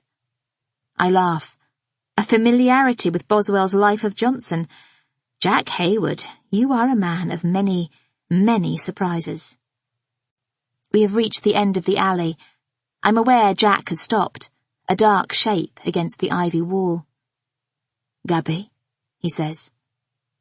The sky spins a little. I have that feeling you get when you look down into a puddle and see clouds moving and you don't know what's real and what isn't. Gaby. He moves an inch. Green tendrils catch in his hair. The throb of an engine, a police car cruising, light spinning, slowing down when it passes my house. And before he says anything else, I run across the road toward the safety of home. My eyes open. Something has woken me, a shape by the bedroom door. An animal? A crouched body? No. My head sinks into the pillow. Relief. Nothing, just a black bin bag full of clothes. And then the sound again. An abrupt bang, a rattle. I know what it is, this sound. It is the front door pushing against the security chain. Could it be Philip? Or did I leave the key in the lock again? My legs are shaky, my head thick, my mouth dry. I stumble downstairs. The front door is open a crack. A hand is reaching through the gap, trying to reach the hook of the chain. "Who is it?" I yell. The door slowly closes. I shout, "Who is it? Who's out there?" A pause, and then a small voice. "It's me, Martha." Oh, God. I think about Jack telling me to be careful. And for a second I consider not letting her in, but only for a second, because I know I can't leave her out there in the dark. I open the door. "You scared me half to death," I say, tightening my dressing gown. "At this time of night." "Come on, then." "Sorry. I was out at that bar. I needed to come back." Her hair is pulled tight in a high ponytail, and she is wearing a startling amount of makeup, black eyeliner and heavy foundation. She is taller than usual, too, in tight jeans and clumpy heels. I look at my watch. It's 1:15 a.m. "So you've been out on the razzle." "The what?" "Have you been somewhere nice?" "Yes, to that bar you told me about, Doom." "Oh, yes. Was it jolly?" Oh, Lord, I'm doing that thing again. I go into the kitchen, and I am surprised to hear her follow me. I put on the kettle. I am ragingly awake now. When Millie is older, will she and I meet in the kitchen for cups of tea late at night? Will I be the sort of mother she can confide in? Marta has sat down somewhat unsteadily at the table. "You okay?" I ask her carefully. "Do you need something to eat? There isn't much, it just being me." I open the fridge. Some eggs, a lot of carrots. She shakes her head. "No, I'm not hungry." I make tea, trying to feel calm. I wasn't expecting her back. I sit down at the table, clutching mugs and milk. Should I ask her about the post office receipts? Would this be a good moment, or a very bad one? Should I wait until we aren't alone? "So, you had an enjoyable time?" She shrugs. "My friend, she is a silly girl." "Oh dear." "Yes, she talked to some boys who were not nice, and I tell her we have to go, and when she wouldn't come, I leave her there." "Oh dear," I say again. "You mean you left her on her own in the bar?" "Yes." "Do you think she'll be all right?" "I don't care, and if she's not, it's her fault." Oh, okay, gosh. So I walk home. Marta, you must be careful, I told you that. Someone could have followed you. I kept to the main road. My friend, she find her own way back to Collier's Wood. I never see her again. Well, good thing you came back, I say, after I have let this sink in. I've been meaning to speak to you about something. She turns to me. In the light from the side lamp, her face is full of shadows. Yes? I sigh. I am not sure whether it's because I think I should have the conversation, or because I think I shouldn't, or whether it's just for the long, dull, sleepless night that lies ahead. It's a bit awkward. Yes, she says quickly. Her eyes look heavy, she is scared. She thinks I'm going to fire her. I feel a caving, a little internal subsidence, which I register as pity. Actually, it's nothing, really, I say. Time for bed. Tuesday. I was wrong. The sleep I sink into is so catatonically self-effacing it wipes, for the first few moments of waking, everything before it. It's the phone that rouses me. What's that? Where am I? Who am I? 20 seconds of confusion. Did I wake you? Jack says. Yes, I say. Sorry. Did you sleep well? A note in his voice I'm not quite sure of. Tenderness or reproach. I did, actually. Probably the wine. God, yes. I had a skinful last night. Those French carafes deceptive. Can hardly remember getting home. He's letting us off the hook. Me too, I say, all a bit of a blur. He takes a deep breath. Can you meet me? He names a place, Spencer Park, a triangle of private houses backing onto 4 acres of communal garden not far from my house. I have never been in, though we were once invited to a party there by some hedge fund contact of Philip's. Rumour has it there are tennis courts and a rose garden, a walk lined with rhododendrons. Maybe even a swimming pool surrounded by figs, though that might just be talk. Why there? I ask tentatively. That would be telling. He's keeping it back like a treat, like Millie with the toffee layer in a Twix. I don't know, Jack, I say. You know what I said last night? I meant it. I'm not sure we should carry on with this. We've met Krista, and I feel better that we've done that, but PC Morrow has got it in hand. We're just playing detectives. It's too dangerous. You don't understand. I've got Tolek. He punches his name out like a clenched fist. Krista has just rung. I was wrong about her. She has cleared the way. And it's because of you. She said she liked you, and you are swept up in a miscarriage of justice. I think she got that phrase off the telly. She wants to help. Tolek has been working at Spencer Park for the last few months on a house refit. She'll translate. He's hanging around today waiting for a crane. Has time to kill. This is what we wanted, isn't it? What's wrong with him? He's not listening to me. I'm not sure. What's the matter? I'm scared of what it might lead to. He laughs. Clearly nothing I say will make any difference. Spencer Park, the house with the dumpster. I'll meet you in 15 minutes.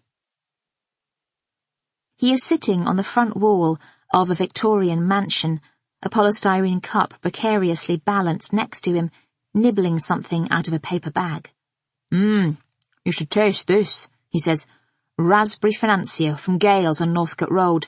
A tiny, almondy morsel of deliciousness. I raise my eyebrows. Do you never stop eating? I ran here, he says, built up an appetite. He points with a comic expression to the trainers on his feet. Asics.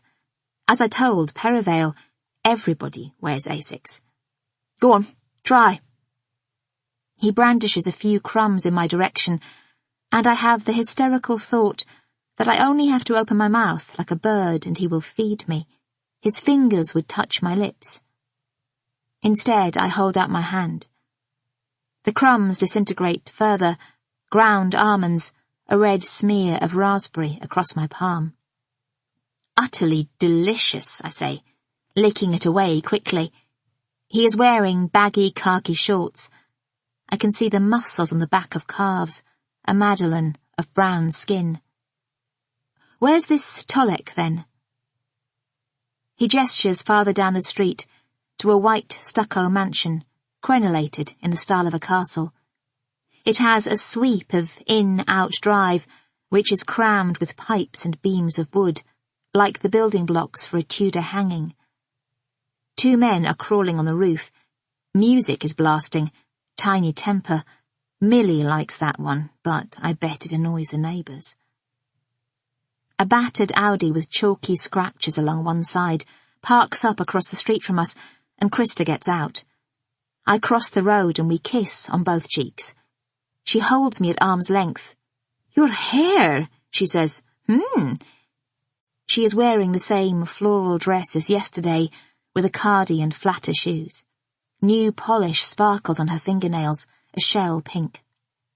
"Thank you for this," I say. "It's so kind. I can't imagine Tolek really wants to see us. We won't take up much of his time." "For you, I feel sorry," she says. "You are kind, and I can tell you are innocent. I want to help you. You find information, and you give to the police, and they let you alone." I nod. "And Anya," I say. "We're doing it for Anya." "Okay, but I hurry. I have not long. I have an appointment in Chelsea. On Battersea Bridge, sometimes the traffic can be very heavy." "An appointment?" "My own mobile beauty business." She hands me her card. South London Beauty Services. "Manicure, pedicure, Brazilian, massage. I come to the house." She pats my hand. "I do you a cheap deal. Now I go to find Tolek." "Mobile beauty business," Jack says, when she has disappeared behind a dumpster. "Wasn't expecting that." "And she talks about Battersea Bridge as if she crosses it all the time," I say. "I deduce from that a regular Chelsea clientele." "You and me," he says. "Proper detectives we are."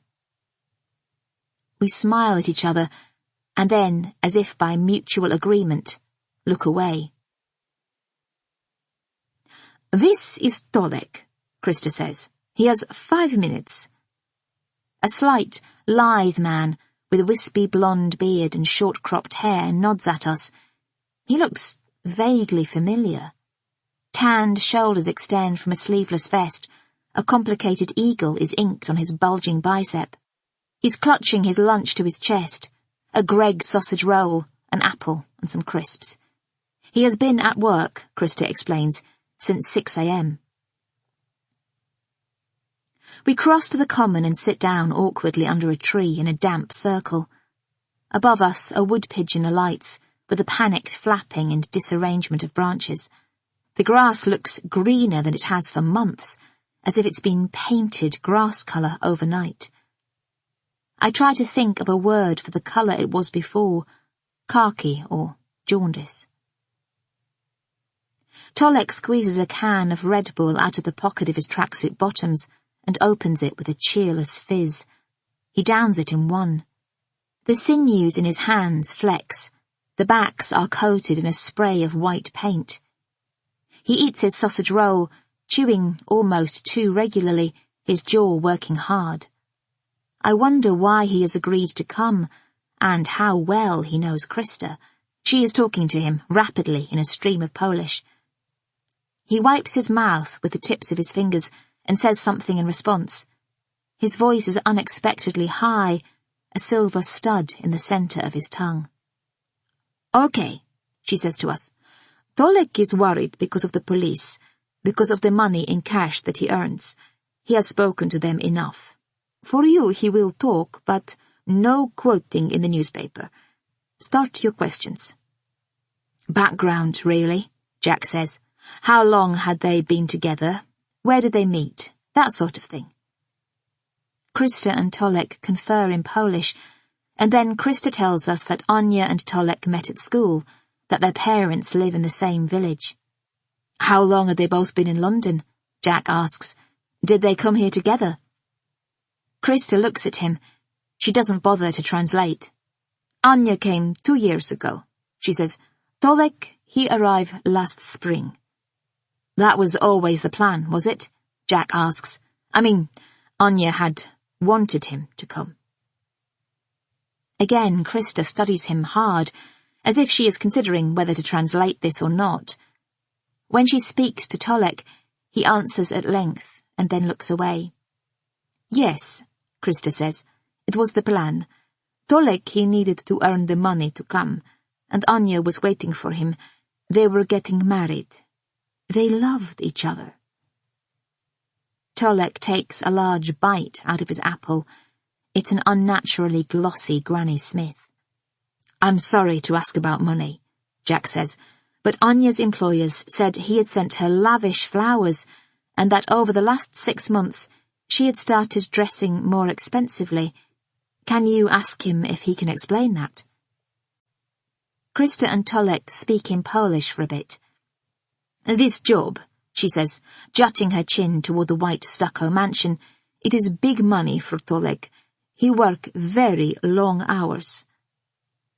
Tolek throws his apple core toward some pigeons, who scatter and regroup. He looks away again, his eyes following the cars streaming along Trinity Road. For some reason, I am reminded of the man in the vest, who looked at me from a balcony on Krista's building. It crosses my mind that this might be the same person. Am I paranoid? "Tell him how sorry we are," I say quickly, "that we are so sorry for his loss." She translates, and Tolek looks at me impassively for the first time. His pale blue eyes are red-rimmed, as if he is very tired or has been crying. Deep grooves are carved into the sides of his mouth. I look at his hands and his arms, snaked with violet veins. I try to imagine them round Anya Dudek's pale neck. He says something in Polish. "Thank you," Krista translates. "Did he know anybody who wanted to harm Anya?" I say. "Had she had an argument with anyone, a friend or an ex-boyfriend? Or could she have been seeing another man?" Jack interrupts, "when he was away in Poland, or even after." Krista purses her mouth. A muscle twitches in her jaw. She says something in Polish, and Tolek makes a movement with his arm, like someone beginning to answer a question in class, and then abruptly changing their mind. He gets to his feet, balling up the Greg's paper bag. For a minute, I think he is going to kick the Red Bull can into one of our faces. A stream of words, invective, pours from his mouth. Jack stands up too. The two men face each other. Tolek is slighter, but there is a set to his jaw. You wouldn't want to get on the wrong side of him.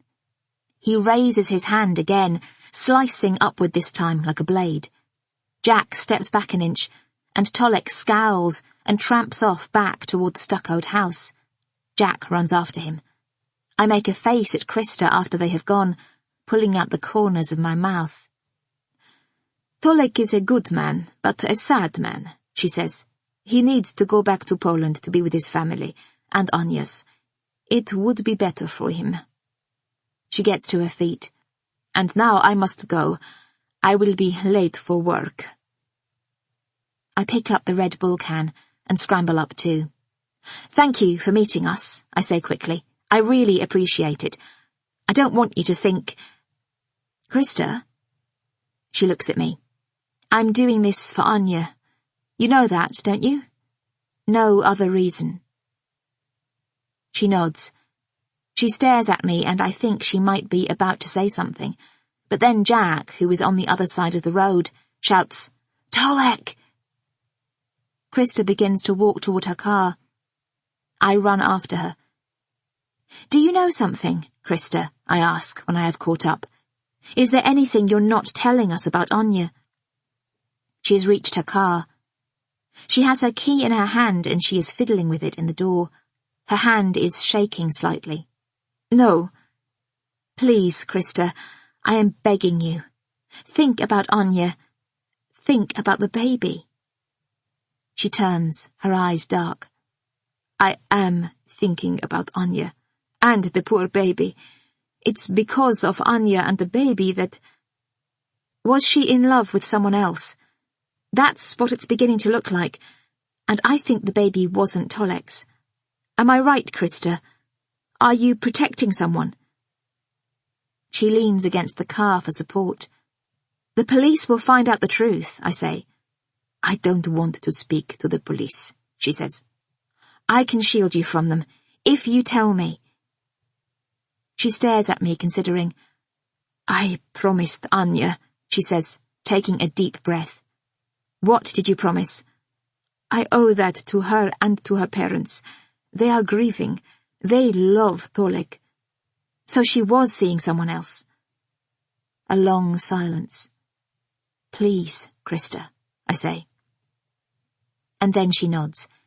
It is slight, but it is still a nod.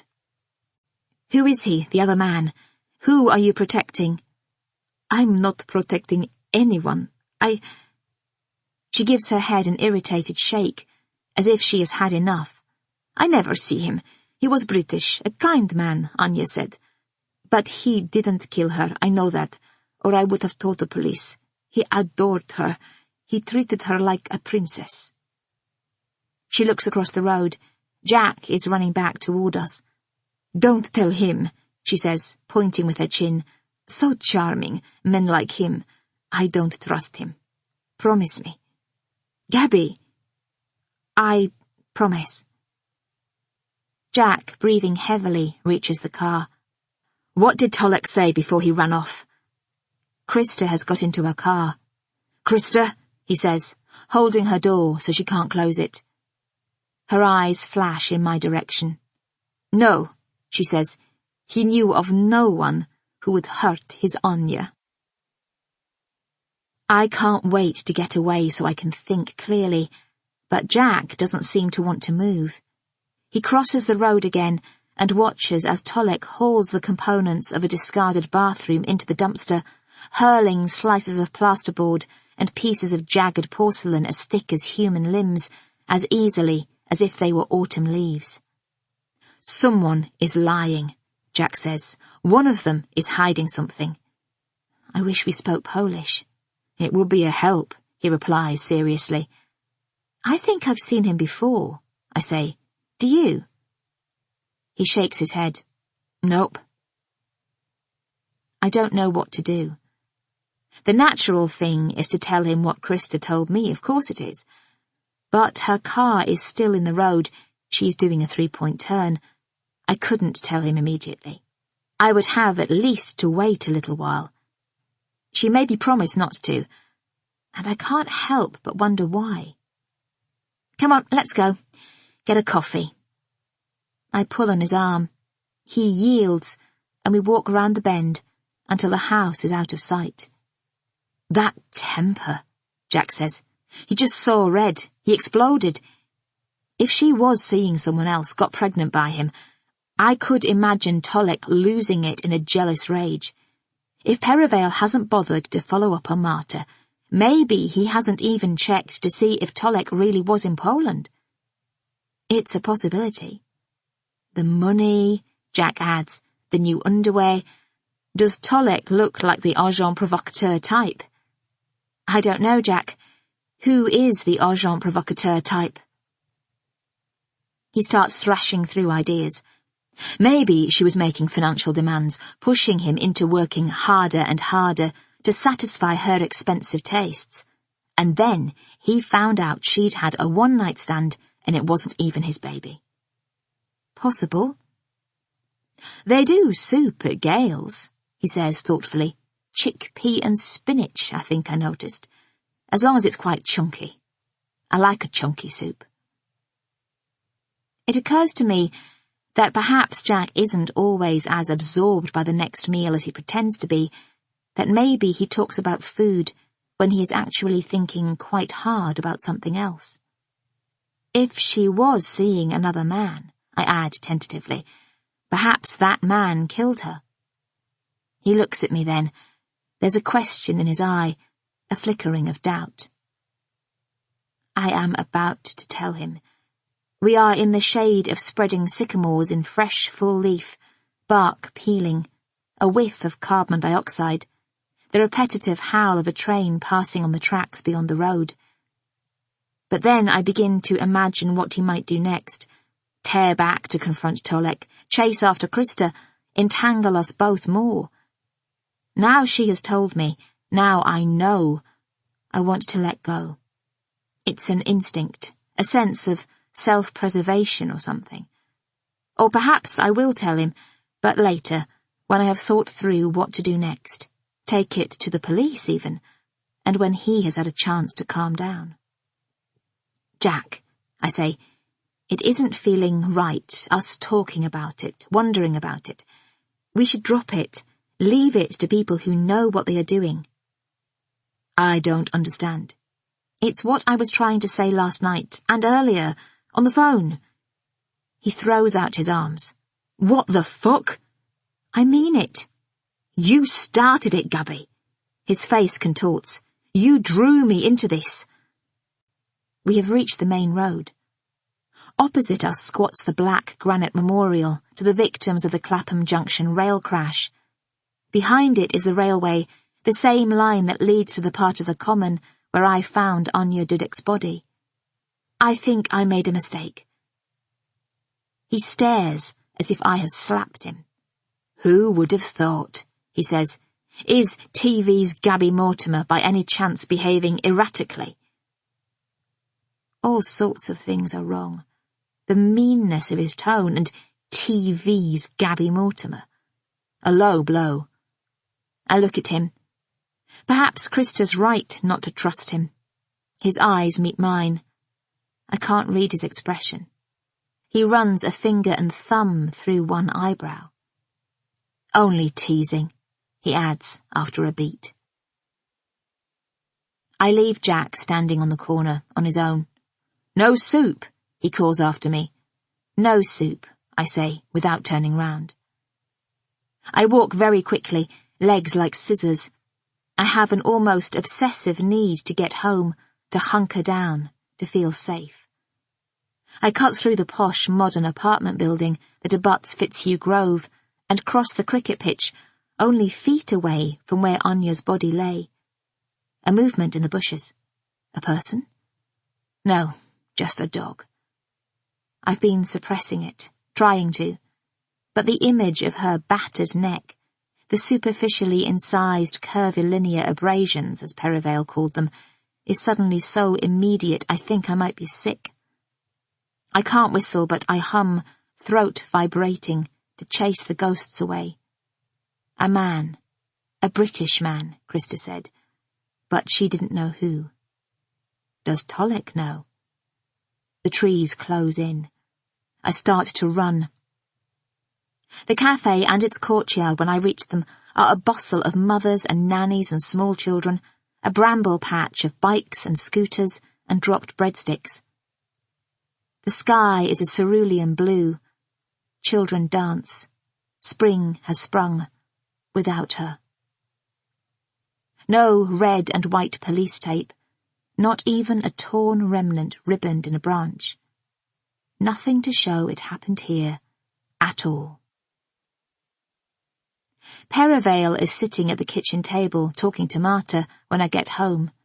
Fear presses into my chest. I should tell him what Krista told me. For God's sake, he should already know. It's on the tip of my tongue. All I have to do is open my mouth and let the words out. I will be free of this. But I promised Krista, and it's here, the information, inside me. I can use it any time when I need to, just perhaps not now. So instead, I do what I always do when I'm in a state.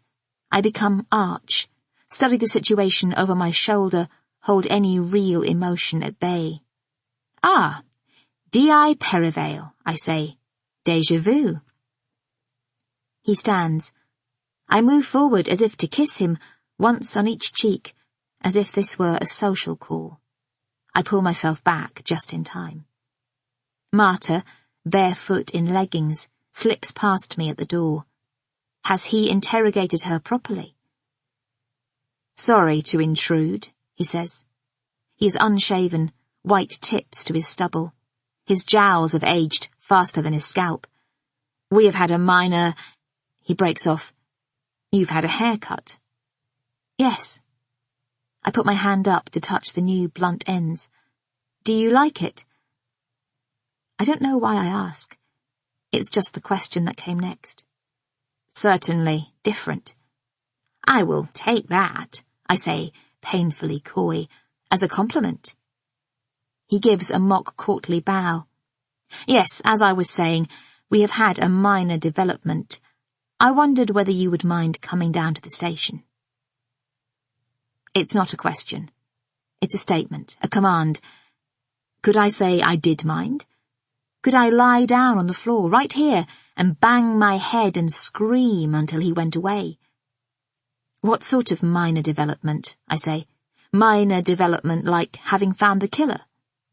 "Not in the Anya Dudek case, though things—" He tucks his polo shirt into the droopy waistband of his jeans, each stab conveying a certain self-satisfaction, "are progressing. Gone back to the flat, had another dig about, most illuminating. More evidence in the pipeline." "In the pipeline," I say. "Didn't you look there first time round?" "Very funny, I don't think," he says. "No, the minor development I refer to is in relation to your stalker. Another resident, a neighbour of yours, reported a person behaving oddly at around 11 a.m., and one of my officers was dispatched in time to apprehend the alleged perpetrator. So if you're not doing anything, perhaps you could come down to the station for a look at the Viper. I've got the car outside." "The Viper?" I say, surprised. It is an odd use of language. As in, Viper in the nest. Video Identification Parade Electronic Recording System. Each word is like a poke in my side. It's the database we use these days, instead of the old-style ID parades. "Who knew?" I say. PC Morrow, Hannah, is at the front desk when we arrive. She waves at me, a little trill of her fingers, and calls, "Hiya!" I wonder if Perivale has any idea how disloyal she is, how much she's been spilling down at the cafe. "Caroline Fletcher anywhere handy?" I ask Perivale as we parade the corridors. "You don't need Caroline Fletcher," he says, "as you are the victim in this case, and not the suspect." He stops dead outside a room, peers in through a small square window. "Unless you insist." "No, of course not. You're right. Why would I need Caroline Fletcher?" His hand is gripping my elbow in a manner that is not reassuring. Just being here brings it all back, the terror and the claustrophobia. My legs feel sodden with dread. He pushes the door open. It's another of those small white cells, only this one has a desk, 3 chairs, and a computer. We sit down, and he fiddles about for a while. The red light above the CCTV camera on the wall blinks. The door opens, and PC Morrow scurries in, slinking into the 3rd chair and mouthing, "Sorry, oops," over Perivale's head. "Okay." Perivale has got the information he needs up, though the screen is murky, and PC Morrow has to lean over and show him where the brightness button is before we can see clearly. "Right," Perivale says, with a little extra pomposity to cover this blip in his technological prowess. "What you are about to be shown is a series of 12 short videos, each of a different person, face on and side view, matching the description you gave us of your stalker. Please study each video carefully and indicate to myself or PC Morrow if you see the man you recognize. This session is being filmed," he points to the CCTV camera, "and voice recorded," he points to a table in the corner, "to ensure neither myself nor PC Morrow influence your decision in any way. No coughing or nudging, I tell PC Morrow. Got it? He sets the program in motion, and I watch face after face shudder and spin across the screen. Short hair, squat features, wide faces. Millions of pixels. I wonder about the third. I am almost convinced by the fifth. I am losing confidence in my own memory by the eighth. But the ninth... That's him, I cry. That's definitely him. Percentage certitude? 100%, I say. My eyes bore into the screen. The stocky stance, the narrow forehead, the bellicose set of the eyes. I shudder. Yes, 100%. It's the man who was outside my house, the man in the red Renault.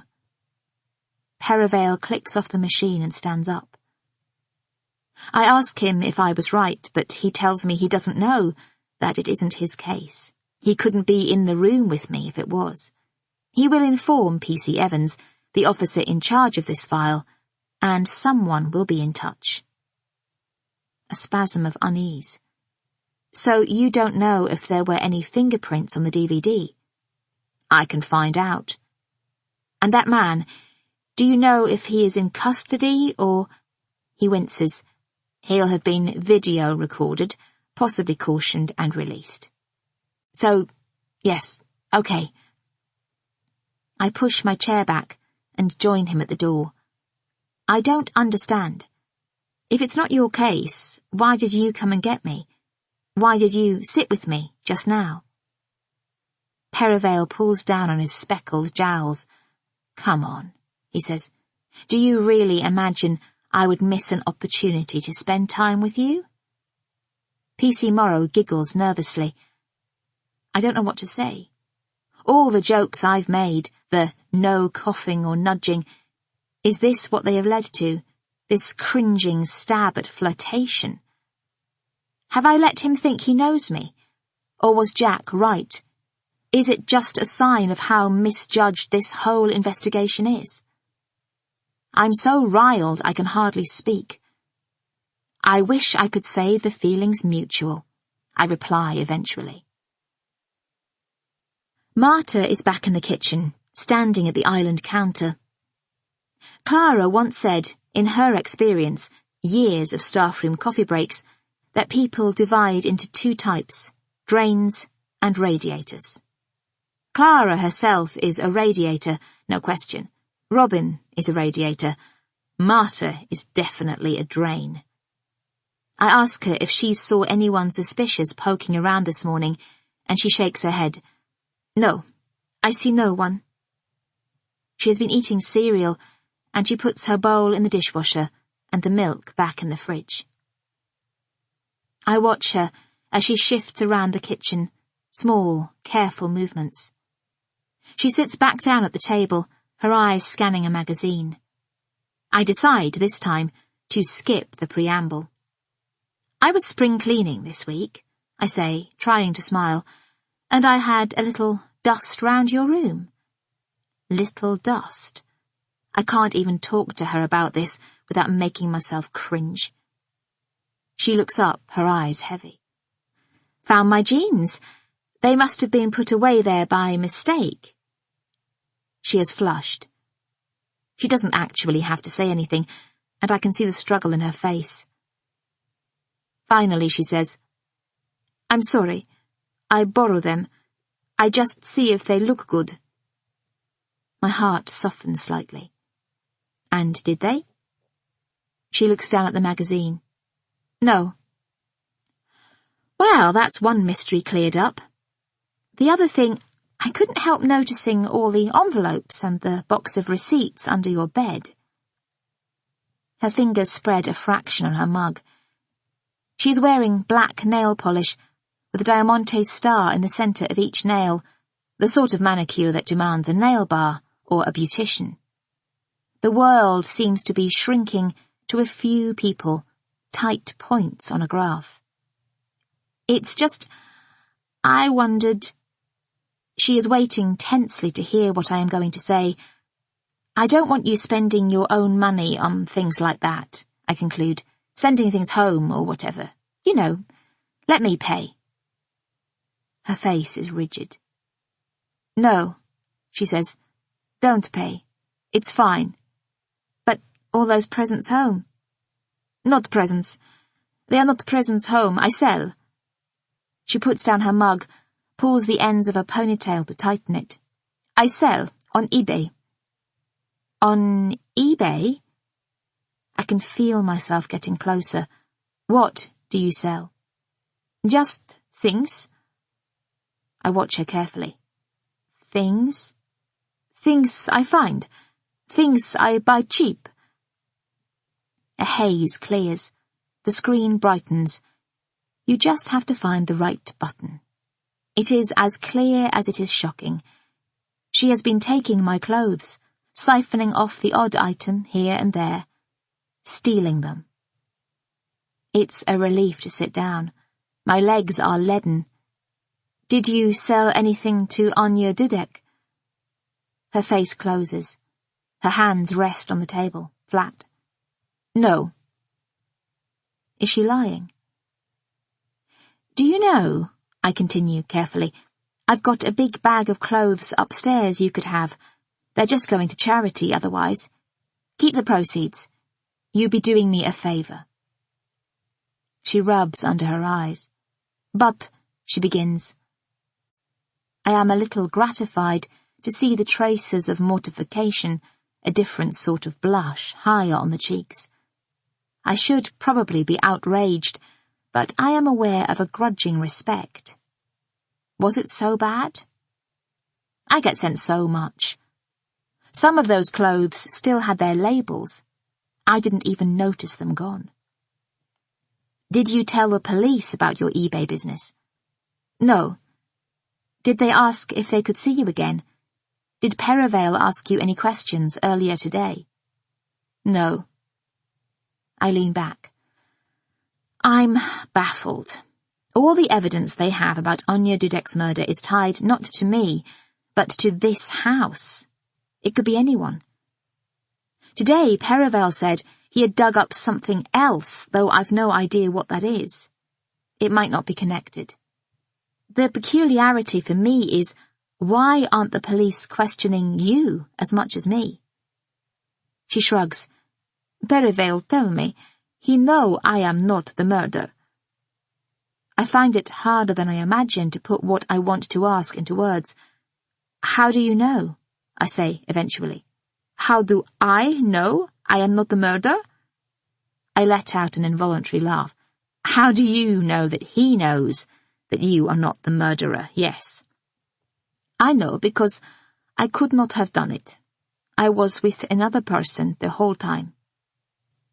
Do you mind me asking who? She starts telling me a story, and to begin with I can't work out where it is going. It's about Millie and a bad dream, and how the night Anya was murdered, Millie was frightened and came into my bed. Details land in my brain. Marta sang to Millie and told her stories about a chicken, but I don't know what to do with them. I don't hear how the story ends. Sorry, what did you say? I said, so I told the police I could not kill Anya Dudek because I was with Millie all night. But I'm still not really listening or concentrating, because I don't care about that. I don't care who killed Anya Dudek, or whose alibi Perivale has followed up and whose he hasn't. All I can think is that when Millie had a nightmare, she went not to me, her mother, but to Marta. She curled into her back, tangled her limbs with hers. This woman, who may be complicated and a little bit deceitful, who may borrow my jeans and use my perfume, sung to my daughter the night Anya died, and hugged her, and kept her safe. And for a moment, that's all that matters. When my mobile rings, I almost don't answer. I have been lying on my bed in semi-darkness. Marta has gone to her evening class. Creaks and groans and rasping come from the walls. Traffic on Trinity Road is heavy tonight, or the wind is in the wrong direction. Every now and then the house shudders. My thoughts have returned to turmoil, rationality subsumed by indecision and fear. "Hi," Jack says. "I'm ringing to say I'm sorry." I try to sound unconcerned. "What are you sorry about?" "I'm sorry I was rude and insensitive." "That's okay." "Well, it's not, is it? I should never have called you TV's Gaby Mortimer. You're not TV's Gaby Mortimer." "Well, that's nice." "You know what I mean. You're more than just TV's anything." "Thank you." "I was being a cock." "A cock?" He laughs. "Do we not use the word cock?" I smile. "Not if we can help it." "Okay, I was being an arsehole." I raise my eyebrows. An arsehole. "Is that banned too?" "I don't know. Maybe." "A tosser?" "You can probably get away with tosser." "It's just, I don't know." "What?" "Well, you know, you're funny and sweet, and you are in trouble, and we seem to get on quite well, but one minute you want my help, and the next minute you don't." Funny and sweet. The words are like daisies. I could reach down and pick them, turn them into a chain and hang them round my neck. It's such a long time since anyone has called me funny or sweet. They seem like cheats, words from somewhere in the past. "I am sorry if I keep putting you in a bad mood," I say eventually. "I was probably just hungry." I smile. "Well, it had been at least 10 minutes since you'd had something to eat." "I wasn't that keen about the whole thing at first. To be honest, I thought I'd play along just to get you to give me the interview, but now I've got to know you. I want to sort your problems out. I really do. So I wish you'd let me." His voice is scratchily deep, as if he has a bad chest, or has just had a cigarette. A nice voice, the kind of voice a nice girl should fall for. I caterpillar my head off the pillow, so it is flat on the duvet. My feet dangle off the end. A small black dot comes into focus on the ceiling. It might be a tiny spider, or a fly, or it might just be a black smudge. Is it moving? Is the space between the black spot and the chandelier increasing, or staying constant? "Thank you," I say after a bit. "You know, I was thinking, Krista knows something, I'm sure of it. We need to ask her if we can see Anya's diaries, Gaby, don't we? See if we can find out what was going on, dig up anything that might take the focus off you." I should tell him now what Krista said about Anya's other man. But it has been a long day.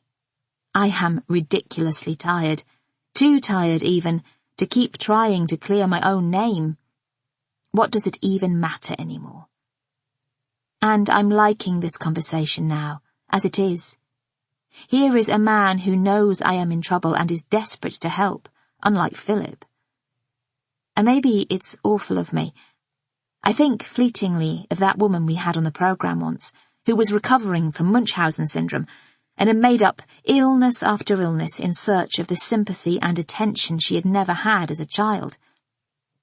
This is probably a sort of Munchausen's, keeping the information back for a bit, letting the warmth of Jack's concern lap over me. I wish I could say I don't tell him, because I am keeping my word to Krista, battling with my conscience, but it's not that. It's wanting the focus, the solicitude on me, just for now. So, no, not honourable. My motives are altogether more dubious. "You okay?"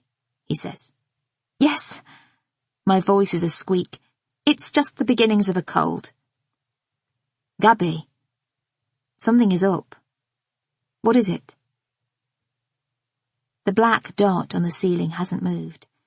It's not an alive thing at all. It's just a black dot, a smudge of dirt. I give in to temptation, let him feel even more sorry for me than he already is. The police have got new evidence. I don't know what it is.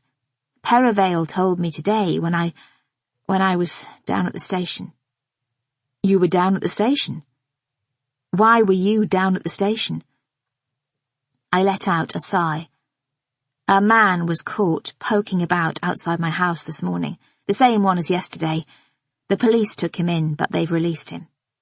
Have you locked all the doors? Yes. Are you on your own? Marta is at her evening class. I'm coming round. A car engine idles outside the window. I let myself wonder when Philip last made me feel looked after like this. Ambition and drive, they can leave ordinary kindness behind. In the last few days I have felt stripped down to something bare and ordinary, and Jack wants to take care of that ordinary, bare person. It stirs up doubts that I don't know what to do with. Jack says, "Do you want me to come round?" There is a tone in his voice, in the seriousness of it, that makes me think about his hands, the span of them, the blunt shape of his fingers. I think about his face, and how his moods flicker across it in such a simple, uncomplicated way. I reflect with impartiality on his body, and how heavy it might be if he lay across me, the soft texture of his hair entangled in my fingers. "I'm not doing anything," he says, "stuck here on my own. Highlight of my evening was going to be a glass of cheap plonk and a takeaway pizza." A glass of cheap plonk and a takeaway pizza. A flat above a laundrette, bunk beds full of kids. If I hadn't met Philip, perhaps Jack is the sort of man I would have married. Perhaps he's even the sort of man Philip might have been, with a few more knockbacks, a little less success. Could Jack be my alternative ending? Wednesday. The bottom sheet is wrinkled and bunched, the duvet half across me, half off. My clothes lie twisted in a trail across the floorboards, my t-shirt and my bra, my everyday M&S pants inside my jeans. My armpits bear the salty dampness of fresh sweat. Lou flushes, and he stands in the door to the bathroom, naked, his face ruddily tanned, his body lily white. He smiles and flops face forward across the bed. The mattress exhales.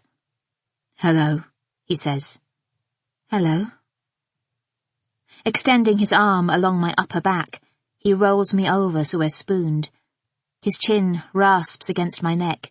His mouth and nose nudge my naked nape.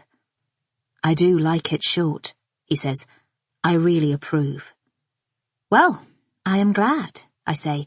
"Your approval is obviously paramount." He came directly from the airport, straight to the house, not the office. I can't remember when he last did that. The door, the thump of his bag, the cry of my name, and he was in the kitchen.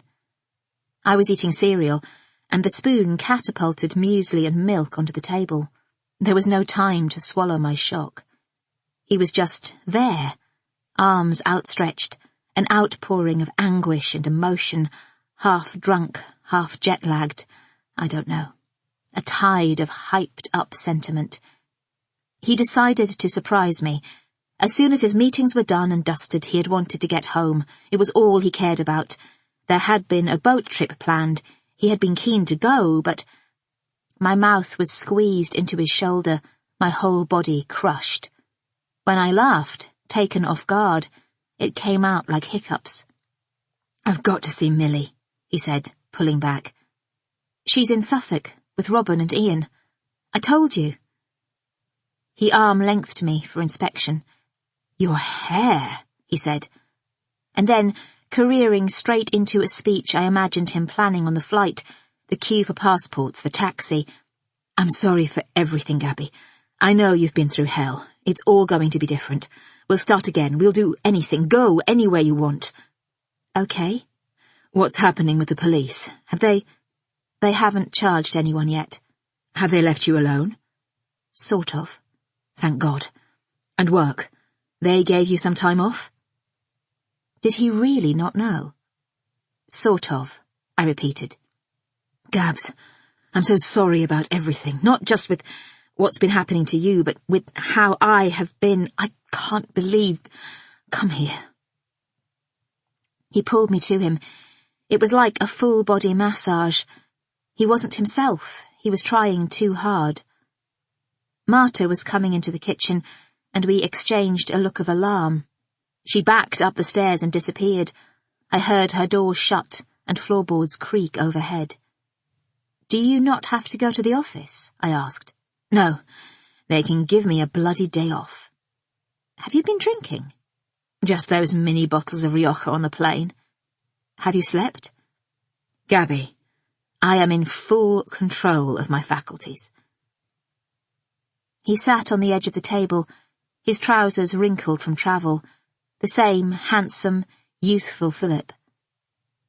But I just looked at him. It was peculiar. I felt detached. I didn't even feel angry anymore. It had calcified into something duller. I couldn't put my finger on it. This was everything I had longed for, but it felt wrong, off-key, too late. I had got through all this on my own without him, and it had changed something. I didn't know if I could change it back. Was all this outpouring of emotion about me, or was it actually more about him? And a boat trip? That was worth mentioning. He kept talking a stream of words. I buggered off to the other side of the world, despite your trauma. I wasn't here to support you when the police were badgering you. Arresting me, in fact. You kept it together, as you always do. I spent a night in a cell. Philip, in a cell. Oh my God. They kept you in, overnight? Yes. Surely he knew this. A whole night. He takes a sharp intake of breath. Was it awful? Actually, I decide to say, it was fine. I survived. You poor darling.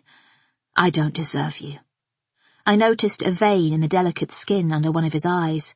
I'm a worthless piece of shit. Be careful with the self-flagellation, I said, or it might start being about you again.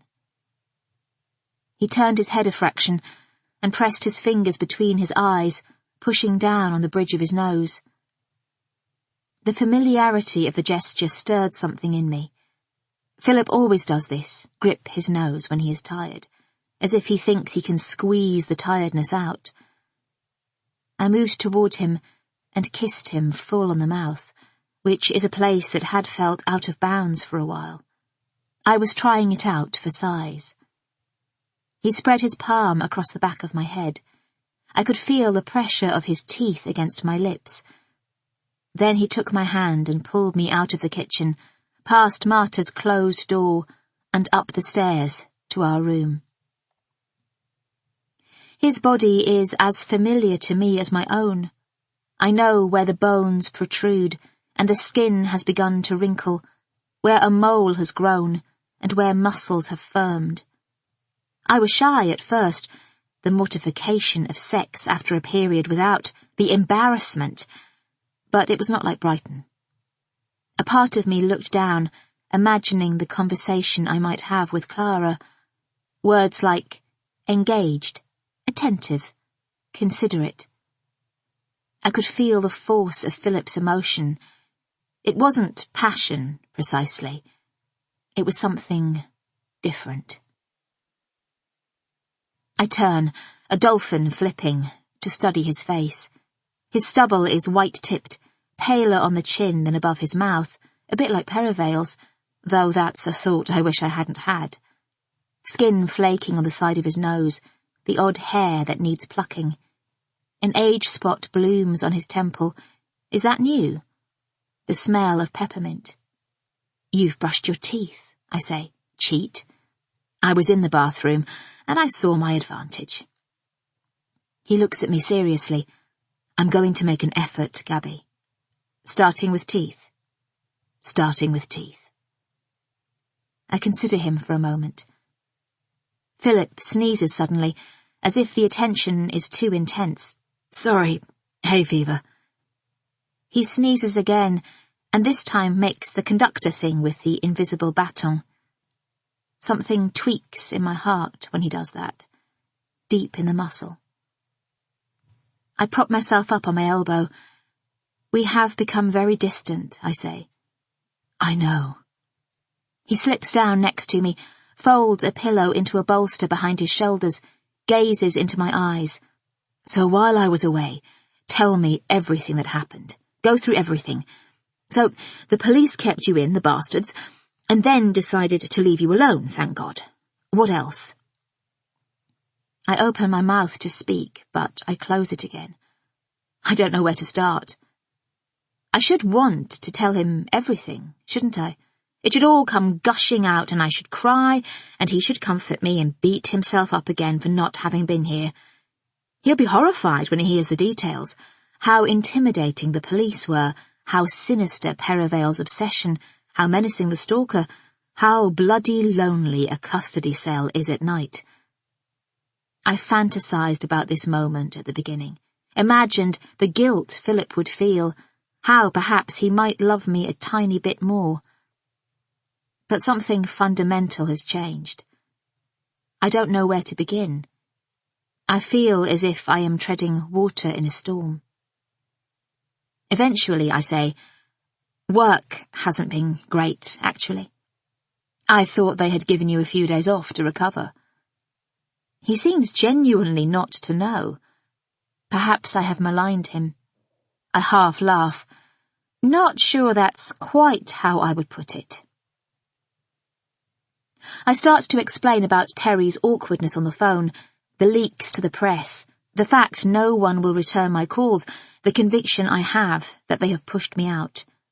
I'm aware as I am talking that this isn't what really matters, but it seems easier somehow for now than telling him about anything else. They can't do that, he says.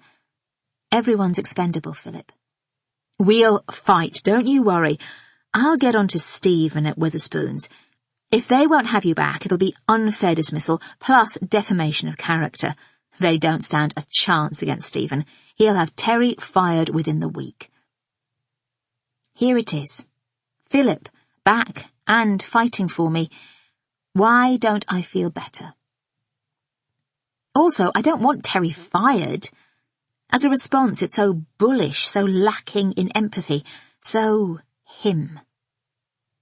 He strokes my hair. I have to fight the instinct to pull away. Tell me about your trip, I say. He leans back, fiddles with the pillow to make himself more comfortable. He talks about going long and going short, and the importance in the current market of being trade-orientated, of meetings with CEOs and optic companies, and the effect of fraud and the tanking of shares. It is a bit like his lovemaking. He continues to deploy engagement and consideration. He is attentive in the retelling. Meet any interesting people? I ask. Eat any good food? Few posh restaurants. Lot of wining and dining, mainly international. He shrugs, and for a moment I think about how Jack would have answered. Some forensic description of a bean-curd mee goreng, probably. My poor darling, he says. My poor darling. Philip yawns, shakes his head as if clearing his ears. He slips down, his eyes half close. He is not going to ask any more, I realise, about my ordeal. His hand is stroking my leg. I'm wondering whether to tell him now about the stalker. I've been watching you, too, the viper at the police station, when my mobile rings. It's in the pocket of my jeans, and they vibrate against the floor, as if harbouring a creature. Leave it, Philip says. It might be Millie. I lean over, dig my hand into the pocket, and bring the phone to my ear, just in time. Gaby. Oh, hello. I should have left it. I don't want to speak to Jack now. I need to meet you, he says. Can I come round? Something big has happened. I am already half over the bed, the mattress pressing into my stomach, and I slither a tiny bit farther, dig my elbow into the floor for balance. It's not ideal timing, I say brightly. My husband has just returned from a business trip. Can it wait? He's back. Philip is back. No, it can't. It's really urgent. Urgent? Really? I turn and ham disbelief at Philip, who rolls his eyes. Okay, look, I'll tell you quickly. I've just been back to Krista's flat. I begged to see Anya's journals. She was cagey, but I got to the bottom of it. She's basically not paying any tax, petrified of being deported. I had to go on a full-out charm offensive, telling her I'd sorted out with HM Revenue and Customs for her, while vaguely threatening to inform on her if she didn't play ball. Not pretty, but needs must. That sounds a bit brutal. Thing is, Gaby, it worked. She agreed to show me, though they are in Polish, so it's not that much of a help. Anyway, the point is... Yes, I'm not sure any of those times is convenient, I say. Philip has started kissing my toes. Gotcha. Listen, I did get Krista to check. Last year, the 13th of August, 2:30 p.m. Your name, your address, it's in her diary, Gaby. She did come for an interview. It's down there. You might have forgotten, but you did see her, Gaby. It's written in her diary. She came to your house. As soon as I can, I throw on some clothes and go downstairs to make tea. I tell Philip I will brew it properly, warm the pot and let it steep. None of your dipping in and out, your squeezing against the side, I say, your casual, callous treatment of a tea bag. Steep away, he says lazily. I'm going to have a shower, try and wake myself up. Got to keep going, or I'll never sleep tonight. I stand in the kitchen and look about me. I'm getting my bearings. I mustn't panic. I mustn't hurry. My cereal bowl has been cleared from the table. The J-cloth hangs in a wet rectangle over the arch of the tap. The kettle is hot to the touch. Marta is obviously still in the house, though I can't hear any sounds. I put the kettle on and start searching. Last year's household diary. It was a pale blue Smithson with gold-crinkled silk pages, a present from the big cheeses at work. I can visualize it, almost reach it in my mind. Did I give it to the police? No, they never asked about it. It isn't in the pile of books by the TV, and it isn't on the shelves in the sitting room or nestling among Millie's Grade 2 piano music. The pump for the hot water emits its whistling metallic crank. The pipes in the wall begin to hum. I start spinning from surface to surface. I'm not so calm now. Has it been recycled? Did we throw it away? Could it be in the bedroom? Have I time, while he is in the shower, to run back upstairs and look? Then an image, a visual memory, Jack picking up a book and putting it back, running his fingers along the spines. And, yes, there it is, not hidden, not buried, but on display, lined up neatly alongside the shiny cookbooks Philip's mother gives me in hope every Christmas, just sitting there between Jamie at Home and Claudia Rodin's The Food of Spain. A spider is curled on the upper spine. I blow it off. The leather cover smells of dust and cooking grease. The pages are soft as butter. I find the page. Saturday, the 13th of August. The date is filled with scrawls. Millie had a gym competition in Dagenham. Warm-up 8:30 a.m, main event 9:15 a.m, Izzy's mother taking, and a party in the afternoon. Harriet Pugh's 8th, Sammy Duda Pottery, Webbs Road, 4 till 6 p.m. I've scribbled, "Buy, present," in underlined capitals across the space too, So it's not surprising this other thing got missed. No writing, just the vague dent of pencil marks long erased. You have to hold the book up to catch the light to make them out. No name, no details, just a shape, 2:30 p.m. AD, hidden in all these other hieroglyphics. I stare at it. It comes in and out of focus. I flick the pages back. The previous week is full of neat, firmly penciled numbers and letters. On Monday is written 6:30 p.m. CS, 7 p.m. PT, the Armenian from Croydon, and the off-to-uni any minute student.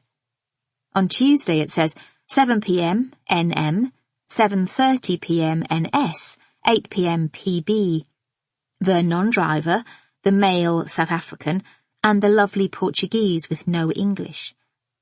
Then on Wednesday, 5:30 p.m. MB, Marta Bieli, a competent, well-rounded Polish nanny with excellent references. I had spoken to Robin on the way to the hospital to see my mother. I remember that. I asked her to call off my appointments for the week, reschedule a dinner and a trip to the dentist. She said she would sort it. I could leave it in her hands. She was preoccupied with the wedding, though, some last-minute hitch. The chairs in the marquee were too wide. Had she tried to get through to Anya and then failed? Had she never got to even that? Had Anya come all the same? I slide the diary back in between the cookbooks. This is everything and nothing. It is not proof. Explanations. They're just out there, waiting to be plucked. I think about the week my mother died. Those last few months were a fresh kind of hell.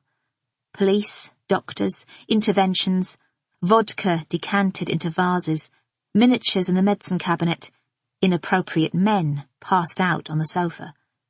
Philip, who had found my mother such a character, was nauseated by the raw savagery of it.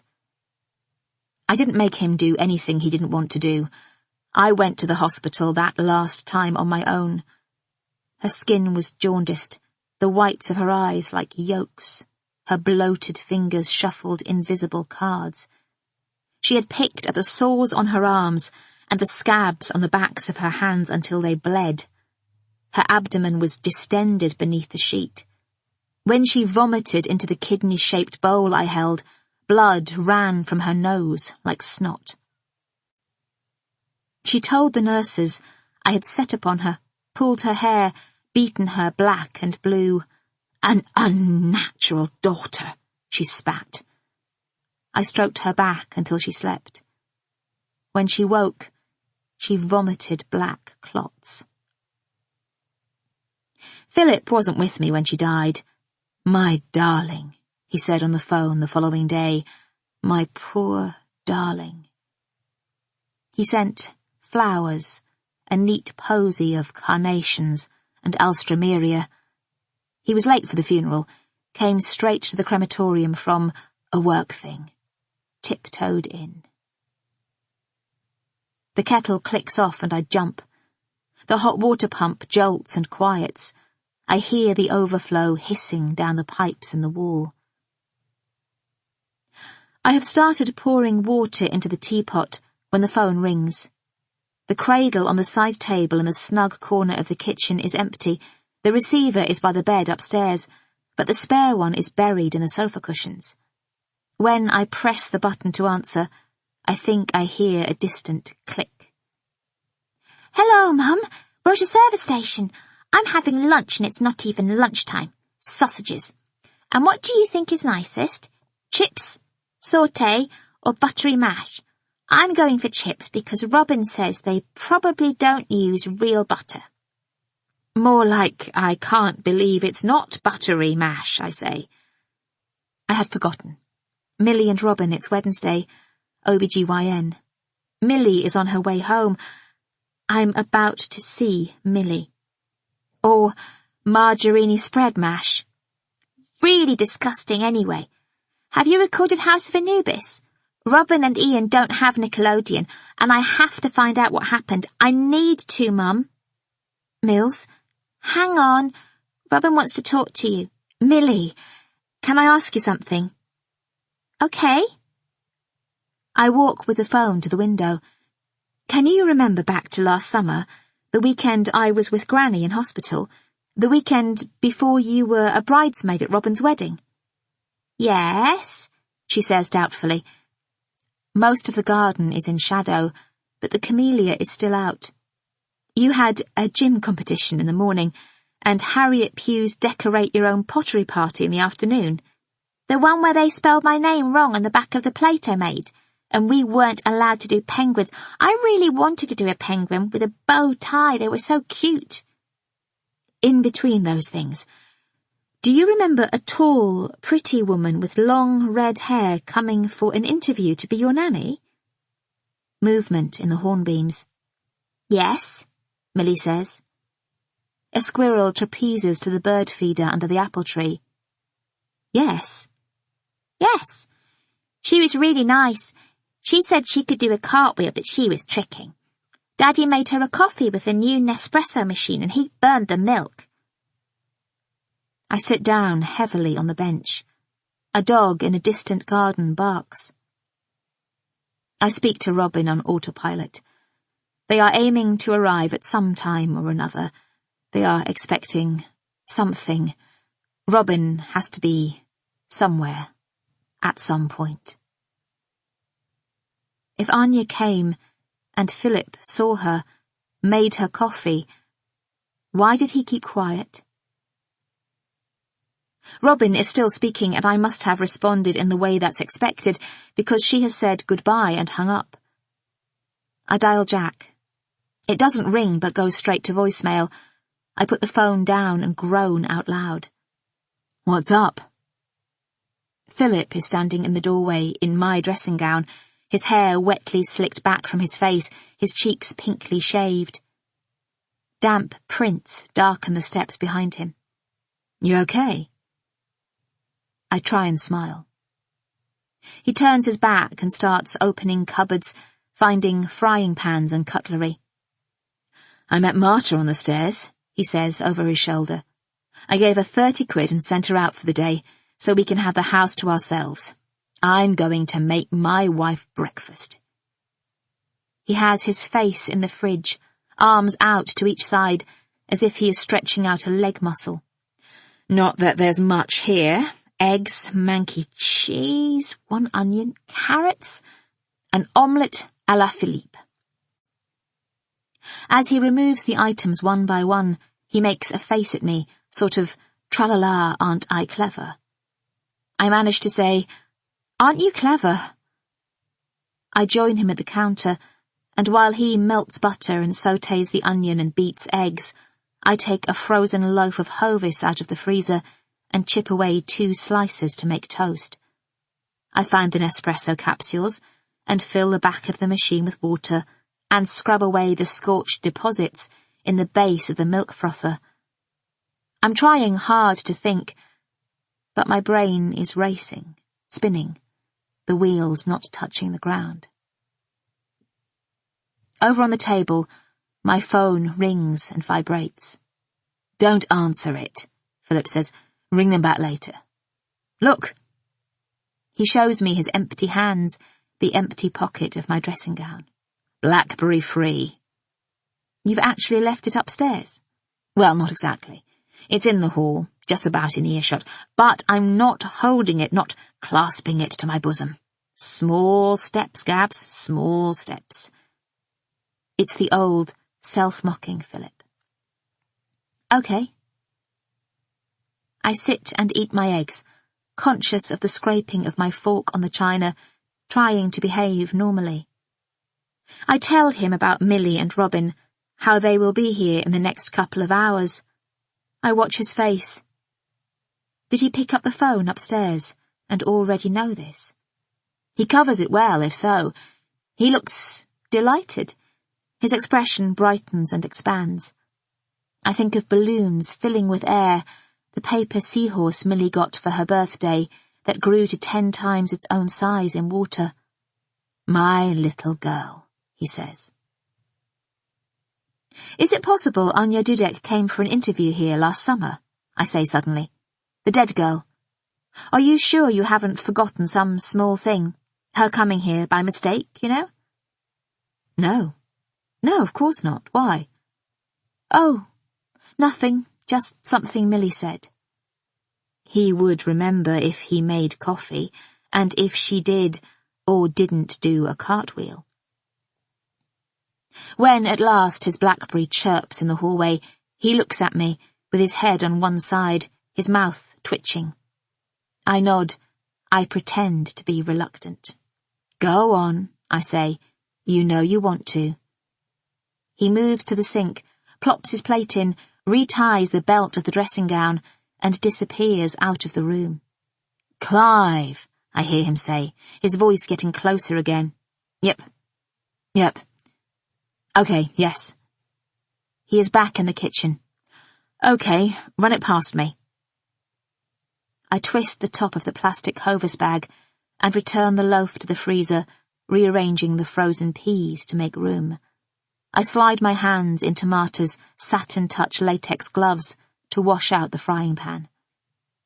Philip is trying to catch my eye. 20 minutes, he mouths. I nod. So, who else are you showing it to?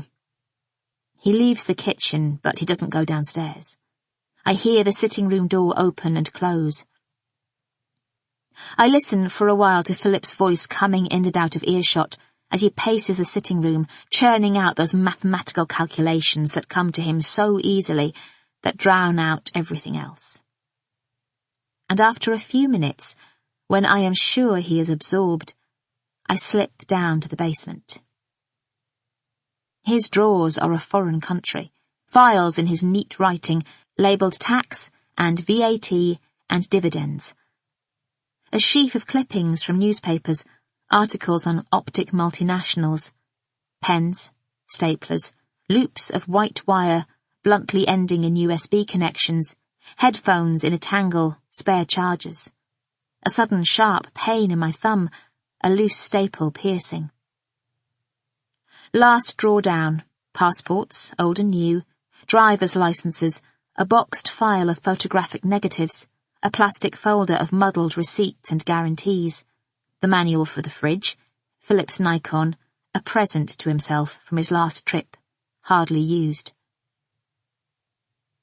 As I search, I think about Philip and the kind of person he is, the kind of person who is vigilant with his possessions, who, unlike me, files away all documentation, keeps it safe, in case the item breaks or doesn't fit, holds on to every guarantee in the event of electrical fire or flooding or something going wrong.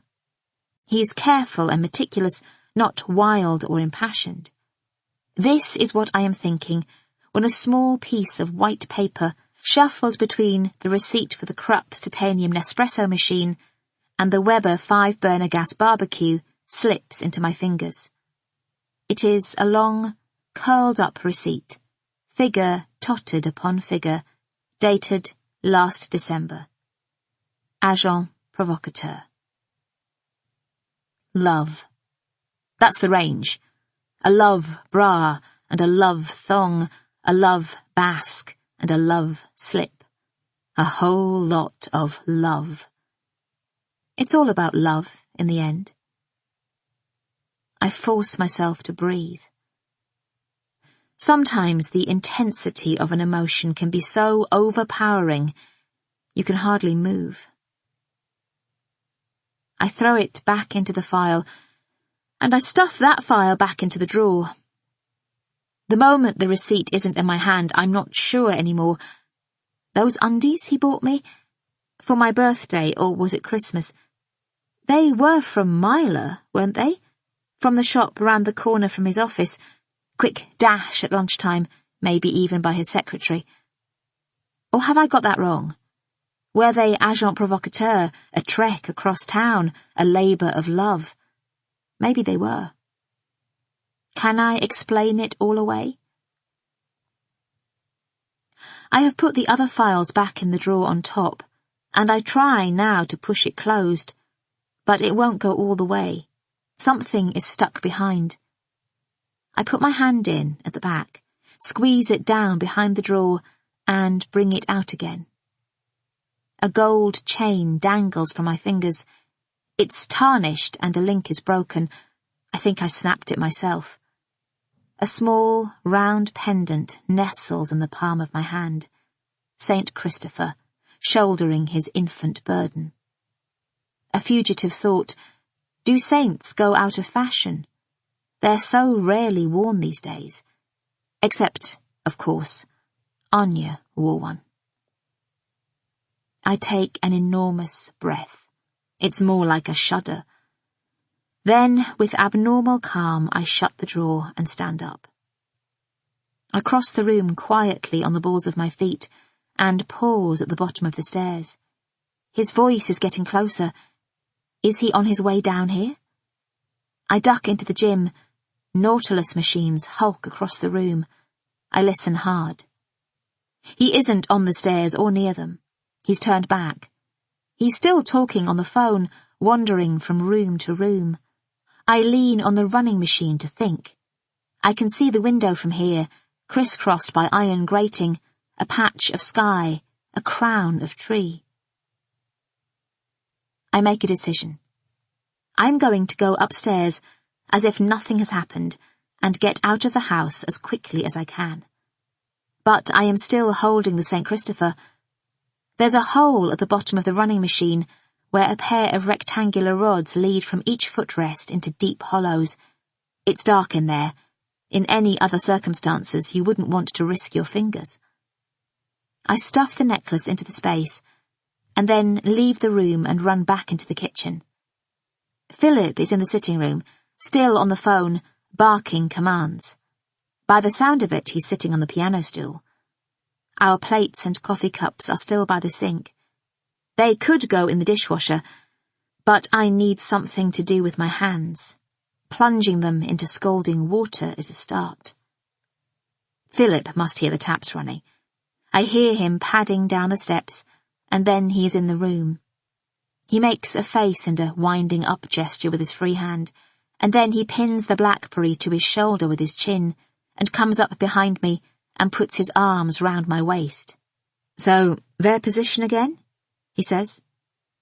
My own hands are in the water. I am scrubbing and scraping at the pattern on his plate. Yep, he says. We'll go with that. We'll decide when to sell later. Bye.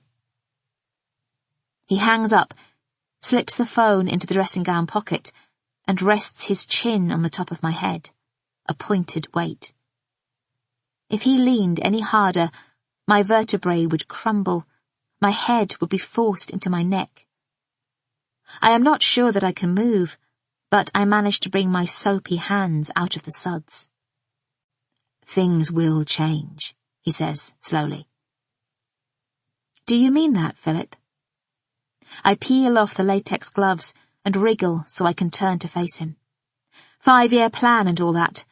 Are you talking Suffolk, bees, and blackberry jam and village schools? A beat. A pause. 2 seconds of betrayal. He has no intention of moving to Suffolk. We'll talk about it, he says. If only he'd been honest.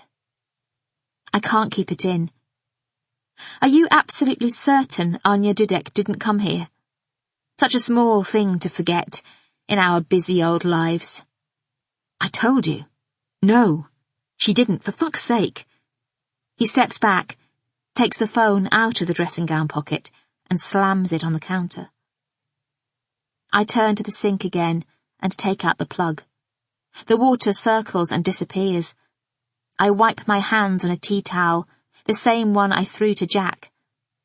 For some reason I think about DNA and whether this tea towel is steeped in his. I'm going to nip to the supermarket, buy milk and food, I say curtly. I've got nothing to give Robin or Millie. Any requests? He is rubbing his eyes now. Can you get some antihistamines? Pollen count seems high. Of course. Gaby? What? He is looking at me with a peculiar expression on his face. Nothing. I grab my purse, force my feet into shoes and leave the house. The silver Mondeo is parked on the other side of the road. I cross right by it to reach my car. Perivale is hunkered down in there today, just sitting. I should feel reassured, but I don't. I know I should knock on the window and climb inside, but I'm not ready. Instead, I walk by quickly, his eyes on my back, and get into my own car. I have the urge to drive and drive, to put my foot down to get far away from here. I make the short trip to Waitrose. I park the car and walk the aisles in a daze. At the checkout, I pay for items I don't even remember picking up. A chicken, a bag of salad, 2 liters of milk, a bunch of purple alliums, a bar of chocolate, a couple of packets of Benadryl. In the parking lot, I sit with my forehead resting on the steering wheel and my eyes closed. I'm being so calm. It's extraordinary. I almost want to laugh. Who knew? I am holding Krista's card, South London Beauty Services, and I dial the number. There's a long silence after I tell her who I am. "I thought you might call," she says eventually. "So, Jack came to see you this morning," I say. "Yes, he bought me flowers and more cakes from that cafe. I thought you didn't trust him, thought he was too charming. He told me he wants to make things right for you, and he will help me with the tax office. But you promised Anya. As Jack said, she is dead. You are alive. And the police, they want to put you in prison. Jack told me you had a little girl and—" "So you translated a bit of her diary?" "He says it was just to clear your name, and I didn't want him to let it be taken away. She has written personal stuff." "I can understand that." "But he was so persuasive, Gaby. He'd made me feel so bad. He said I could be prosecuted for interfering with police inquiries, for withholding information." The parking lot is filling. "I don't understand. You mean you did give Jack the diary? He has it now?" "I didn't know what to do." "Did you tell him about Anya's lover?" "No." "But it will be in the diary. And if Jack takes it to the police, which he will, her parents will find out. You realize that?" She sounds tired. "I do my best for Anya. I don't know what is right." "Okay," I say. "Thank you, Krista. As long as you are sure." "You are a good woman," she says. "Kind. You care about Anya." Vibrations. A woman in a 4x4 has pulled up next to me and rolled down her window. She taps on mine.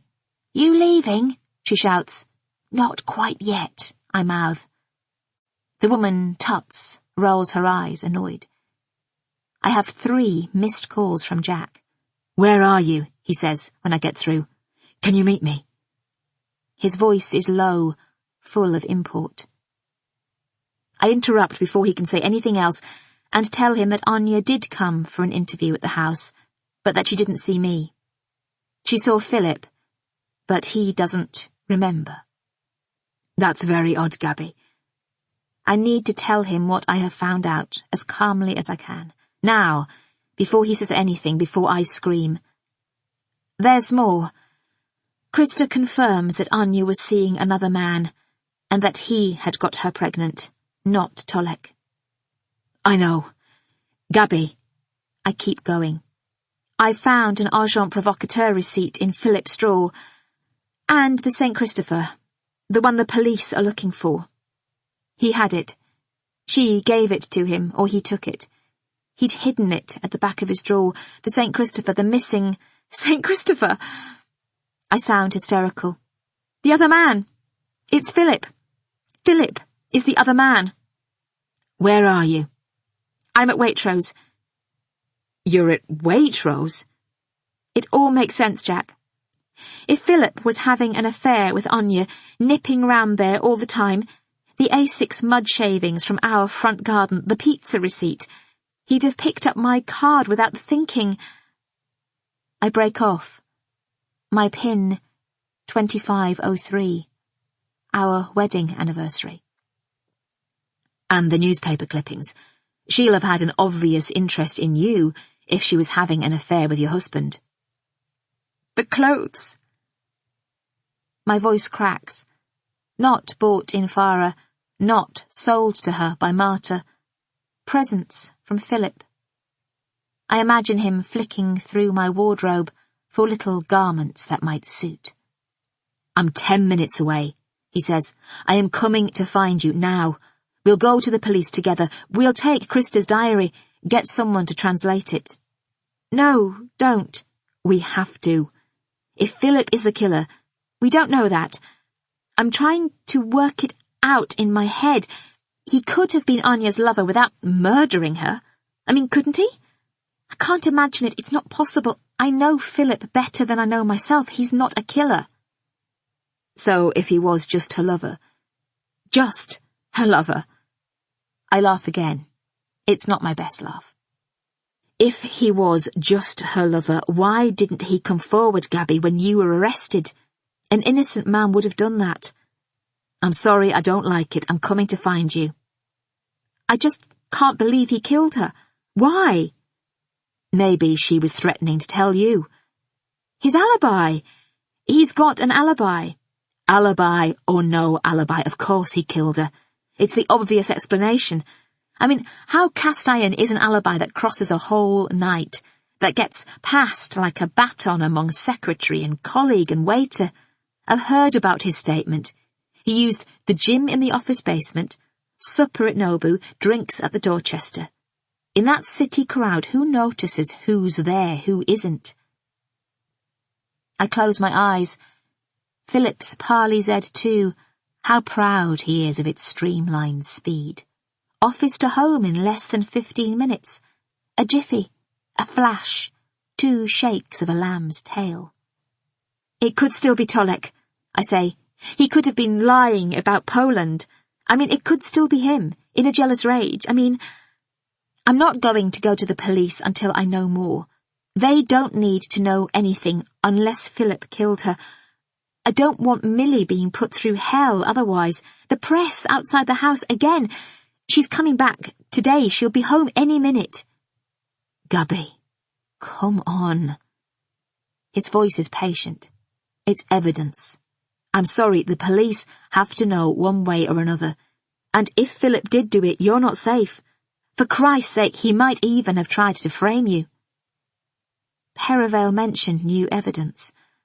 I wonder what that is. I'll get on tomorrow. See if I can put the screws on her.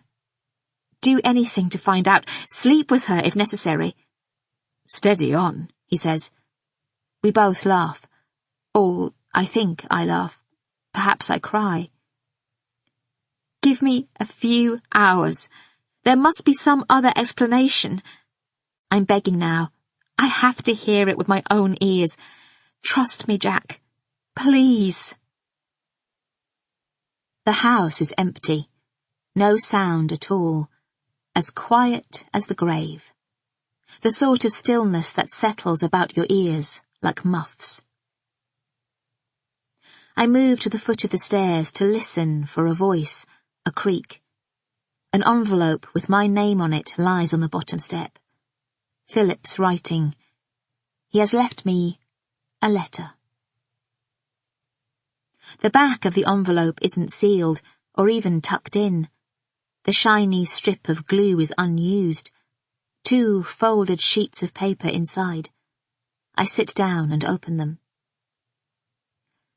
Dear Gaby, I thought I could carry on without telling you the truth, but I can't. I have to tell you everything, or it is all worthless. Nothing means anything. Is it cowardice to write this in a letter? Well, I am a coward. Anya did come to the house for an interview. I should have told you, but it was the weekend your mother died, and it turned out you had given the job to Marta anyway, and it went out of my mind. It didn't seem important. I bumped into her on the common a couple of days later.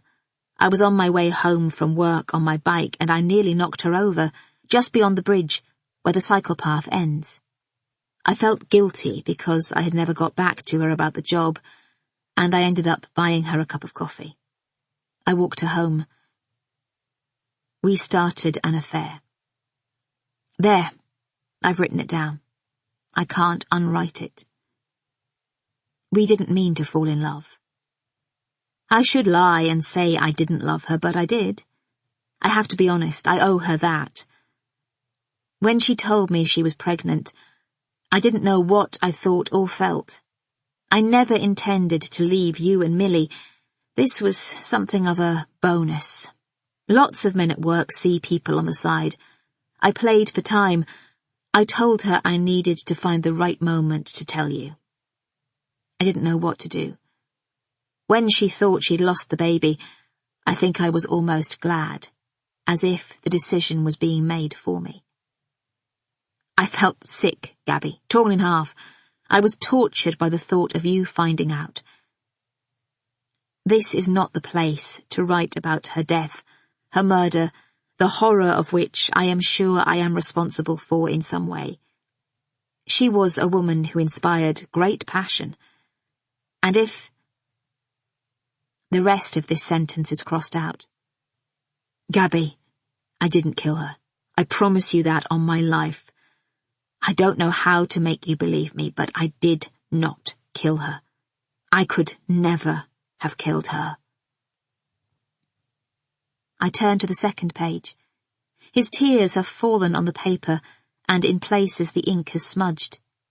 He used a fountain pen and proper stationery, watermarked Basildon Bond and a Mont Blanc nib, for letters of condolence and adulterous confessions. The grain on the second page is thicker, he's used the wrong side of the paper, and the writing is spikier. There are only a few lines left. I can't go on lying anymore. It is a terrible thing I have done, and I don't know what else to do or say. I am so sorry, my darling. I only hope that in time you will forgive me. Philip. I fold the 2 sheets of paper and return them to the envelope. Then I lay the envelope down next to me on the bottom stair. A window is open somewhere. A cold draught brushes my neck. The Waitrose bag is still at my feet and I pick it up. The plastic handles dig into my fingers as I take it into the kitchen and place it on the counter.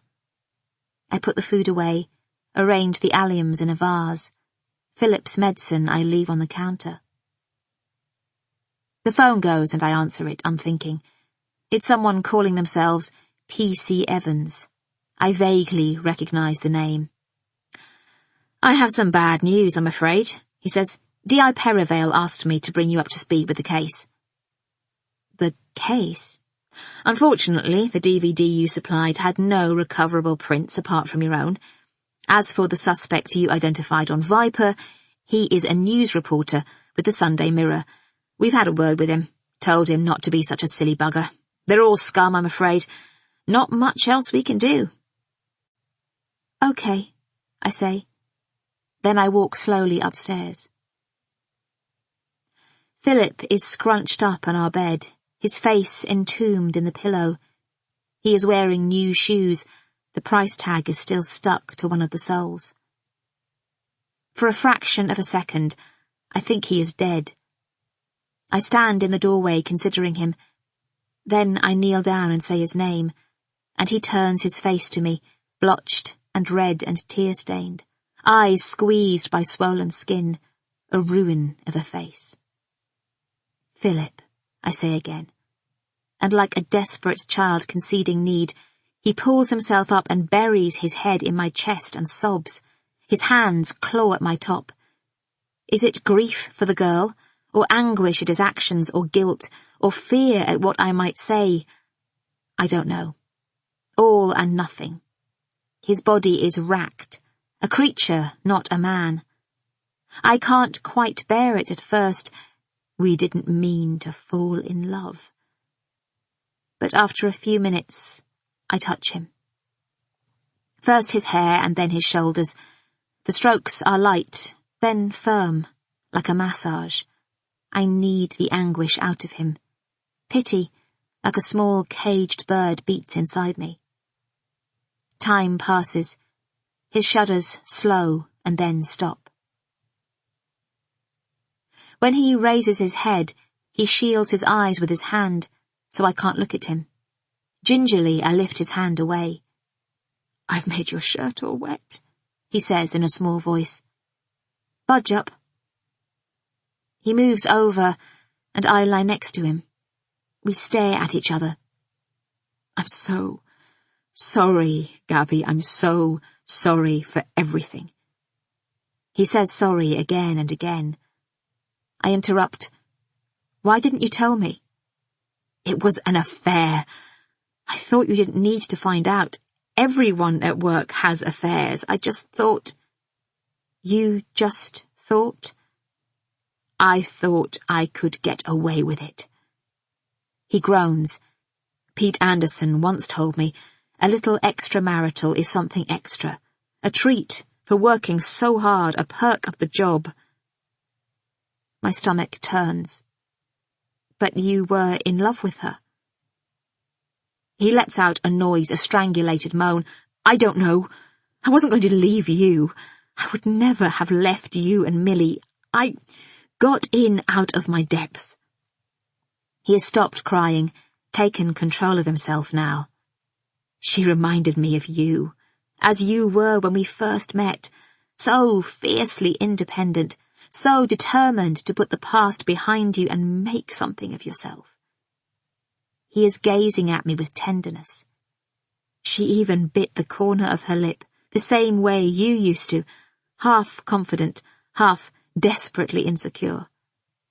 The day she was in the kitchen, when your mother was ill, she was so sweet with Millie. When I asked why you didn't tell me, I meant when she died, Philip. How could you not have told me then? How could you have kept it to yourself? I just don't understand." He closes his eyes. "I was terrified. Gaby, please listen to me. I didn't know that the dead woman, the body you, my wife, had found was Anya until the police came to my office. I thought it was a teenager. You told me it was a teenager." "I didn't. I said a girl. You misunderstood." I almost passed out when the policewoman told me her name. I had been worried about her. She hadn't been answering her phone. I hadn't seen much of her for a week or two. She'd been in Poland for a wedding. I was supposed to have gone to her flat, but then you threw that date night at me. I'd been trying to ring her. I had been round there. I never imagined. I got through the police interview. It was you they were worried about, not me. They had no idea. I could see the policewoman giving me funny looks. I was sweating. I told her I had eaten something dodgy. They took my alibis and they went away. I was sick in the loo, Gabs. Really, I just couldn't. And then I just got on my bike and cycled. I didn't know where. I spoke to you from the middle of Hyde Park, told you I was still at the office. I was in shock. I didn't know what to do with myself. I waited until I knew you'd be asleep before I came home. I saw you that night, downstairs at your desk. You looked as if you were working. I was dying. So you lied to me, and you lied to the police. You didn't think either of those things mattered. All this evidence that linked her to this house, the soil from our front garden, the Tesco receipt, the clothes. Even when they suspected me, even when they arrested me, took me to a police station, put me in a cell, and kept me there overnight. I have raised my voice. I can't stop myself. You didn't come back and sort it out. You let them think I did it. He begins to bite his hand. I pull it away from his mouth. He has started weeping again. I couldn't, he says. I couldn't tell the police. The words are only just decipherable. Why? He shakes his head. You need to tell me, I say. A long silence, and then, finally, I was there. His hands cover his face. The night she died, I was there. Tell me, I say again. Gently, I take his hands away. He puts them on his head, presses them down hard. I did use the gym. I did go to Nobu, and for a nightcap at the Dorchester, I was with people most of the time. But there's a window, a 40-minute gap when I wasn't with anyone. Bob thought I was on a call, but I wasn't. I left Nobu and cycled to her flat. She hadn't been answering her phone, and I was worried. And you fancied a quickie? No, Gaby, don't. He turns to me, his face anguished. She wasn't in, and I didn't want to come home, so I cycled back. I thought I would have to come clean. I thought the police would find out, but no one seemed to have noticed I was gone for a bit. I'd got away with it. And no one knew, you see. I'd used a pay-as-you-go phone, and I destroyed it. We always met in secret. I hadn't told anyone, not even Pete. I was scared. It didn't look good, Gaby. My girlfriend dead, and me outside her flat the night she died. I wouldn't stand a chance. So you thought life could go on as if nothing had happened? No. I tried. God, that weekend in Brighton, the hell of trying to pretend. I cooked up that work trip just to get away. I needed time to think. To grieve? I suppose. Yes. I only had one meeting. I could have been back in 36 hours. I sat for hour upon hour in my hotel room or random bars, drinking myself into oblivion, trying to pull myself together, trying to work out what to do. The strain of those phone calls pretending everything was fine, making up boat trips and karaoke. We stare at each other, until at last I say, So who killed her, Philip, if it wasn't you? He lets out a bellow like childbirth. I don't know. An old boyfriend, Tolic? His jealousy drove her mad, or someone she met. There was another English bloke before me. Everywhere she went, men fell for her. She wasn't that pretty, but you couldn't take your eyes off her. She just had something, you know? He lets out another terrible sob. Or some nutter? I don't want to... But not me, Gaby. I promise you, not me. Please believe me. Shh. She pulled me in, Gaby. Enchanted me. It was like a dream. I wasn't thinking straight. I stroke his hair. I wish he wasn't saying this, trying to absolve himself. It grates. It's okay, I say. His limbs loosen a little. He nestles into the pillow. A corner of the duvet is free of our bodies, and he subtly nudges it, so it covers his shoulder. You sent her flowers, and bought her expensive presents, agent provocateur. You gave her my clothes. He puts his hand over his face. I can't quite hear what he says. I don't pull the hand off this time. I just say, Did you really love her? I did, but it was more of a physical thing? I'm feeding him his lines, he nods. Even with that tattoo? Tasteful as those cherries were, I don't think of you as a tattoo man. She was different. It was all different. I was a different person when I was with her. He is removing himself from the equation, shucking off responsibility. It wasn't him, it was a different person. He puts his hand on my face now, cups a whole cheek. I'm sorry, Gaby. I never wanted to hurt you. Well... I breathe in soap and coffee, and the salty lemon scent of his body. Then I can't think of anything else. A pause. I should go to the police, he says. I put my hand over his to keep it where it is. My tears are catching in his fingers.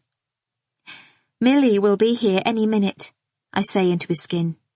Go later. Maybe even tomorrow. What's a few more hours? Let's have our day. He releases a sigh like a shudder. He looks at me with hope and trust. I hold his life, the beating heart of it, in my hands. Where would I be without you? He says. We lie for a little while longer. I don't know how long. I lose track of time. Maybe it is only minutes when noises erupt below our window. Car doors, laughter, voices, the clattering of gates.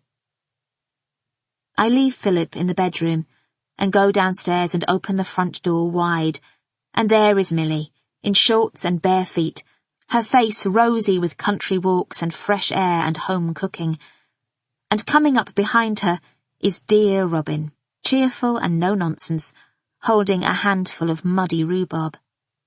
We hug and shriek a little.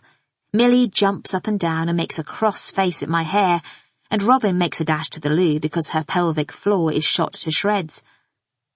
I hold the rhubarb and wonder what I'm supposed to do with it. Then Philip is on the stairs, his cheeks silvery with cold water, and Millie gives a yelp when she sees him, and he comes down and picks her up and swings her round and kisses and hugs her, a noise in the back of his throat like a growl. Then Robin emerges from the loo, still zipping up her jeans, and says something about a family reunited, and for a moment I forget about it all and think everything will be all right. We have our day.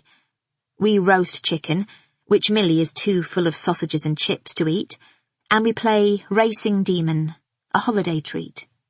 We go for a walk over to the playground, and Philip sits next to me on the bench, his fingers coiled in mine, protection from the nudges and the stares. They don't know me, these people. They think they do, but they don't. You have to make more of an effort when you're not on the telly, when you're no one in particular. As soon as this is over, I'm going to work harder at things like this. Later, at home, I find a recipe in the shiny cookbooks for a cake with rhubarb, and we curl up on the sofa, the three of us, and eat it, watching House of Anubis. Philip tries to stay awake. Millie taps him when his head lolls. His eyes seep, his nose runs, hay fever or jet lag, or grief. I'm watching him dissolve. When his blackberry chirrups, he doesn't notice, or perhaps he doesn't care. My phone doesn't stop. Philip's parents back from their cruise, with tales of the ancient world and modern plumbing.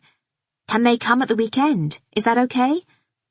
Their heads are full of Sparta and Byzantium, the lovely couple they met from West Byfleet. I want to tell them everything that has happened while they've been out of contact, but I don't. A neighbour will tell them, or one of their friends. It can wait. Texts and missed calls from Jack I don't read or return. My voicemail fills and overflows. Everything turns to liquid. Robin gets back at 5 p.m, flushed, her curly hair wild. The sky has darkened. Thick clouds have chased her from the station. I tell her she's an allegorical representation of health and fecundity. I'm certainly that, she says.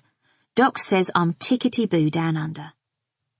She gulps down a cup of tea and a slice of cake, but she's bushed. Her boobs are bursting, and she's bloody desperate to get back to her baby. What about you, little lady? She says to Millie. Do you really want to come back with me? I want to stay with Mum and Dad, Millie says, but I also want to go to Roxanne's party. We'll come and get you at the weekend, I say. Robin heaves herself to her feet. Are we going to do this, or are we going to do this? I carry Millie to the car. I feel her hot arms on my neck, her legs at my waist, her small, muscular body wrapped around mine. I belt her up and kiss her forehead and her chin and both cheeks. Philip kisses her and bends to say goodbye. We stand and wave. I chase the car up the street, shouting, See you in 2 days. Drops of rain polka dot the pavement. When I turn round, Philip has returned to the house. The brickwork, wet now, has darkened. He has left the front door open, and I close it behind me. It's murky in the hall. Philip has gone upstairs. It's gloomier in the kitchen than it should be. It's not raining heavily. You need to concentrate hard on the dark patches of shrub to tell it's raining at all. A square of halogen stares down above the apple tree. I still haven't ordered blinds. I have my finger on the light switch when Philip says, I don't understand one thing. God! I put my hand to my heart. You gave me a shock. He is sitting on the sofa in the shadows. The tattoo. How did you know about that? I switch on the light. The empty cushion beside him holds the shape of Millie. What tattoo? Anya's tattoo. The one of a cherry. I put the cups and plates in the dishwasher. I open the cupboard for the dustpan and brush to sweep cake crumbs from the floor. I saw it, on the body. Her top was rucked up. My top. I gave him a pointed look, which you weirdly gave her, along with all those other things. Though, actually, I pause in my sweeping and reflect. Maybe I didn't see it. Maybe the police told me, and I imagine that I saw it. In all those hours of questioning, it might have come up. God, hours of questioning. I am so sorry. I thought they would never release me, but, hurrah, they did. And now I'm going to run you a bath. I'm so tired, Gabs. I know you are. I need to go to the police. I kiss the top of his head. Later, I say. There will be time enough for that. I climb the stairs to our bathroom and turn on the taps, dribbling in a capful of my precious, deep relax. You don't need much. He wanders in. He's so drowsy he can hardly speak. He pulls off his clothes with his back to me, his movements clumsy, eases himself into the water. That's nice, he says. How about a whiskey? Even better. When he's settled, a large tumbler in his hand, I put on my tracksuit bottoms.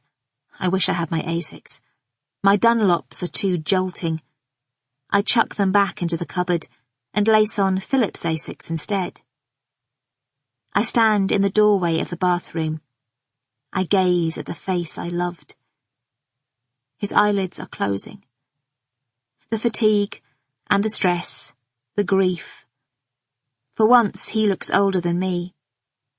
I'm going for a run, my darling, I tell him.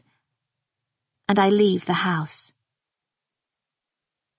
I prefer running in the evening to the morning. It helps me sleep. I'm not good at letting the turmoil of the day rest. Not always. The rain has stopped, or perhaps it never really got started. The clouds threatened more than they delivered. I take the path round the pond. It's wet, tacky underfoot. Even with extra socks, Philip's Asics are too big. The mud doesn't help. I can't get up any speed.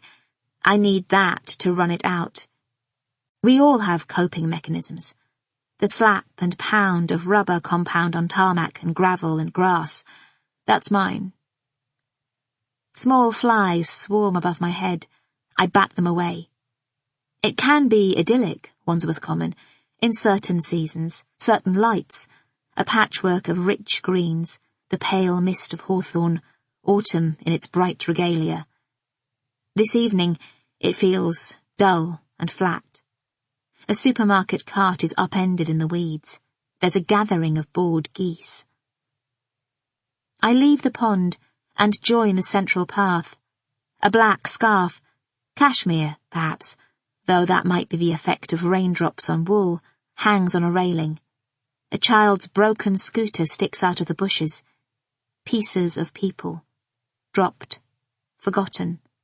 Abandoned. I keep my eye out for that bracelet. I always do. Breathing is harder when I'm upset. It catches and tangles in my throat. The real hell of life, someone once said, is that everyone has their reasons. Running. I couldn't have got through this without that.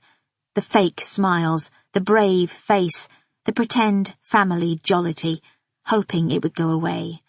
Birthday teas, pub lunches, date nights. Running helped release the anger. It massaged out the pain, the acid. Perhaps it would all have been different if I had been honest, confronted him at the very start, but dissimulation is my natural response, my childhood training. All those hours at the kitchen table, the life cycle of the frog, the origins of the Second World War, blocking out the drunken jags. The life lessons given by an alcoholic mother. Keep laughing and carry on.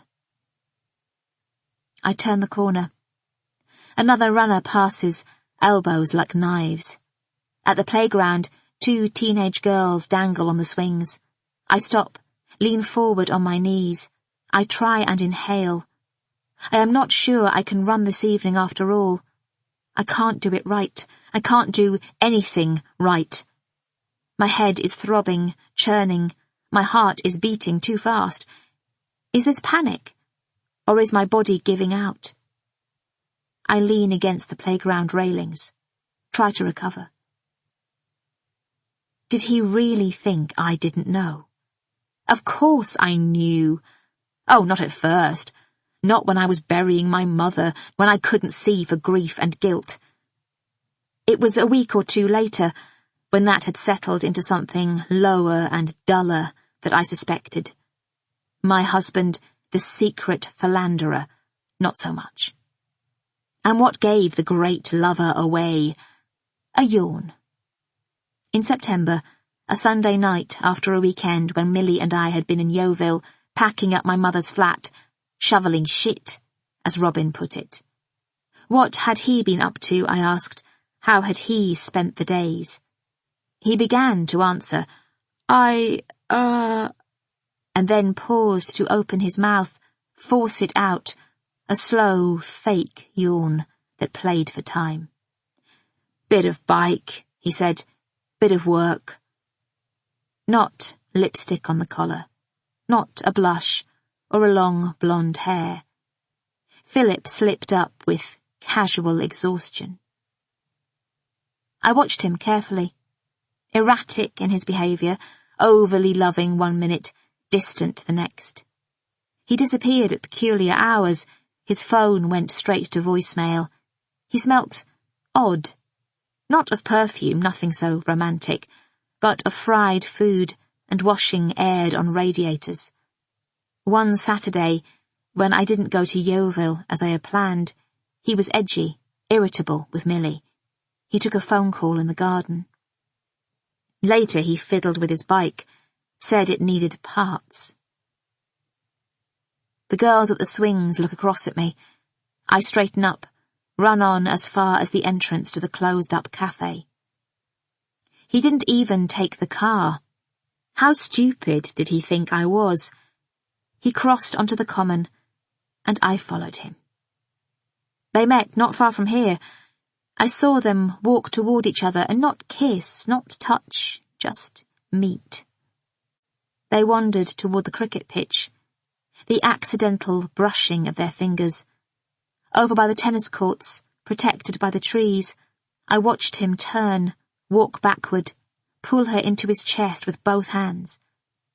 They were a patchwork of colour in the wilderness, stillness and movement, a rearrangement of clothes.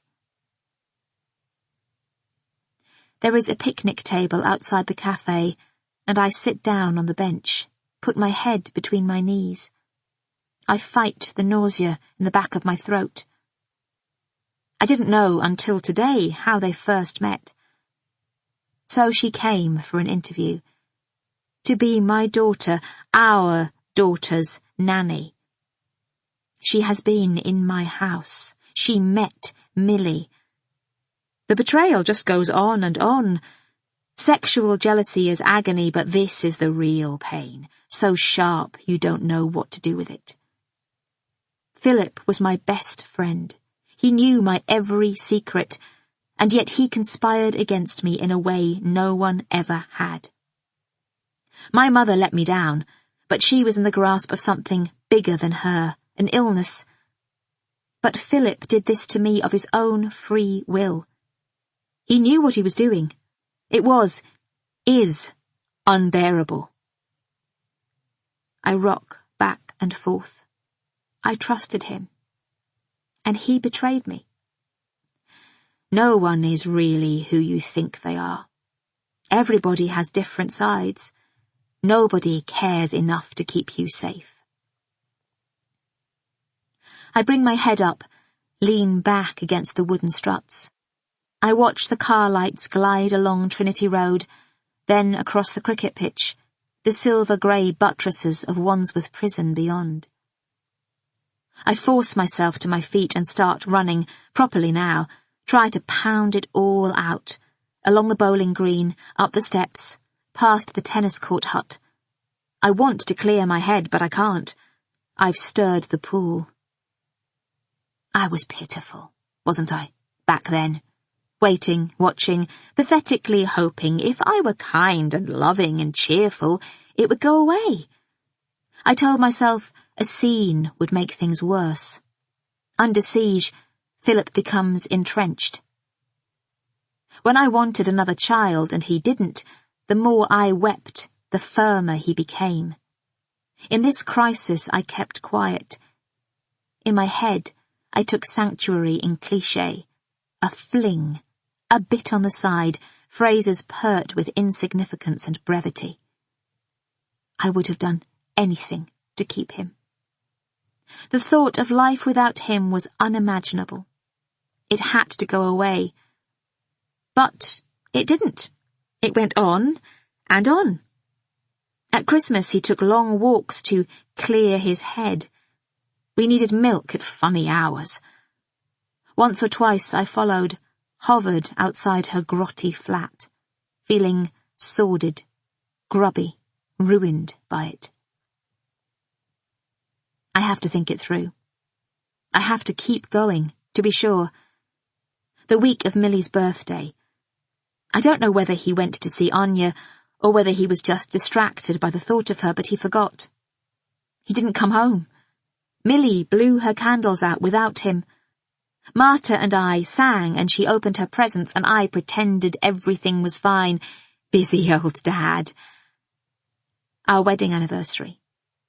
At the back of my mind I kept thinking, we just need time away, the two of us. Not just sex, but companionship, breakfast in bed, ordinary Sunday chat. I booked the hotel, sorted the lingerie, planned the date night to discuss it. He wouldn't come. Take a rain check, Gabs, he said, so casual, so dismissive, as if he had stopped noticing me at all. Despair, then. I feel it even now, thinking about him and worrying about him for so many months, losing touch with what's real and what isn't, blaming myself. If only I did things differently, if only.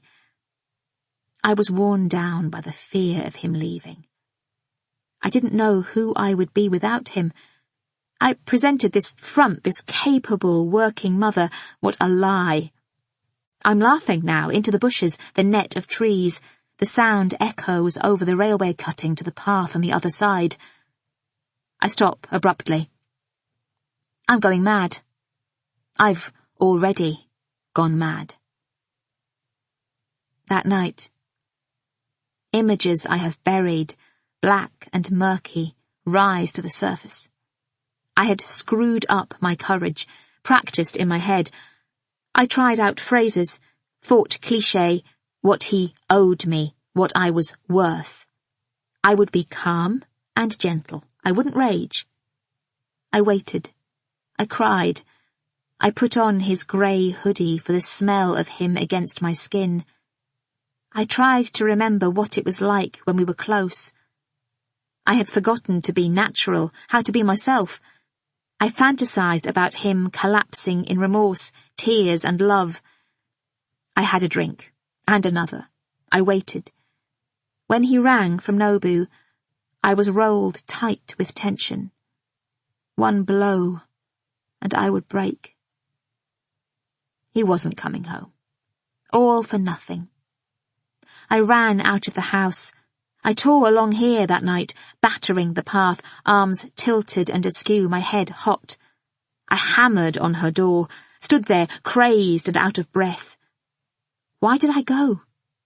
To beg? To fight? I can't remember. Every time I try, I can't. All I can remember is the sight of her standing there with her tatty fingernails and her dyed hair, her cheap little Topshop trousers. She looked a bit like me, it's true. Not a sinister resemblance, a deeply banal one. She was just his type.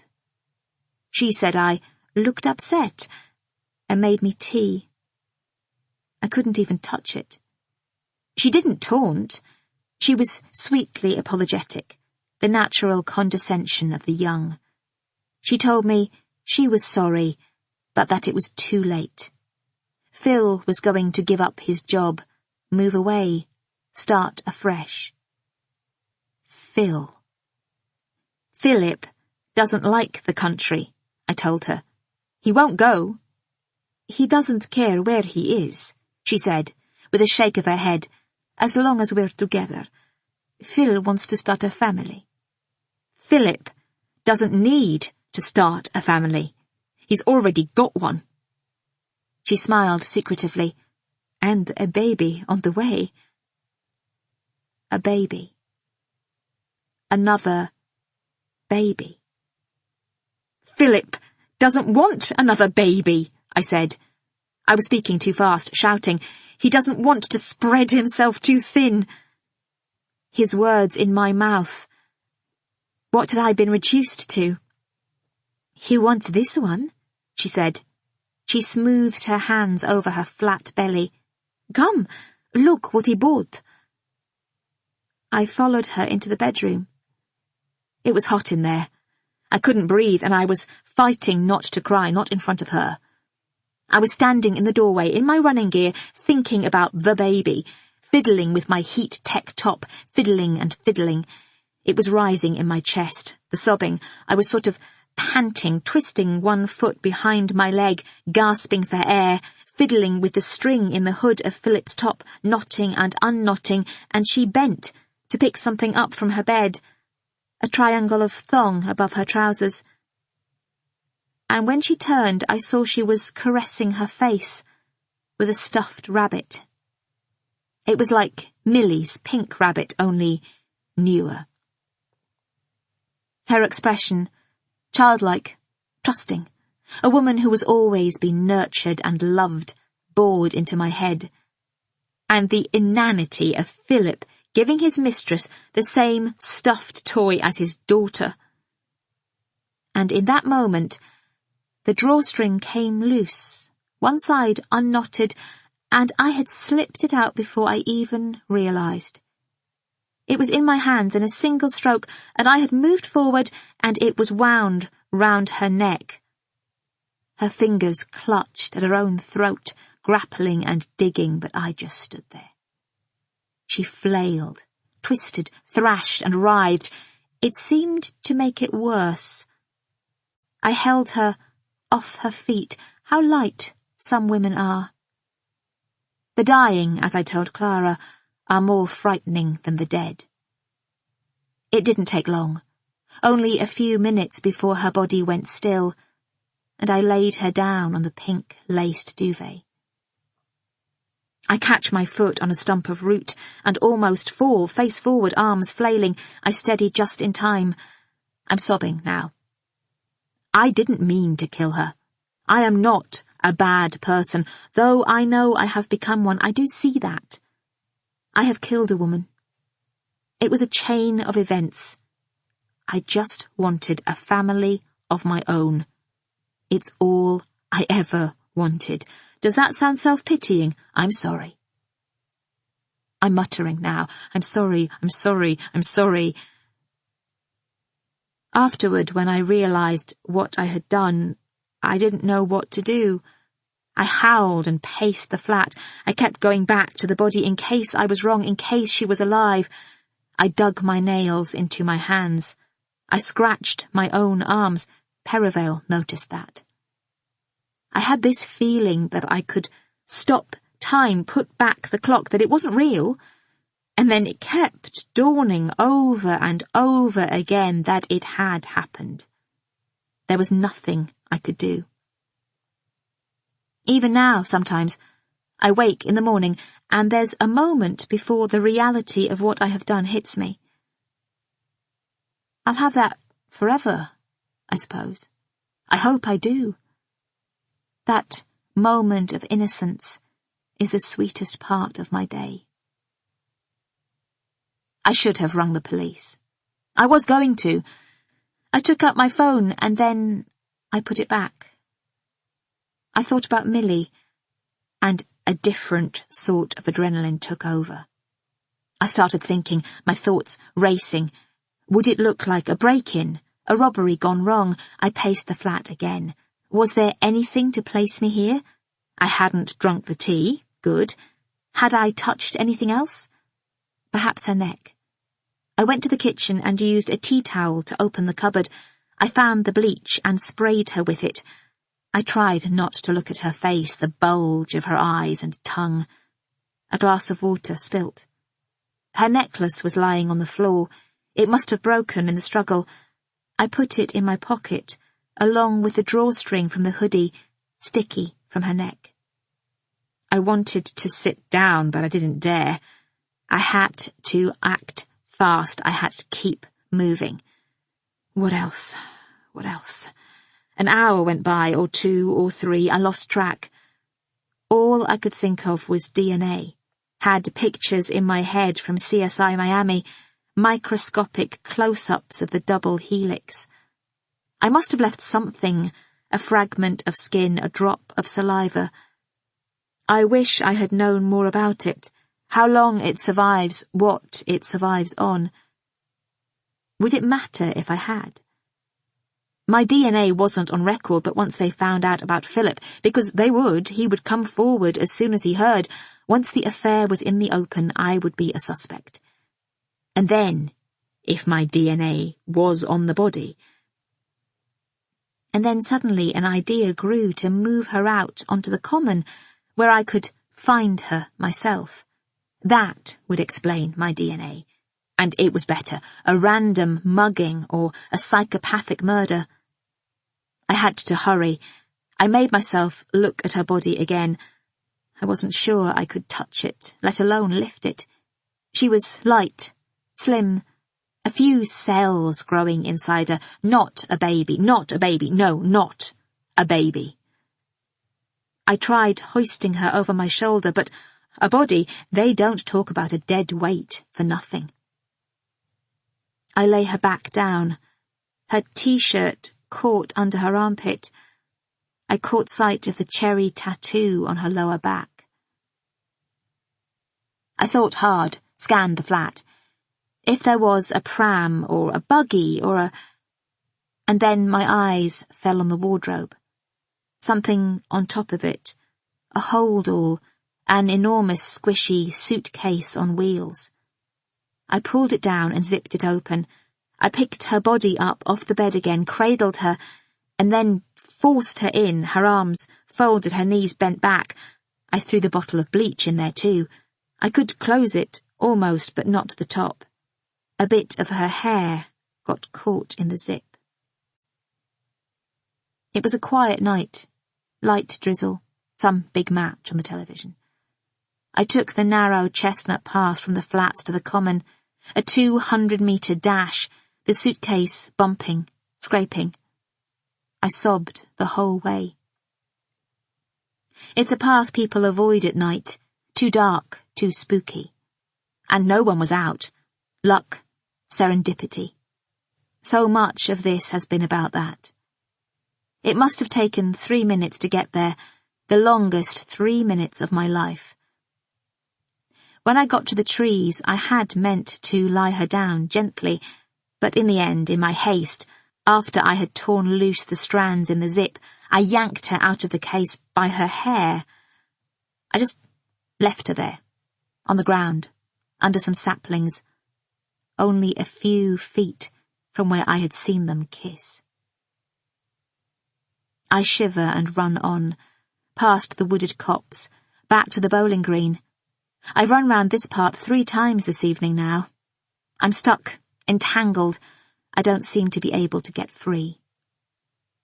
I reach the little cabin where the skanky black and white cat used to live. I sit on the step. I'm still sobbing. I wish I could stop. I'm crying for her and a bit for him, but mainly, and I'm sorry, I know it's wrong, for me. You think you know about these things from detective books and TV dramas. It is both easier and harder. The line between living and dying, in contemplation, such an unimaginable cavern, infinite in its width and depth, is just a delicate thread in the end. It snaps like cotton. The knotting is harder. You make it up as you go. It's the little things that catch you out. I blow my nose on the corner of my top and try to think clearly. I've made mistakes, I know. I'm close to being caught. I have been all along. I go through it again. I do it all the time. I need to be cautious, but caution slips into paranoia before you know it. Her phone.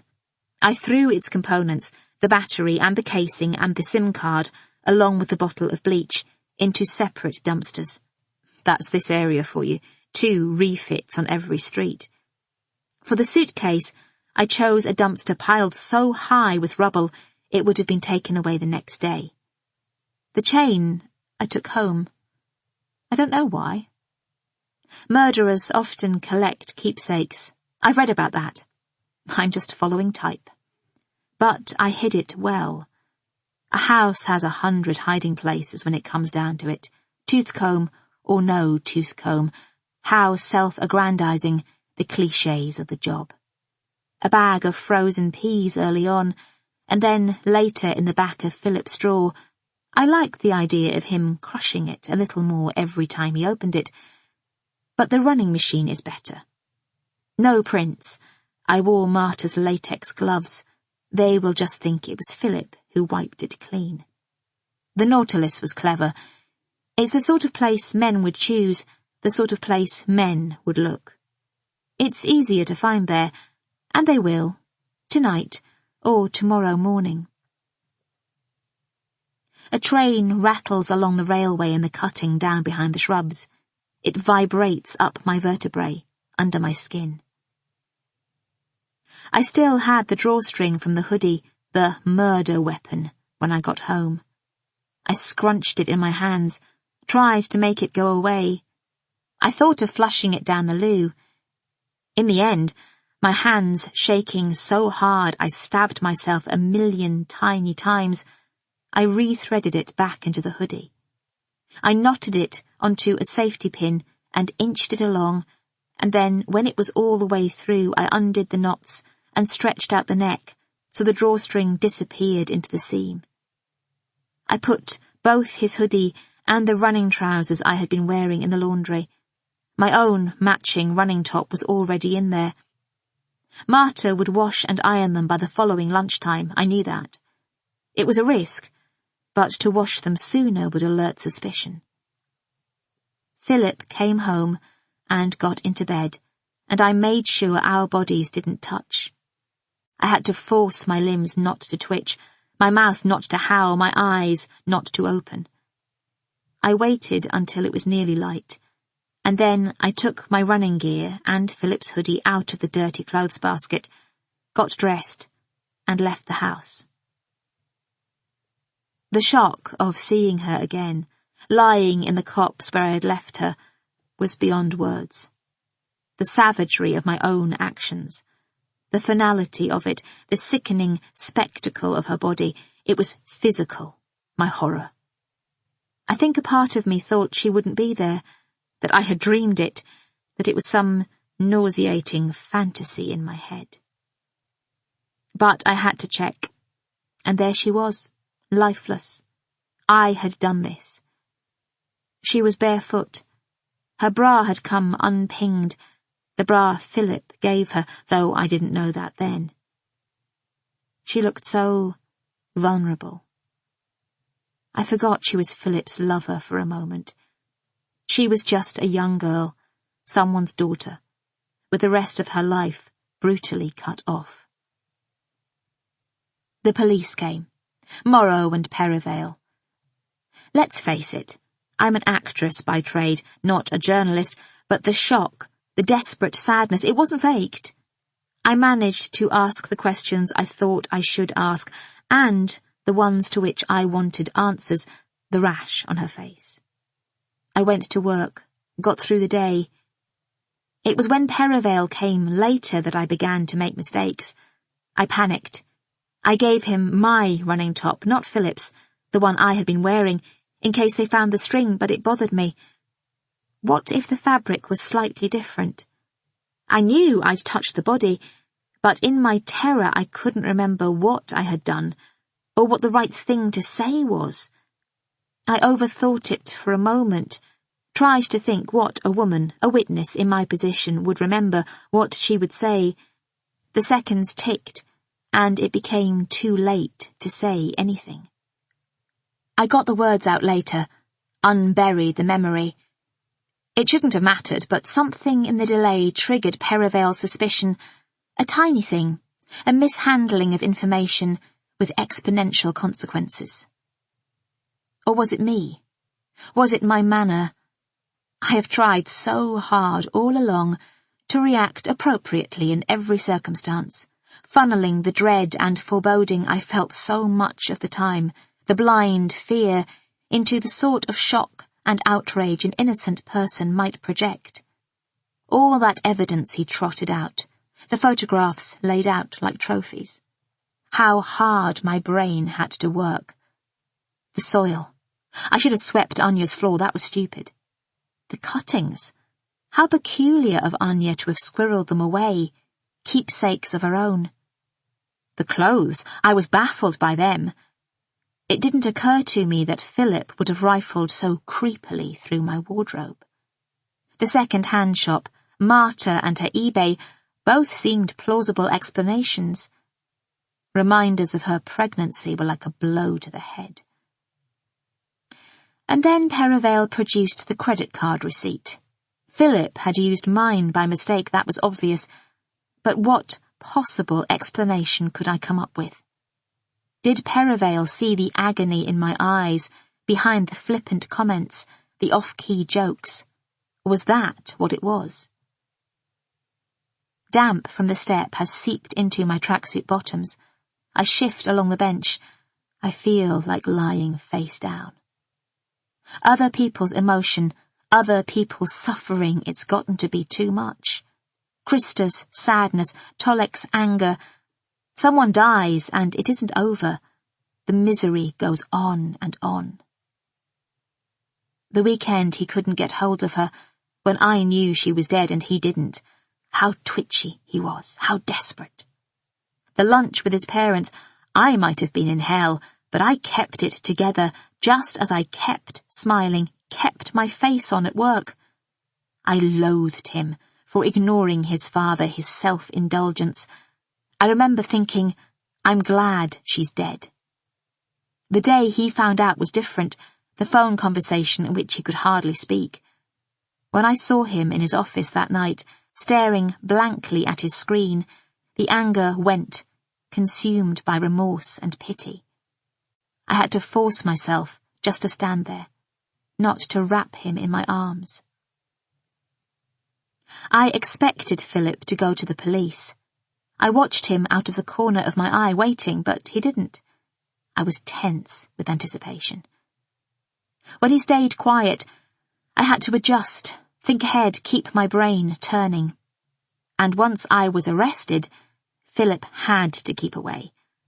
I longed for him with every nerve in my body, but I had to play it down, or there was a danger he would rush back. He would come armed with lawyers and injunctions, but it was too risky. He would have told the police everything, perhaps even suspected me himself. Singapore played into my hands. As long as he was out of the picture, I didn't have a motive. I managed to get to my feet and immediately duck down. A man is hovering by the cafe, peering across. Has he heard me scream or sob? Has he seen me? I try and stay still, but my whole body shudders. I cover my eyes. Imaginary voices, creaking boards, the police, the hacks, I could cope with them, but the feeling of being spied on, followed, the pranks played by guilt to keep itself diverted is driving me insane. My stalker didn't exist. He was a cry for help, a failed bid for sympathy at the height of Philip's affair. Philip hardly noticed. I brought him out again last week, one last flight of terror, the DVD purchased with the polos in the corner shop in Putney, to divert attention, try and convince Perivale someone was out to get me. All those suspects I kept finding, throwing them in my path like meat before a dog, Marta, Tolek, the man in the red Renault, all of them innocent. The police kept on coming. A sudden movement in the bushes, a bird rises, squawking, my heart pounds. The thing is, Perivale is out to get me. A vibration in my pocket. My phone. Jack. I switch it to silent. I stand and scan the area. No sign of the man by the cafe. He seems to have gone. I've got to pull myself together. I've got to keep going. I can't give up. I haven't got much time. I used Jack at first, a despairing response to the trap I was in. Was he using me or not? I needed to investigate, and I couldn't do it alone. A sympathetic write-up was an extra bonus. Anya had friends, people she might have talked to, employees. I had to find out if anyone knew about Philip. Choosing Jack was random. I wanted him to help me, but I didn't want him to be too clever, too good at his job. I watched and listened, considered everything he said and did, adjusted my opinion by a million daily calibrations. I had to be in control. It was fine at first. He seemed a little lackluster in his interest, had other work to follow through. But there were difficult moments. He was both more sentimental and sharper than I realized. He remembered names, Caroline Fletcher's, Millie's and Clara's, too promptly for my comfort. He knew Philip was in Singapore. There was even a moment down by the river when I thought he'd guessed. I liked Jack. I like him. He is gentle and funny and straightforward. And the heart-rending thing is he likes me. He knows things too. I told him. In the restaurant, I drank too much. I opened my mouth, let him see into the dark morass of my soul. He is the odd thing. It drew him closer, made him more interested. And perhaps I began to fall for him, with all the loss of control and dignity that implies. Shifts and adjustments. They've been needed all along. As soon as I discovered Krista knew Anya had another man, the baby father, I tried to head Jack off. I couldn't risk him getting any closer to the truth. But he was out of control. He'd gone rogue, passionate in his determination to prove my innocence, meeting Tolek, Hannah Morrow, and her loose lips. And then whatever he did to get the diary from Krista, charm and threats, the diary is the clincher. Philip will be named in there, down in black and white. Even if he doesn't go to the police himself, the truth is out. This is the end. And the ironic thing is, Jack did it for me. He ruined my life out of kindness. It's all gone wrong. You make it up as you go along. You have to make the best of what you have. I'm calmer now, altogether calm. I have to think, I have to act. I start walking in the direction of the house. I must pace myself. It's busier out now, a couple of dog walkers on their evening constitutional, a gaggle of kids horsing about on the parallel bars. We used to come out here, Philip and I, when we first moved in, stroll out over the common when we got back from work. We would link arms and talk about our days, my hopes, his ambition. We would do the house up, when we had the money, dig out the basement, fill it with children, I remember saying. On bright evenings, we would sit by the bowling green, coax out the skanky cat. Philip's hair curled about his collar. I remember watching his hands as he stroked the cat's white throat. Once from his pocket, he produced a piece of ham, saved from lunch. I lean against a tree. I can't remember this now. It's a snapshot from another world. It's all too late. Philip isn't that person anymore. He has changed too much. That person has gone. I have to wrench my mind away. I must get this straight. I mustn't get this wrong. No more mistakes. Think. Sort. Alibi. He cycled down here. He was outside her flat. His alibi has holes. Motive. She was pregnant, threatening to tell me, or seeing another man, Tolek, or blackmailing him, several possible motives. Evidence. My DNA can be explained. I found the body. It is my contamination. The clothes, the credit card receipt, the mud, they link to the house, to Philip, as I have said all along. The police will have the diary now. One last niggle, one last obstacle that might trip me up. The most recent evidence from the flat. What is it? I take up my phone and call Jack. He wants to know if I'm all right. There is alarm in his voice. I am, I say. I'm fine, it's going to be okay. I tell him I will ring him back when I know what's happening. No, I'm not in any danger, I promise. He has given the diary tomorrow, he tells me. She's finding a translator. And the new evidence, I ask, from Anya's flat. Did he ask her what it was? Nothing interesting, he says, almost conversationally. She said it was a bracelet, some old, broken bracelet. A bracelet. My bracelet. It snapped when I killed her, slipped into the folds of the sheet, or down behind the mattress. My DNA is on it, but so is Philip's. I think about his bent head as he leaned to fasten the clasp. A man who would steal his wife's clothes to give to his mistress. What's one bracelet more? I can deal with a bracelet. I've been dreading a tissue dropped from my sleeve. There would have been no explanation for that. So the police have the diary. There's no going back from that. Jack is still talking. He says something about he wishes I'd rung earlier, how he's been out of his mind with worry. I've been out of my mind too, I say. I lean against the wall, just outside the alley. I look up at the trees. Do people change? I think they do. Philip is not the same person. It makes it easier to think that. And I have changed too. I must get home. I don't have long. Philip is still in the bath. He's in the gaping depths of sleep, the jet lag, the deep relax, the packet of antihistamines dissolved in his whiskey. The tumbler glints under the bath. It will have fallen from his hand.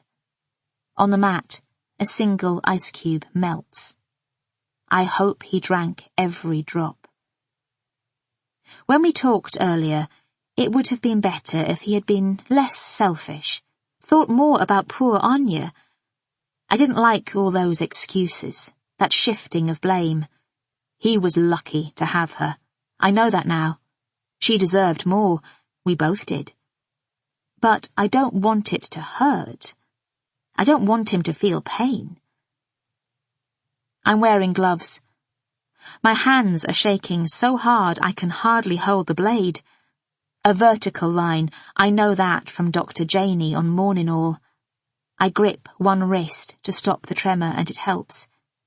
It isn't hard once I've made the first cut. There's barely a splash on the floor at all. A suicide. P.C. Morrow had said, "You get a lot of them in this job." I curl up on the bathroom floor, clutching my knees. I cry as silently as I can. I feel the blood pumping in my own veins. This is worse, so much worse than I imagined. I'd have done anything to keep him, and I did. But nothing was enough. I'll take off his ASICs in a minute. The St. Christopher is waiting for the police in the running machine. The murder weapon? I have pulled the ends back through the seam of the hoodie and knotted them, so they dangle back where they should. And the suicide note, he wrote his own. The confession letter, so neatly divided, page 1 from page 2. So easy to lose page 1 and leave page 2 sitting on the bed. It's all there. Words, phrases, stories, lies. How many mistakes have I made? Are there more to come? All I can do is hope. I will wait a little while, here in the bathroom, until the horror passes. My face is pressed into my hand. I can feel the imprint of my fingers on my cheek. Soon, I will take my hand away, and I will scream.